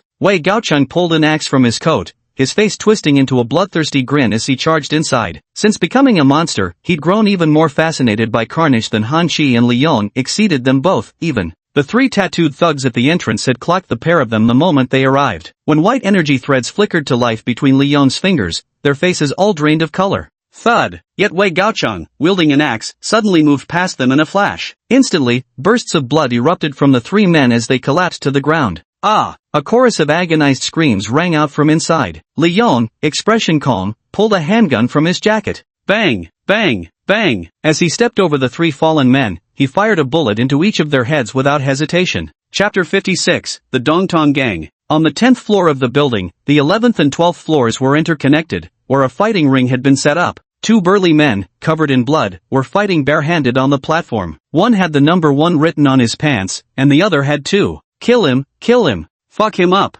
Around the fighting ring stood a group of tattooed gang members. Today was their gang leader's challenge day. For their Dongtong gang, the leader didn't need intelligence or business acumen to run the organization, just raw fighting ability. Because the real bosses at the top of the gang value those who can fight. In front of the arena stood a raised platform 10 meters high, with a sofa placed on top. Several glasses of juice sat on the table before it. A cute-looking girl dressed in black Lolita fashion held a glass of juice, watching the deadly combat below with great interest. Behind him stood 4 men and women. "Dream White Sis, who do you favor this time?" "The two down there seem evenly matched right now," said a black-clad, clean-cut boy standing behind the sofa, flashing an innocent smile. Hearing the boy's words, one of the surrounding companions, a 2-meter-tall, muscular girl with pink twin tails dressed in a JK outfit, boomed in a husky voice, "In my opinion, number 2 might win. After all, he just called me little sweetie this morning." The people around her looked at number 2 with somewhat strange expressions after hearing her words. Shin Mengbai, seated on the sofa, suddenly revealed a smile. "The outcome is decided." At her words, the 4 immediately turned their gazes toward the fighting ring. "Arg!" The burly man wearing number 2's shorts suddenly roared, enduring a punch from number 1 before driving his knee hard into number 1's chest. Crack! A sharp snap of bone echoed, and the first thug's face instantly drained of color as he staggered back, trying to voice his surrender. Wham! With a vicious glare, the second man raised his foot and delivered a brutal kick to the first's head, his injured opponent too slow to react. The impact sent the first thug into convulsions, his eyes rolling back as his body twitched on the ground. Ah! The crowd of gang members below roared instantly, their blazing eyes fixed on their new champion leader. Number 2 turned and knelt on one knee toward the figure seated on the sofa atop the high platform. The previously frenzied atmosphere instantly fell silent, all eyes gazing with reverence at the figure on the sofa. On the sofa, Shen Mengbai stood up, a faint smile playing across her lips. Gaoi, you've performed exceptionally well. From today onward, you shall be the new leader of the East Tongue Syndicate until the next challenger emerges. With a delicate flick of her slender hand, a glass of orange juice floated from the table directly to Gaoi. Drink it. Consider this my reward to you. Thank you, Miss Shun. Gao Yi's face lit up with excitement. From this moment onward, he was the undisputed underground king of Antai City. Bang! The door was suddenly kicked open, and a bloody, one-armed burly man rushed in. With a look of terror on his face, he shouted at everyone present, "It's bad, there's an enemy attacking." Whoosh! A whistling sound cut through the air as a blood-stained axe split his chest wide open, embedding itself into a stone pillar in front of him. The burly man collapsed, but the remaining members of the Dongtong Association in the venue rose to their feet with furious expressions. Who dared to cause trouble on this day of all days? Even Shen Mengbai on the stage narrowed his eyes slightly, directing his gaze toward the entrance. Thud! Thud! Thud! Footsteps echoed from the doorway. A young man with messy hair, a rugged face, and bloodstains on his suit stepped in, a cigarette dangling from his lips in his left hand. By his side walked a black-hooded youth with both hands tucked in his pockets. Pa! Wei Gaocheng exhaled a plume of smoke, his eyes surveying the scene with undisguised contempt despite the crowd of at least 200 to 300 people. Where's Shen Mengbai? Tell her to come out, Wei Gaocheng demanded, staring down the burly men who looked ready to tear them apart. On the elevated platform, a black-clad young man with a cropped haircut tilted his head curiously. Sister Mengbai, they're asking for you. Some burly men below glanced at Shen Mengbai. Since these people were here for her, none dared make the first move without her command. Shen Mengbai remained silent, simply sizing up the pair with her gaze. Gaoi seemed to spot an opportunity to prove himself. He stood up abruptly and strode forward with furious expression. The fuck you think you are? How dare you address our boss by name like that? His pace quickened as he advanced. Someone in the crowd handed him a dagger as he passed through. He slowly broke into a run, abruptly breaking away from the crowd as he thrust his dagger toward Wei Gaocheng. A cold sneer flashed across Wei Gaocheng's face. As his attacker closed in, his right foot shot out suddenly. Thud! The kick landed squarely on Gao Yi's dagger-wielding hand. The sheer force sent both his hand and the dagger jerking violently upward, straight toward his own face. Squelch! Half the blade plunged into his cheek as Gao Yi collapsed at Wei Gaocheng's feet. Tisk! The watching tough guys gasped in shock. They never imagined their strongest new leader could be taken down so casually. On the elevated platform, Shen Mengbai remained expressionless. Not bad, but there are only 2 of you, while I have 200 to 300 men here. Try surviving first if you want revenge. As her words faded, the black-clad youth beside her stepped forward with an innocent smile. He looked at the crowd below with exaggerated grin erupting in a tone shrill with uncanny mirth. He he he. Now we'll hold a contest. First to slaughter them gets 5 million. 5 million each, mind you. He pointed toward the 2 at the door as he spoke, his face twisting into a bizarre, perverse smile. At these words, the breaths of everyone present caught sharply, their expressions twisting with greed. A faint smile also played across Shen Mengbai's lips. She thoroughly reveled in this sensation of towering above and commanding others. Thud! Suddenly, the black-clad youth before her, who had been wearing an exaggerated grin, had his skull impaled straight through by a single crimson feather. Blood splashed across Shen Mengbai's face, still frozen in that haughty smile. Her smile suddenly stiffened as she watched the black-clad young man's body collapse at her feet. At the entrance, Wei Gaocheng's half-formed wings emerged behind him, his face twisting with cruelty. Who the fuck are you trying to fool? I'm pissed now, let's see which of you walks out of this building alive. I'll give them 100 million. He never expected his opponent to outbluff him like this. Before the stunned crowd, his body began to swell, feathers sprouting across his skin. In mere moments, a 3-meter-tall birdman monster stood where the man had been. Li Yangzi took a step back, shoved his hands in his pockets, and walked along the edge toward the raised platform. What the hell is this? Behind Shen Mengbai, a ponytailed 2-meter-tall JK schoolgirl stared at the monstrosity with undisguised shock. Even Shen Mengbai was no exception. She had initially thought the duo were merely martial artists with slightly better skills.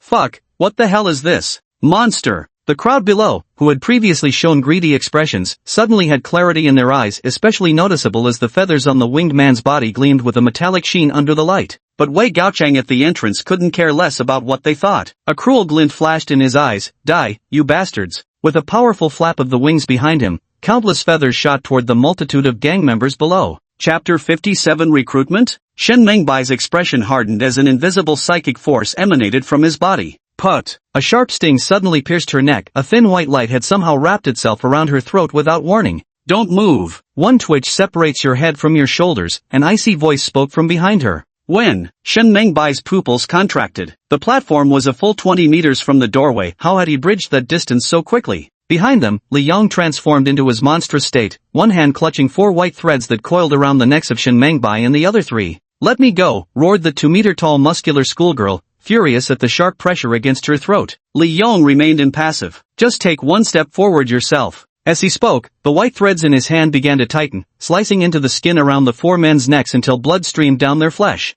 Feeling the warmth at their throats, the 4 men no longer dared to utter another word. Whoosh, whoosh, whoosh. Below the high platform, each crimson feather pierced through 4 or 5 people with terrifying speed. Help! Ah! Don't kill me! Boss Shen, save me! With just one glance, more than half the people at the doorway collapsed, and they kept falling like wheat under a scythe. Some tried hiding behind tables, only to be shredded along with the furniture by the onslaught. A soundless smile spread across Wei Gaocheng's face as new feathers regrew instantly behind him to replace those launched from his wings. The carnage lasted precisely 5 seconds before Wei ceased. Not a single living breath remained before him. A bunch of losers. A look of disdain curled his lips as he turned to gaze at the 4 men subdued by Li Yong on the platform. Shen Mengbai, is it? I'll give you a choice now, join us, or become one of them. Wei Gaocheng fixed his gaze on Shen Mengbai standing atop the platform, a cruel smile playing at the corners of his mouth. Shen Mengbai felt a shudder run through her under his gaze, though she forced herself to appear calm on the surface. If you want me to join, fight me fair and square. Win, and I'll join you, not like this sneak attack. As for humans who could transform into monsters, she couldn't help but recall the infamous Monster Association that had wreaked havoc in the neighboring South Wu nation. Though the Luoyang City incident was concealed from ordinary people, it still sent shockwaves through the awakened community,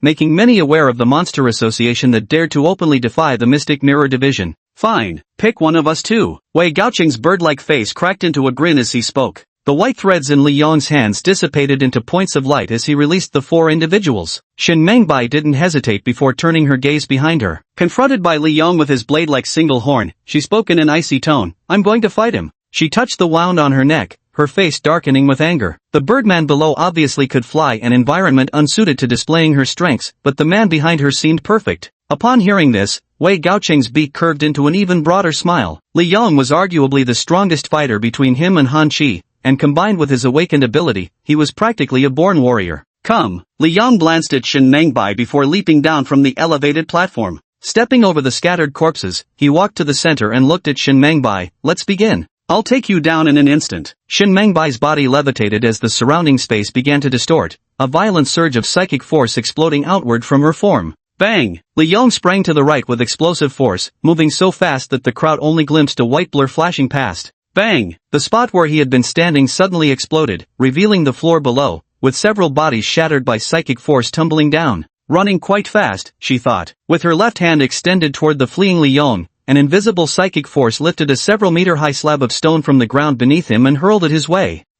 Li Yong abruptly halted, his sharp gaze fixed on the rapidly approaching slab. He had held back earlier precisely to test Shen Mengbai's abilities. A faint white glow emanated from his right hand as 5 slender threads of white energy materialized at his fingertips. Swish! He swung fiercely at the oncoming stone slab, the razor-sharp white line slicing through it as effortlessly as tofu. The stone slab fractured into scattered debris as Li Yong lunged toward Shen Mengbai, who hovered a dozen meters in the air. Shen Mengbai curled his lips into a cold smirk. Let's see how you're going to reach me with no foothold at this height. Bang! With a forceful pull of both hands against the surrounding walls, the structures exploded outward, countless stone fragments erupted like bullets tearing through the air toward Li Yong. You're all out of tricks. Li Yong approached the area beneath Shen Mengbai and sneered, sending a blade of energy threads slicing through the air from over a dozen meters away. The white threads abruptly elongated, slashing across Shen Mengbai's body. Rip! The white thread sliced through the protective psychic barrier around her body, its momentum unchecked as it cleaved into Shen Mengbai's flesh before exiting from the other side. This made Wei Gaocheng, who was watching from below, change his expression dramatically. Holy shit, Li Yong, how the hell did you kill him? In midair, Shen Mengbai was equally dumbfounded, her body beginning to fall apart piece by piece. As she plummeted, her gaze remained fixed on Li Yong.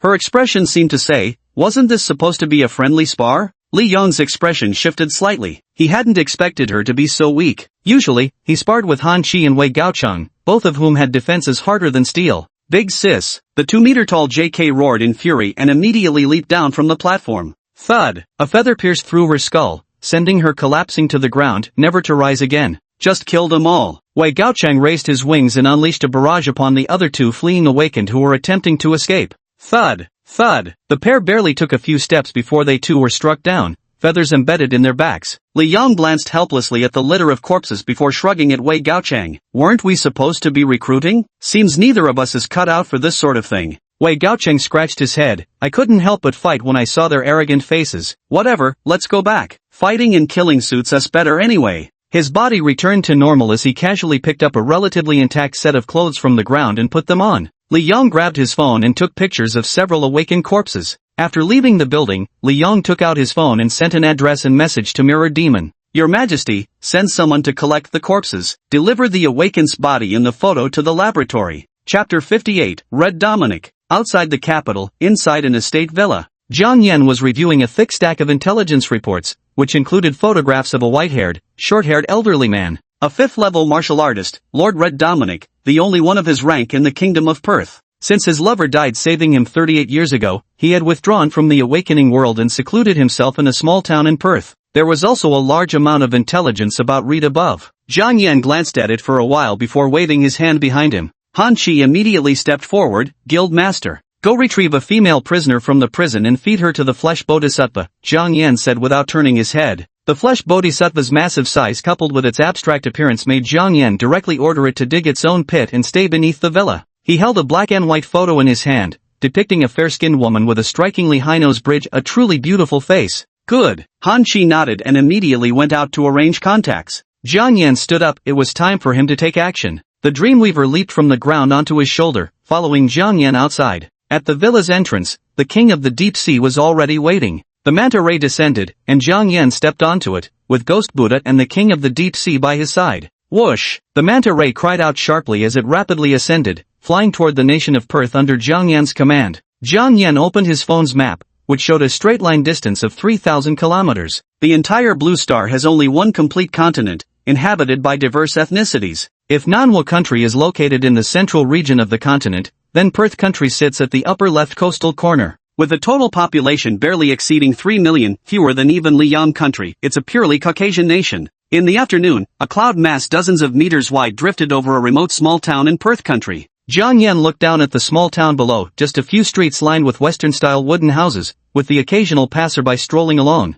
Jiang Yan stopped outside the town and activated his Weaver of Illusions ability, transforming his face into that of an unremarkable Caucasian youth. The cloud manta carried the king of the deep into the sky, transforming into a cloud bank that followed above him. Jiang Yan walked deeper into the streets. People occasionally passed by, paying him no mind. Following the clues from his memories, Jiang Yan arrived behind the town, where a solitary wooden cabin came into view. A golden maple tree stood in front of the cabin, and an elderly white man sat by its entrance, lost in playing the harmonica. Woo, woo! Yet the harmonica's melody was truly grating to the ears, making Jiang Yan frown deeply. Reed also noticed the unfamiliar white youth standing before him, but he paid him no mind. Given his status, he occasionally attracted a few admirers who had heard of his reputation. Over the years, he had grown accustomed to it. Jiang Yan sized up Red. His face was aged, speckled with liver spots, slightly hunched, and he stood no taller than around 5'7". The white short-sleeved shirt he wore was even dotted with black mold stains. Nothing like what a fifth-level martial artist or a duke should look like. Red noticed Jiang Yan was still watching him. He set down his harmonica and was about to speak when Jiang Yan turned and walked away. That kid's got something wrong with him, he muttered to himself after watching Jiang Yan a while longer. Then he returned to playing his harmonica. His wife had taught him how to play this harmonica. Whenever he missed her, he'd play for a while, though his playing was truly terrible. After blowing another few notes, he stood up and went inside the house. Soon after, he emerged carrying a tattered blue backpack and walked out toward the edge of town. Before sunset, Red arrived at a cliff adorned with various blooming flowers. Amidst the flowers stood a tree, and beside it lay a grave covered in blossoms. A tombstone rose from the blooms, its surface bearing an inscription of several words. Tomb of Reed Dominic's beloved wife Lena Enid. Reed took out a small radio from his tattered bag and pressed the power button. Thump, thump, thump. A beautiful melody drifted forth as Reed took out his harmonica. Gazing at the grave with gentle tones, he murmured, "Lena, I've come to keep you company again." He raised the harmonica to his lips, and an ugly, discordant sound spilled out. He played until the sunset before packing up his things, gazing at the grave with a gentle smile on Reed's face. "Lena, I'm heading back now," he whispered. "I'll visit you again tomorrow." With that, he walked toward the cliff's edge, vanishing into the distance until fully 10 minutes had passed without sight of him. A cloud drifted down, revealing Jiang Yan and the Deep-Sea King standing atop the manta-shaped cloud. At that moment, the King of the Deep wore a contorted expression. "This playing sounds dreadful, I really want to squash him with one slap." Jiang Yan walked toward the grave with the ghost Buddha in tow, while he and the King of the Deep Sea were forced to listen to the old man ramble on for hours above. Jiang Yan felt utterly drained. "Begin," Jiang Yan spoke to the ghost Buddha. The ghost Buddha floated before the grave, palms pressed together, the black halo behind its head radiating waves of dark light. The black Buddha light shone upon the grave, and under Jiang Yan's watchful gaze, a transparent green orb was drawn out from within the tomb by the light. Jiang Yan stared at the translucent green orb, brimming with curiosity. "So this is a soul? It looks rather ordinary." The green sphere transformed into a tiny point of light floating on the black ring behind the ghost Buddha's head. "Let's go, back we go." Seeing this, Jiang Yan turned and led the ghost Buddha away. In the dead of night, outside Jiang Yan's villa, Dong Guangjie and Han Shi stood before the flesh bodhisattva. One watched the densely squirming limbs with excitement, while the other felt nothing but creeping horror crawling across his scalp. Under their gaze, the cavity in the flesh bodhisattva's midsection, filled with writhing hands and feet, was pushing out a humanoid form. Dripping with viscous translucent fluid, the figure was being hauled out inch by the creature's undulating appendages. A few minutes later, a Caucasian woman's body, roughly 1.65 meters tall, was pulled out and thrown onto a pre-prepared pool of water. "Quick, get to it, don't let this body drown," Han Shi commanded with a wave of his hand. Several female bodyguards hurried forward to retrieve the person from the meter-deep pool.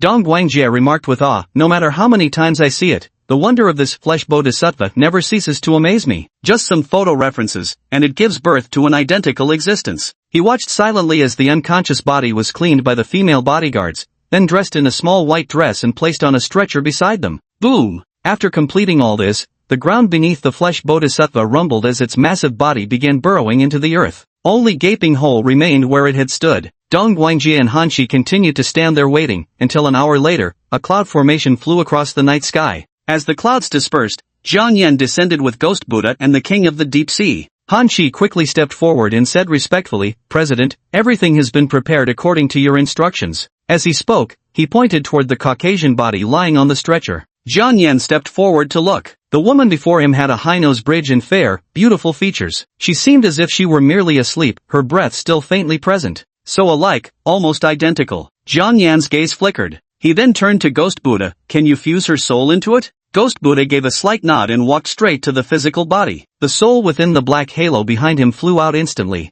"Wait, let me take a photo first." Just then, Dong Guangjie suddenly shouted to stop them. Crack, crack. At some point, a camera appeared in his hand. He swiftly stepped forward and began frantically snapping photos of the translucent green orb. "Is this what a soul looks like? Humanity has researched its existence for millennia, yet I never thought I'd witness it like this. Feels worth dying for right now." He slapped his own face while wearing a twisted grin, like a pervert gazing at a naked beauty. Chapter 59 Resurrection. After Dong Guangjie finished filming, the Ghost Buddha controlled the soul orb to fly into this flesh body. Everyone watched Lena's body quietly, waiting to see if she could be revived. They waited for a full 3 hours until dawn began to break, when suddenly Lena's eyelid twitched on the stretcher. It moved. Dong Guangjie said with excitement, a person dead for 38 years had actually been revived by them. If this were to get out, the whole world would be shaken. Beside him, his apprentice Xiao Yang had arrived unnoticed, holding a camera that recorded everything. Jiang Yan remained expressionless at the sight. When he saw the flesh bodhisattva emerge, coupled with how well its abilities complemented the Ghost Buddha, he suspected these two entities must have originated from the same world as symbiotic companions, either as subordinates or collaborators.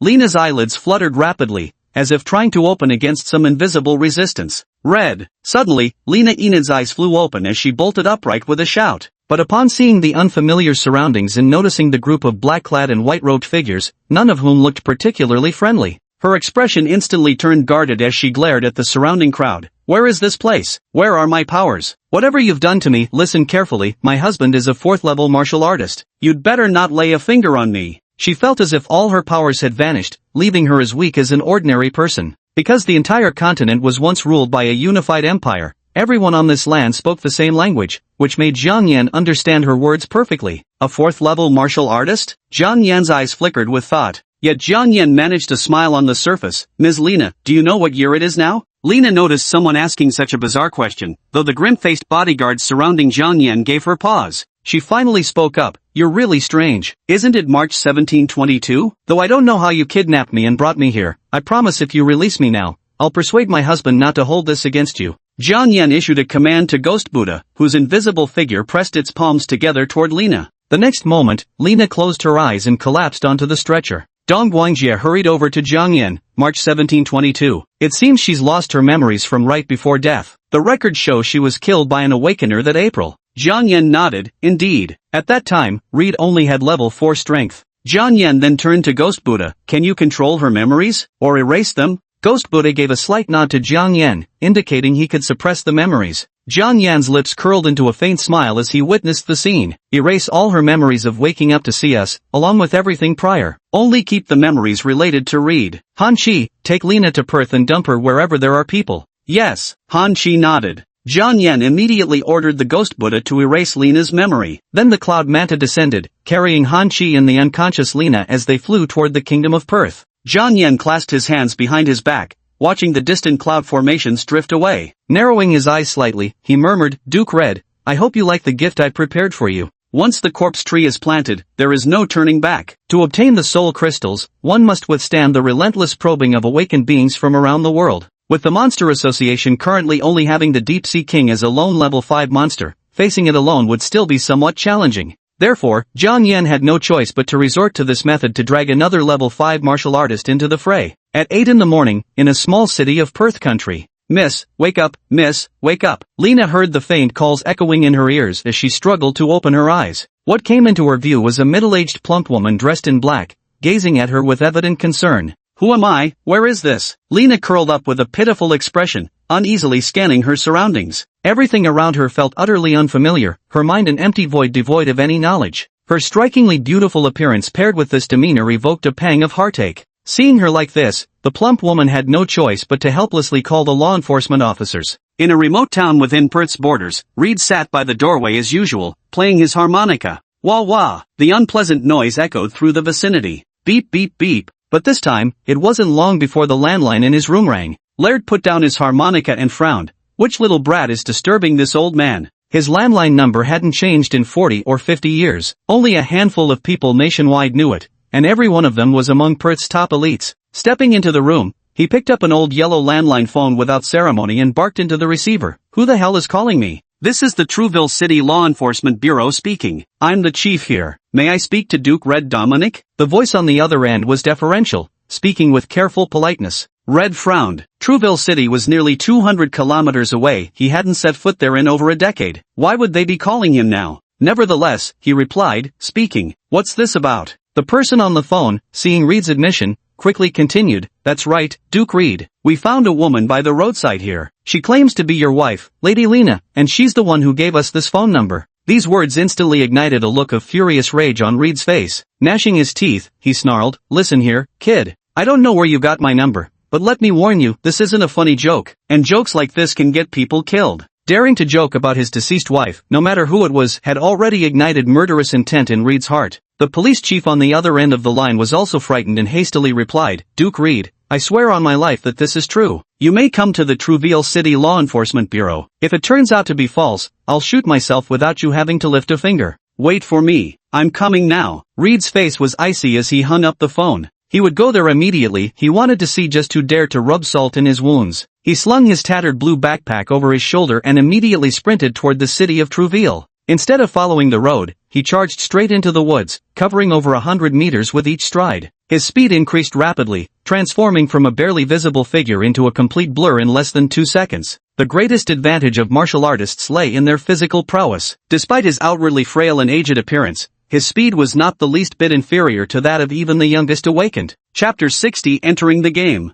Half an hour later, Red appeared at the entrance of the Trouville City Law Enforcement Bureau. Staring at the black building before him, he strode straight in. Watching the law enforcement officers in black uniforms bustling about, he bellowed, I am Duke Red. Summon your director to meet me at once. Clack, clack, clack. As soon as he spoke these words, a middle-aged white man quickly stepped forward and respectfully replied, Duke Red, I'm right here. Take me to see that woman who calls herself Lena, Reed said coldly. He had already decided how the imposter claiming to be his wife would die. "Lord Red, please come with me. She's in the reception room on the 5th floor." The commissioner spoke respectfully as he led him toward the elevator to the 5th floor. Ding! The elevator opened on the 5th floor, revealing a corridor with white walls and a red carpet. To the right stood a blank wall, while to the left was the reception area's service window. Red strode swiftly toward the reception room, roaring as he went, "Who the fuck dares to impersonate my wife? I'll kill you!" Bang! Kicking the door open, Reed stormed inside angrily. As soon as he entered, he caught sight of a figure in a little white dress sitting on the sofa, its back turned to him. The sight of that silhouette made him freeze momentarily. Alike, so alike. The woman in the little white dress was startled by the sound of the door being kicked open. Her body trembled slightly as she turned to face the disheveled old man standing in the doorway. Reed froze when he saw the woman's face, as if unable to believe his eyes. He rubbed his eyes with his hand. How could this be? How could there be someone who looks so similar? This can't be possible? His heart trembled, and he couldn't help but take a step back. With his abilities, he could immediately tell that the woman before him bore not a trace of any cosmetic alteration. "Who are you? How do you look so much like my husband?" Lena stared at the appearance of Red, his features slowly aligning with the Red from her memories, yet he seemed far too aged. At this moment, the precinct chief emerged behind Red and addressed him. "Duke Red, this young lady who calls herself Lena remembered nothing when we found her, only your landline number and identity." Red ignored him, his body trembling slightly as he stepped forward. A surge of white energy pulsed from within him. The energy brushed against Lena's touch, yet she showed no trace of fear at the sight. For some reason, the moment she laid eyes on the old man, an overwhelming sense of security filled her heart. As the energy made contact with Lena's wrist, a familiar sensation washed over her. Reed could no longer hold himself back. Without questioning how the dead could return to life, he strode up to Lena with tears welling in his eyes and cried out emotionally, "Lena, it's me, Reed." Were it not for fear of overwhelming her, he would have already pulled her into an embrace. The chief standing at the door silently closed it and stepped outside. Lena looked at Reed, listened to his voice, and then gazed at his face before breaking into a smile. She stepped forward to touch Reed's face, her tone laced with heartache. "The Duke Reed I remember was such a handsome man. How did you end up like this?" At this moment, Reed had too many words and questions for Lena. He took her hand and guided her to sit down. Just as Reed saw Lena, back from the dead, in a narrow alley of some city within a small nation. "Ha! Little bastard sees us and won't even say hello? Watch me beat you to death." Three black youths sneered arrogantly, kicking a thin, curled-up black youth on the ground. The young man on the ground just numbly covered his head with his arms, protecting his vital spots. After kicking him non-stop for over 10 minutes, they finally stopped and stared at the motionless figure on the ground. A young man with a scar on his face sneered, "Next time you see us, keep your eyes sharp." Splash! With that, he pulled down his pants and pissed directly on the black youth's head. The young man on the ground trembled but dared not react. "Ha, what a loser, just like his dead junk-collecting grandma," the two other black youths taunted before following the scarred man away. The young man lay motionless in the urine, only the slight rise and fall of his body proving he was still alive. Thud, thud, thud. At that moment, the sound of footsteps approached. The young black man thought the men who had beaten him had returned and quickly hugged his head in fear. "What a pitiful man. Do you want revenge? Do you want to kill them?" A slightly magnetic voice came through. The black youth on the ground recognized this wasn't the voice of the scar-faced men who had beaten him earlier. Trembling slightly, he raised his head, revealing one pallid eye and one intact eye as he looked at the newcomer. The man wore a blue shirt, yellow suspender pants, and a small formal hat that covered his forehead. Lei Shangchen's face broke into a smile as he crouched down halfway, completely unfazed by the stench of urine. "Want to kill them?" he asked. A flash of hatred flickered across the young black man's face, but was quickly replaced by numbness. "They're members of Danny's gang," he murmured in a low voice. "Around here, they're like gods. Nobody dares touch them." One of his eyes had been blinded by those scumbags. Raised by his grandmother who scavenged trash for a living, he'd always been at the absolute bottom of society's barrel. Now that his grandmother was dead, he wandered like a stray dog, numb to the world, surviving by rummaging through garbage bins. Lei Shangchen removed the top hat from his head, revealing a third pitch-black eye on his forehead. He smiled at the young man and said, "If you desire it, I can give you power enough to kill them all." The young man stared in shock at the unnaturally rotating eye, which seemed to mirror human souls and amplify hatred. The black youth's body began to tremble, as if he saw hope to escape suffering, to no longer be bullied. "I want power. I don't want to be bullied anymore. Please, just let me live with dignity. After I kill them, I don't care if I die," the black youth pleaded tearfully. No one could endure such humiliation, let alone a grown man having urine poured on him and being blinded. Lei Shangchen's smile remained unwavering as he pulled out a syringe glowing with violet light from his coat. "Inject this. It will give you power beyond ordinary men." The black youth trembled as he reached out to grab the enhancement serum. Without a second thought, he plunged it directly into his neck. Even if it were poison, it would be a fitting end to his miserable life. Lei Shangchen rose to his feet with a smile and walked outwards, not even glancing at the black youth whose body was beginning to contort. As human experimentation with the second iteration of the brutality enhancement serum increased, the laboratory discovered that if subjects injected it while in the grip of intense emotions, they would briefly retain moments of lucid consciousness. This sentiment could be hatred, anger, resentment. Ultimately, Dong Wangjie concluded that it was the soul's will itself, the final blaze after facing the encroachment of the devouring entity, helping the host fulfill their last wish. This was also the reason Lei Shangchen and the others sought out these individuals overflowing with intense emotions. When conscious, these grotesque beings were slightly stronger than their unconscious counterparts. Ah! A furious roar erupted from the alley behind them. Chapter 61, The Beginning of Turmoil.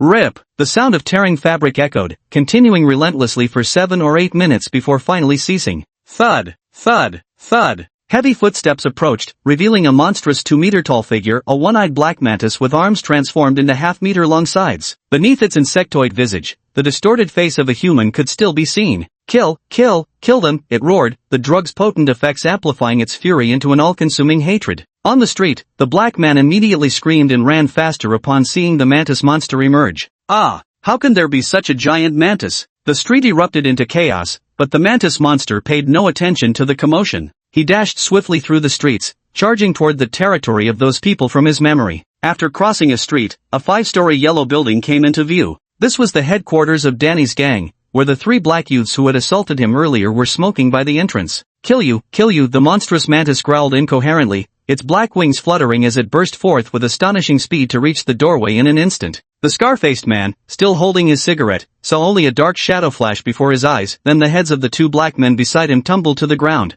A hideous mantis creature appeared before him, its sudden emergence leaving him no time to react. Thud! Yet the mantis monster slashed furiously with his scythe, sending streaks of blade light sweeping across Scarface's body. Ah! The scar-faced man let out an agonized scream. The strange mantis-like man deliberately avoided his vital spots, landing every slash on his torso and limbs instead. Blood splattered everywhere, and the commotion alerted the remaining gang members inside. A dozen black men rushed out through the entrance, their faces contorting in horror at the monstrous figure frenziedly hacking away at one of their own. Oh my god, what the hell is this? A black man exclaimed in shock, but he swiftly drew a pistol from his waistband and aimed it at the mantis monster. Bang! Bang! Bang! 3 shots fired in succession at the mantis, but the bullets ricocheted off its hardened exoskeleton. But this also drew the mantis monster's attention toward them. After killing Scarface, he had completely lost consciousness, transforming into a mindless killing machine. Fuck, run! The other thugs, seeing bullets couldn't stop this monster, turned and scattered in panic,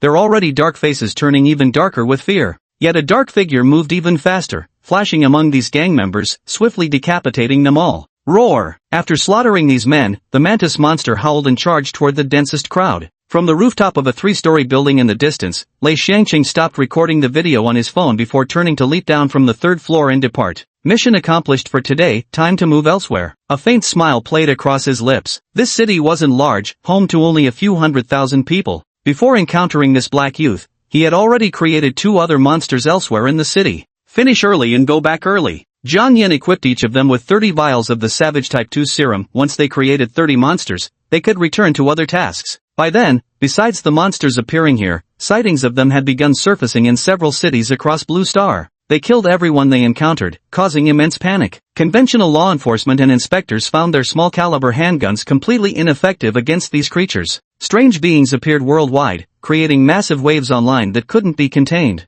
No sooner had today's reports been suppressed than new ones surfaced tomorrow. Online platforms became flooded with frenzied discussions about these phenomena. On a global forum, beneath a highly popular monster video, Big Pancake, monsters are appearing all over the world, what the hell is going on? Is this some kind of supernatural invasion? Huntertony, dear God, there's one near my place. It's fucking terrifying, who knows how many people it killed before the enforcers showed up. Harry Eden, fried chicken lover, what's with your username, man upstairs? Why don't you just let those monsters eat you instead? Brave little guardian, why do these monsters only appear abroad? Why haven't we encountered them in Nanwo Kingdom? Beating the black-hearted boss, who says Nanwo Kingdom doesn't have them? Haven't you heard about the Luoyang City incident from a while ago? Nanwo Kingdom's Jinqing, the capital city independent from the 13 provinces. At Xincheng Military Airport, a black military aircraft landed with its cabin door opening and ramp descending. A helpless voice came from inside. Doesn't Yunzhou have its own military aircraft? Why'd you think to come squeeze into mine?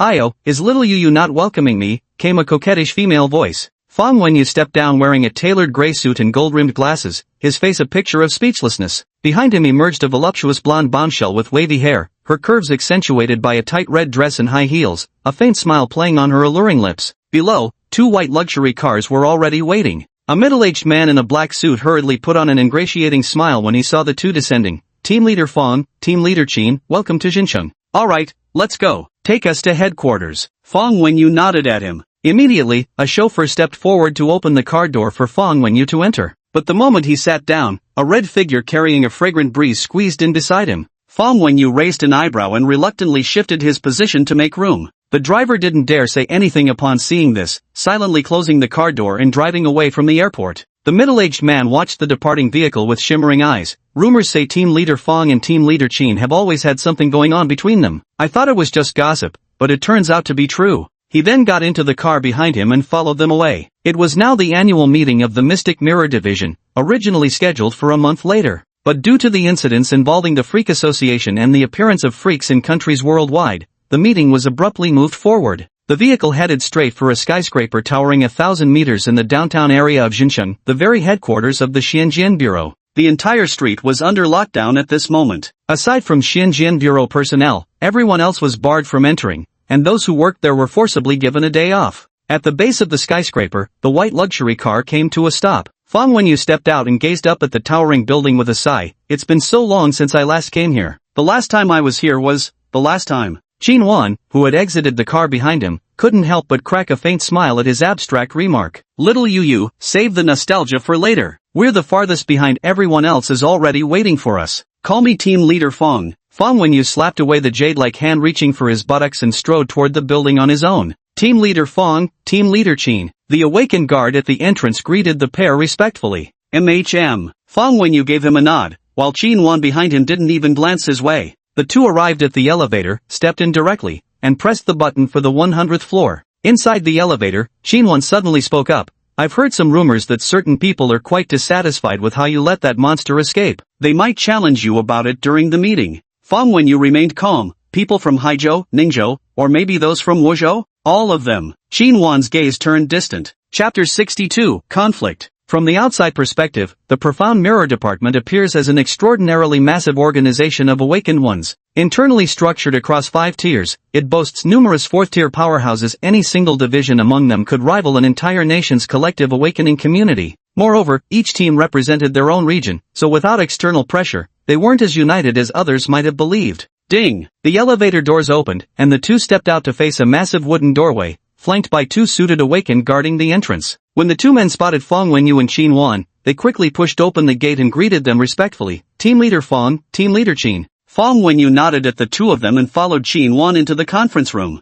The conference room was astonishingly spacious, occupying the entire floor as its sole chamber. In the center stood a massive circular brown wooden table, around which 13 black wooden armchairs were placed. Each chair had a numbered tag attached to its back, and at this moment, every seat was occupied except for numbers 6 and 7. Sorry for the delay, everyone. Fang Wenyu adjusted his glasses and took his seat at chair number 6. Qin Wan took her seat next to him in chair number 7. From chair number 1, a stern-faced middle-aged man spoke up. Now that Wenyu and Qin Wan have arrived, let's begin our annual internal meeting. As the leader of Group 1 and Deputy Director, Long Jingqing chaired this annual meeting in the director's absence. What I'm about to discuss today should already be clear to everyone present, Long Zhengqing said, scanning the room. He reached out and pressed a small red button before him, and immediately, a holographic projection appeared in the center of the table. It showcased data on bizarre incidents involving extraordinary individuals from countries around the world. 3 days ago, Mirai witnessed its first monster incident, resulting in hundreds of casualties before the arriving military eliminated it with heavy weaponry. Long Zhengqing spoke while observing the holographic projection before him. The crowd around listened quietly to him. It's like triggering a chain reaction. Many monsters have appeared successively in the surrounding countries as well. As of now, there have already been 57 incidents. At this point, Long Zhengqing paused. He turned to Fang Wenyu. Director Fang, I presume you're quite familiar with the forces behind these monsters.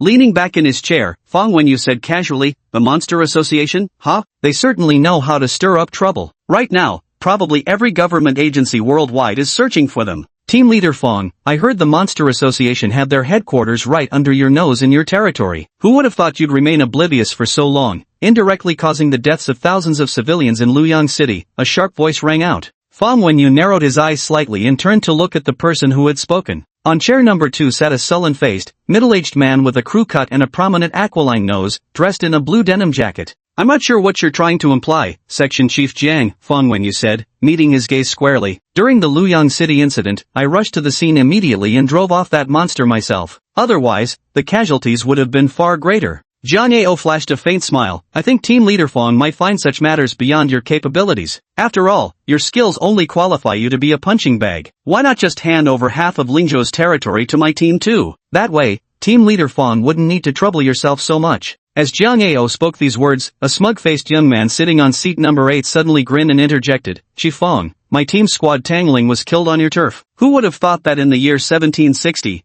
enemies could still infiltrate our territory so easily? I expect you to give me a proper explanation for this. Note, the translation maintains the original paragraph structure and preserves the narrative voice while adapting the dialogue naturally into English. Key elements like 1760 and names are kept as is per the rules. Their words pointed directly at Fong Wenyu, while the rest at the table remained silent. Bang! Xinhuan slammed the table, her face flushed with anger. Jiang Yao, don't be so greedy. Isn't Wuzhou enough for you? What right does a mere windblower like you have to comment on Wenyu's abilities? Then she turned her head and sneered at Team 8 Captain Deng Mengcheng. Accountability? What kind of accountability do you want? If you're outmatched, don't embarrass yourself further. If you really want answers, why don't you go ask the Monster Association? Her tone suddenly shifted, turning somewhat mocking as she said, or maybe you're just too scared to go looking. After all, Group Leader Deng, your skills might just get you beaten up if you do. Everyone around was inwardly amazed by Qin Wan's fiery temper. Team 3 leader Chaoli, who had originally intended to join in, immediately chose to keep quiet and silently enjoy the spectacle when she saw Qin Wan like this.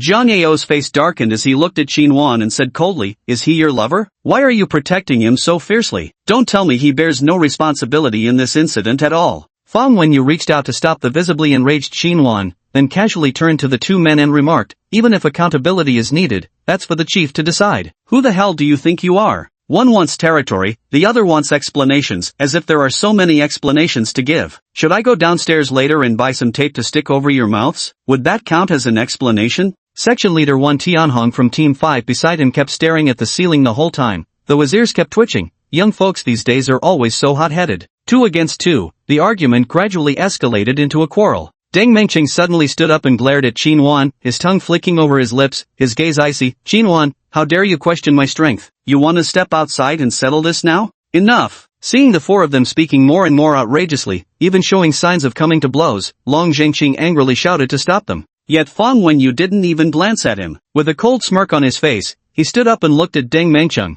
If you want to fight, I'll oblige you. Let's see what strength you have to dare demand an explanation from me. Jiang Yao also rose to his feet, glaring at Fong Wenyu with hostility in his eyes. Humph, if you two are just looking for trouble and want to fight, then say it straight. Don't waste so much breath. Xinhuan stood up, her gaze icy as she glared at them. The conflict between them could be traced back to a long time ago, when they were still working together in the same unit. Seeing that none of the 4 paid him any heed, and with the other team leaders all watching the show with amusement, Long Zhengqing felt his pride wounded. But there was nothing he could say when it came down to it. They were all level 5 awakeners, team leaders of the Mystic Mirror Division, and none of them had any reason to fear him. Beep beep beep. Right at that moment, the ringing of a telephone came from behind the desk. Long Jingqing's expression changed slightly as he quickly stood up. The chief is calling. Chapter 63, Lord of Blood. Hearing the director's phone call, the 4 men who had been at each other's throats instantly calmed down. They waited quietly as Long Zhengqing went to answer the call. Long Zhengqing picked up the landline phone and put it on speaker. Hello, director.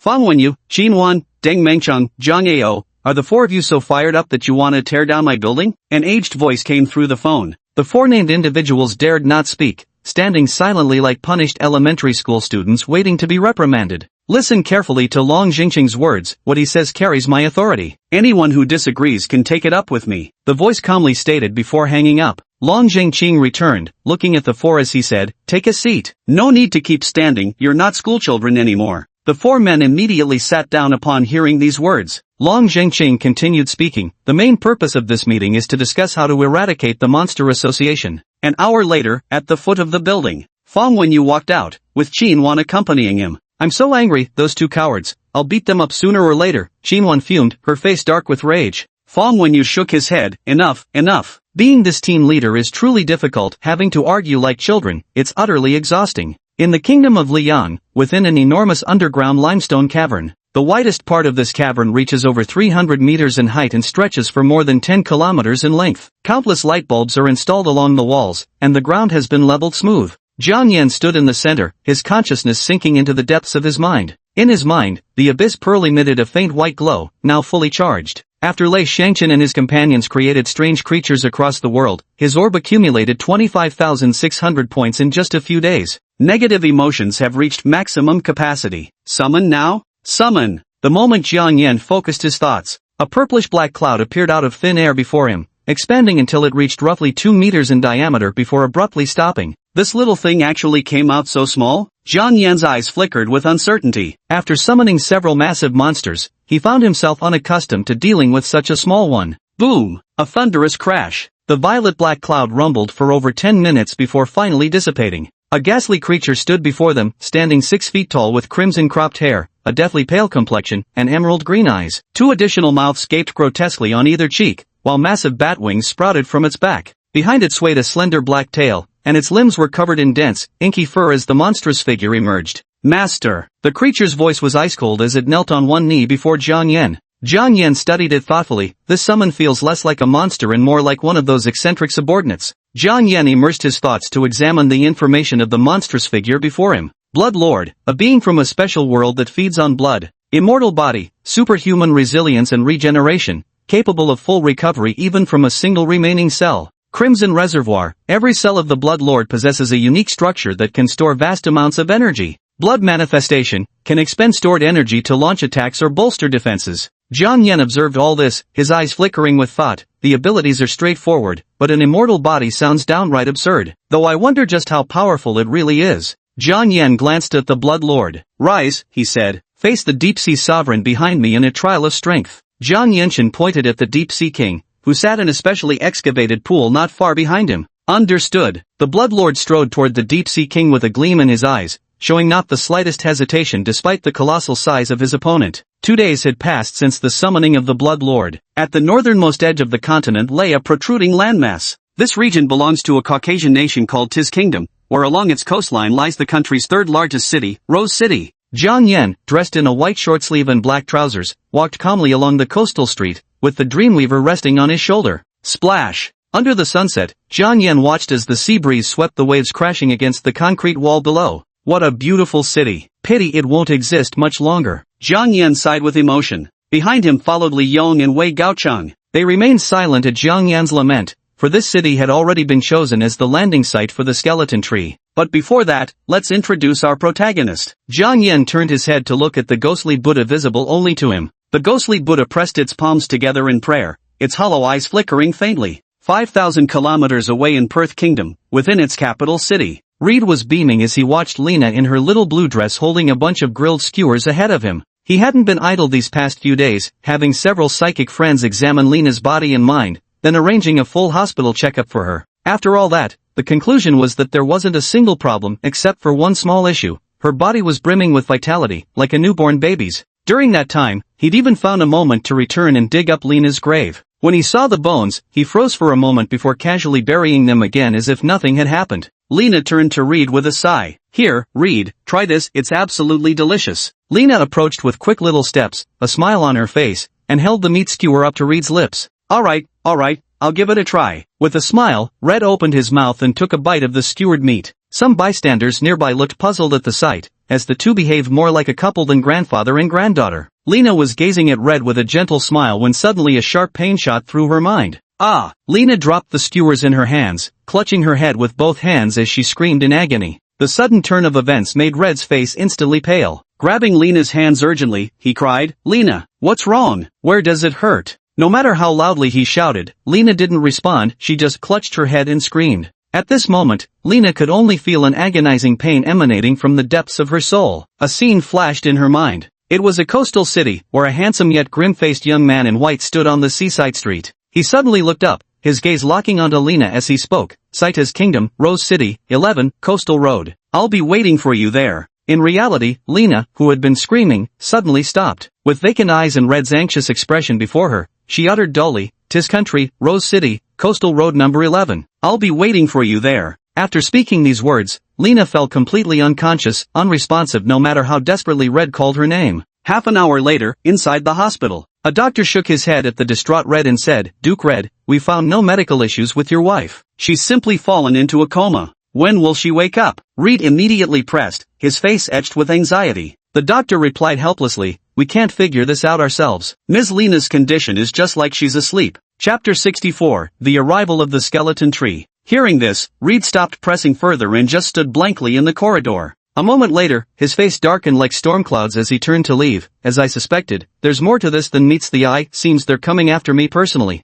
He was going to his country to uncover the truth behind Lena's resurrection. Having experienced these past few days reunited with his long-lost beloved, he couldn't bear to lose her again. That very night, he chartered a private jet directly to Rosie City in his country. By 6 o'clock the next morning, Jiang Yan was dressed in a white shirt and black trousers, his hair casually tied back. He held a cup of coffee in his hand, quietly watching the sun rise over the distant sea. Beside him, the Blood Lord stood silently while the Weaver of Illusions perched on his shoulder, transforming him into an ordinary-looking white man. Though it was only 6 o'clock, the streets were already bustling with hurried office workers. Among the crowd walked an elderly man, hunched slightly, dressed in black clothes and trousers, wearing worn-out sneakers. He seemed to be searching for something, looking around restlessly. However, he soon spotted Jiang Yan standing by the roadside watching the sunrise amidst the crowd. His aura was simply too distinctive, making him stand out conspicuously among the passers-by. Reed walked over with a dark expression. A faint smile appeared on Jiang Yan's face as he turned to face Reed. "Good morning, Duke Reed. What exactly are you trying to accomplish by using Lena to lure me here?" Reed stared directly at Jiang Yan, his words ground out between clenched teeth.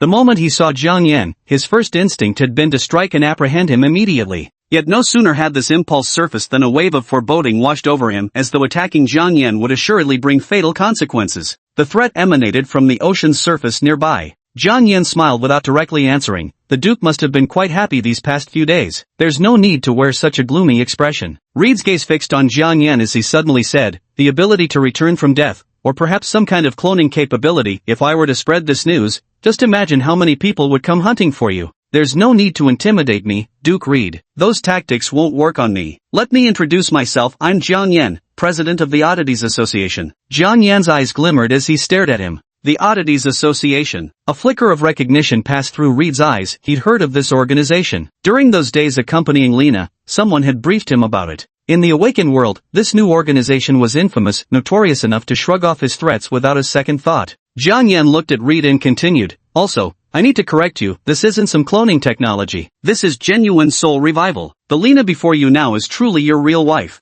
However, this ability comes with one fatal flaw." Jiang Yan's lips curled slightly as he gazed at Reed. Upon hearing Jiang Yan mention resurrection, a look of astonishment flashed across Reed's face. After all, throughout history, not even the slightest trace of resurrection abilities had ever been recorded, yet now, it had somehow manifested within him. Reed still instinctively asked, "What flaw?" "That means the target's soul will disperse completely after a period of time," Jiang Yan said, gazing at him with an inscrutable expression. "You deserve to die." Upon hearing these words, a murderous intent flashed across Reed's face as the fury he'd been suppressing could no longer be contained. His wife had been dead for so many years, yet now Jiang Yan resurrected her only to shatter her soul. Those words drove him completely insane. Whoosh! His right hand instantly blurred into a shadow thrusting toward Jiang Yan's heart. Bang! Just as it was about to pierce his chest, a semi-transparent red hexagonal energy shield abruptly materialized, firmly blocking Reed's strike. The tremendous noise startled everyone on the street, making them all turn toward the source of the sound. Reed's pupils contracted sharply as he whipped his head around to look at the Caucasian man beside Jiang Yan. Though he hadn't used his full strength in that strike, it was equally clear that his opponent had blocked it effortlessly. He simply raised his left hand and extended a single finger, his gaze icy as he stared at him. A level 5 awakener? Reed didn't expect Jiang Yan to have a level 5 awakener by his side. Plop, plop, plop. Bubbles began surfacing from the distant sea, as though something were rapidly ascending. The sense of impending danger Reed had felt earlier intensified. Jiang Yan shouted without turning his head, "Stop!" The turbulent sea instantly calmed. Jiang Yan wore a faint smile as he gazed at Reed. "Your Grace, there's no need for such wrath. The reason I summoned you was to offer your wife a way out. Of course, should you insist on continuing this fight, then I'll have no choice but to abandon Lena." Reed lowered his arms and fixed Jiang Yan with a solemn gaze. "What do you want me to do?" he asked gravely. Jiang Yan looked at Reed and said, "Saving Lena requires something very special, but this thing needs the voluntary contributions of everyone in Rosai City in 7 days to grow. What you need to do is kill or repel any approaching level 5 awakened during these 7 days," Jiang Yan stated bluntly. Reed fell silent. He understood what Jiang Yan meant by voluntary contributions. But Rosai City had a population of over 1 million. 1 million people. But when he thought of Lena lying on the hospital bed, and Jiang Yan's warning that her soul would soon dissipate, Red's gaze grew resolute. "For Lena's sake, I'm sorry, but you'll have to suffer, He turned to Jiang Yan with a final threat. "After this is done, you'd better cure Lena completely, or I swear on my life, I'll kill you myself. Follow me, Your Grace," Jiang Yan said with a faint smile as he walked towards the city center, the Blood Lord trailing behind him. Reed hurried to catch up. The trio moved swiftly, reaching the city center in just 1 minute. Passers-by scurried past with hurried expressions, all rushing to get to work. Jiang Yan extended a single hand toward the road ahead and commanded, "Come out." Hum! A ripple surged through the surroundings, and in the distance, a mass of purple-black clouds materialized out of thin air. "What is this?" Reed sensed an overwhelmingly sinister aura emanating from the cloud mass, his expression shifting slightly. Boom! A deafening roar followed. Deafening roars erupted from within the mass of clouds, causing pedestrians on the street to halt and stare at the ominous formation. Some even pulled out their phones to start recording the phenomenon. The purplish-black cloud mass expanded to over 100 meters before suddenly dispersing before the spectators' eyes.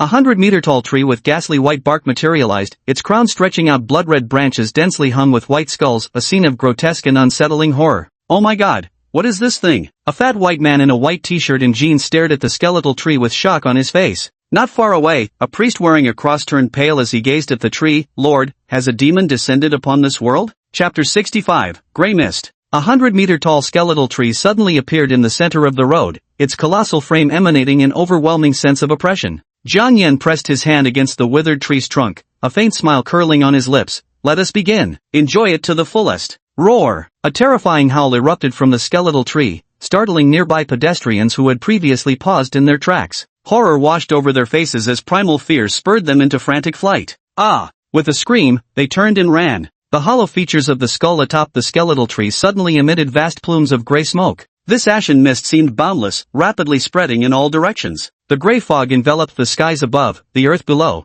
and the spaces to either side, surging outward with terrifying speed. The fleeing bystander who was enveloped by the gray mist immediately collapsed with eyes shut tight, never to rise again. Bang! Bang! Bang! Red watched the figures falling one after another around him, his expression unchanging. Once a decision was made, nothing could shake his resolve. Crash! The sound of colliding vehicles rang out as the gray mist accelerated rapidly. In a certain part of the city, a young man jogged with headphones on. Suddenly, a thick gray mist loomed ahead. His face clouded with confusion as he muttered, "How could there be fog this heavy?" He pulled out his phone and snapped a photo of the gray fog ahead, intending to post it online, but found there was no signal. ZZZZT. The next moment, as the gray mist drew near, his phone emitted 2 crackling sounds before the screen went completely black. Damn, what the hell is this? He stared at his phone with a pained expression. This was brand new. The gray fog rolled over, and he collapsed instantly without any reaction. The fog took just over 10 minutes to completely envelop the entire city of Rosai. Even at an altitude of 3 kilometers above, gray mist floated, and all electronic devices in the entire city malfunctioned the moment they came into contact with or approached the mist.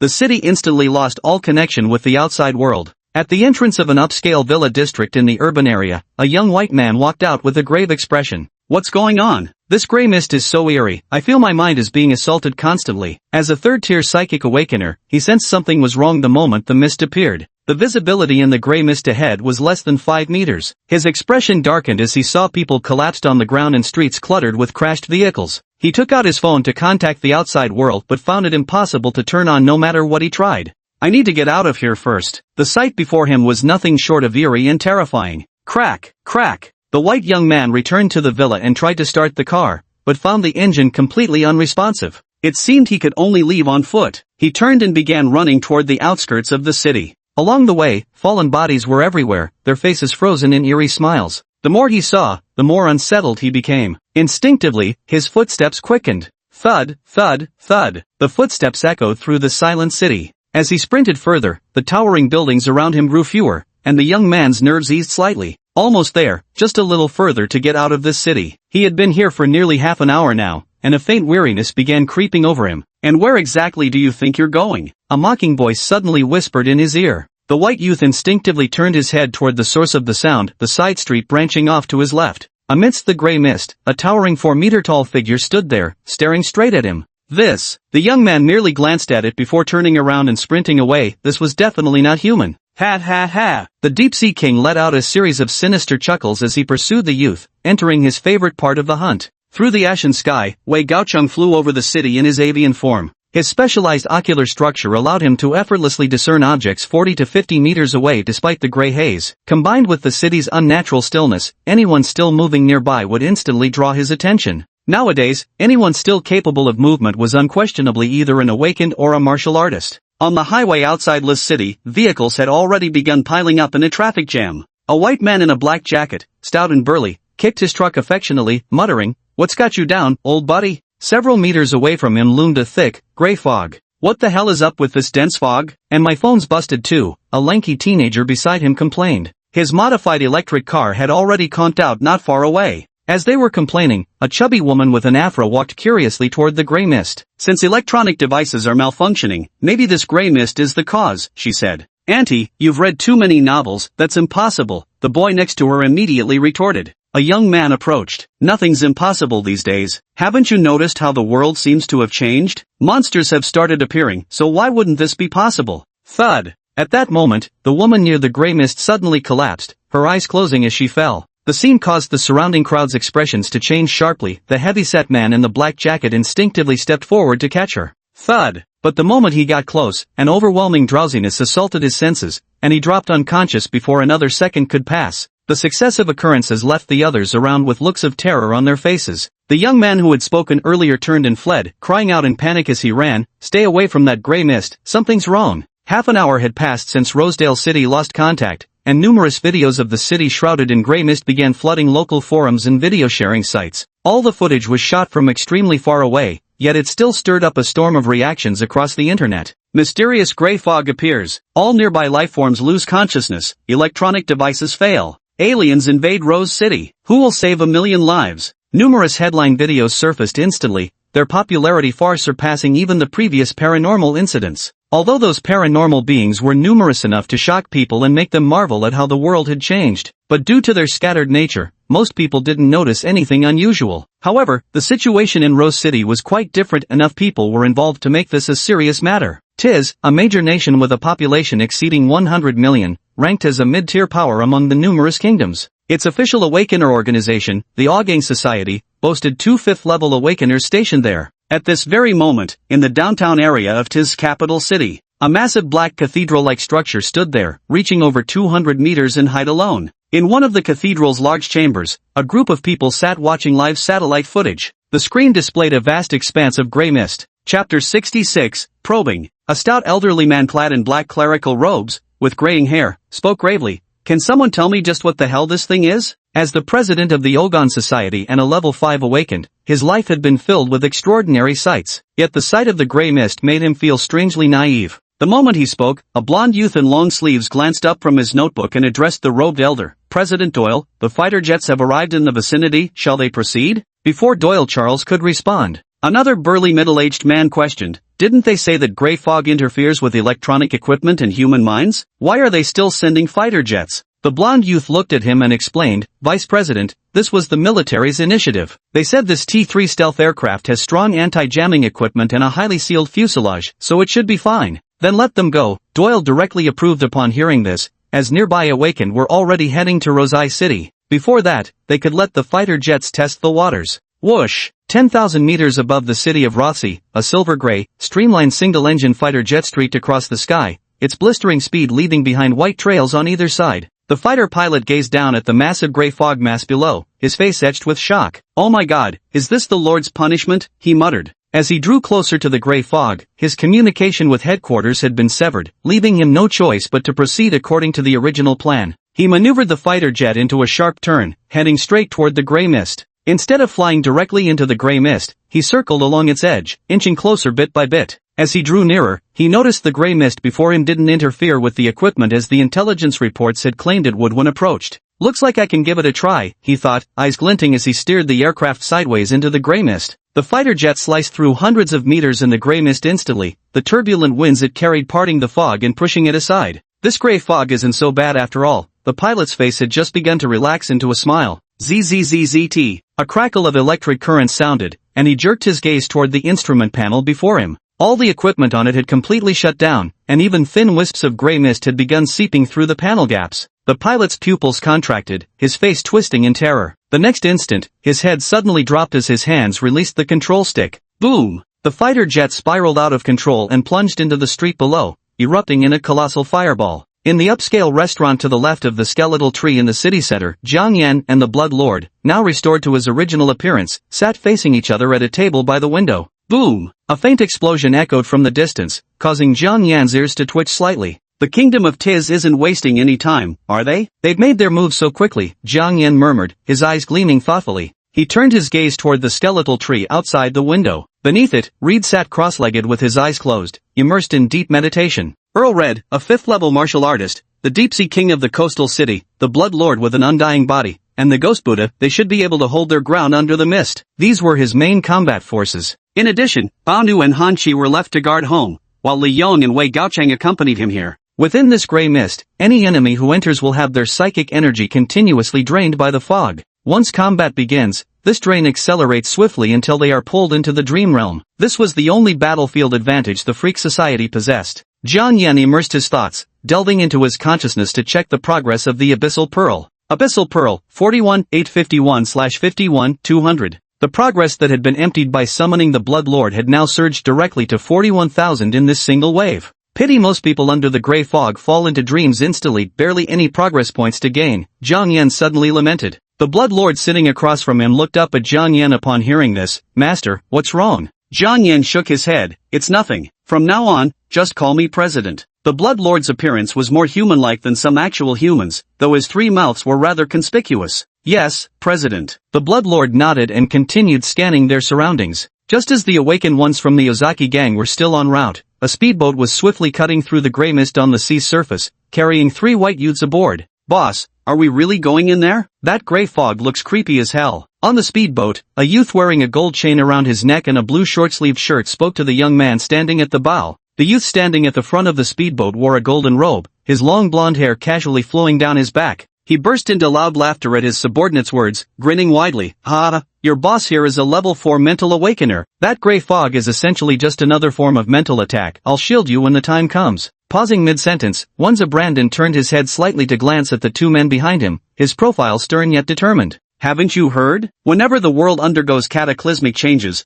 those who charge forward first always emerge as the ultimate winners. First the bizarre creatures appeared, now this gray fog, it's straight out of a novel. Precisely during times like these, we must never retreat. An intense ambition burned across his face. He would seize this opportunity within the gray fog to advance, to become a level 5, even level 6 awakener. They were members of a nearby awakened organization, having rushed over immediately after receiving the news. Following closely was a tattooed youth steering the speedboat, inwardly facepalming at his leader's Chinibu antics. As they drew within 10 meters of the gray haze, the speedboat's engine suddenly cut out. When Zay extended his left hand, a pulse of blue light burst forth from his palm, expanding outward. It stopped expanding upon reaching a diameter of 3 meters, shielding the 2 younger subordinates behind it. Zzzzzt. Carried by the speedboat's momentum, they arrived at the dock. The gray fog emitted seething sounds the moment it made contact with the blue light barrier. Indeed, it's a mental attack. Sensing his rapidly depleting mental energy, Zay didn't show the slightest concern. The mental energy within him was enough to sustain the gray mist's consumption for 3 hours. Once exhausted, he would withdraw and wait for it to replenish. The 3 figures leaped from the speedboat onto the dock, staring at the unsettling scene, people lying motionless on the ground, deep in sleep, their faces frozen in eerie smiles. The tattooed youth couldn't suppress a shudder. Fucking hell, this is some creepy shit. Let's move, stay alert. Wanza took the lead, striding swiftly toward the heart of the city. He wanted to search for that potential opportunity hidden within the gray mist. The 2 underlings also followed closely behind him. All 3 of them were no ordinary people. Their brisk walking pace could match a normal person's full sprint. They watched as countless cars collided chaotically on the streets, some still burning fiercely with crackling flames sputtering loudly. Why is there nothing here, just people lying all over the ground? The young man with the gold chain couldn't help but complain as he surveyed the surroundings. When Zay, who was walking ahead, responded, "What do you know? The real challenge is yet to come. Maybe we'll get lucky and encounter it right away." The blue light sphere stood out strikingly against the gray mist, its flickering glow visible even from 100 meters away. On the rooftop of a 20-story building, Li Yong's figure turned eerie as he stood clad in a black hoodie, intently watching the blue moving dots of light that appeared on the street below. Chapter 67, Clash. What kind of ability is that? Li Yong frowned slightly. He chose not to strike immediately, instead waiting for Wei Gaocheng's arrival. The two of them formed a coordinated cover, one running through the building while the other flew through the sky. Swish! A figure tore through the gray mist and stood beside Li Yong. Wei Gaocheng gazed at the glowing dot with raptor-like eyes. His sharp vision could faintly discern figures on the opposite side. He whispered, "There are 3 people over there, are they 4th rank or 5th rank? Go try them and find out." "Maintain your distance, this thick fog suppresses perception too, making it perfect for your style," Li Yong suggested, watching Wei Gaocheng. Wei Gaocheng immediately perked up upon hearing this. "Alright, if it's below level 5, we can give it a try when the time comes. If it's level 5, we'll retreat immediately." In the gray mist, they couldn't clearly see each other's faces and could only probe cautiously. As for all the 5th level beings worldwide, they had reviewed most of their records just so they could retreat at the first sight of them. After speaking, Wei Gaocheng flew toward the distant blue light dot. When he reached a point 100 meters above it, his body came to a halt. Below, Wen Zhe within the blue light sphere also suddenly stopped in his tracks. He sharply raised his head to gaze at the sky, detecting faint movements from that direction. Whoosh whoosh whoosh. As if responding to his movement, a dense chorus of sonic booms suddenly tore through the air above. Wen's expression changed as he turned to yell at the tattooed young man, "Obey, defend." "Got it, boss." Obey roared, lifting his head to gaze upward. His blue eyes transformed instantly into countless diamond-shaped mirrors, casting beams of white light upon the space above them. The hundreds of metallic feathered projectiles piercing through the gray mist froze instantly upon being struck by the radiating white light. Beads of sweat appeared on Abe's forehead. He never expected so many attacks. "Get out of here fast. I can't hold on much longer." His ability could immobilize creatures or attacks in front of him, but it drained his stamina based on the enemy's strength and the intensity of the assault.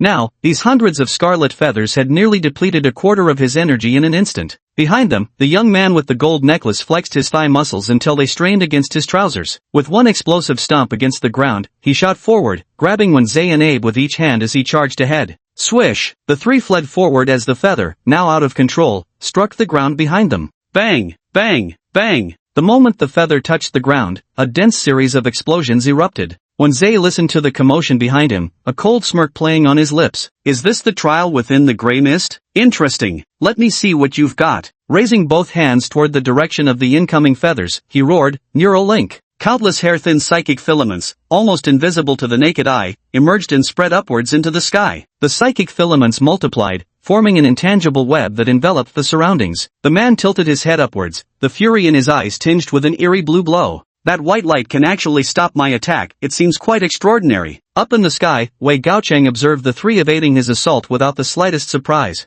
Those who dared to enter the gray mist in this first wave must have some confidence in their own abilities. Swish! With a flap of his wings, he swiftly ascended and pursued the 3 individuals. He simply didn't notice the nearly invisible psychic thread clinging to his left foot. Below, a cold smile spread across Wen Zhe's face as the gold chain-wearing youth carried him while running. "Got you, bird monster." As expected, these misty waters run deep. At this thought, he raised his left hand, grasped a slender nerve filament, and said coldly, "Then I'll sever the neural connections to your wings. Let's see how I deal with a bird without wings." His left hand suddenly tugged at the nerves in his grip. Slash! At this moment, Wei Gaocheng, who had been hovering 100 meters above preparing to unleash another volley of feathered projectiles, suddenly twisted his face in agony and let out a sharp cry, "Arg!" His wings behind him seemed to have been severed in this moment. Though still attached, he could no longer control them. His body began tumbling downward from the 100-meter height. "Damn it, what kind of twisted skill is this? When the hell did I get hit?" Wei Gaocheng gritted through the pain, violently driving his hand into the exterior wall of a nearby building to stop his fall. From 100 meters in the air, even with his body's durability,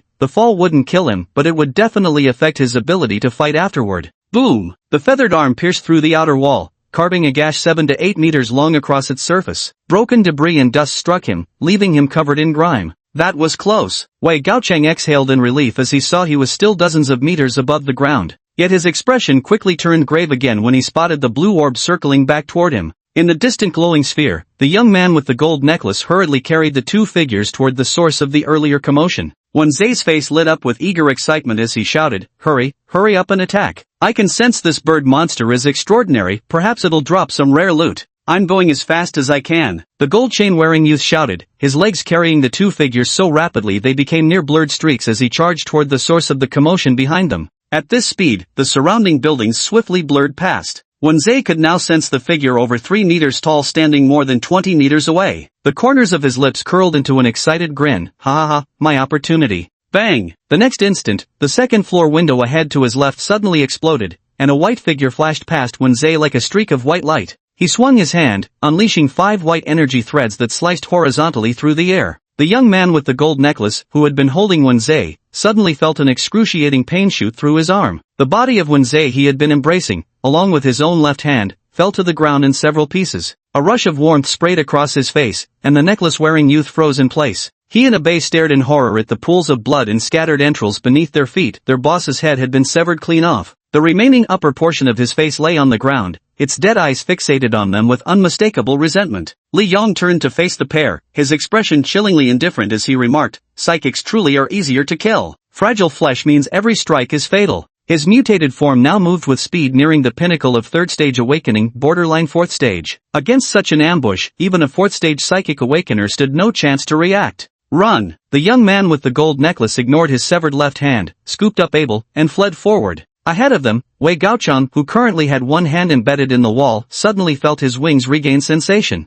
As he watched the two men charging toward him, a vicious grin twisted his face. "Damn it, now it's my turn to mess with you." He yanked his hand free from the wall, his wings flaring to life, unleashing a sweeping barrage straight at the rapidly approaching pair. This time, he held nothing back, pouring every ounce of his power into a single, devastating strike. Whoosh, whoosh, whoosh. A dense series of sonic booms suddenly erupted in the air above the gold chain youth and Abe. "Abe!" the gold chain youth roared. Abe's eyes erupted with torrents of white light that surged toward the incoming feathers. Bang, bang, bang. The feathers suddenly exploded mid-air, their flames and shockwaves instantly enveloped by a brilliant white light. This abrupt explosion drained Abe's stamina in an instant, leaving his face deathly pale as the white glow vanished from his eyes. The flames and shockwave from the blast engulfed them both completely. When the explosion cleared, only a few charred fragments of flesh remained on the ground. Wei Gaochang landed with a cold laugh, glaring at the minced flesh. "Did you really think I'd fall for the same trick twice?" Chapter 68, Contagion. Let's go. Time to check elsewhere. Li Yong's figure flashed as he swiftly scaled the adjacent building. His claws dug into the exterior wall, his speed so blinding that his silhouette vanished in an instant. Wei Gaochang flapped his wings behind him and soared into the sky upon hearing this. Even among third-level awakeners, their strength was top tier. Coupled with their monstrously enhanced bodies after transformation,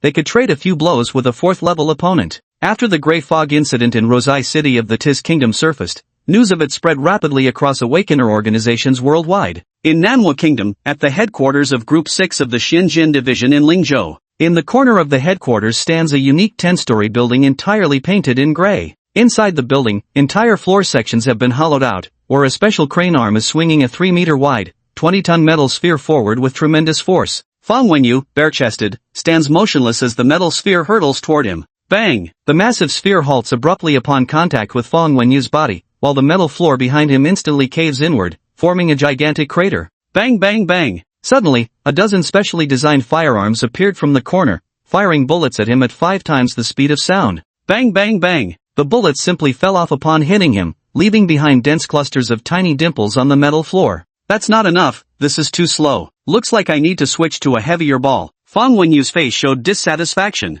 Awakened individuals who want to enhance their abilities typically exhaust their physical strength or energy, then allow it to naturally recover. This process leads to improvement. Of course, the extent of improvement depends on innate talent. Some people train for 10 years and achieve less progress than certain geniuses make in just 1 or 2 weeks. Beyond this, there's another method, combat. The more intense the battle, the greater the improvement, especially in life or death struggles where intense emotional fluctuations can yield faster growth than regular training alone. Beep! Just as he was about to continue his workout, the machine suddenly turned off, and the gate swung open. Fang Wenyu turned his head to look. It was his secretary. The secretary, clad in sheer black stockings and a short skirt, approached swiftly with her glasses glinting. "Team leader, we have breaking news." Fang Wenyu's eyes narrowed. "Has the Freak Show Association shown itself?" No, it's something that happened in the Tiz country. The secretary took out his phone and handed it to Fong Wenyu. Whatever happened there shouldn't have anything to do with us, right? Fong Wenyu took the phone with confusion. On the screen was an aerial shot video, showing an enormous expanse of gray mist below.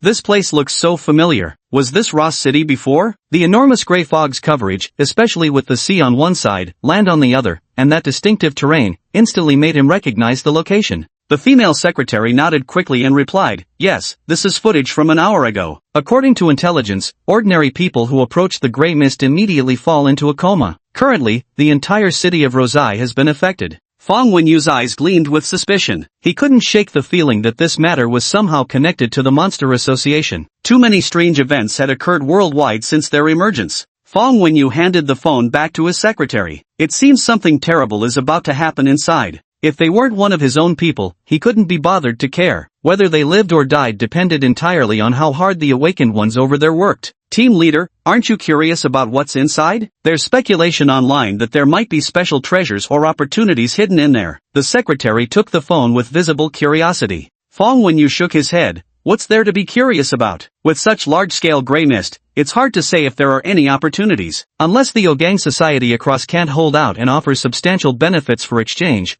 then it might be somewhat interesting. I understand. The female secretary nodded and prepared to leave. At this moment, Fong Wenyu suddenly spoke up. Remember to notify me if there are any changes over there. Yes, the female secretary immediately replied. There are many awakened individuals like Fong Wenyu who remain unfazed by the gray fog, but equally numerous are those who find it highly intriguing. Especially since such an event had never occurred in history before, some awakened individuals immediately boarded flights to Tiz country. They were eager to enter the gray fog to investigate exactly what was happening. Outside the gray mist of Rosai City, the road had already been cordoned off. 5 kilometers away from the gray mist, there was a camp where soldiers in blue uniforms paced back and forth. At that moment, 3 helicopters flew in and landed at the center of the camp. The camp officer, a sturdy middle-aged military man, stepped forward and waited. The helicopter door opened, and a group of men and women dressed in black clerical robes descended. Leading them was a middle-aged white man with a buzz cut, standing 2 meters 30 tall, built like an ox, his face a mass of rugged features. The middle-aged officer immediately adopted a respectful expression and said, High Priest Harriman, the area has been completely sealed off. You may proceed whenever you're ready. Within the order of Aogong, ranks were categorized as follows: novice priest, priest, and high priest, corresponding to 2nd, 3rd, and 4th rank awakened individuals, respectively. Above them stood the 2 5th-rank leaders, the president and vice president. Harriman Evan paid him no heed, instead staring intently at the gray mist ahead, his gaze solemn as if deep in thought. Seeing this, the middle-aged officer dared not speak another word. He had grown accustomed to it. These awakened individuals always carried themselves with an air of haughty superiority. Even a second-level awakened individual would choose to target the rich for money rather than work as their lackey. In their minds, an ant they could crush with a flick of a finger was no longer on the same level as them, no matter how much money it had. Harriman, everyone's here. Let's go in. At that moment, another woman's voice rang out from behind. A middle-aged woman approached. She was another senior priest in the team, a Tier 4 psychic specialist responsible for providing mental protection to the group. Let's move. According to plan, we'll first explore the urban area within 3 kilometers ahead, Harriman said as he strode forward. A group of black-robed awakened followed, 20 in total. Already the elite forces Ogang society could immediately muster. The group advanced 5 kilometers before halting at the edge of the gray mist. Harriman turned to face the middle-aged woman. Shaki, grant me your protection. Shaki waved her hand lightly toward Harriman, and a faint white light enveloped his body. With this protection in place, Harriman's muscles visibly swelled. Alone, he stepped into the gray mist, which recoiled upon nearing his skin, blocked by the white radiance. Chapter 69, The Encounter. Harriman glanced at the bodies sprawled beneath his feet, their faces all twisted into grinning expressions. Idly picking up a few, he tossed them aside and called out, Catch these. Take them back for study. Yes, came the response from behind. Seeing that Harriman was unharmed, Shakti extended her hands to bestow protective blessings upon all the awakened nearby. Everyone, go in now. My shield can last 20 minutes, keep track of the time and remind me when it's about to expire so I can renew it for you. Shachi shouted and strode inside first. Those awakened behind her followed in her footsteps. Just as the awakened team from the Oricon Society was exploring the Grey Fog, in the capital city of Perth Nation, 5,000 kilometers away. On the third-floor corridor of East District Hospital in the capital, a Caucasian man wearing a bowler hat and a black suit arrived at the entrance of a ward. Director Lei, you came surprisingly fast, a woman's voice rang out from behind him. Lei Xiangchen turned to look. A woman dressed in a black gown appeared, her hair elegantly pinned up, radiating striking beauty. Her hands were covered by black sleeves, and the exposed palms were riddled with densely packed cracks. Lei Shangchen grinned. This is a matter arranged by the president. How could I dare to slack off? Chen Yelio walked to the hospital room door and directly pushed it open. Inside lay Lena, unconscious on the bed. She stepped forward, unplugged all the various tubes connected to her body, then picked her up and left without hesitation. Seeing this, Lei Shangchen immediately moved ahead to clear the path for them. Who are you? Put her down. A middle-aged female doctor responsible for Lena's care came from down the hallway. Seeing Lena being taken away by the two men, she immediately shouted. Lei Shangchen turned to look at her, removed the top hat from his head, and revealed a faint smile at the corner of his mouth. Be quiet. His third eye turned toward the female doctor, emanating a peculiar ripple from within it. The female doctor's eyes instantly lost focus, and she stood there dazed as tears welled up. She did nothing to stop the two men from taking Lena away. His third eye's ability could amplify all sorts of emotions inside people's hearts. Everyone who came up to question him along the way either stood rooted in place weeping or stared blankly, lost in unknown thoughts. Chen Yelio watched this ability with some emotion and remarked, "Your power is truly formidable, no wonder you were the first to complete the mission." Lei Shangchen walked out of the hospital and got into the prepared vehicle. Turning to Chen Yelio, he said, "It's useful, sure, but it only works on those with weak mental defenses. I'll have to work harder to see if I can acquire any of those new enhancements they might release later." Without delay, the two shoved Lena into the back seat and sped off. They had come this time to take Lena back to the headquarters in Liang Kingdom, ensuring Duke Reed would have no lingering concerns. Lei Shangchen was driving the car while Chen Yelio reported the intelligence updates. After the emergence of the Grey Fog incident, Jiang Yan, who was far away in the Tiz Kingdom, sent them two more orders. The first is to take Lena away, and the second is to continue creating monsters. Of course, creating monsters was no longer their task, others would continue that work. Meanwhile, 100 meters beneath the sea near Rose City in the Kingdom of Tiz, a 2-meter-tall monster with blue fish scales and gills splitting open at its neck stared at the information transmitted on the device in its hands. Finished so soon, better report this to the chairman, it thought. He immediately stashed the equipment beneath a reef, his figure darting through the seawater toward the city. As the freak injected with the latest Deep-Sea King serum, his sole purpose was to enable Jiang Yan's communication with the outside world and control over everything beyond. Apart from him, there were 9 other freaks stationed here. The moment one perished, another would immediately take their place. At the same moment, in another district of the city, Harriman was leading the team through the area when Shaki, standing beside him, spoke up. We've reached the designated 3-kilometer urban zone. Should we continue advancing? Upon hearing this, a contemplative look flashed in Harriman's eyes before he responded. How much longer can your psionic energy hold out? Pushing forward another 5 kilometers shouldn't be a problem. Even if I exhaust myself, the other Tier 3 psychics in the squad can take over, Shaki replied, assessing her internal energy expenditure. Maintaining protective barriers for an entire team alone against the gray mist was indeed draining, and this was without combat. The consumption would become truly terrifying if fighting broke out. Harriman nodded, then turned to a young man in the team and commanded authoritatively, Nick, report back immediately about the situation here. The rest of you, follow me further in. We must uncover what exactly happened here today. Understood, Nick responded, immediately spinning around and sprinting back the way they had come. As a Tier 2 physical type, his running speed was anything but slow. Let's move. Seeing Nick's figure disappear into the gray mist, Harriman bellowed, leading the team deeper into the unknown. But this time, they hadn't gone far when faint footsteps sounded ahead of them. Harriman's ears twitched, and he immediately halted, his expression grave as he declared, There's something up ahead, everyone, prepare for battle. All the awakened individuals in the team tensed up, various energy fluctuations manifesting across their bodies. In the eerie gray mist, claiming not to feel anxious would be a lie. Silver patterns emerged on Harman's forehead, spreading to cover his entire skin as pale moonlight radiated from his hands. This was precisely his ability, Lunar Totem, which stored the power of moonlight to unleash during combat. Thud, thud, thud. The sound of footsteps drew nearer, and a hunched figure about 170 centimeters tall gradually emerged before Harriman and his group. To dare walk alone in the gray mist. Just who is this? Harriman narrowed his eyes. Out of the mist appeared an elderly man with snow-white hair, a weathered face, clad entirely in black, his hands clasped behind his back, wearing worn-out sneakers. Who are you? How did you get here? Harriman's voice was icy. He only felt a vague sense of familiarity with the elderly man before him, but couldn't immediately recall why. Red surveyed the numerous awakened individuals present, paying no heed to the fluctuations of their abilities, and said with evident pity, such promising youth. You should be out there enjoying life to the fullest, not meeting your untimely ends here without even knowing why. These words immediately drew a displeased expression from Harriman's face. Sharky stared at the old man before her when suddenly a flash of realization crossed her mind, her face revealing shock. "You're Reed." At that very moment, Reed abruptly sprang into action. His footsteps landed swiftly as his figure darted among the awakened crowd, white chi swirling in his palms as each member of the Ogron Society fairly received a strike from his hand.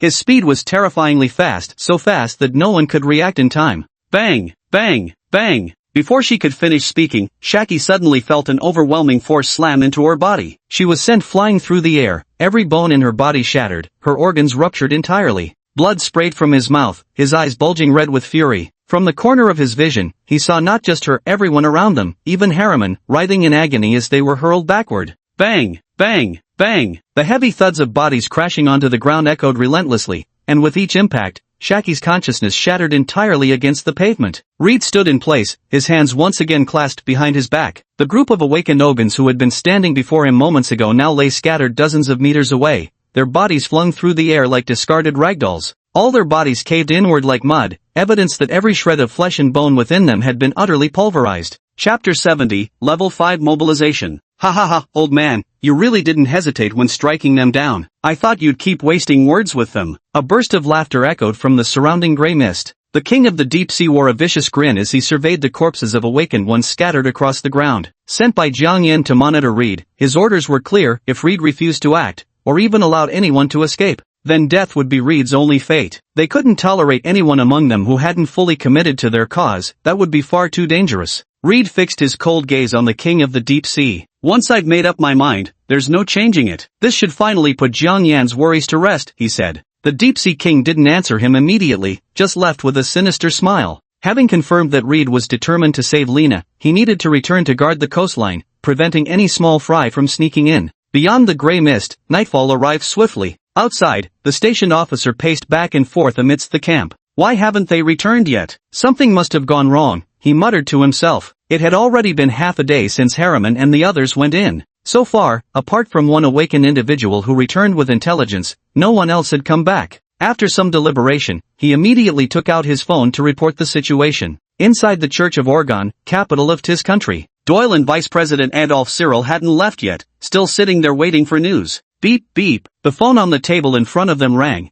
and Adolf reached out to answer it. An urgent voice came through. President, Vice President, the squad sent to Rosser City hasn't come out for 10 hours. It's very likely they've already encountered trouble inside. Upon hearing this, Doyle's expression gradually darkened. After a long pause, he finally spoke. I understand. With that, he hung up directly and turned to look at Adolf. Adolf stood up, his expression grave. I'll go myself. If we move quickly, we might still save Harriman and the others. Doyle took out a ring from his pocket, which had a diamond-like gray crystal embedded in it. Take this with you. It might help at a critical moment, Doyle said as he tossed the ring over. Adolf caught the ring and looked at him, suddenly speaking up. Teacher, if I don't come back, you must seek help from awakened ones of other nations. You mustn't enter any further. Their nation of Tiz only had 2 level 5s, yet its population numbered over 100 million. Without a level 5 awakened to guard it, this nation of 100 million would become a juicy target in the eyes of other awakened ones. I understand. May the Lord protect you, Doyle sighed helplessly. He had grown too old to fight anymore, otherwise why would he have sent his disciple, the future successor of the Auging Society? Time moved to the second day after the appearance of the gray fog,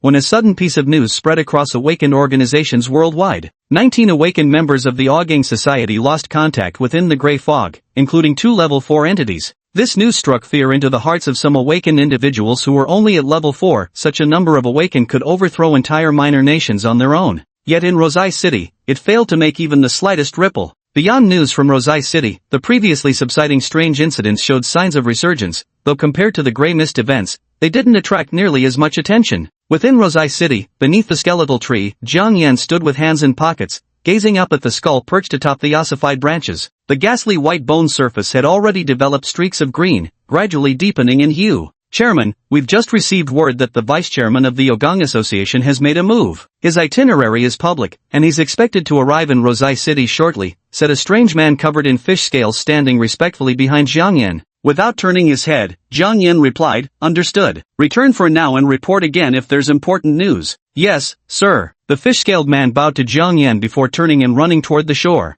Jiang Yan gazed toward the streets outside the city, his eyes distant. I didn't expect things to escalate so quickly, a level 5 threat arriving right on the second day. At this thought, he sank into the abyssal pearl within his mind. Abyssal Pearl, 43971/51200. 2,000 more. It seems their progress isn't slow either. I should be able to perform one more summon before the bone tree concludes. Jiang Yen turned and walked toward the nearby restaurant. Outside, at the military encampment, officers were respectfully accompanying the newly arrived Adolf. Adolf was being briefed by Nick about some intelligence gathered yesterday. What about the civilians we brought back earlier? Have you found anything? Adolf turned to look at Nick. Nick hurriedly replied, President Adolf, all the people brought back have undergone complete examinations in the neighboring city. The results came out just before you arrived. At this point, a trace of fear appeared on Nick's face. The examinations show that all of them are physically unharmed, but their brainwaves are unusually active, just like when people normally dream. They had originally planned to wait for Harriman and his team to withdraw first,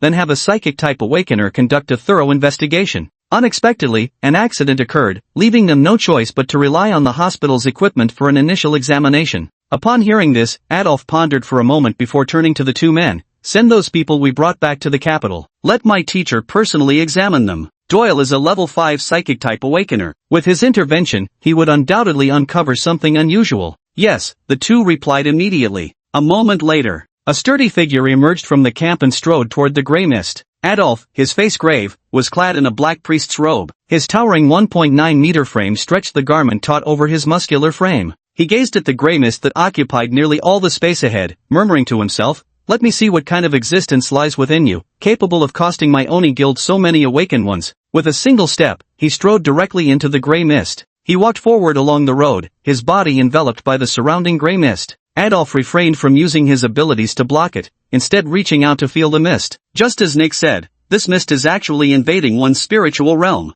At this thought, a flicker of shock flashed through his eyes as he gazed at the gray mist enveloping the entire city. If all this mist has the same effect, then how terrifying must its origin be? Within the gray mist, on the rooftop of a 10-story building, Red sat cross-legged on the ground, closing his eyes to steady himself. Lord Red, a level 5 has arrived. It's Adolf Cyril, the vice president of the Orgum Society. A voice came from above. Wei Gaoqing's figure fell behind Red. Chapter 71, Battle. Without turning his head, Red slowly opened his eyes and said, I understand. After speaking, he stood up and gazed toward the end of the road, which was shrouded in gray mist, making it impossible to see anything. Wei Gaoqing pulled out a purple potion and, watching Reed's retreating figure, said solemnly, Duke Reed, our leader asked me to deliver this monsterization potion to you. Once injected, you'll gain immense power, making it far easier to deal with your enemies. Reed responded calmly, turn into something neither human nor monster like you? No, thank you. I prefer remaining human. Though his tone was indifferent, it brimmed with disdain for the concept of monsterization. This caused Wei Gaoqing's expression to darken behind him, but he said nothing. Instead, with a flutter of his wings, he took off and flew away without another word. He turned his head to glance at Red on the rooftop and snorted coldly, stubborn old fool. Transformation into aberrations is the new way forward. The human body is fragile and weak, you'll taste bitter suffering soon enough. Red on the rooftop walked to the edge,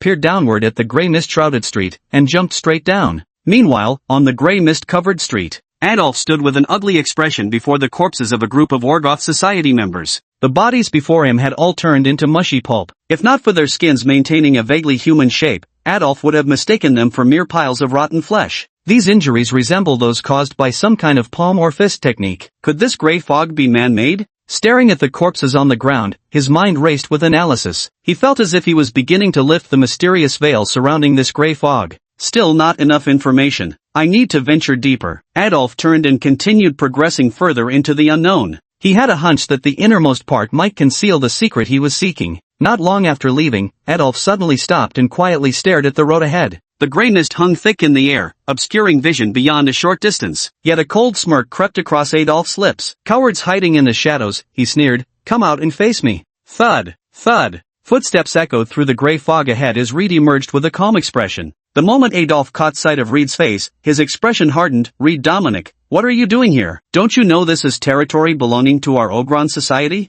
Reed gazed at Adolf with an impassive face and said, that brat from back then has grown up, I see. I remember teaching you a lesson once before. Adolf's complexion darkened at these words. In his younger days when he'd been at level 4, he'd been overflowing with arrogance until he encountered Reed and ended up hospitalized for half a month. Was it you who killed all my AO gang brothers? Adolf didn't respond to that remark, instead narrowing his eyes at Reed. Ever since Reed appeared, it had become clear to everyone who was responsible for the deaths of the Harriman group. Reed was proficient in multiple fist and palm techniques. For him, reducing flesh and bones to pulp while leaving the skin intact presented no difficulty whatsoever. Yes, Reed relaxed his body, letting his hands hang naturally as white energy began swirling around them. Adolf, upon hearing this, veins bulged on his face as he roared furiously. How arrogant you are, Red. You're already old, do you still think you're the same Duke from before? Adolf angrily threw a punch toward Red from a distance. Whoosh! A 10-meter-long arm materialized directly above him, synchronizing with his movement as it struck toward Red. The fist tore through the surrounding gray mist,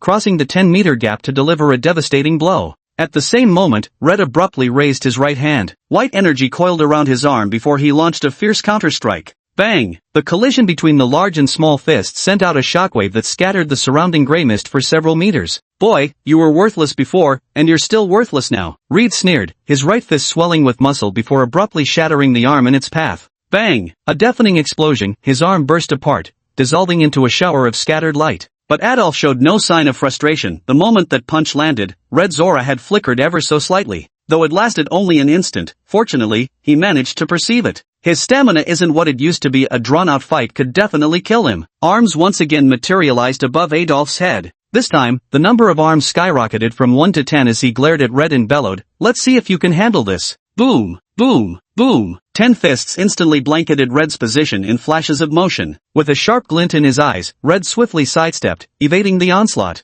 The two stood on the city's main thoroughfare, a street over 20 meters wide flanked by skyscrapers more than 10 stories tall. Red lunged forward, covering over a dozen meters in a single step as he dashed into a narrow alleyway between the buildings on the left. Seeing this, Adolf immediately turned to pursue, the massive hand hovering above his head smashing directly toward the building blocking his path. Boom! Boom! Boom! With a single devastating punch, the 10-story building was shattered at its midpoint, collapsing in a thunderous roar. With just a single punch, the buildings blocking his path instantly shattered into dust, their debris and swirling fragments merging with the fog-filled sky. As for the people inside, Adolf couldn't be bothered with what happened to them. If they died, they could only blame their own rotten luck. Red, what's gotten into you? All you do is run now. Ha ha, such a cowardly poser. Adolf's face twisted into a sneer as he shouted. He could vaguely sense that Reed was just ahead, but he couldn't match his speed. His only option was to direct the giant hand hovering above him to continuously slam down on every possible location where Reed might be.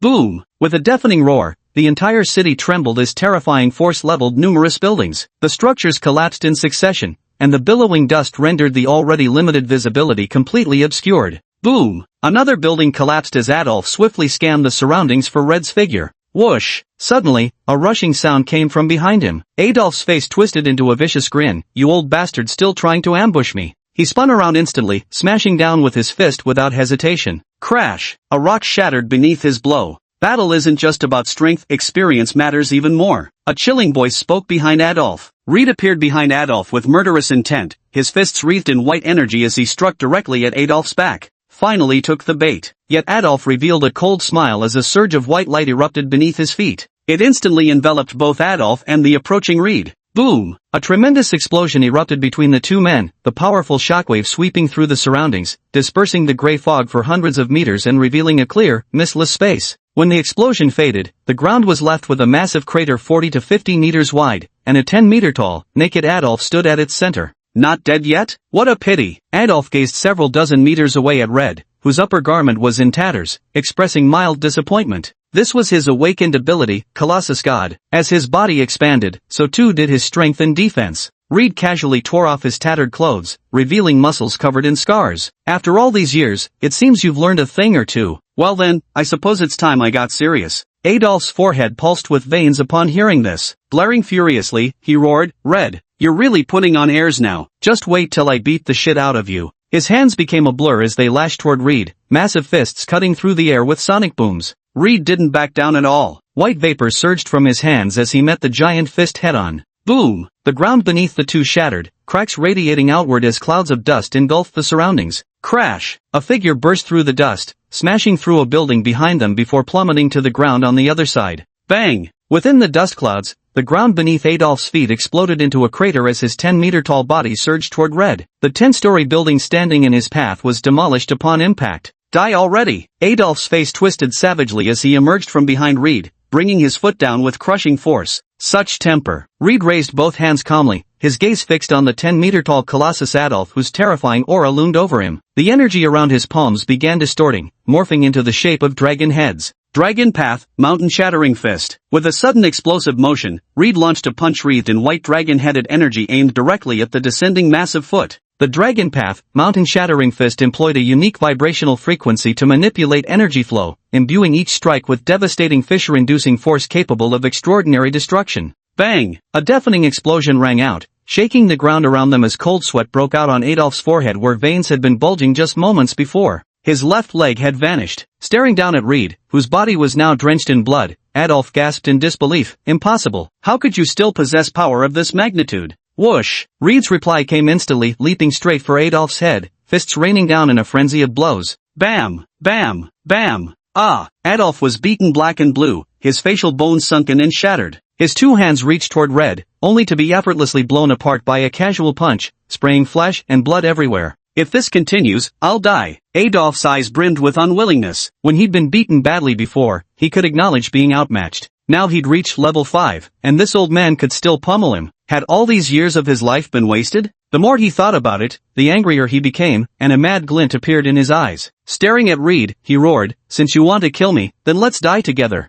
He opened his mouth, revealing a ring wedged between his teeth, his teacher's final gift to save his life. Buzz! An invisible surge of flames erupted from the ring, striking Reed directly. Reed felt his entire body burning, but he clenched his teeth and continued punching at Adolf despite the searing pain. The moment the ring was activated, far away in the capital of Tiz, Dor abruptly opened his eyes while standing in the church with his hands folded in prayer. A trace of sorrow surfaced on his face. "My poor disciple, how could you leave like this?" Through the remnant spiritual energy on the ring, he could sense Adolf's life force rapidly fading. Across from him was another person's aura, one he recognized all too well. "Red, there was never any deep enmity between us. Why did you destroy my country and slaughter my disciples? I demand your life in return." A trace of despair flashed across Doyle's face. With Adolf dead, the Orgon Society would fall into a state of having no successor after his departure. Chapter 72, Come Away With Me. In the urban ruins of Ross City, Red leaned against a wall panel. Phew, phew, phew. Gasping for breath, his upper body soaked in blood, his own and Adolf's, he muttered, "Guess I'm getting old. Even dealing with trash takes too much effort now." Not far away lay Adolf's corpse, now restored to its normal state, left leg and both hands missing, head shattered. "That kid's really tough," Reed muttered, lifting his hands. The skin and flesh had been ground away, exposing the stark white bones beneath. What's more, there was an invisible fire burning within him, searing his spirit. He recognized this as the power of Ogang Society's leader, Doyle. Even at full strength, he would need to concentrate fully to withstand such an attack. In his current state, if he relaxed even slightly, a scorching sensation at the mental level would emerge, causing him to break out in painful sweat. After resting a while, Red stood up and moved deeper inside. After taking just one step, a sharp pain shot through his right foot. Looking down, he saw his little toe had broken off, with white bone piercing through the skin. Was my mind affected? I didn't even notice. He immediately gathered some wooden sticks nearby and tore scraps of clothing into long strips. Crack! Grasping his broken toe with one hand, Reed snapped it back into place, then secured it with the sticks and cloth strips. After completing all this, Reed limped toward the city center. Moments later, Reed arrived beneath the skeleton tree, leaning against it to rest. Thud, thud, thud. A series of footsteps suddenly approached. Reed looked up to see Jiang Yen and the Blood Lord walking toward him. Noticing his injuries, Jiang Yen frowned and pulled out a mutant transformation serum from his coat. "Duke Raid, you should take this serum," he urged. "With wounds like these, you won't be able to fight in the upcoming battles." Raid shook his head. "I'm fine," he refused. "A day's rest is all I need to recover from these scratches." Then Reed seemed to remember something, his voice suddenly rising. "You'd better put that serum away. Even if I die, I won't become this neither human nor ghost monstrosity. If you secretly inject me with it, I swear I'll make you pay." He didn't want to become like that. How ugly it would look if Lena saw him. It would terrify her. Jiang Yen put the vial away, unsure about the physical capabilities of a level 5 warrior. There weren't even detailed records in the kingdom of Liang. With no choice but to trust Red's words, Jiang Yen turned away and said, "Take a day's rest then. The Blood Lord will handle what comes after." Reed didn't reply, merely raising his head to gaze at the crown of the skeletal tree where several skulls had already crystallized into green gemstones. He stared quietly at the crystallized skulls, his thoughts unreadable, as an intangible flame flickered to life in his eyes. All he felt now was overwhelming exhaustion, a desperate need for sleep. Eyes closing, he leaned back against the bony tree. Everything around him turned black, and he stood alone in the darkness. Red, a light female voice called from behind. Red turned to look. Behind him, a grassy meadow had appeared at some point, covered with wildflowers of every kind. Lena, dressed in a white dress, stood there watching him, a smile on her face as she stretched out her hand. You're tired, aren't you? Don't push yourself so hard for me, I'd feel terrible. Reed's face changed slightly as he tremblingly walked over and reached out to grasp Lena's hand. The sensation was so real, so tender. Lena! Reed embraced the beauty before him in his arms. Unbeknownst to Wen, his appearance had transformed into a handsome young man about 6 feet tall, with blonde hair, blue eyes, a high-nose bridge. Lena smiled, grabbing his hand tightly. Don't throw your life away for me, she said. Come with me. Let's go to a place known only to the two of us, where no one will ever disturb us again. Reed smiled. He was tired. All he wanted now was to live an ordinary life with Lena. He let Lena lead him forward by the hand, the field of wildflowers ahead swaying gently in the breeze.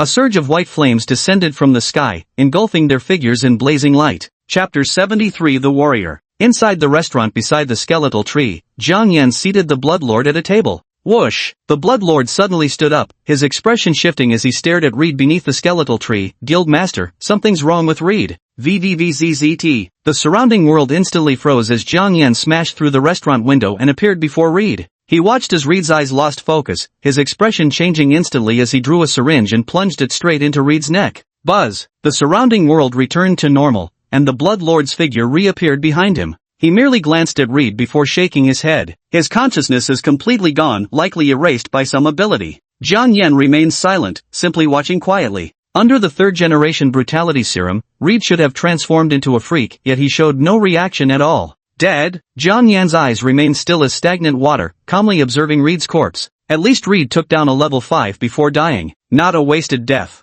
Martial artists represent a separate combat system that exists independently from the awakened framework. Their origins can be traced back thousands of years, to an era when the world was still ruled by the awakened. Ordinary people seeking to resist oppression from the awakened carefully observed the mountains, rivers, sun, moon, and all natural phenomena, eventually developing miraculous martial techniques through their observations. These techniques allow those without awakened potential to strengthen their bodies through special training methods, as they continuously temper their physical forms to reach certain thresholds. The natural emergence of Qi, this supernatural force within his body, granted an ordinary person the means to oppose the awakened. These were the basic facts about martial artists that Jiang Yan understood. As for the specifics, since he wasn't a martial artist himself, it was perfectly normal for him not to know. For a martial artist to master the basics merely requires time and discipline, but advancing to the 5th level demands inhuman comprehension and willpower. At that moment, Ghost Buddha suddenly transmitted a message to Jiang Yan, causing his expression to shift slightly. He glanced at Reed's corpse beneath the skeletal tree and walked away. Now on the second day of the skeletal tree's growth, a few of its fruits had already ripened. But for Jiang Yan, it still wasn't nearly enough. At the same moment, on a road in a remote small country, inside a white ambulance, Lei Shangchen was driving while Chen Yelio sat in the passenger seat. Behind them, Lena lay stretched out on the rear bed. After locating the person they'd been searching for, the two had driven non-stop day and night to return to Liang country. Screech! Lei Shangchen suddenly slammed on the brakes, leaving skid marks from the ambulance's tires on the road. What's wrong? Chen Yelio asked, turning to him with confusion. Lei Shangchen's face darkened as he remained silent, quickly opening the car door and stepping toward the rear compartment. Chen Yelio followed him to the compartment, watching as Lei Shangchen pulled open the door. Oh! The moment the door swung open, Chen Yelio's expression also changed. Lei Shangchen stared at Lena lying on the stretcher, her eyes, unexpectedly glistening with tears, while a faint smile touched the corners of her lips. But her chest no longer rose and fell, her heart no longer beat. Is she dead? Chen Yelio murmured in disbelief,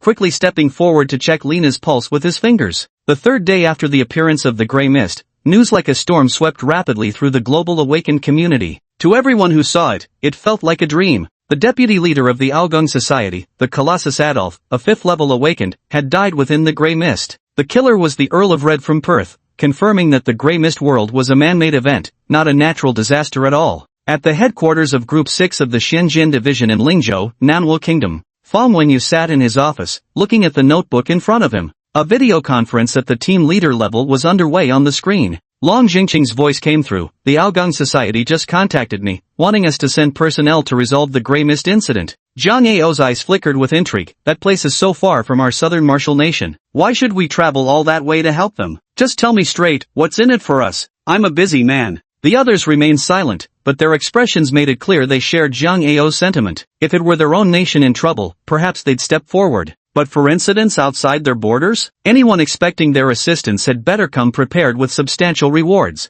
Hearing this, Long Zhengqing spoke up. They're requesting at least 3 fifth-tier experts from us. The payment? 80 years of governance over a city with 1 million inhabitants. During that period, all revenue generated would be yours. Those interested, speak up now. This statement left everyone else in the room stunned. The management and revenue of a city with 1 million people were no small numbers for ordinary awakened individuals. These trivial matters aren't worth calling a meeting for. If you have something to say, just say it directly, Fang Wenyu suddenly interjected. He wasn't short on money at all. With a population of nearly 90 million in Lingzhou province, such things held no appeal for him. Long Jingqing's gaze flickered as he looked at Fang Wenyu. After a moment, he said slowly, I want to explore the Grey Mist. In fact, even if the Augustus Society hadn't contacted me, I would have found a way to investigate it. After all, as you know, this phenomenon is unique on a global scale. It's impossible for Xuanyuan Division not to get involved. He desperately wanted to know the secret inside. Moreover, with Duke Red, the old recluse who'd been withdrawn from the world for years, now making an appearance,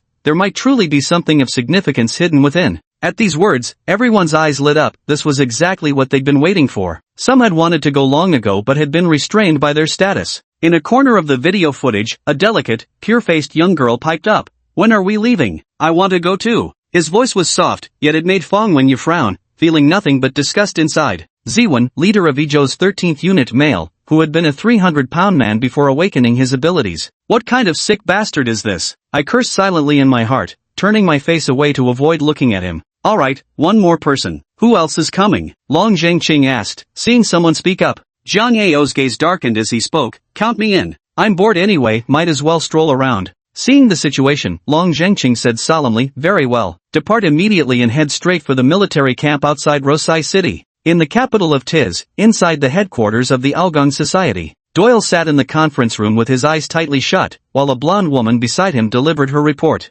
President, we've confirmed that 9 level 5 individuals from the responding organizations are coming. Upon hearing her words, Doyle opened his eyes, revealing bloodshot orbs. Who exactly is coming? This time, for the sake of revenge, he went all out, inviting every level 5 organization worldwide, offering money to those who demanded it, land to those who coveted it, all to completely eradicate the mastermind behind the Grey Mist and kill Red once he appeared. As for Red being killed by his ability, something he still hasn't realized, once his power is used, he loses all perception of its aftermath. The blonde woman addressed Doyle respectfully, President, we have 3 from the Mystic Mirror Division of Southern Wogwa, 1 from the Sonic Group, 3 from Bakalen's Pantheon Bureau, 1 level 5 warrior from the True Essence Alliance, and 1 from the Earthvale sect. So the Mystic Mirror Division and the Pantheon Bureau did come after all. I refuse to believe they aren't interested in this Grey Mist, Doyle murmured, a cold smirk curling his lips. If the Shenzhen Division is the largest awakened organization on Blue Star, then the Divine Bureau formed by 9 small countries contributing personnel and resources undoubtedly holds second place.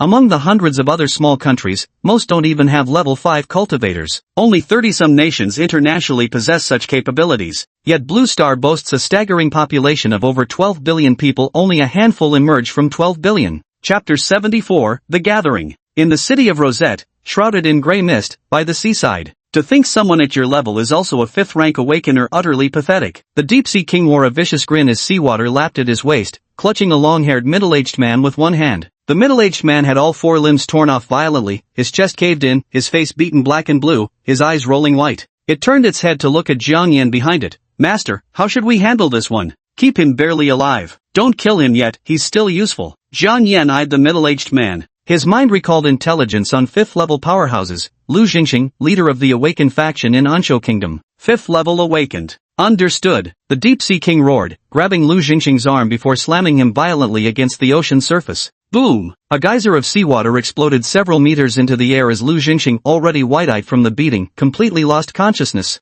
Jiang Yan turned and left the area, having elevated the Deep-Sea King's power in the ocean to the pinnacle of level 5. Any ordinary level 5 creature that encountered it would be nothing more than an easy meal. As the 3rd day slowly passed, aside from Lu Jingxing, no other level 5 beings arrived. The remaining level 4 and level 3 creatures that stealthily approached from the coastline merely became the Deep-Sea King's provisions. Standing beneath the skeletal tree, Jiang Yan looked up at its towering 100-meter height, where 17 green crystal skulls now hung ominously. Wei Gaochang and Li Yong stood behind the Blood Lord. Guild leader, no one has entered today, and the military camp outside is unusually quiet. Have they given up? Wei Gaochang asked, puzzled. Without turning his head, Jiang Yan replied, after losing a 5th tier here, how could they just walk away? I bet they're planning something big. Jiang Yan was biding his time. If the enemy really did unleash a major assault, he would retreat immediately. Jiang Yan reached out and placed his hand on the soul tree, sending a thought through his mind. Rustle! The soul tree swayed gently, and a translucent green skull dropped down into Jiang Yan's waiting grasp.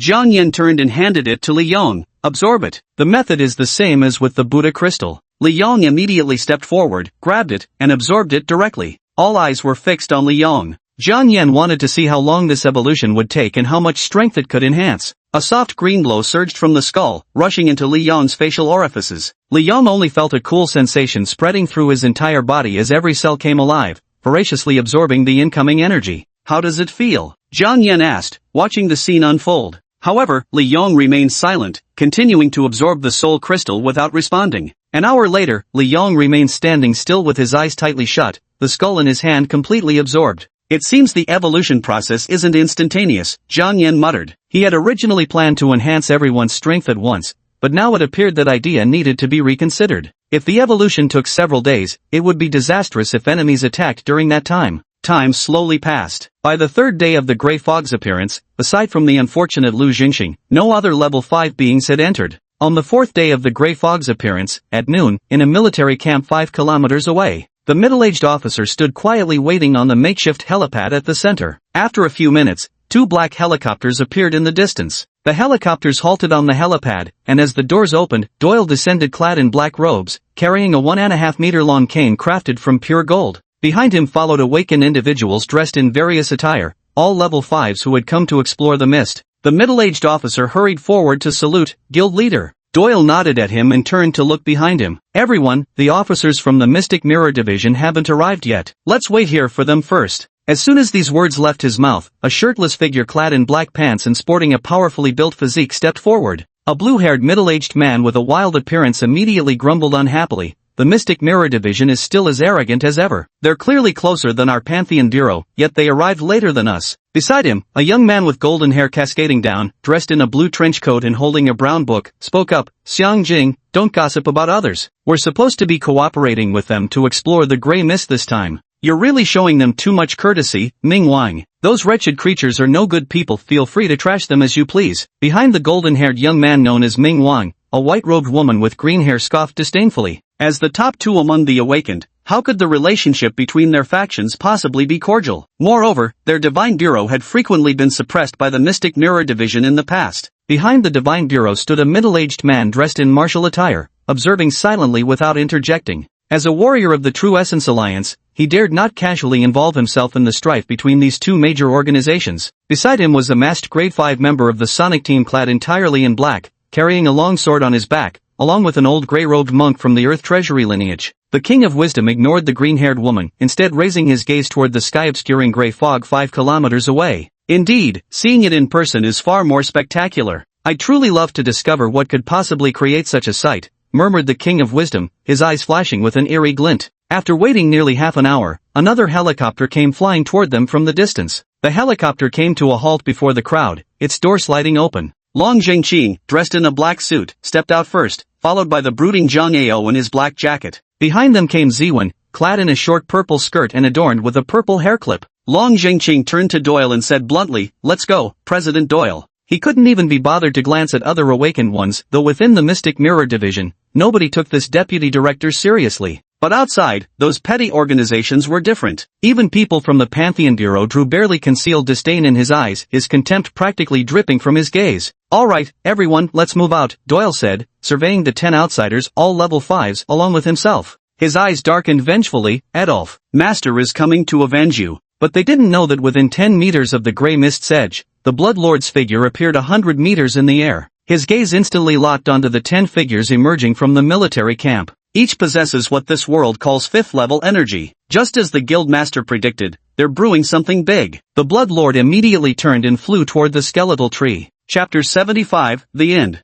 At the center of the gray mist, Jiang Yan stood beneath the skeleton tree. Behind him, Li Yong was still evolving. A red line appeared in the middle of the white-bladed unicorn horn on his head. At the center of his chest, a white pearl emerged, emitting a faint white glow. Wei Gaocheng stood by his side, watching his evolution. Swish! The Bloodlord landed behind Jiang Yan and swiftly said, "Leader, the enemy is here, 10 level 5s. Jiang Yan's gaze flickered slightly. So many coming at once? It seems we can't afford to be too optimistic. From the sudden death of Red to the 10 level 5 powerhouses, everything was spiraling toward the worst possible outcome. Though he had once fantasized about enemies arriving like dishes being delivered today one, tomorrow two, allowing him to exploit information gaps and pick them off one by one. But the other side was clearly no fool, they had called in so many people directly. After a moment of thought, Jiang Yan raised his head to look at the top of the skeleton tree. Up there, the number of soul crystals had already reached 29, including the one Li Yong had used. That made a total of 30. Jiang Yan sent a thought toward the skeleton tree. Splash! The entire skeleton tree began to shake violently, causing the soul crystals and skulls clinging to its branches to rain down one after another. Jiang Yan turned towards the Blood Lord and commanded, "Catch these soul crystals. We're withdrawing." Yes, the Blood Lord extended his hand, expressionless. A crimson energy beam manifested in his palm, swiftly expanding into a 2-meter-wide funnel to catch the falling soul crystal. After the Blood Lord completed his catch, black matter surged from Jiang Yan's right hand. These substances enveloped and solidified, forming a metallic-shelled gauntlet with razor-sharp fingertip armor. Boom! With sudden explosive force from his legs, Jiang Yan left 2 fractured craters in the asphalt as his entire body catapulted upward, reaching 10 meters in an instant. He pressed his right hand fiercely against the pale white tree trunk before him. Boom! With a deafening explosion, the trunk split open, revealing a 2-meter-wide hole as white bone fragments scattered in every direction. A green orb, about the size of a fist, floated into view, the core of the skeletal tree and the very seat of its consciousness. Jiang Yan seized the green orb in one swift motion as his figure descended. As the bead was taken away, the eerie skeletal tree before them completely turned into a lifeless object. Keep a 1-meter-long and wide section of the trunk, grind the rest into dust. Jiang Yan stepped onto the hovering manta ray that had descended. Wei Gaocheng climbed up, clutching Li Yong with one hand and dragging Reed's corpse with the other. Behind the Blood Lord, a 2-meter-tall funnel was now filled with soul crystals and white skulls, floating ominously under his control. He stretched out his left hand toward the withered tree before him, and a blinding red light abruptly flashed from his palm. Bang! A crimson light engulfed the entire skeletal tree. Before Jiang Yan and Wei Gaocheng's eyes, the 100-meter-tall colossus instantly disintegrated into white powder, only to be scattered further by a violent shockwave. Fuck! That's savage. Wei Gaocheng gulped involuntarily at the sight. He only knew that this suddenly appeared red-haired, monstrous-looking man was strong, having always served as Jiang Yan's personal bodyguard, yet he never imagined he could be this powerful. Jiang Yan's eyes flickered thoughtfully. The Blood Lord resembled more of an artillery mage archetype, with that innate immortality trait making him downright unfair. If the enemy only sends 5 level 5 opponents this time, he could rely on the Blood Lord and the Deep Sea King, these two monsters, to hold his ground. At the sight of the skeletal tree, only a 1-meter-long white cube remained on the ground. The Blood Lord reached out, and red energy carried the cube onto the back of the cloud ray. "Let's go, time to head back," Jiang Yan said, tapping the cloud ray with his foot. Whoosh! The cloud ray let out a deep, resonant cry and swiftly carried Jiang Yan and the others away. At the coastline, the Deep Sea King seized Lu Jingxing and suddenly hurled him skyward. Whoosh! Lu Jingxing shot upwards like a rocket hundreds of meters into the air, just as he was about to lose momentum and fall. Swish! A bat-winged figure swept past, grabbing Lu Jingxing by the neck and flying towards a distant cloud formation kilometers away. Watching the retreating clouds, the king of the deep sea leaped straight into the ocean and disappeared. In the city of Rosai, as the skeleton tree perished, the gray mist that had been confined to one place began to disperse. A group of level 5s who had just stepped into the gray mist also noticed something was wrong. The bright king reached out his hand, touching the gray mist before him. "What's going on here? Has the mist dispersed?" Long Zhengqing looked up at the sky. As the gray mist dissipated, rays of sunlight began to shine through. His eyes flickered with interest. "The gray mist dissipated the moment we entered, how curious." Doyle's expression shifted slightly. "The mist clearing, could it mean whatever was inside has withdrawn?" If those things had truly fled, then summoning all these people here would have been for nothing. "Wouldn't we know if we just split up to investigate?" "Jiang Ao, Ziwen, let's go." Long Zhengqing quickly sprinted forward with a movement of his feet. Boom! The ground on both sides began to shake and crack, with massive amounts of earth and rocks converging at the center. Under the gaze of the onlookers, the dirt coalesced into a 30-meter-long earth dragon. With a single leap, Long Zhengqing landed directly on the dragon's head, followed closely by Jiang Ao and Ziwen. Ziwen turned her head and flashed them an adorable smile, waving as she said, "Bye-bye, we're off first." The earthen dragon soared into the sky, heading straight for the center. The bright king's gaze sharpened. "Let's pick up our pace too, or we'll miss everything." With that, he casually flipped through the book until landing on a page with a red carpet.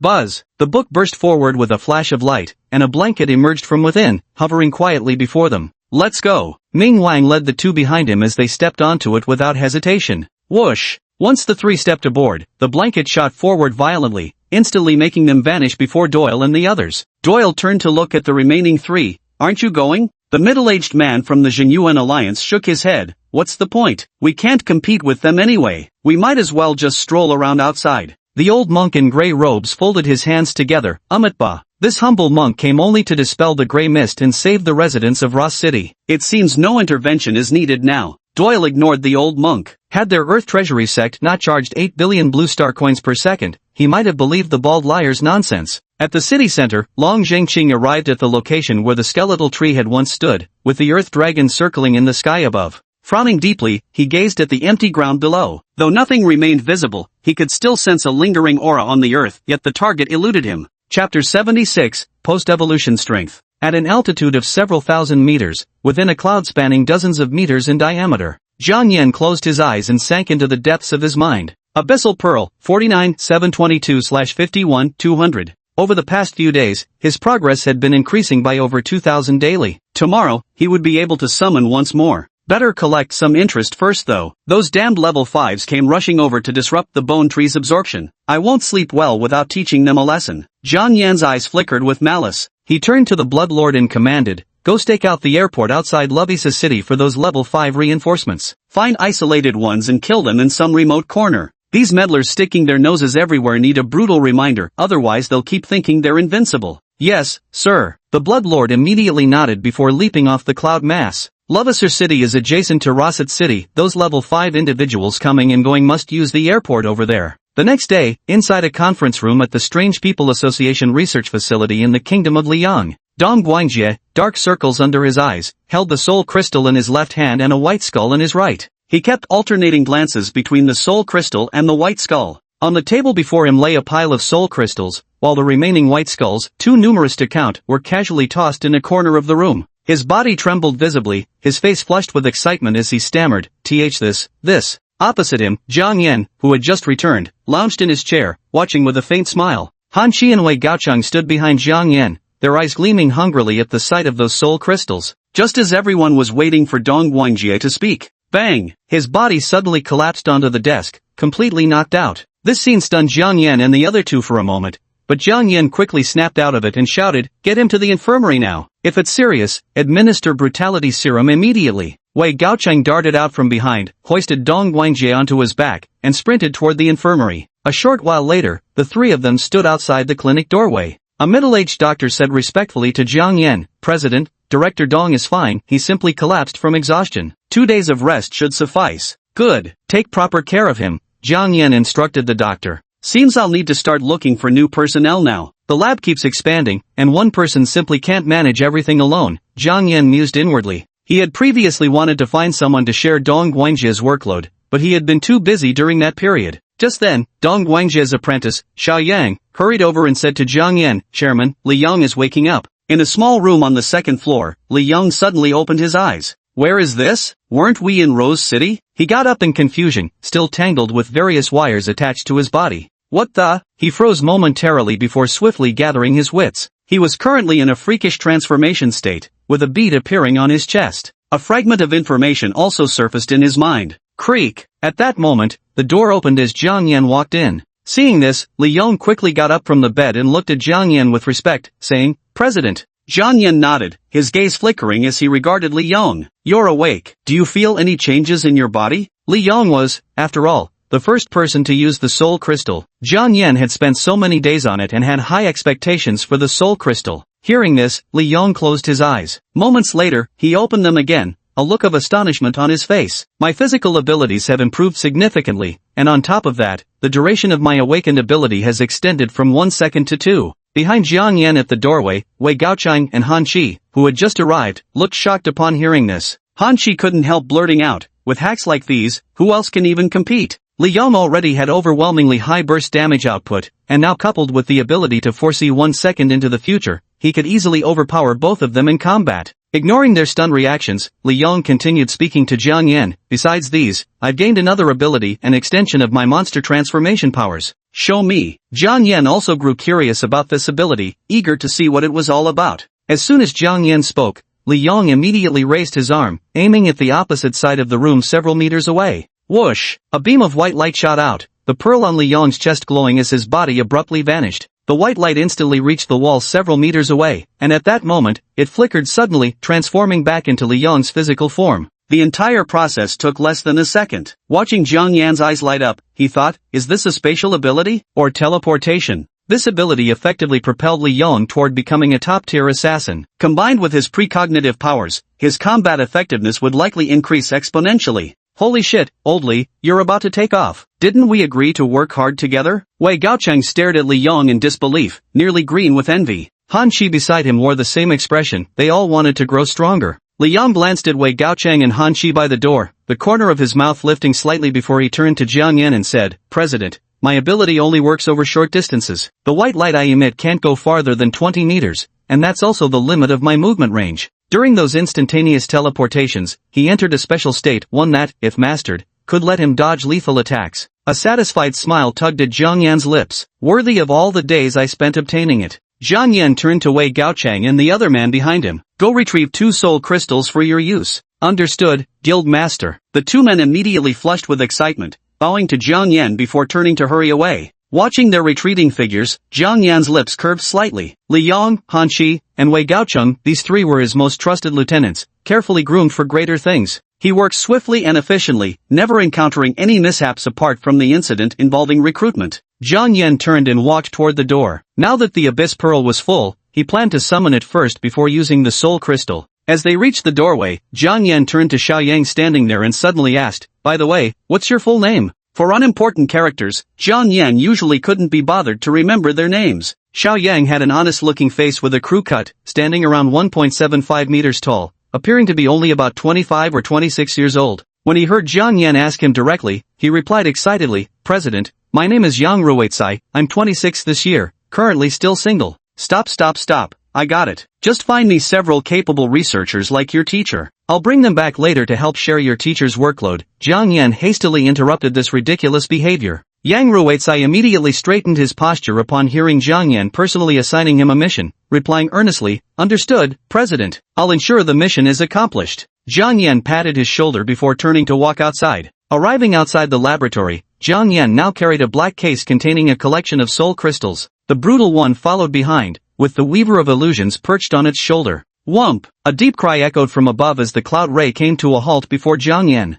Jiang Yan, accompanied by the 2 monsters and the Ghost Buddha invisible at his side, stepped onto the Cloud Ray's back. As the brutal one stepped aboard, the Cloud Ray's body visibly shuddered. Woo! With another deep cry, the Cloud Manta carried them all towards the cave base 10 kilometers away. Chapter 77, The Seal of Sun's Fall. Moments later, inside the underground cave, Jiang Yan stood within the vast cavern, his consciousness sinking deep into his mind. Negative emotions at maximum capacity. Summon now? Summon! With a single thought from Jiang Yan, the summoning commenced. Whoosh! A ripple emerged before him as a violet-black cloud materialized out of nowhere. This time, the cloud halted its expansion upon reaching slightly over 20 centimeters in diameter. So small? Jiang Yan was somewhat astonished as he gazed at the tiny wisp of cloud, even smaller than what summoned the Weaver of Illusions. Boom! A deafening roar erupted from within the cloud mass. This time, Jiang Yan waited nearly 15 minutes before the cloud cluster finally dissipated. As the cloud dissipated, a slab of stone about 13 centimeters in size appeared in Jiang Yan's hand. The slate was pure black, with a raised heart-shaped relief at its center. Dense patterns of unknown significance surrounded the heart. Jiang Yan studied the object as information about it surfaced in his mind. Sunfall Demon Seal, a special masterpiece from hell that manifests fictional entities by absorbing 10 days of sunlight. This is a replica of the Sunfall Demon Seal. Manifestation, various mythical figures, demons, and spirits from historical legends and fictional tales can be brought into reality through the Sunfall Evil Seal. Unique, the Sunfall Evil Seal can only be used once. The more widely known the fictional being, the stronger its manifested power. The replica version cannot awaken entities possessing abilities related to time, space, fate, causality, or souls. Though it's just a replica, it still has its uses. Jiang Yan's eyes gleamed as he stared at the Sunfall Evil Seal. If the replica can't affect soul-based entities, what if I find the genuine one? Countless thoughts swirled in Jiang Yan's mind. Yet he put this away and opened the chest of soul crystals. Jiang Yan handed the 4 transparent skulls to Brutality, Ghost Buddha, and the other 2 monsters. Absorb them, Jiang Yan ordered, watching them intently. Roar! With a furious growl, Brutal directly shoved the soul crystal into the corner of his mouth, bit it into pieces, and swallowed it whole. Ghost Buddha, on the other hand, gently reached out to touch the skull, and the soul crystal instantly transformed into green light that merged into his body. The illusion weaver and Cloud Ray lowered their heads to place the soul crystal on the ground, licking it up. Jiang Yan silently observed these four monsters as they consumed their prizes. The Deep Sea King would return soon, and when he did, Jiang Yan intended to have him oversee their evolution. That way, Jiang Yan could conveniently slip away. Never thought I'd have so many monsters under my command in just a short span of time, Jiang Yan mused with some emotion. Ghost Buddha, Brutality, Illusion Weaver, Deep Sea King, Cloud Ray, Bone Tree, Deceased, Mirrored Demon, Flesh Bodhisattva, Blood Lord, Sun Corrupted Evil Sigil. These monsters caused his association of freaks to rapidly expand in strength. As the soul crystals were absorbed, 4 of the monsters entered a dormant state. Jiang Yan sat cross-legged on the ground, watching them. Time moved to the second day after Jiang Yan's return, in the city of Rothus within the Kingdom of Teas.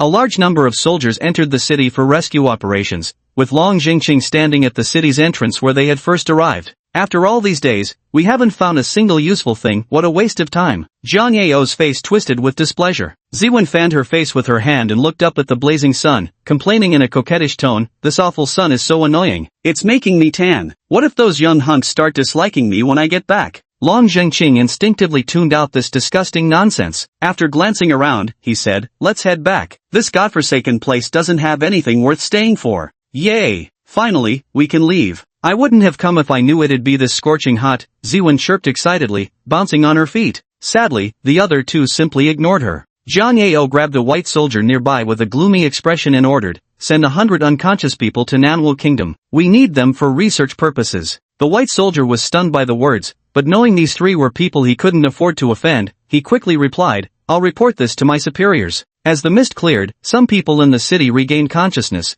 but most showed no signs of waking up. Psychic scans confirmed their spirits had been devoured, leaving them brain-dead. Let's go, there's no point staying here anymore. Long Zhengqing led the 2 men as they headed outside. Not far from them, Buddhist monk Duan Xian observed as the Xuangai division members departed. He turned to the middle-aged man from the Jinyuan Alliance beside him. Alliance Leader 1, since there's nothing to discover here, this humble monk plans to return as well. Alliance Leader 1 nodded at Duan Xian, then farewell, Master Duan. Duan Xian returned the nod with one of his own, then strode toward the military camp and steps that covered dozens of meters with each stride. Just showing up and earning 8 billion without lifting a finger, this job's really something. A faint glimmer of satisfaction flickered in his eyes. Although Di Zong was wealthy, there was no reason to pass up $80 billion for free, and if they encountered any trouble requiring a fight here, all the better. He only knows how to slack off, and if things go south, he'll just bolt without a second thought. Arriving at the military base, he boarded a helicopter that flew straight to the Lovisa City Airport. As a level 5 support,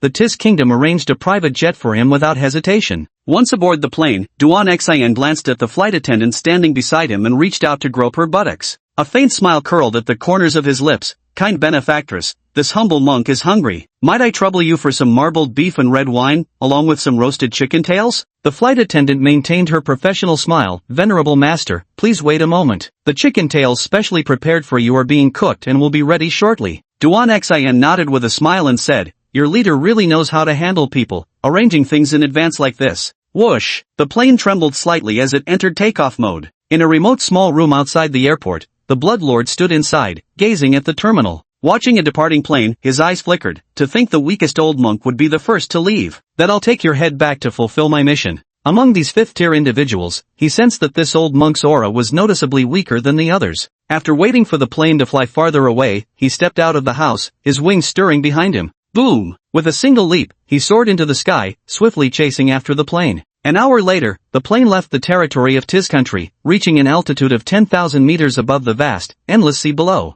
Inside the cabin, Duan Xian ate the chicken tail and marbled beef before him, occasionally taking a sip of red wine. He looked at the steaming chicken tail on his fork, popping one into his mouth with each bite, oil smeared all over the corners of his lips. This chicken tail is quite good, he said. It still has a faint hint of chicken droppings, truly a delight for this humble monk. The flight attendant watched quietly. Though her face was expressionless, her constantly flickering eyes betrayed the rich drama unfolding in her mind. Just as Duan Xian was enjoying the chicken tails, the sky outside suddenly turned red. Duan Xian, who had been eating chicken buttocks, immediately stopped what he was doing, his expression changing slightly as he looked outside. What's going on? Chapter 78, Exposure. Outside, above the airplane, a red radiance enveloping the entire aircraft illuminated the nearby sky. The next instant, the red light shot straight toward the plane. Boom! With a deafening explosion, the jet instantly disintegrated into ash that rained down from the sky. Whoosh! A figure shot out from the explosion. Duan Xan stood astride a 3-meter wide energy construct in the shape of a gigantic bird, soaring through the air. Who on earth dared to ambush this humble monk? I swear they will pay the price. Duan Xian's robes were drenched in blood. Though the strike wasn't fatal, the wound was far from light. After all these years, this was the first time someone had ambushed him. He hadn't maintained the slightest vigilance. Yet no matter how loudly he shouted, no one appeared. Thousands of meters above him in the clouds, the Blood Lord's left hand remained poised in attack stance. With an icy expression, he stared down at the monk bawling below. Rather than fleeing, you chose to stay? Admirable courage. Plop! The Blood Lord suddenly clasped his hands together, all three mouths gaping open as 3 crimson orbs simultaneously manifested before them. Flaming hell slash. Whoosh! 3 streaks of radiance erupted from his maws, rapidly expanding in width while thinning as they streaked downward. The edges of these luminous screens compressed to razor-sharpness. By the time Duan Xian below noticed the sky bleeding crimson and raised his arms defensively, a 5-meter-tall energy golem of an Arhat appeared above him. With a furious roar, he looked up and bellowed, "Let this humble monk see which coward dares to launch a sneak attack."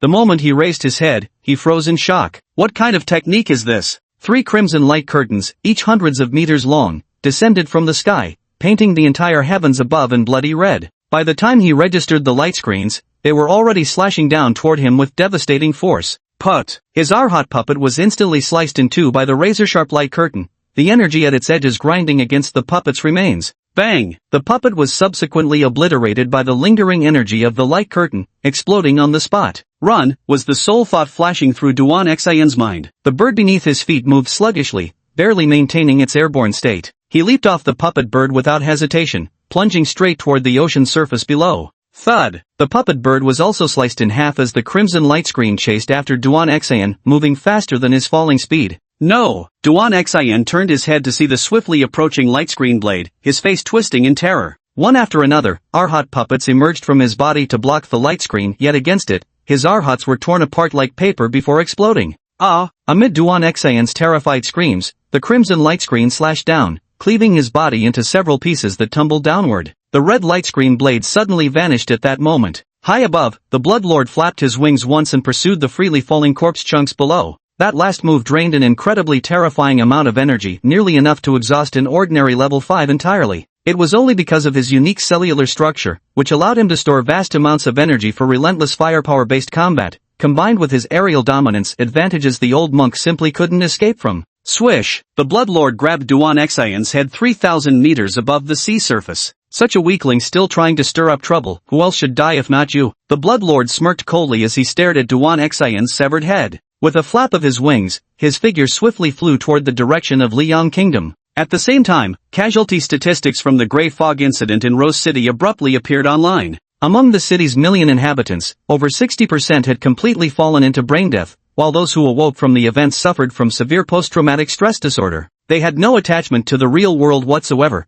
longing only to relive that blissful sensation from their dreams once more. This incident has already caused some panic online. Mysterious Elder, a strange man, Grey Mist, could this mean we've entered an era of spiritual resurgence? Are there cultivators among us? The Ganges water tastes great. What I'm curious about is what those people dreamed about, and why the grey fog suddenly disappeared. Could some unknown being we're unaware of have intervened? Brown, who longed to see her once more, you don't understand that feeling. I dreamed of my mother, who's been gone for over 10 years. She made me my favorite pudding. Oh, how I yearn to sink deeper into sleep. Reality is so bitter, I can't bear to stay. Just as online fervor reached its peak, a flood of posts about Awakened One suddenly exploded across the internet. The terrifying force lurking in the world's shadows, who truly reigns as its master? Those who treat human lives as worthless weeds, are such lofty Awakened Ones still human? Global rankings of awakened organizations. The truth about freaks. The cruel experiments of the Mystic Mirror Bureau. These posts seem to explode onto the scene as if meticulously planned, flooding every website and forum beyond the capacity of administrators to delete them. Every ordinary person who saw these posts was left utterly stunned. The following post includes images and videos, which have been verified by professionals and confirmed not to be special effects. While these ordinary people still believed they lived in a normal world, this revelation struck them like a punch, revealing they were merely the ordinary ones. The true VIP has entered cheat mode. On the flight back to Manhwa Kingdom, Long Jingqing's face darkened as he stared at numerous posts and videos about awakened individuals on his laptop screen. He immediately took out his phone and called the head of Manhwa country's internet department. Beep, the call connected instantly. Before the other side could speak, Long Zhengqing roared, "What the hell are you even doing? The whole internet is exploding, and those posts are still up. Do you even want to keep your job? Chief Long, we're already in the process of deleting them, and we've shut down several major websites. But those posts seem coordinated. For every one we take down, another pops up. Even after banning accounts, new ones keep appearing. And it's not just Manhwa, other countries are facing the same situation," the panicked voice on the other end replied. Long Zhengqing's anger faded slightly, but his frown deepened. "Dispatch a team to trace the source immediately. I want to see who's behind this." With that, he hung up the phone directly. Behind him, Jiang Ao also watched the massive online discussions with a dark expression. Deputy Director Long, an operation of this scale and organization is beyond what any individual group could accomplish. There's likely a state-level entity fueling this from behind. Long Zhengqing's face flushed with anger. Who exactly is doing this? What do they want? Even they won't come out unscathed from consequences like these. Further back in the seats, Ziwen leaned casually against the chair, playing on his phone with an indifferent expression. For him, if the sky falls, there'll always be taller people to hold it up. Inside the karst cave, Jiang Yan browsed through the flood of intelligence about awakened individuals appearing online. A cold smirk curled at the corner of his mouth. You've been posting about freaks every day. Now it's my turn to post about you awakened ones. Let's see how you like it. This was merely a casual task he'd assigned to the Mirror Demon. With an entire nation's resources behind it, this operation was bound to shock the world. Their cyber attacks also originated from overseas, directly deploying automated scripts with cheat programs to post automatically. Afterward, they eliminated all those in the know, leaving no trace for anyone to find them. Chapter 79, New Abilities. The next day, the Deep-Sea King and Bloodlord returned. Jiang Yan had the two stand guard at the limestone cave. He took out a soul crystal and absorbed it directly. Buzz! A surge of green energy erupted from the skull and poured into Jiang Yan's facial orifices. So cold! Jiang Yan felt an icy chill penetrate deep into his soul. His soul seemed to be undergoing transformation. The energy was immensely powerful, with even the overflowing portions strengthening his physical body. Crack! His bones ground against each other as his muscles swelled and then contracted. Logically speaking, the usual 3-day dormancy period required for the soul to fully digest this power and its side effects was completely absent in Jiang Yan. His ability outright immunized him against it. He merely felt this cooling sensation persist within his soul and body for just over an hour before it faded away. Is this all? Jiang Yan clenched his fist, sensing his strength had roughly doubled. His height had increased from 185 centimeters to 187 centimeters. Beyond this physical enhancement, a new ability had awakened in his mind.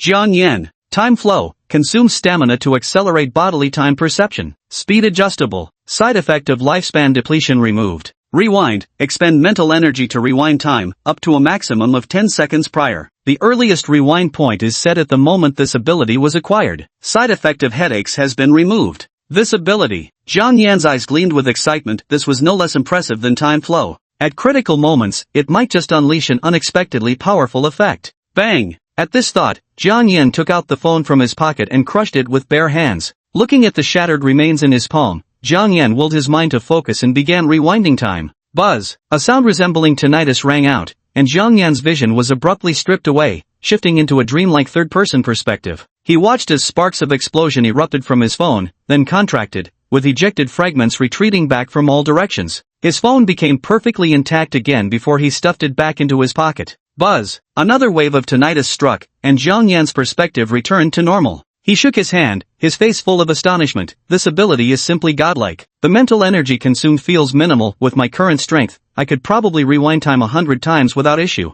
Jiang Yan kept rewinding time where he stood, each rewind lasting 10 seconds before immediately initiating another 10-second rewind. Only when he reached the moment he acquired this ability did he find himself unable to rewind further. After testing his ability, Jiang Yan turned to the Bloodlord and the Deep-Sea King, pointing at the box on the ground. There are still 2 soul crystals here. One of you should use it now, while the other waits for them to regenerate before consuming it. Keep one here to guard this place. Yes. The 2 monsters nodded at Jiang Yan, who then walked out of the cave holding the Sunfall Evil Seal. Although he had only harvested 30 soul crystals from the skeleton tree this time, they would suffice for now if distributed solely to combat personnel and key individuals. According to the data leaked from the Tis Kingdom, those with 60% brain death must have been transformed into these 30 soul crystals, Jiang Yan murmured, his eyes glinting with realization. This means even if one drains an entire city dry, there would be barely 50 or so soul crystals at most. To maximize the effect, constant human offerings would likely be required. Contemplating this, Jiang Yan had already arrived at the entrance of the limestone cave.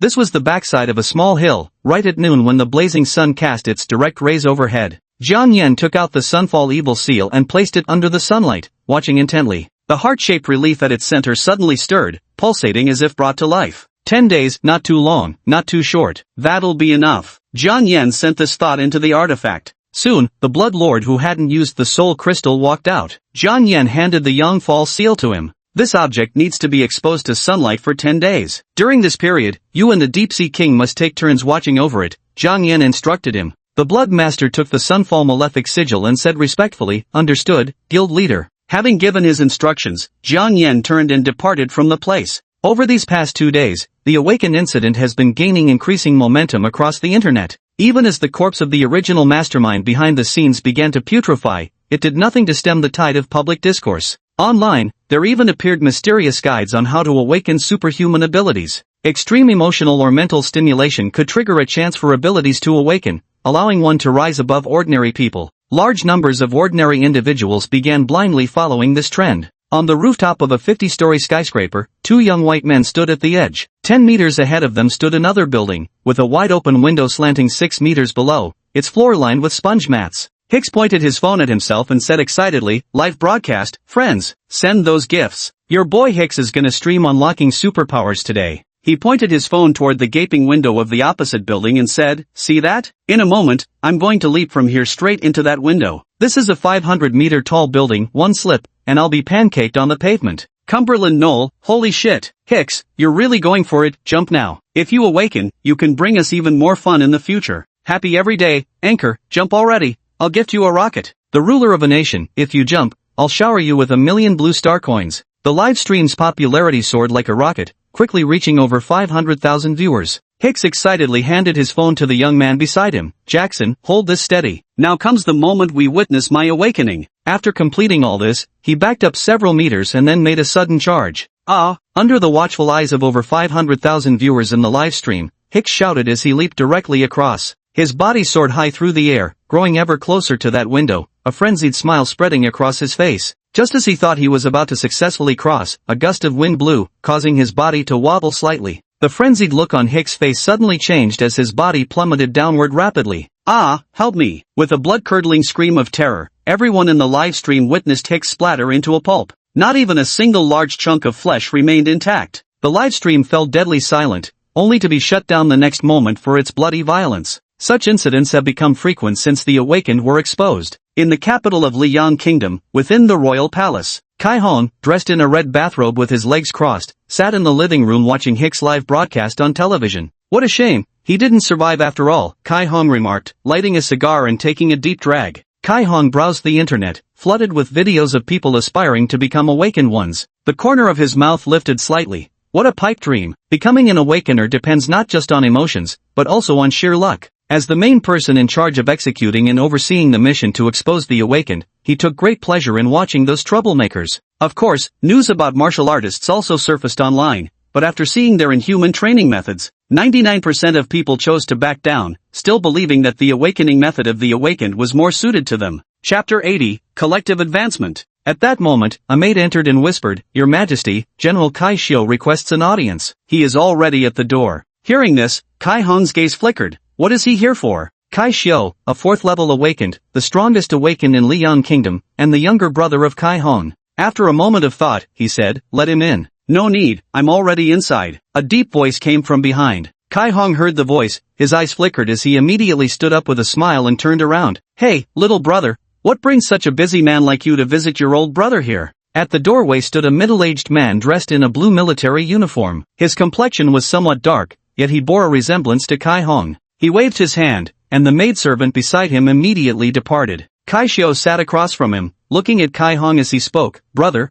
what exactly have you been up to lately? First there's the laboratory, then bringing people out from prison." Kai Hong puffed on his cigar nonchalantly. "I'm researching the secret to becoming an awakener." "Isn't this me trying to do something for our Kai family? What brings you to find your old brother?" Kai Hong looked somewhat puzzled at his younger sibling. This guy is either enjoying himself or traveling around all the time, even more of a free spirit than I am. Upon hearing this, Kai Xiu's expression turned grave. Recently, that old Ghost Li's disciple has been pushing to break through to Tier 4. Now, old Ghost Li has sent me a message, demanding control over Qidong City for his disciple to manage. Kai Hong, who had been puffing on a cigar, froze at these words. In Liang Kingdom, there were currently 4 Tier 4 awakened, 3 belonging to his Kai family faction, 1 from the Li family, and 1 from the Han family. With 3 4th-tier officials under his command, Kai Hong naturally ascended to the position of king. Little brother, what do you intend to do? Kai Hong narrowed his eyes and inquired. Kai Xiu's gaze sharpened. We can't possibly give it to him. Cities within our borders are limited. If we surrender one, we lose one for good. Old Li likely won't take this lying down. Knowing his temperament, this could very well escalate into civil war. In his mind, Kai Hong pictured old Li's infamous character. Originally, Jiang Yan's approach was to stabilize the situation here, ensuring no unexpected changes would arise, allowing for the perfect disguise. But now, unforeseen complications have emerged, leaving him uncertain about how to proceed. If we were to fight, the other level 4s probably wouldn't agree either. After all, everyone came here to enjoy the good life. Who'd be willing to engage in bloodshed? Kai Xiu also sighed helplessly. Let's take it one step at a time. When the time comes, just drag things out a bit more. The less we contribute, the more we gain. I'll take my leave now. Liang Nation is only so big. With one more level 4 joining in, the others would each get a smaller slice of the pie. When the news reached Jiang Yan's ears, he was standing outside the villa, feeding a soul crystal to the flesh bodhisattva. Now, aside from the mirror demon, all his monsters had consumed soul crystals, including Li Yang's trio and Jiang Yan. 30 in total, 11 were consumed, leaving 19. In other words, there might be minor changes in the domestic situation of Liang Kingdom, and your control over the country will further decline? Jiang Yan said calmly, wearing headphones. Yes, master. Once we give up that city, it will still nominally be under my rule, but the actual control there will be in old Ghost Li's hands, came the respectful voice of the mirror demon through the headphones. Jiang Yan didn't care at all about such trivial matters and said casually, under the pretext of distributing cities, notify all your 3rd and 4th ranks to come for a meeting. I'll wipe them all out at once to save trouble. Understood, the mirror demon replied immediately. The next day, Jiang Yan entered the limestone cave. The first batch of brutalizers had already completed their evolution. As soon as he stepped inside, Jiang Yan spotted a massive creature floating about in the cave's airspace. It was the Cloud Ray. Its body had doubled in size, 10 meters long, 20 meters wide. It now sported 2 tails, and its mouth had grown even larger. On its back crouched a Dreamweaver, whose appearance hadn't changed much. Savagery stood in the distance, its body now reaching 4 meters tall. The only notable changes were the protruding purple armor-like substance covering its hands and 2 red spheres embedded in its knuckles. The Ghost Buddha also manifested beside Jiang Yan, this time with faint black mist swirling behind it. Within the mist, one could vaguely discern the silhouette of a temple. Jiang Yan immediately checked whether they had gained new or enhanced abilities. Ghost Buddha. Ghost Temple. Can summon a temple in reality. All creatures within the temple will be forcibly controlled and trapped, compelled to listen to Ghost Buddha recite scriptures. Duration of entrapment depends on the gap between the spiritual power of both parties. Brutality. Resonant howl emits special vibrations that make all creatures within a 1,000-meter radius synchronously endure the same injuries brutality suffers. Dreamweaver. Fantasy crystal. Dreamweaver dung transformed into colorful crystals. Holders can activate the crystals through willpower to gain 5 hours of deception ability. Cloud Ray. Cloud mist can release vast amounts of fog to cover a wide surrounding area, facilitating escape. Jiang Yan withdrew from his thoughts. Each of these had undergone remarkable transformations, with the Weaver of Illusions proving the most valuable asset, while the brutal Ghost Buddha had also seen significant improvements in its combat prowess. Previously, the Weaver of Illusions could only be used by a single person, which was somewhat impractical, but now it could manifest illusion crystals. For Jiang Yan's faction, which was practically composed entirely of monsters, this ability was immensely powerful. Liang Kingdom, Pingxi City. This city is the territory of 4th level awakened Li Lao Gui. In the central district stands a martial arts academy spanning an entire street, its entrance adorned with a plaque bearing the characters Green Crane. Through the gate, one can see Taoist priests in cyan robes practicing Bagua fist techniques. At the center of the academy stands a 3-meter-tall bronze statue of a standing Taoist master. Guanshan, accompany your master to the capital tomorrow. We're going to claim what's rightfully ours, spoke a towering Taoist priest clad in a blue robe stretched taut by his muscular frame, his face rough with stubble and fierceness. Behind him stood a black-clad young man with fiery red hair. Hearing his master's words, the disciples' eyes lit up. It seems they're feeling the pressure too, knowing I'm on the verge of a breakthrough. Old Ghostly turned to his disciple, a cold smirk curling his lips. Of Liang Kingdom's 11 cities, the Kai family controls 9. This time, your master will carve out a piece of their flesh. Chapter 81 Meeting. He had long been dissatisfied with the allocations over the years, but given that the other side had more people, he could only suppress his discontent. Now that another level 4 was about to join his side, he needed to vent some of the grievances he'd accumulated over the years. As for whether the other side would resort to assassinating his disciples, he wasn't the least bit concerned about that. As long as he survives, he can assassinate the disciples of his enemies. Even if he can't defeat 3 4th-tier opponents, surely he can still kill those below that level. So he isn't the least bit worried about these threats. If things go south, worst case scenario, he'll flip the table and make sure no one comes out unscathed. Besides, this time he's also contacted the 4th-tier fighters from the Han family. Only by banding together can they secure the greatest advantage. Behind him, Guan Shan's eyes flickered with undisguised ambition. After all these years of striving, I'm finally about to join the highest echelons of Liang Kingdom's elite circles. The day of the meeting arrived. The palace gates remained unchanged as usual, with only the occasional luxury car passing through. At the heart of the royal palace stood a colossal hall, extravagantly adorned with walls lined in deep crimson bricks and flanked by portraits of kings from successive dynasties. At its center rested an enormous white stone table, its polished surface reflecting light brilliantly. The colossal lotus chandelier on the ceiling illuminated the entire grand hall. At the white stone table, Kai Hong had already taken the head seat. Flanking him on either side were Kai Xiu and Kai Xiu's disciple, a rather ordinary-looking 4th-level awakened named Ma Yuan, dressed in a western suit. On Kai Xiu's left sat a woman with an icy demeanor, dressed in a white top and jeans, Yunxia, a 4th-level awakened. Behind those few individuals stood 11 3rd-level awakened ones dressed in various outfits, all of whom were members of the Kai family. Old Li is truly ambitious. I heard he's even teamed up with Han Yi, Ma Yuan said with clear displeasure on his face. His once peaceful life was shattered, and he held nothing but utter loathing for old Ghostly. Yunxia said coldly, there are only so many resources to go around. How much that old Ghostly wants depends on whether we agree to it. Kai Hong and Kai Xiu, the two brothers, remained silent, simply waiting quietly. Now, old Ghostly and his gang were already an hour late, clearly on purpose. Thud thud thud. Just then, a series of footsteps echoed from the doorway. Kai Hong and his group looked over to see over a dozen people approaching the entrance. Leading the group in Taoist robes was Old Ghostly, accompanied by a middle-aged man with long hair wearing a loose yellow floral-patterned robe. Old Ghostly's fleshy face broke into a grin when he spotted Kai Hong and the others. Ha ha, my king, apologies, traffic held me up, so I'm a bit late. Kai Hong smiled and said, good that you've come. Please, take a seat first.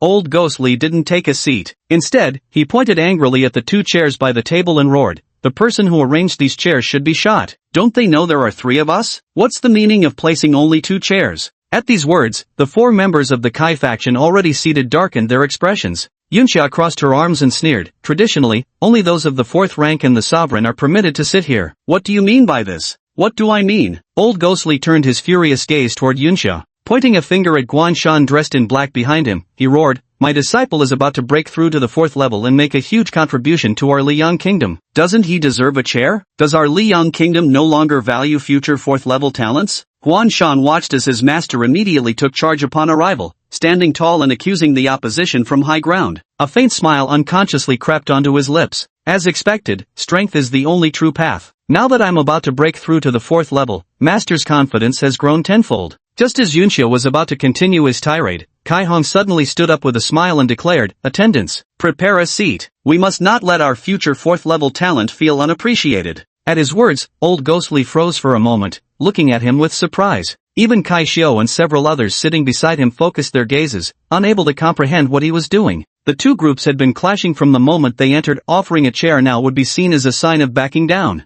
Immediately, 2 soldiers came forward carrying a white chair. At that moment, Kai Hong suddenly stood up and walked to the doorway amidst the bewildered gazes of the others, pulling out his phone to make a call. With a beep, the call connected. A smile spread across Kai Hong's face as he glanced at the gathered crowd watching him intently. Everyone's here now. You can come over. What are you doing? Kai Xiu couldn't help but ask his elder brother. How could he suddenly lose his mind at a time like this? Instead, Old Ghost's face broke into a smile. Since His Majesty has already taken his seat, we should sit down as well. He glanced at Guan Shan, then took a seat alongside Han Yi and Guan Shan themselves. Yunxia's brows knitted tightly, her gaze toward Kai Hong filled with bewilderment. What's this idiot doing? Did fucking women fry his brain? Thud thud thud. Just as everyone was puzzling over what Kai Hong was up to, footsteps echoed once more from the doorway. 3 unfamiliar men suddenly strode in. The leader, towering over 2 meters tall, wore sunglasses, his muscles straining against the seams of his suit. The man on the left wore a white hoodie and shorts, while the one on the right sported a red suit with a messy nest of hair, a cigarette dangling from his lips.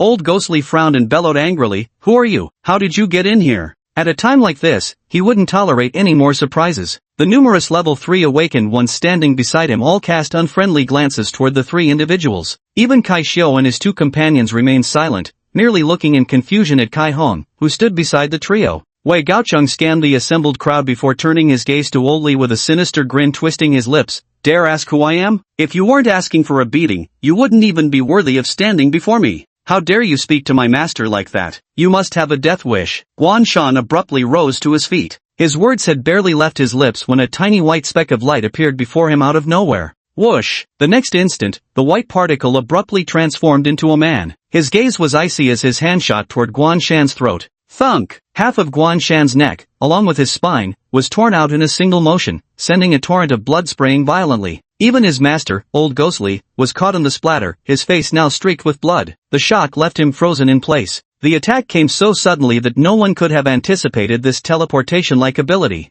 Guan Shan! Ah! Old Ghostly watched his beloved disciple's body collapse, his eyes wide with rage. He glared at Li Yong before him, then turned his furious gaze to Kai Xiao and the others, roaring, "It was you! You were the ones who sought to attack us." A golden phantom of a Taoist priest materialized behind him. Hani beside him also jumped up, his face turning ugly as he shouted, "Kai Xiao, we're all on the same side. Why would you bring outsiders into this?" At this moment, Kai Xiao was equally baffled by their questioning. He turned his gaze toward his elder brother, Kai Hong, only to find Kai Hong shaking his head at him, signaling him not to make any rash moves. Chapter 82, Subjugation. Kai Hong immediately raised his hand to stop Ma Yuan and Yun Xia beside him. "Don't intervene." The golden Taoist figure behind Old Ghostly instantly merged into his body. His eyes blazed with golden light as he glared at Li Yong before him and the duo of Han Chi at the doorway. With palms spread wide, he roared at them, "Suppress!" Flume! A golden pillar of light abruptly descended from above, enveloping Li Yong's body. Meanwhile, with perfect timing, he flicked his wrist upward, releasing a blinding white speck of light. Darting through the air at unimaginable speed, the white mote circled the ceiling before materializing behind Old Ghostly's back.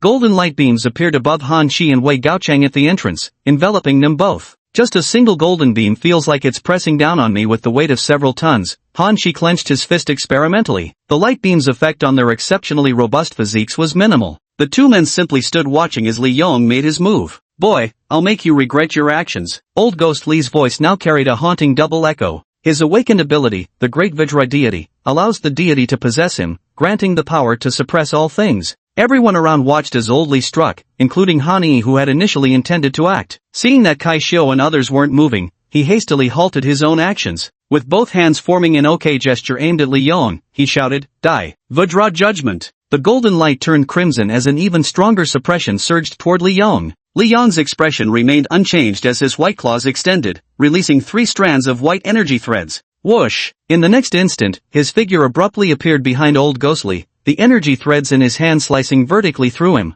Schlick! 3 bloody gashes instantly appeared across Old Ghostly's roaring face, cutting off his screams as his entire body separated into 4 elongated strips. Viscera and blood scattered into a heap on the spot. Hani watched the scene with cold sweat running down his back, grateful he hadn't made a move earlier. That hoodie-wearing man was truly bizarre. His teleportation-like combat style made him impossible to defend against. Kai Xiao and the others abruptly stood up, their expressions shifting slightly. None had imagined Old Li Gui would be slaughtered as easily as chopping melons and vegetables. So strong. Ma Yuan's face showed clear wariness as he stared at the hoodied figure. His strength was still inferior to Old Ghostly. If that person could kill Old Ghostly with just one move, it meant he could just as easily kill him with a single strike. Kai Xiao gazed at the white-furred claws exposed by Li Yong, his eyes flickering with unease. No human has hands like that. Could they possibly be? Li Yong stared at Han Yi in the distance, his gaze icy. Han Yi instinctively took a step back, only to collide with something hard behind him. He immediately turned his head and saw Han Chi, who had been standing at the door moments earlier, now standing behind him with narrowed eyes. Li Yong country is too small, it has no need for so much trash. He raised both hands and suddenly brought them together in a clap.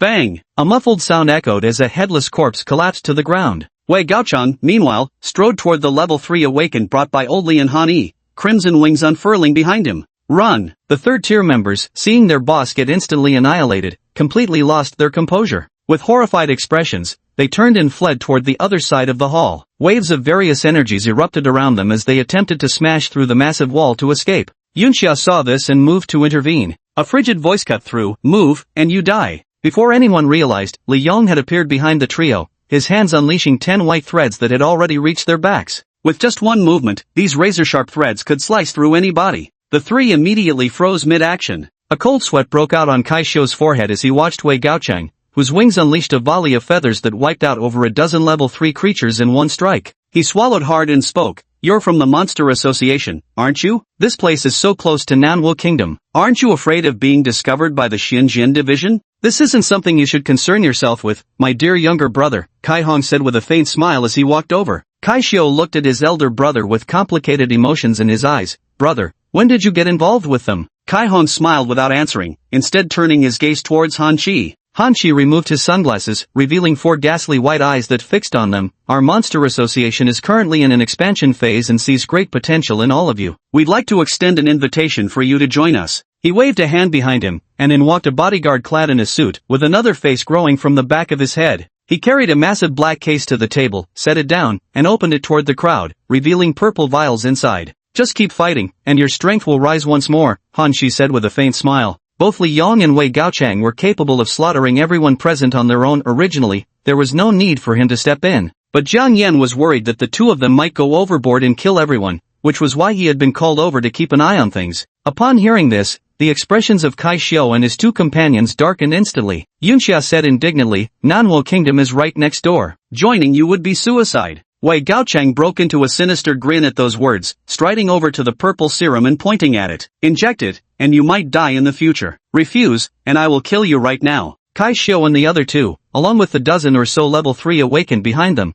looked as though they just swallowed something vile. Wei Gaochang saw they still hadn't made a move and extended his palm. "I'll count down from 5. Anyone who hasn't started fighting by the time I finish will be killed. 5, 4. The crowd listened to Wei Gaochang's countdown, their expressions drastically changing. They could no longer keep up the charade. This man killed without the slightest hesitation. They truly believed people would die when the countdown ended. Kai Xiu immediately rushed over, grabbed one and jabbed himself with an open syringe. Yunxia and Ma Yuan behind him also grabbed needles from both sides and began injecting themselves. Kai Xiu, the first to inject the serum, let out a furious roar. His body began to swell, bursting at the seams, his skin darkening and hardening until it turned into a horny carapace. He grew to 3 meters tall, pounding the ground with his fists. His cheeks split open to reveal rows upon rows of teeth, his pupils turned yellow, while a 4-meter-long tail swayed behind him, its tip sporting sharp, knife-like black protrusions. Meanwhile, the clouds at his sides began transforming Ma Yuan and his companion into monstrous beings as well.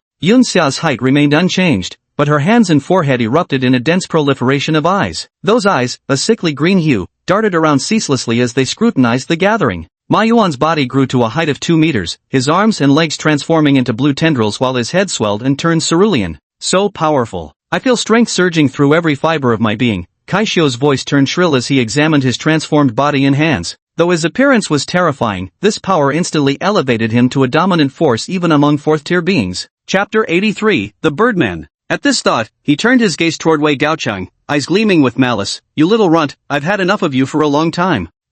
His mouth opened wide, and a torrent of flames spewed forth, rushing straight toward Wei Gaochang. This was his awakened ability flames. Wei Gaochang sneered coldly, "You dare attack me?" His body rapidly expanded, with the feather-covered areas of his torso transforming into black armor after the evolution from the soul crystal. Facing the flames, Wei Gaochang casually extended his left hand and swatted. Boom! The flames exploded, and the remnants fell onto the white stone table, instantly cracking it apart. The others quickly stepped aside to make way. Han Chi stood with arms crossed, his 4 eyes observing the fight. "If we don't make an example of this newcomer, he'll never know who's boss." As the flames dispersed, the 3-meter-tall monster vanished right before everyone's eyes. In one corner of the hall, Kai Xiu, now invisible, charged toward the birdman with a vicious grin. His massive frame sprinted across the ground without making a single sound. This was the new ability he'd gained after becoming a monster. Vanished without a trace. Can enter an invisible state and eliminate all traces of movement. Die. He swiftly appeared at Wei Gaochang's left side, his clawed hand slashing toward the opponent's head while his tail stabbed straight at the abdomen.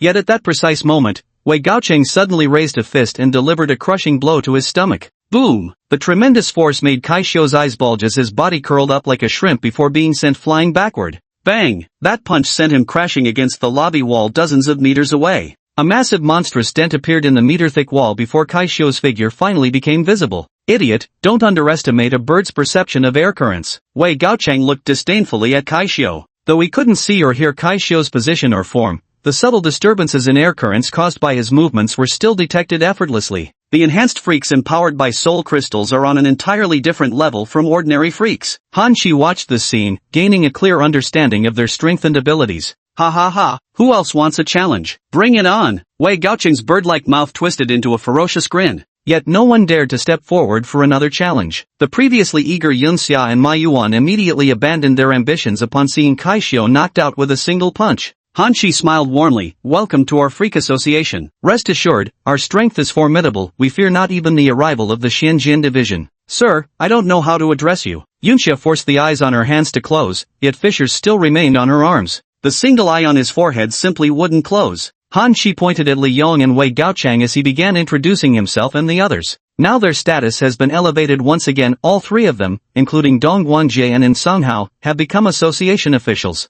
However, these three are primarily focused on combat. Dong Guangjie is responsible for research, while In Songhao carries out Zhang Yan's missions from behind the scenes, handling personnel arrangements and other tasks. Lord Han Shi, how should we interact with the outside world in our current state? The Mystic Mirror Division occasionally sends people to seek us out, said Kai Xiu as he walked over after being sent flying. That punch only caused him some pain but didn't inflict serious harm. His body began to shift and restore itself, though his tail, several meters long, was already swaying outside. Stuffing such a thing into his pants had become somewhat impractical. Han Shi waved his hand, and another man in black approached from the entrance carrying a black case. The case opened, revealing a multitude of colorful crystals no larger than grains of rice. He explained to the crowd, these are illusion crystals. As long as you hold them in your hand and envision what you want to become, others will see you exactly as imagined. The effect lasts 5 hours, it can even fool cameras. You can use these whenever you're outside. The Dreamweaver now gets fed constipation-relieving food suitable for it by Zhang Yan every day. It defecates once daily, producing about 100 illusion crystals per session. It's more than enough for the current needs of the Monster Association. While Han Shi and the other two were dealing with those 4th-level cultivators in the kingdom of Liang, Zhang Yan had already arrived at the airport of England City, located in a country called the White Mountain Federation at the southernmost part of the continent. The illusion weaver rested on his shoulder, transforming his appearance into that of an ordinary young man, with 4 or 5 bodyguards trailing behind him. Lei Xiangchen stood by his side. President, according to our intelligence, Xie Gongming is residing in the suburbs, Lei Xiangchen said respectfully beside Zhang Yan. Zhang Yan wore a white top with black pants, his hair tied up casually as he began recalling Xie Gongming's profile. Though called a federation, the Baishan Federation's population and territory were roughly equivalent to the Liang Kingdom, guarded by only 4 level 4 awakened. Yet such a small and weak faction had unexpectedly produced a genius neuroscientist who, upon debut, published multiple research papers that stunned the academic world. However, for unknown reasons, he had abruptly retired from public life several years prior. Let's go. Zhang Yan led the group toward the address where Xie Gongming was reportedly staying according to their intelligence. When it came to talented individuals, especially those in research fields, Zhang Yan placed great importance on them. This was precisely why he personally came despite already having a sizable team under his command. This time, Xie Gongming was also one of the candidates recommended to him by Xiaoyang. After exiting the airport, they found 3 black luxury vehicles already waiting at the entrance. A driver spotted Zhang Yan and Lei Xiangchen's group emerging and immediately opened the car door, bowing respectfully. Chairman, Mr. Lei, please get in, he said. Zhang Yan and the others boarded the vehicle and headed straight toward the outskirts of the city. After driving for half an hour, the high-rises thinned out, giving way to clusters of aging residential buildings. After a while, the group stopped near a remote 2-story wooden house close to the fields. Occasionally, farmers carrying hoes could be seen working nearby, watching the 3 luxury cars with curiosity. Zhang Yan stepped out of the car and looked at the old wooden house in surprise, muttering, "Do they really live here?" He waved his hand as he spoke, and several bodyguards stepped forward to check, only to find there wasn't a single person inside. "Are you all looking for Xie Gongming?" Just then, a voice came from behind them. Zhang Yan and the others turned to look and saw an old farmer standing behind them holding a pitchfork. Lei Xiangchen's eyes lit up with excitement as he pulled out his wallet and retrieved 10 blue star notes, each worth 1,000. "Old man, if you know where Xie Gongming is and tell us, all this is yours," Lei Xiangchen said, waving the money in front of the farmer. Seeing the farmer's eyes gleam with greed, money he might not earn in half a year of farming, he quickly blurted, "That old scoundrel is drinking in a small restaurant about 5 kilometers ahead. Just drive straight, you can't miss it, there's only one eatery there." With those words, he reached out and took Lei Xiangchen's money. Lei Xiangchen turned to look at Zhang Yan. "Let's go," Zhang Yan said as she walked toward the car. The group quickly left the area, leaving only the old farmer standing there with his money, grinning foolishly.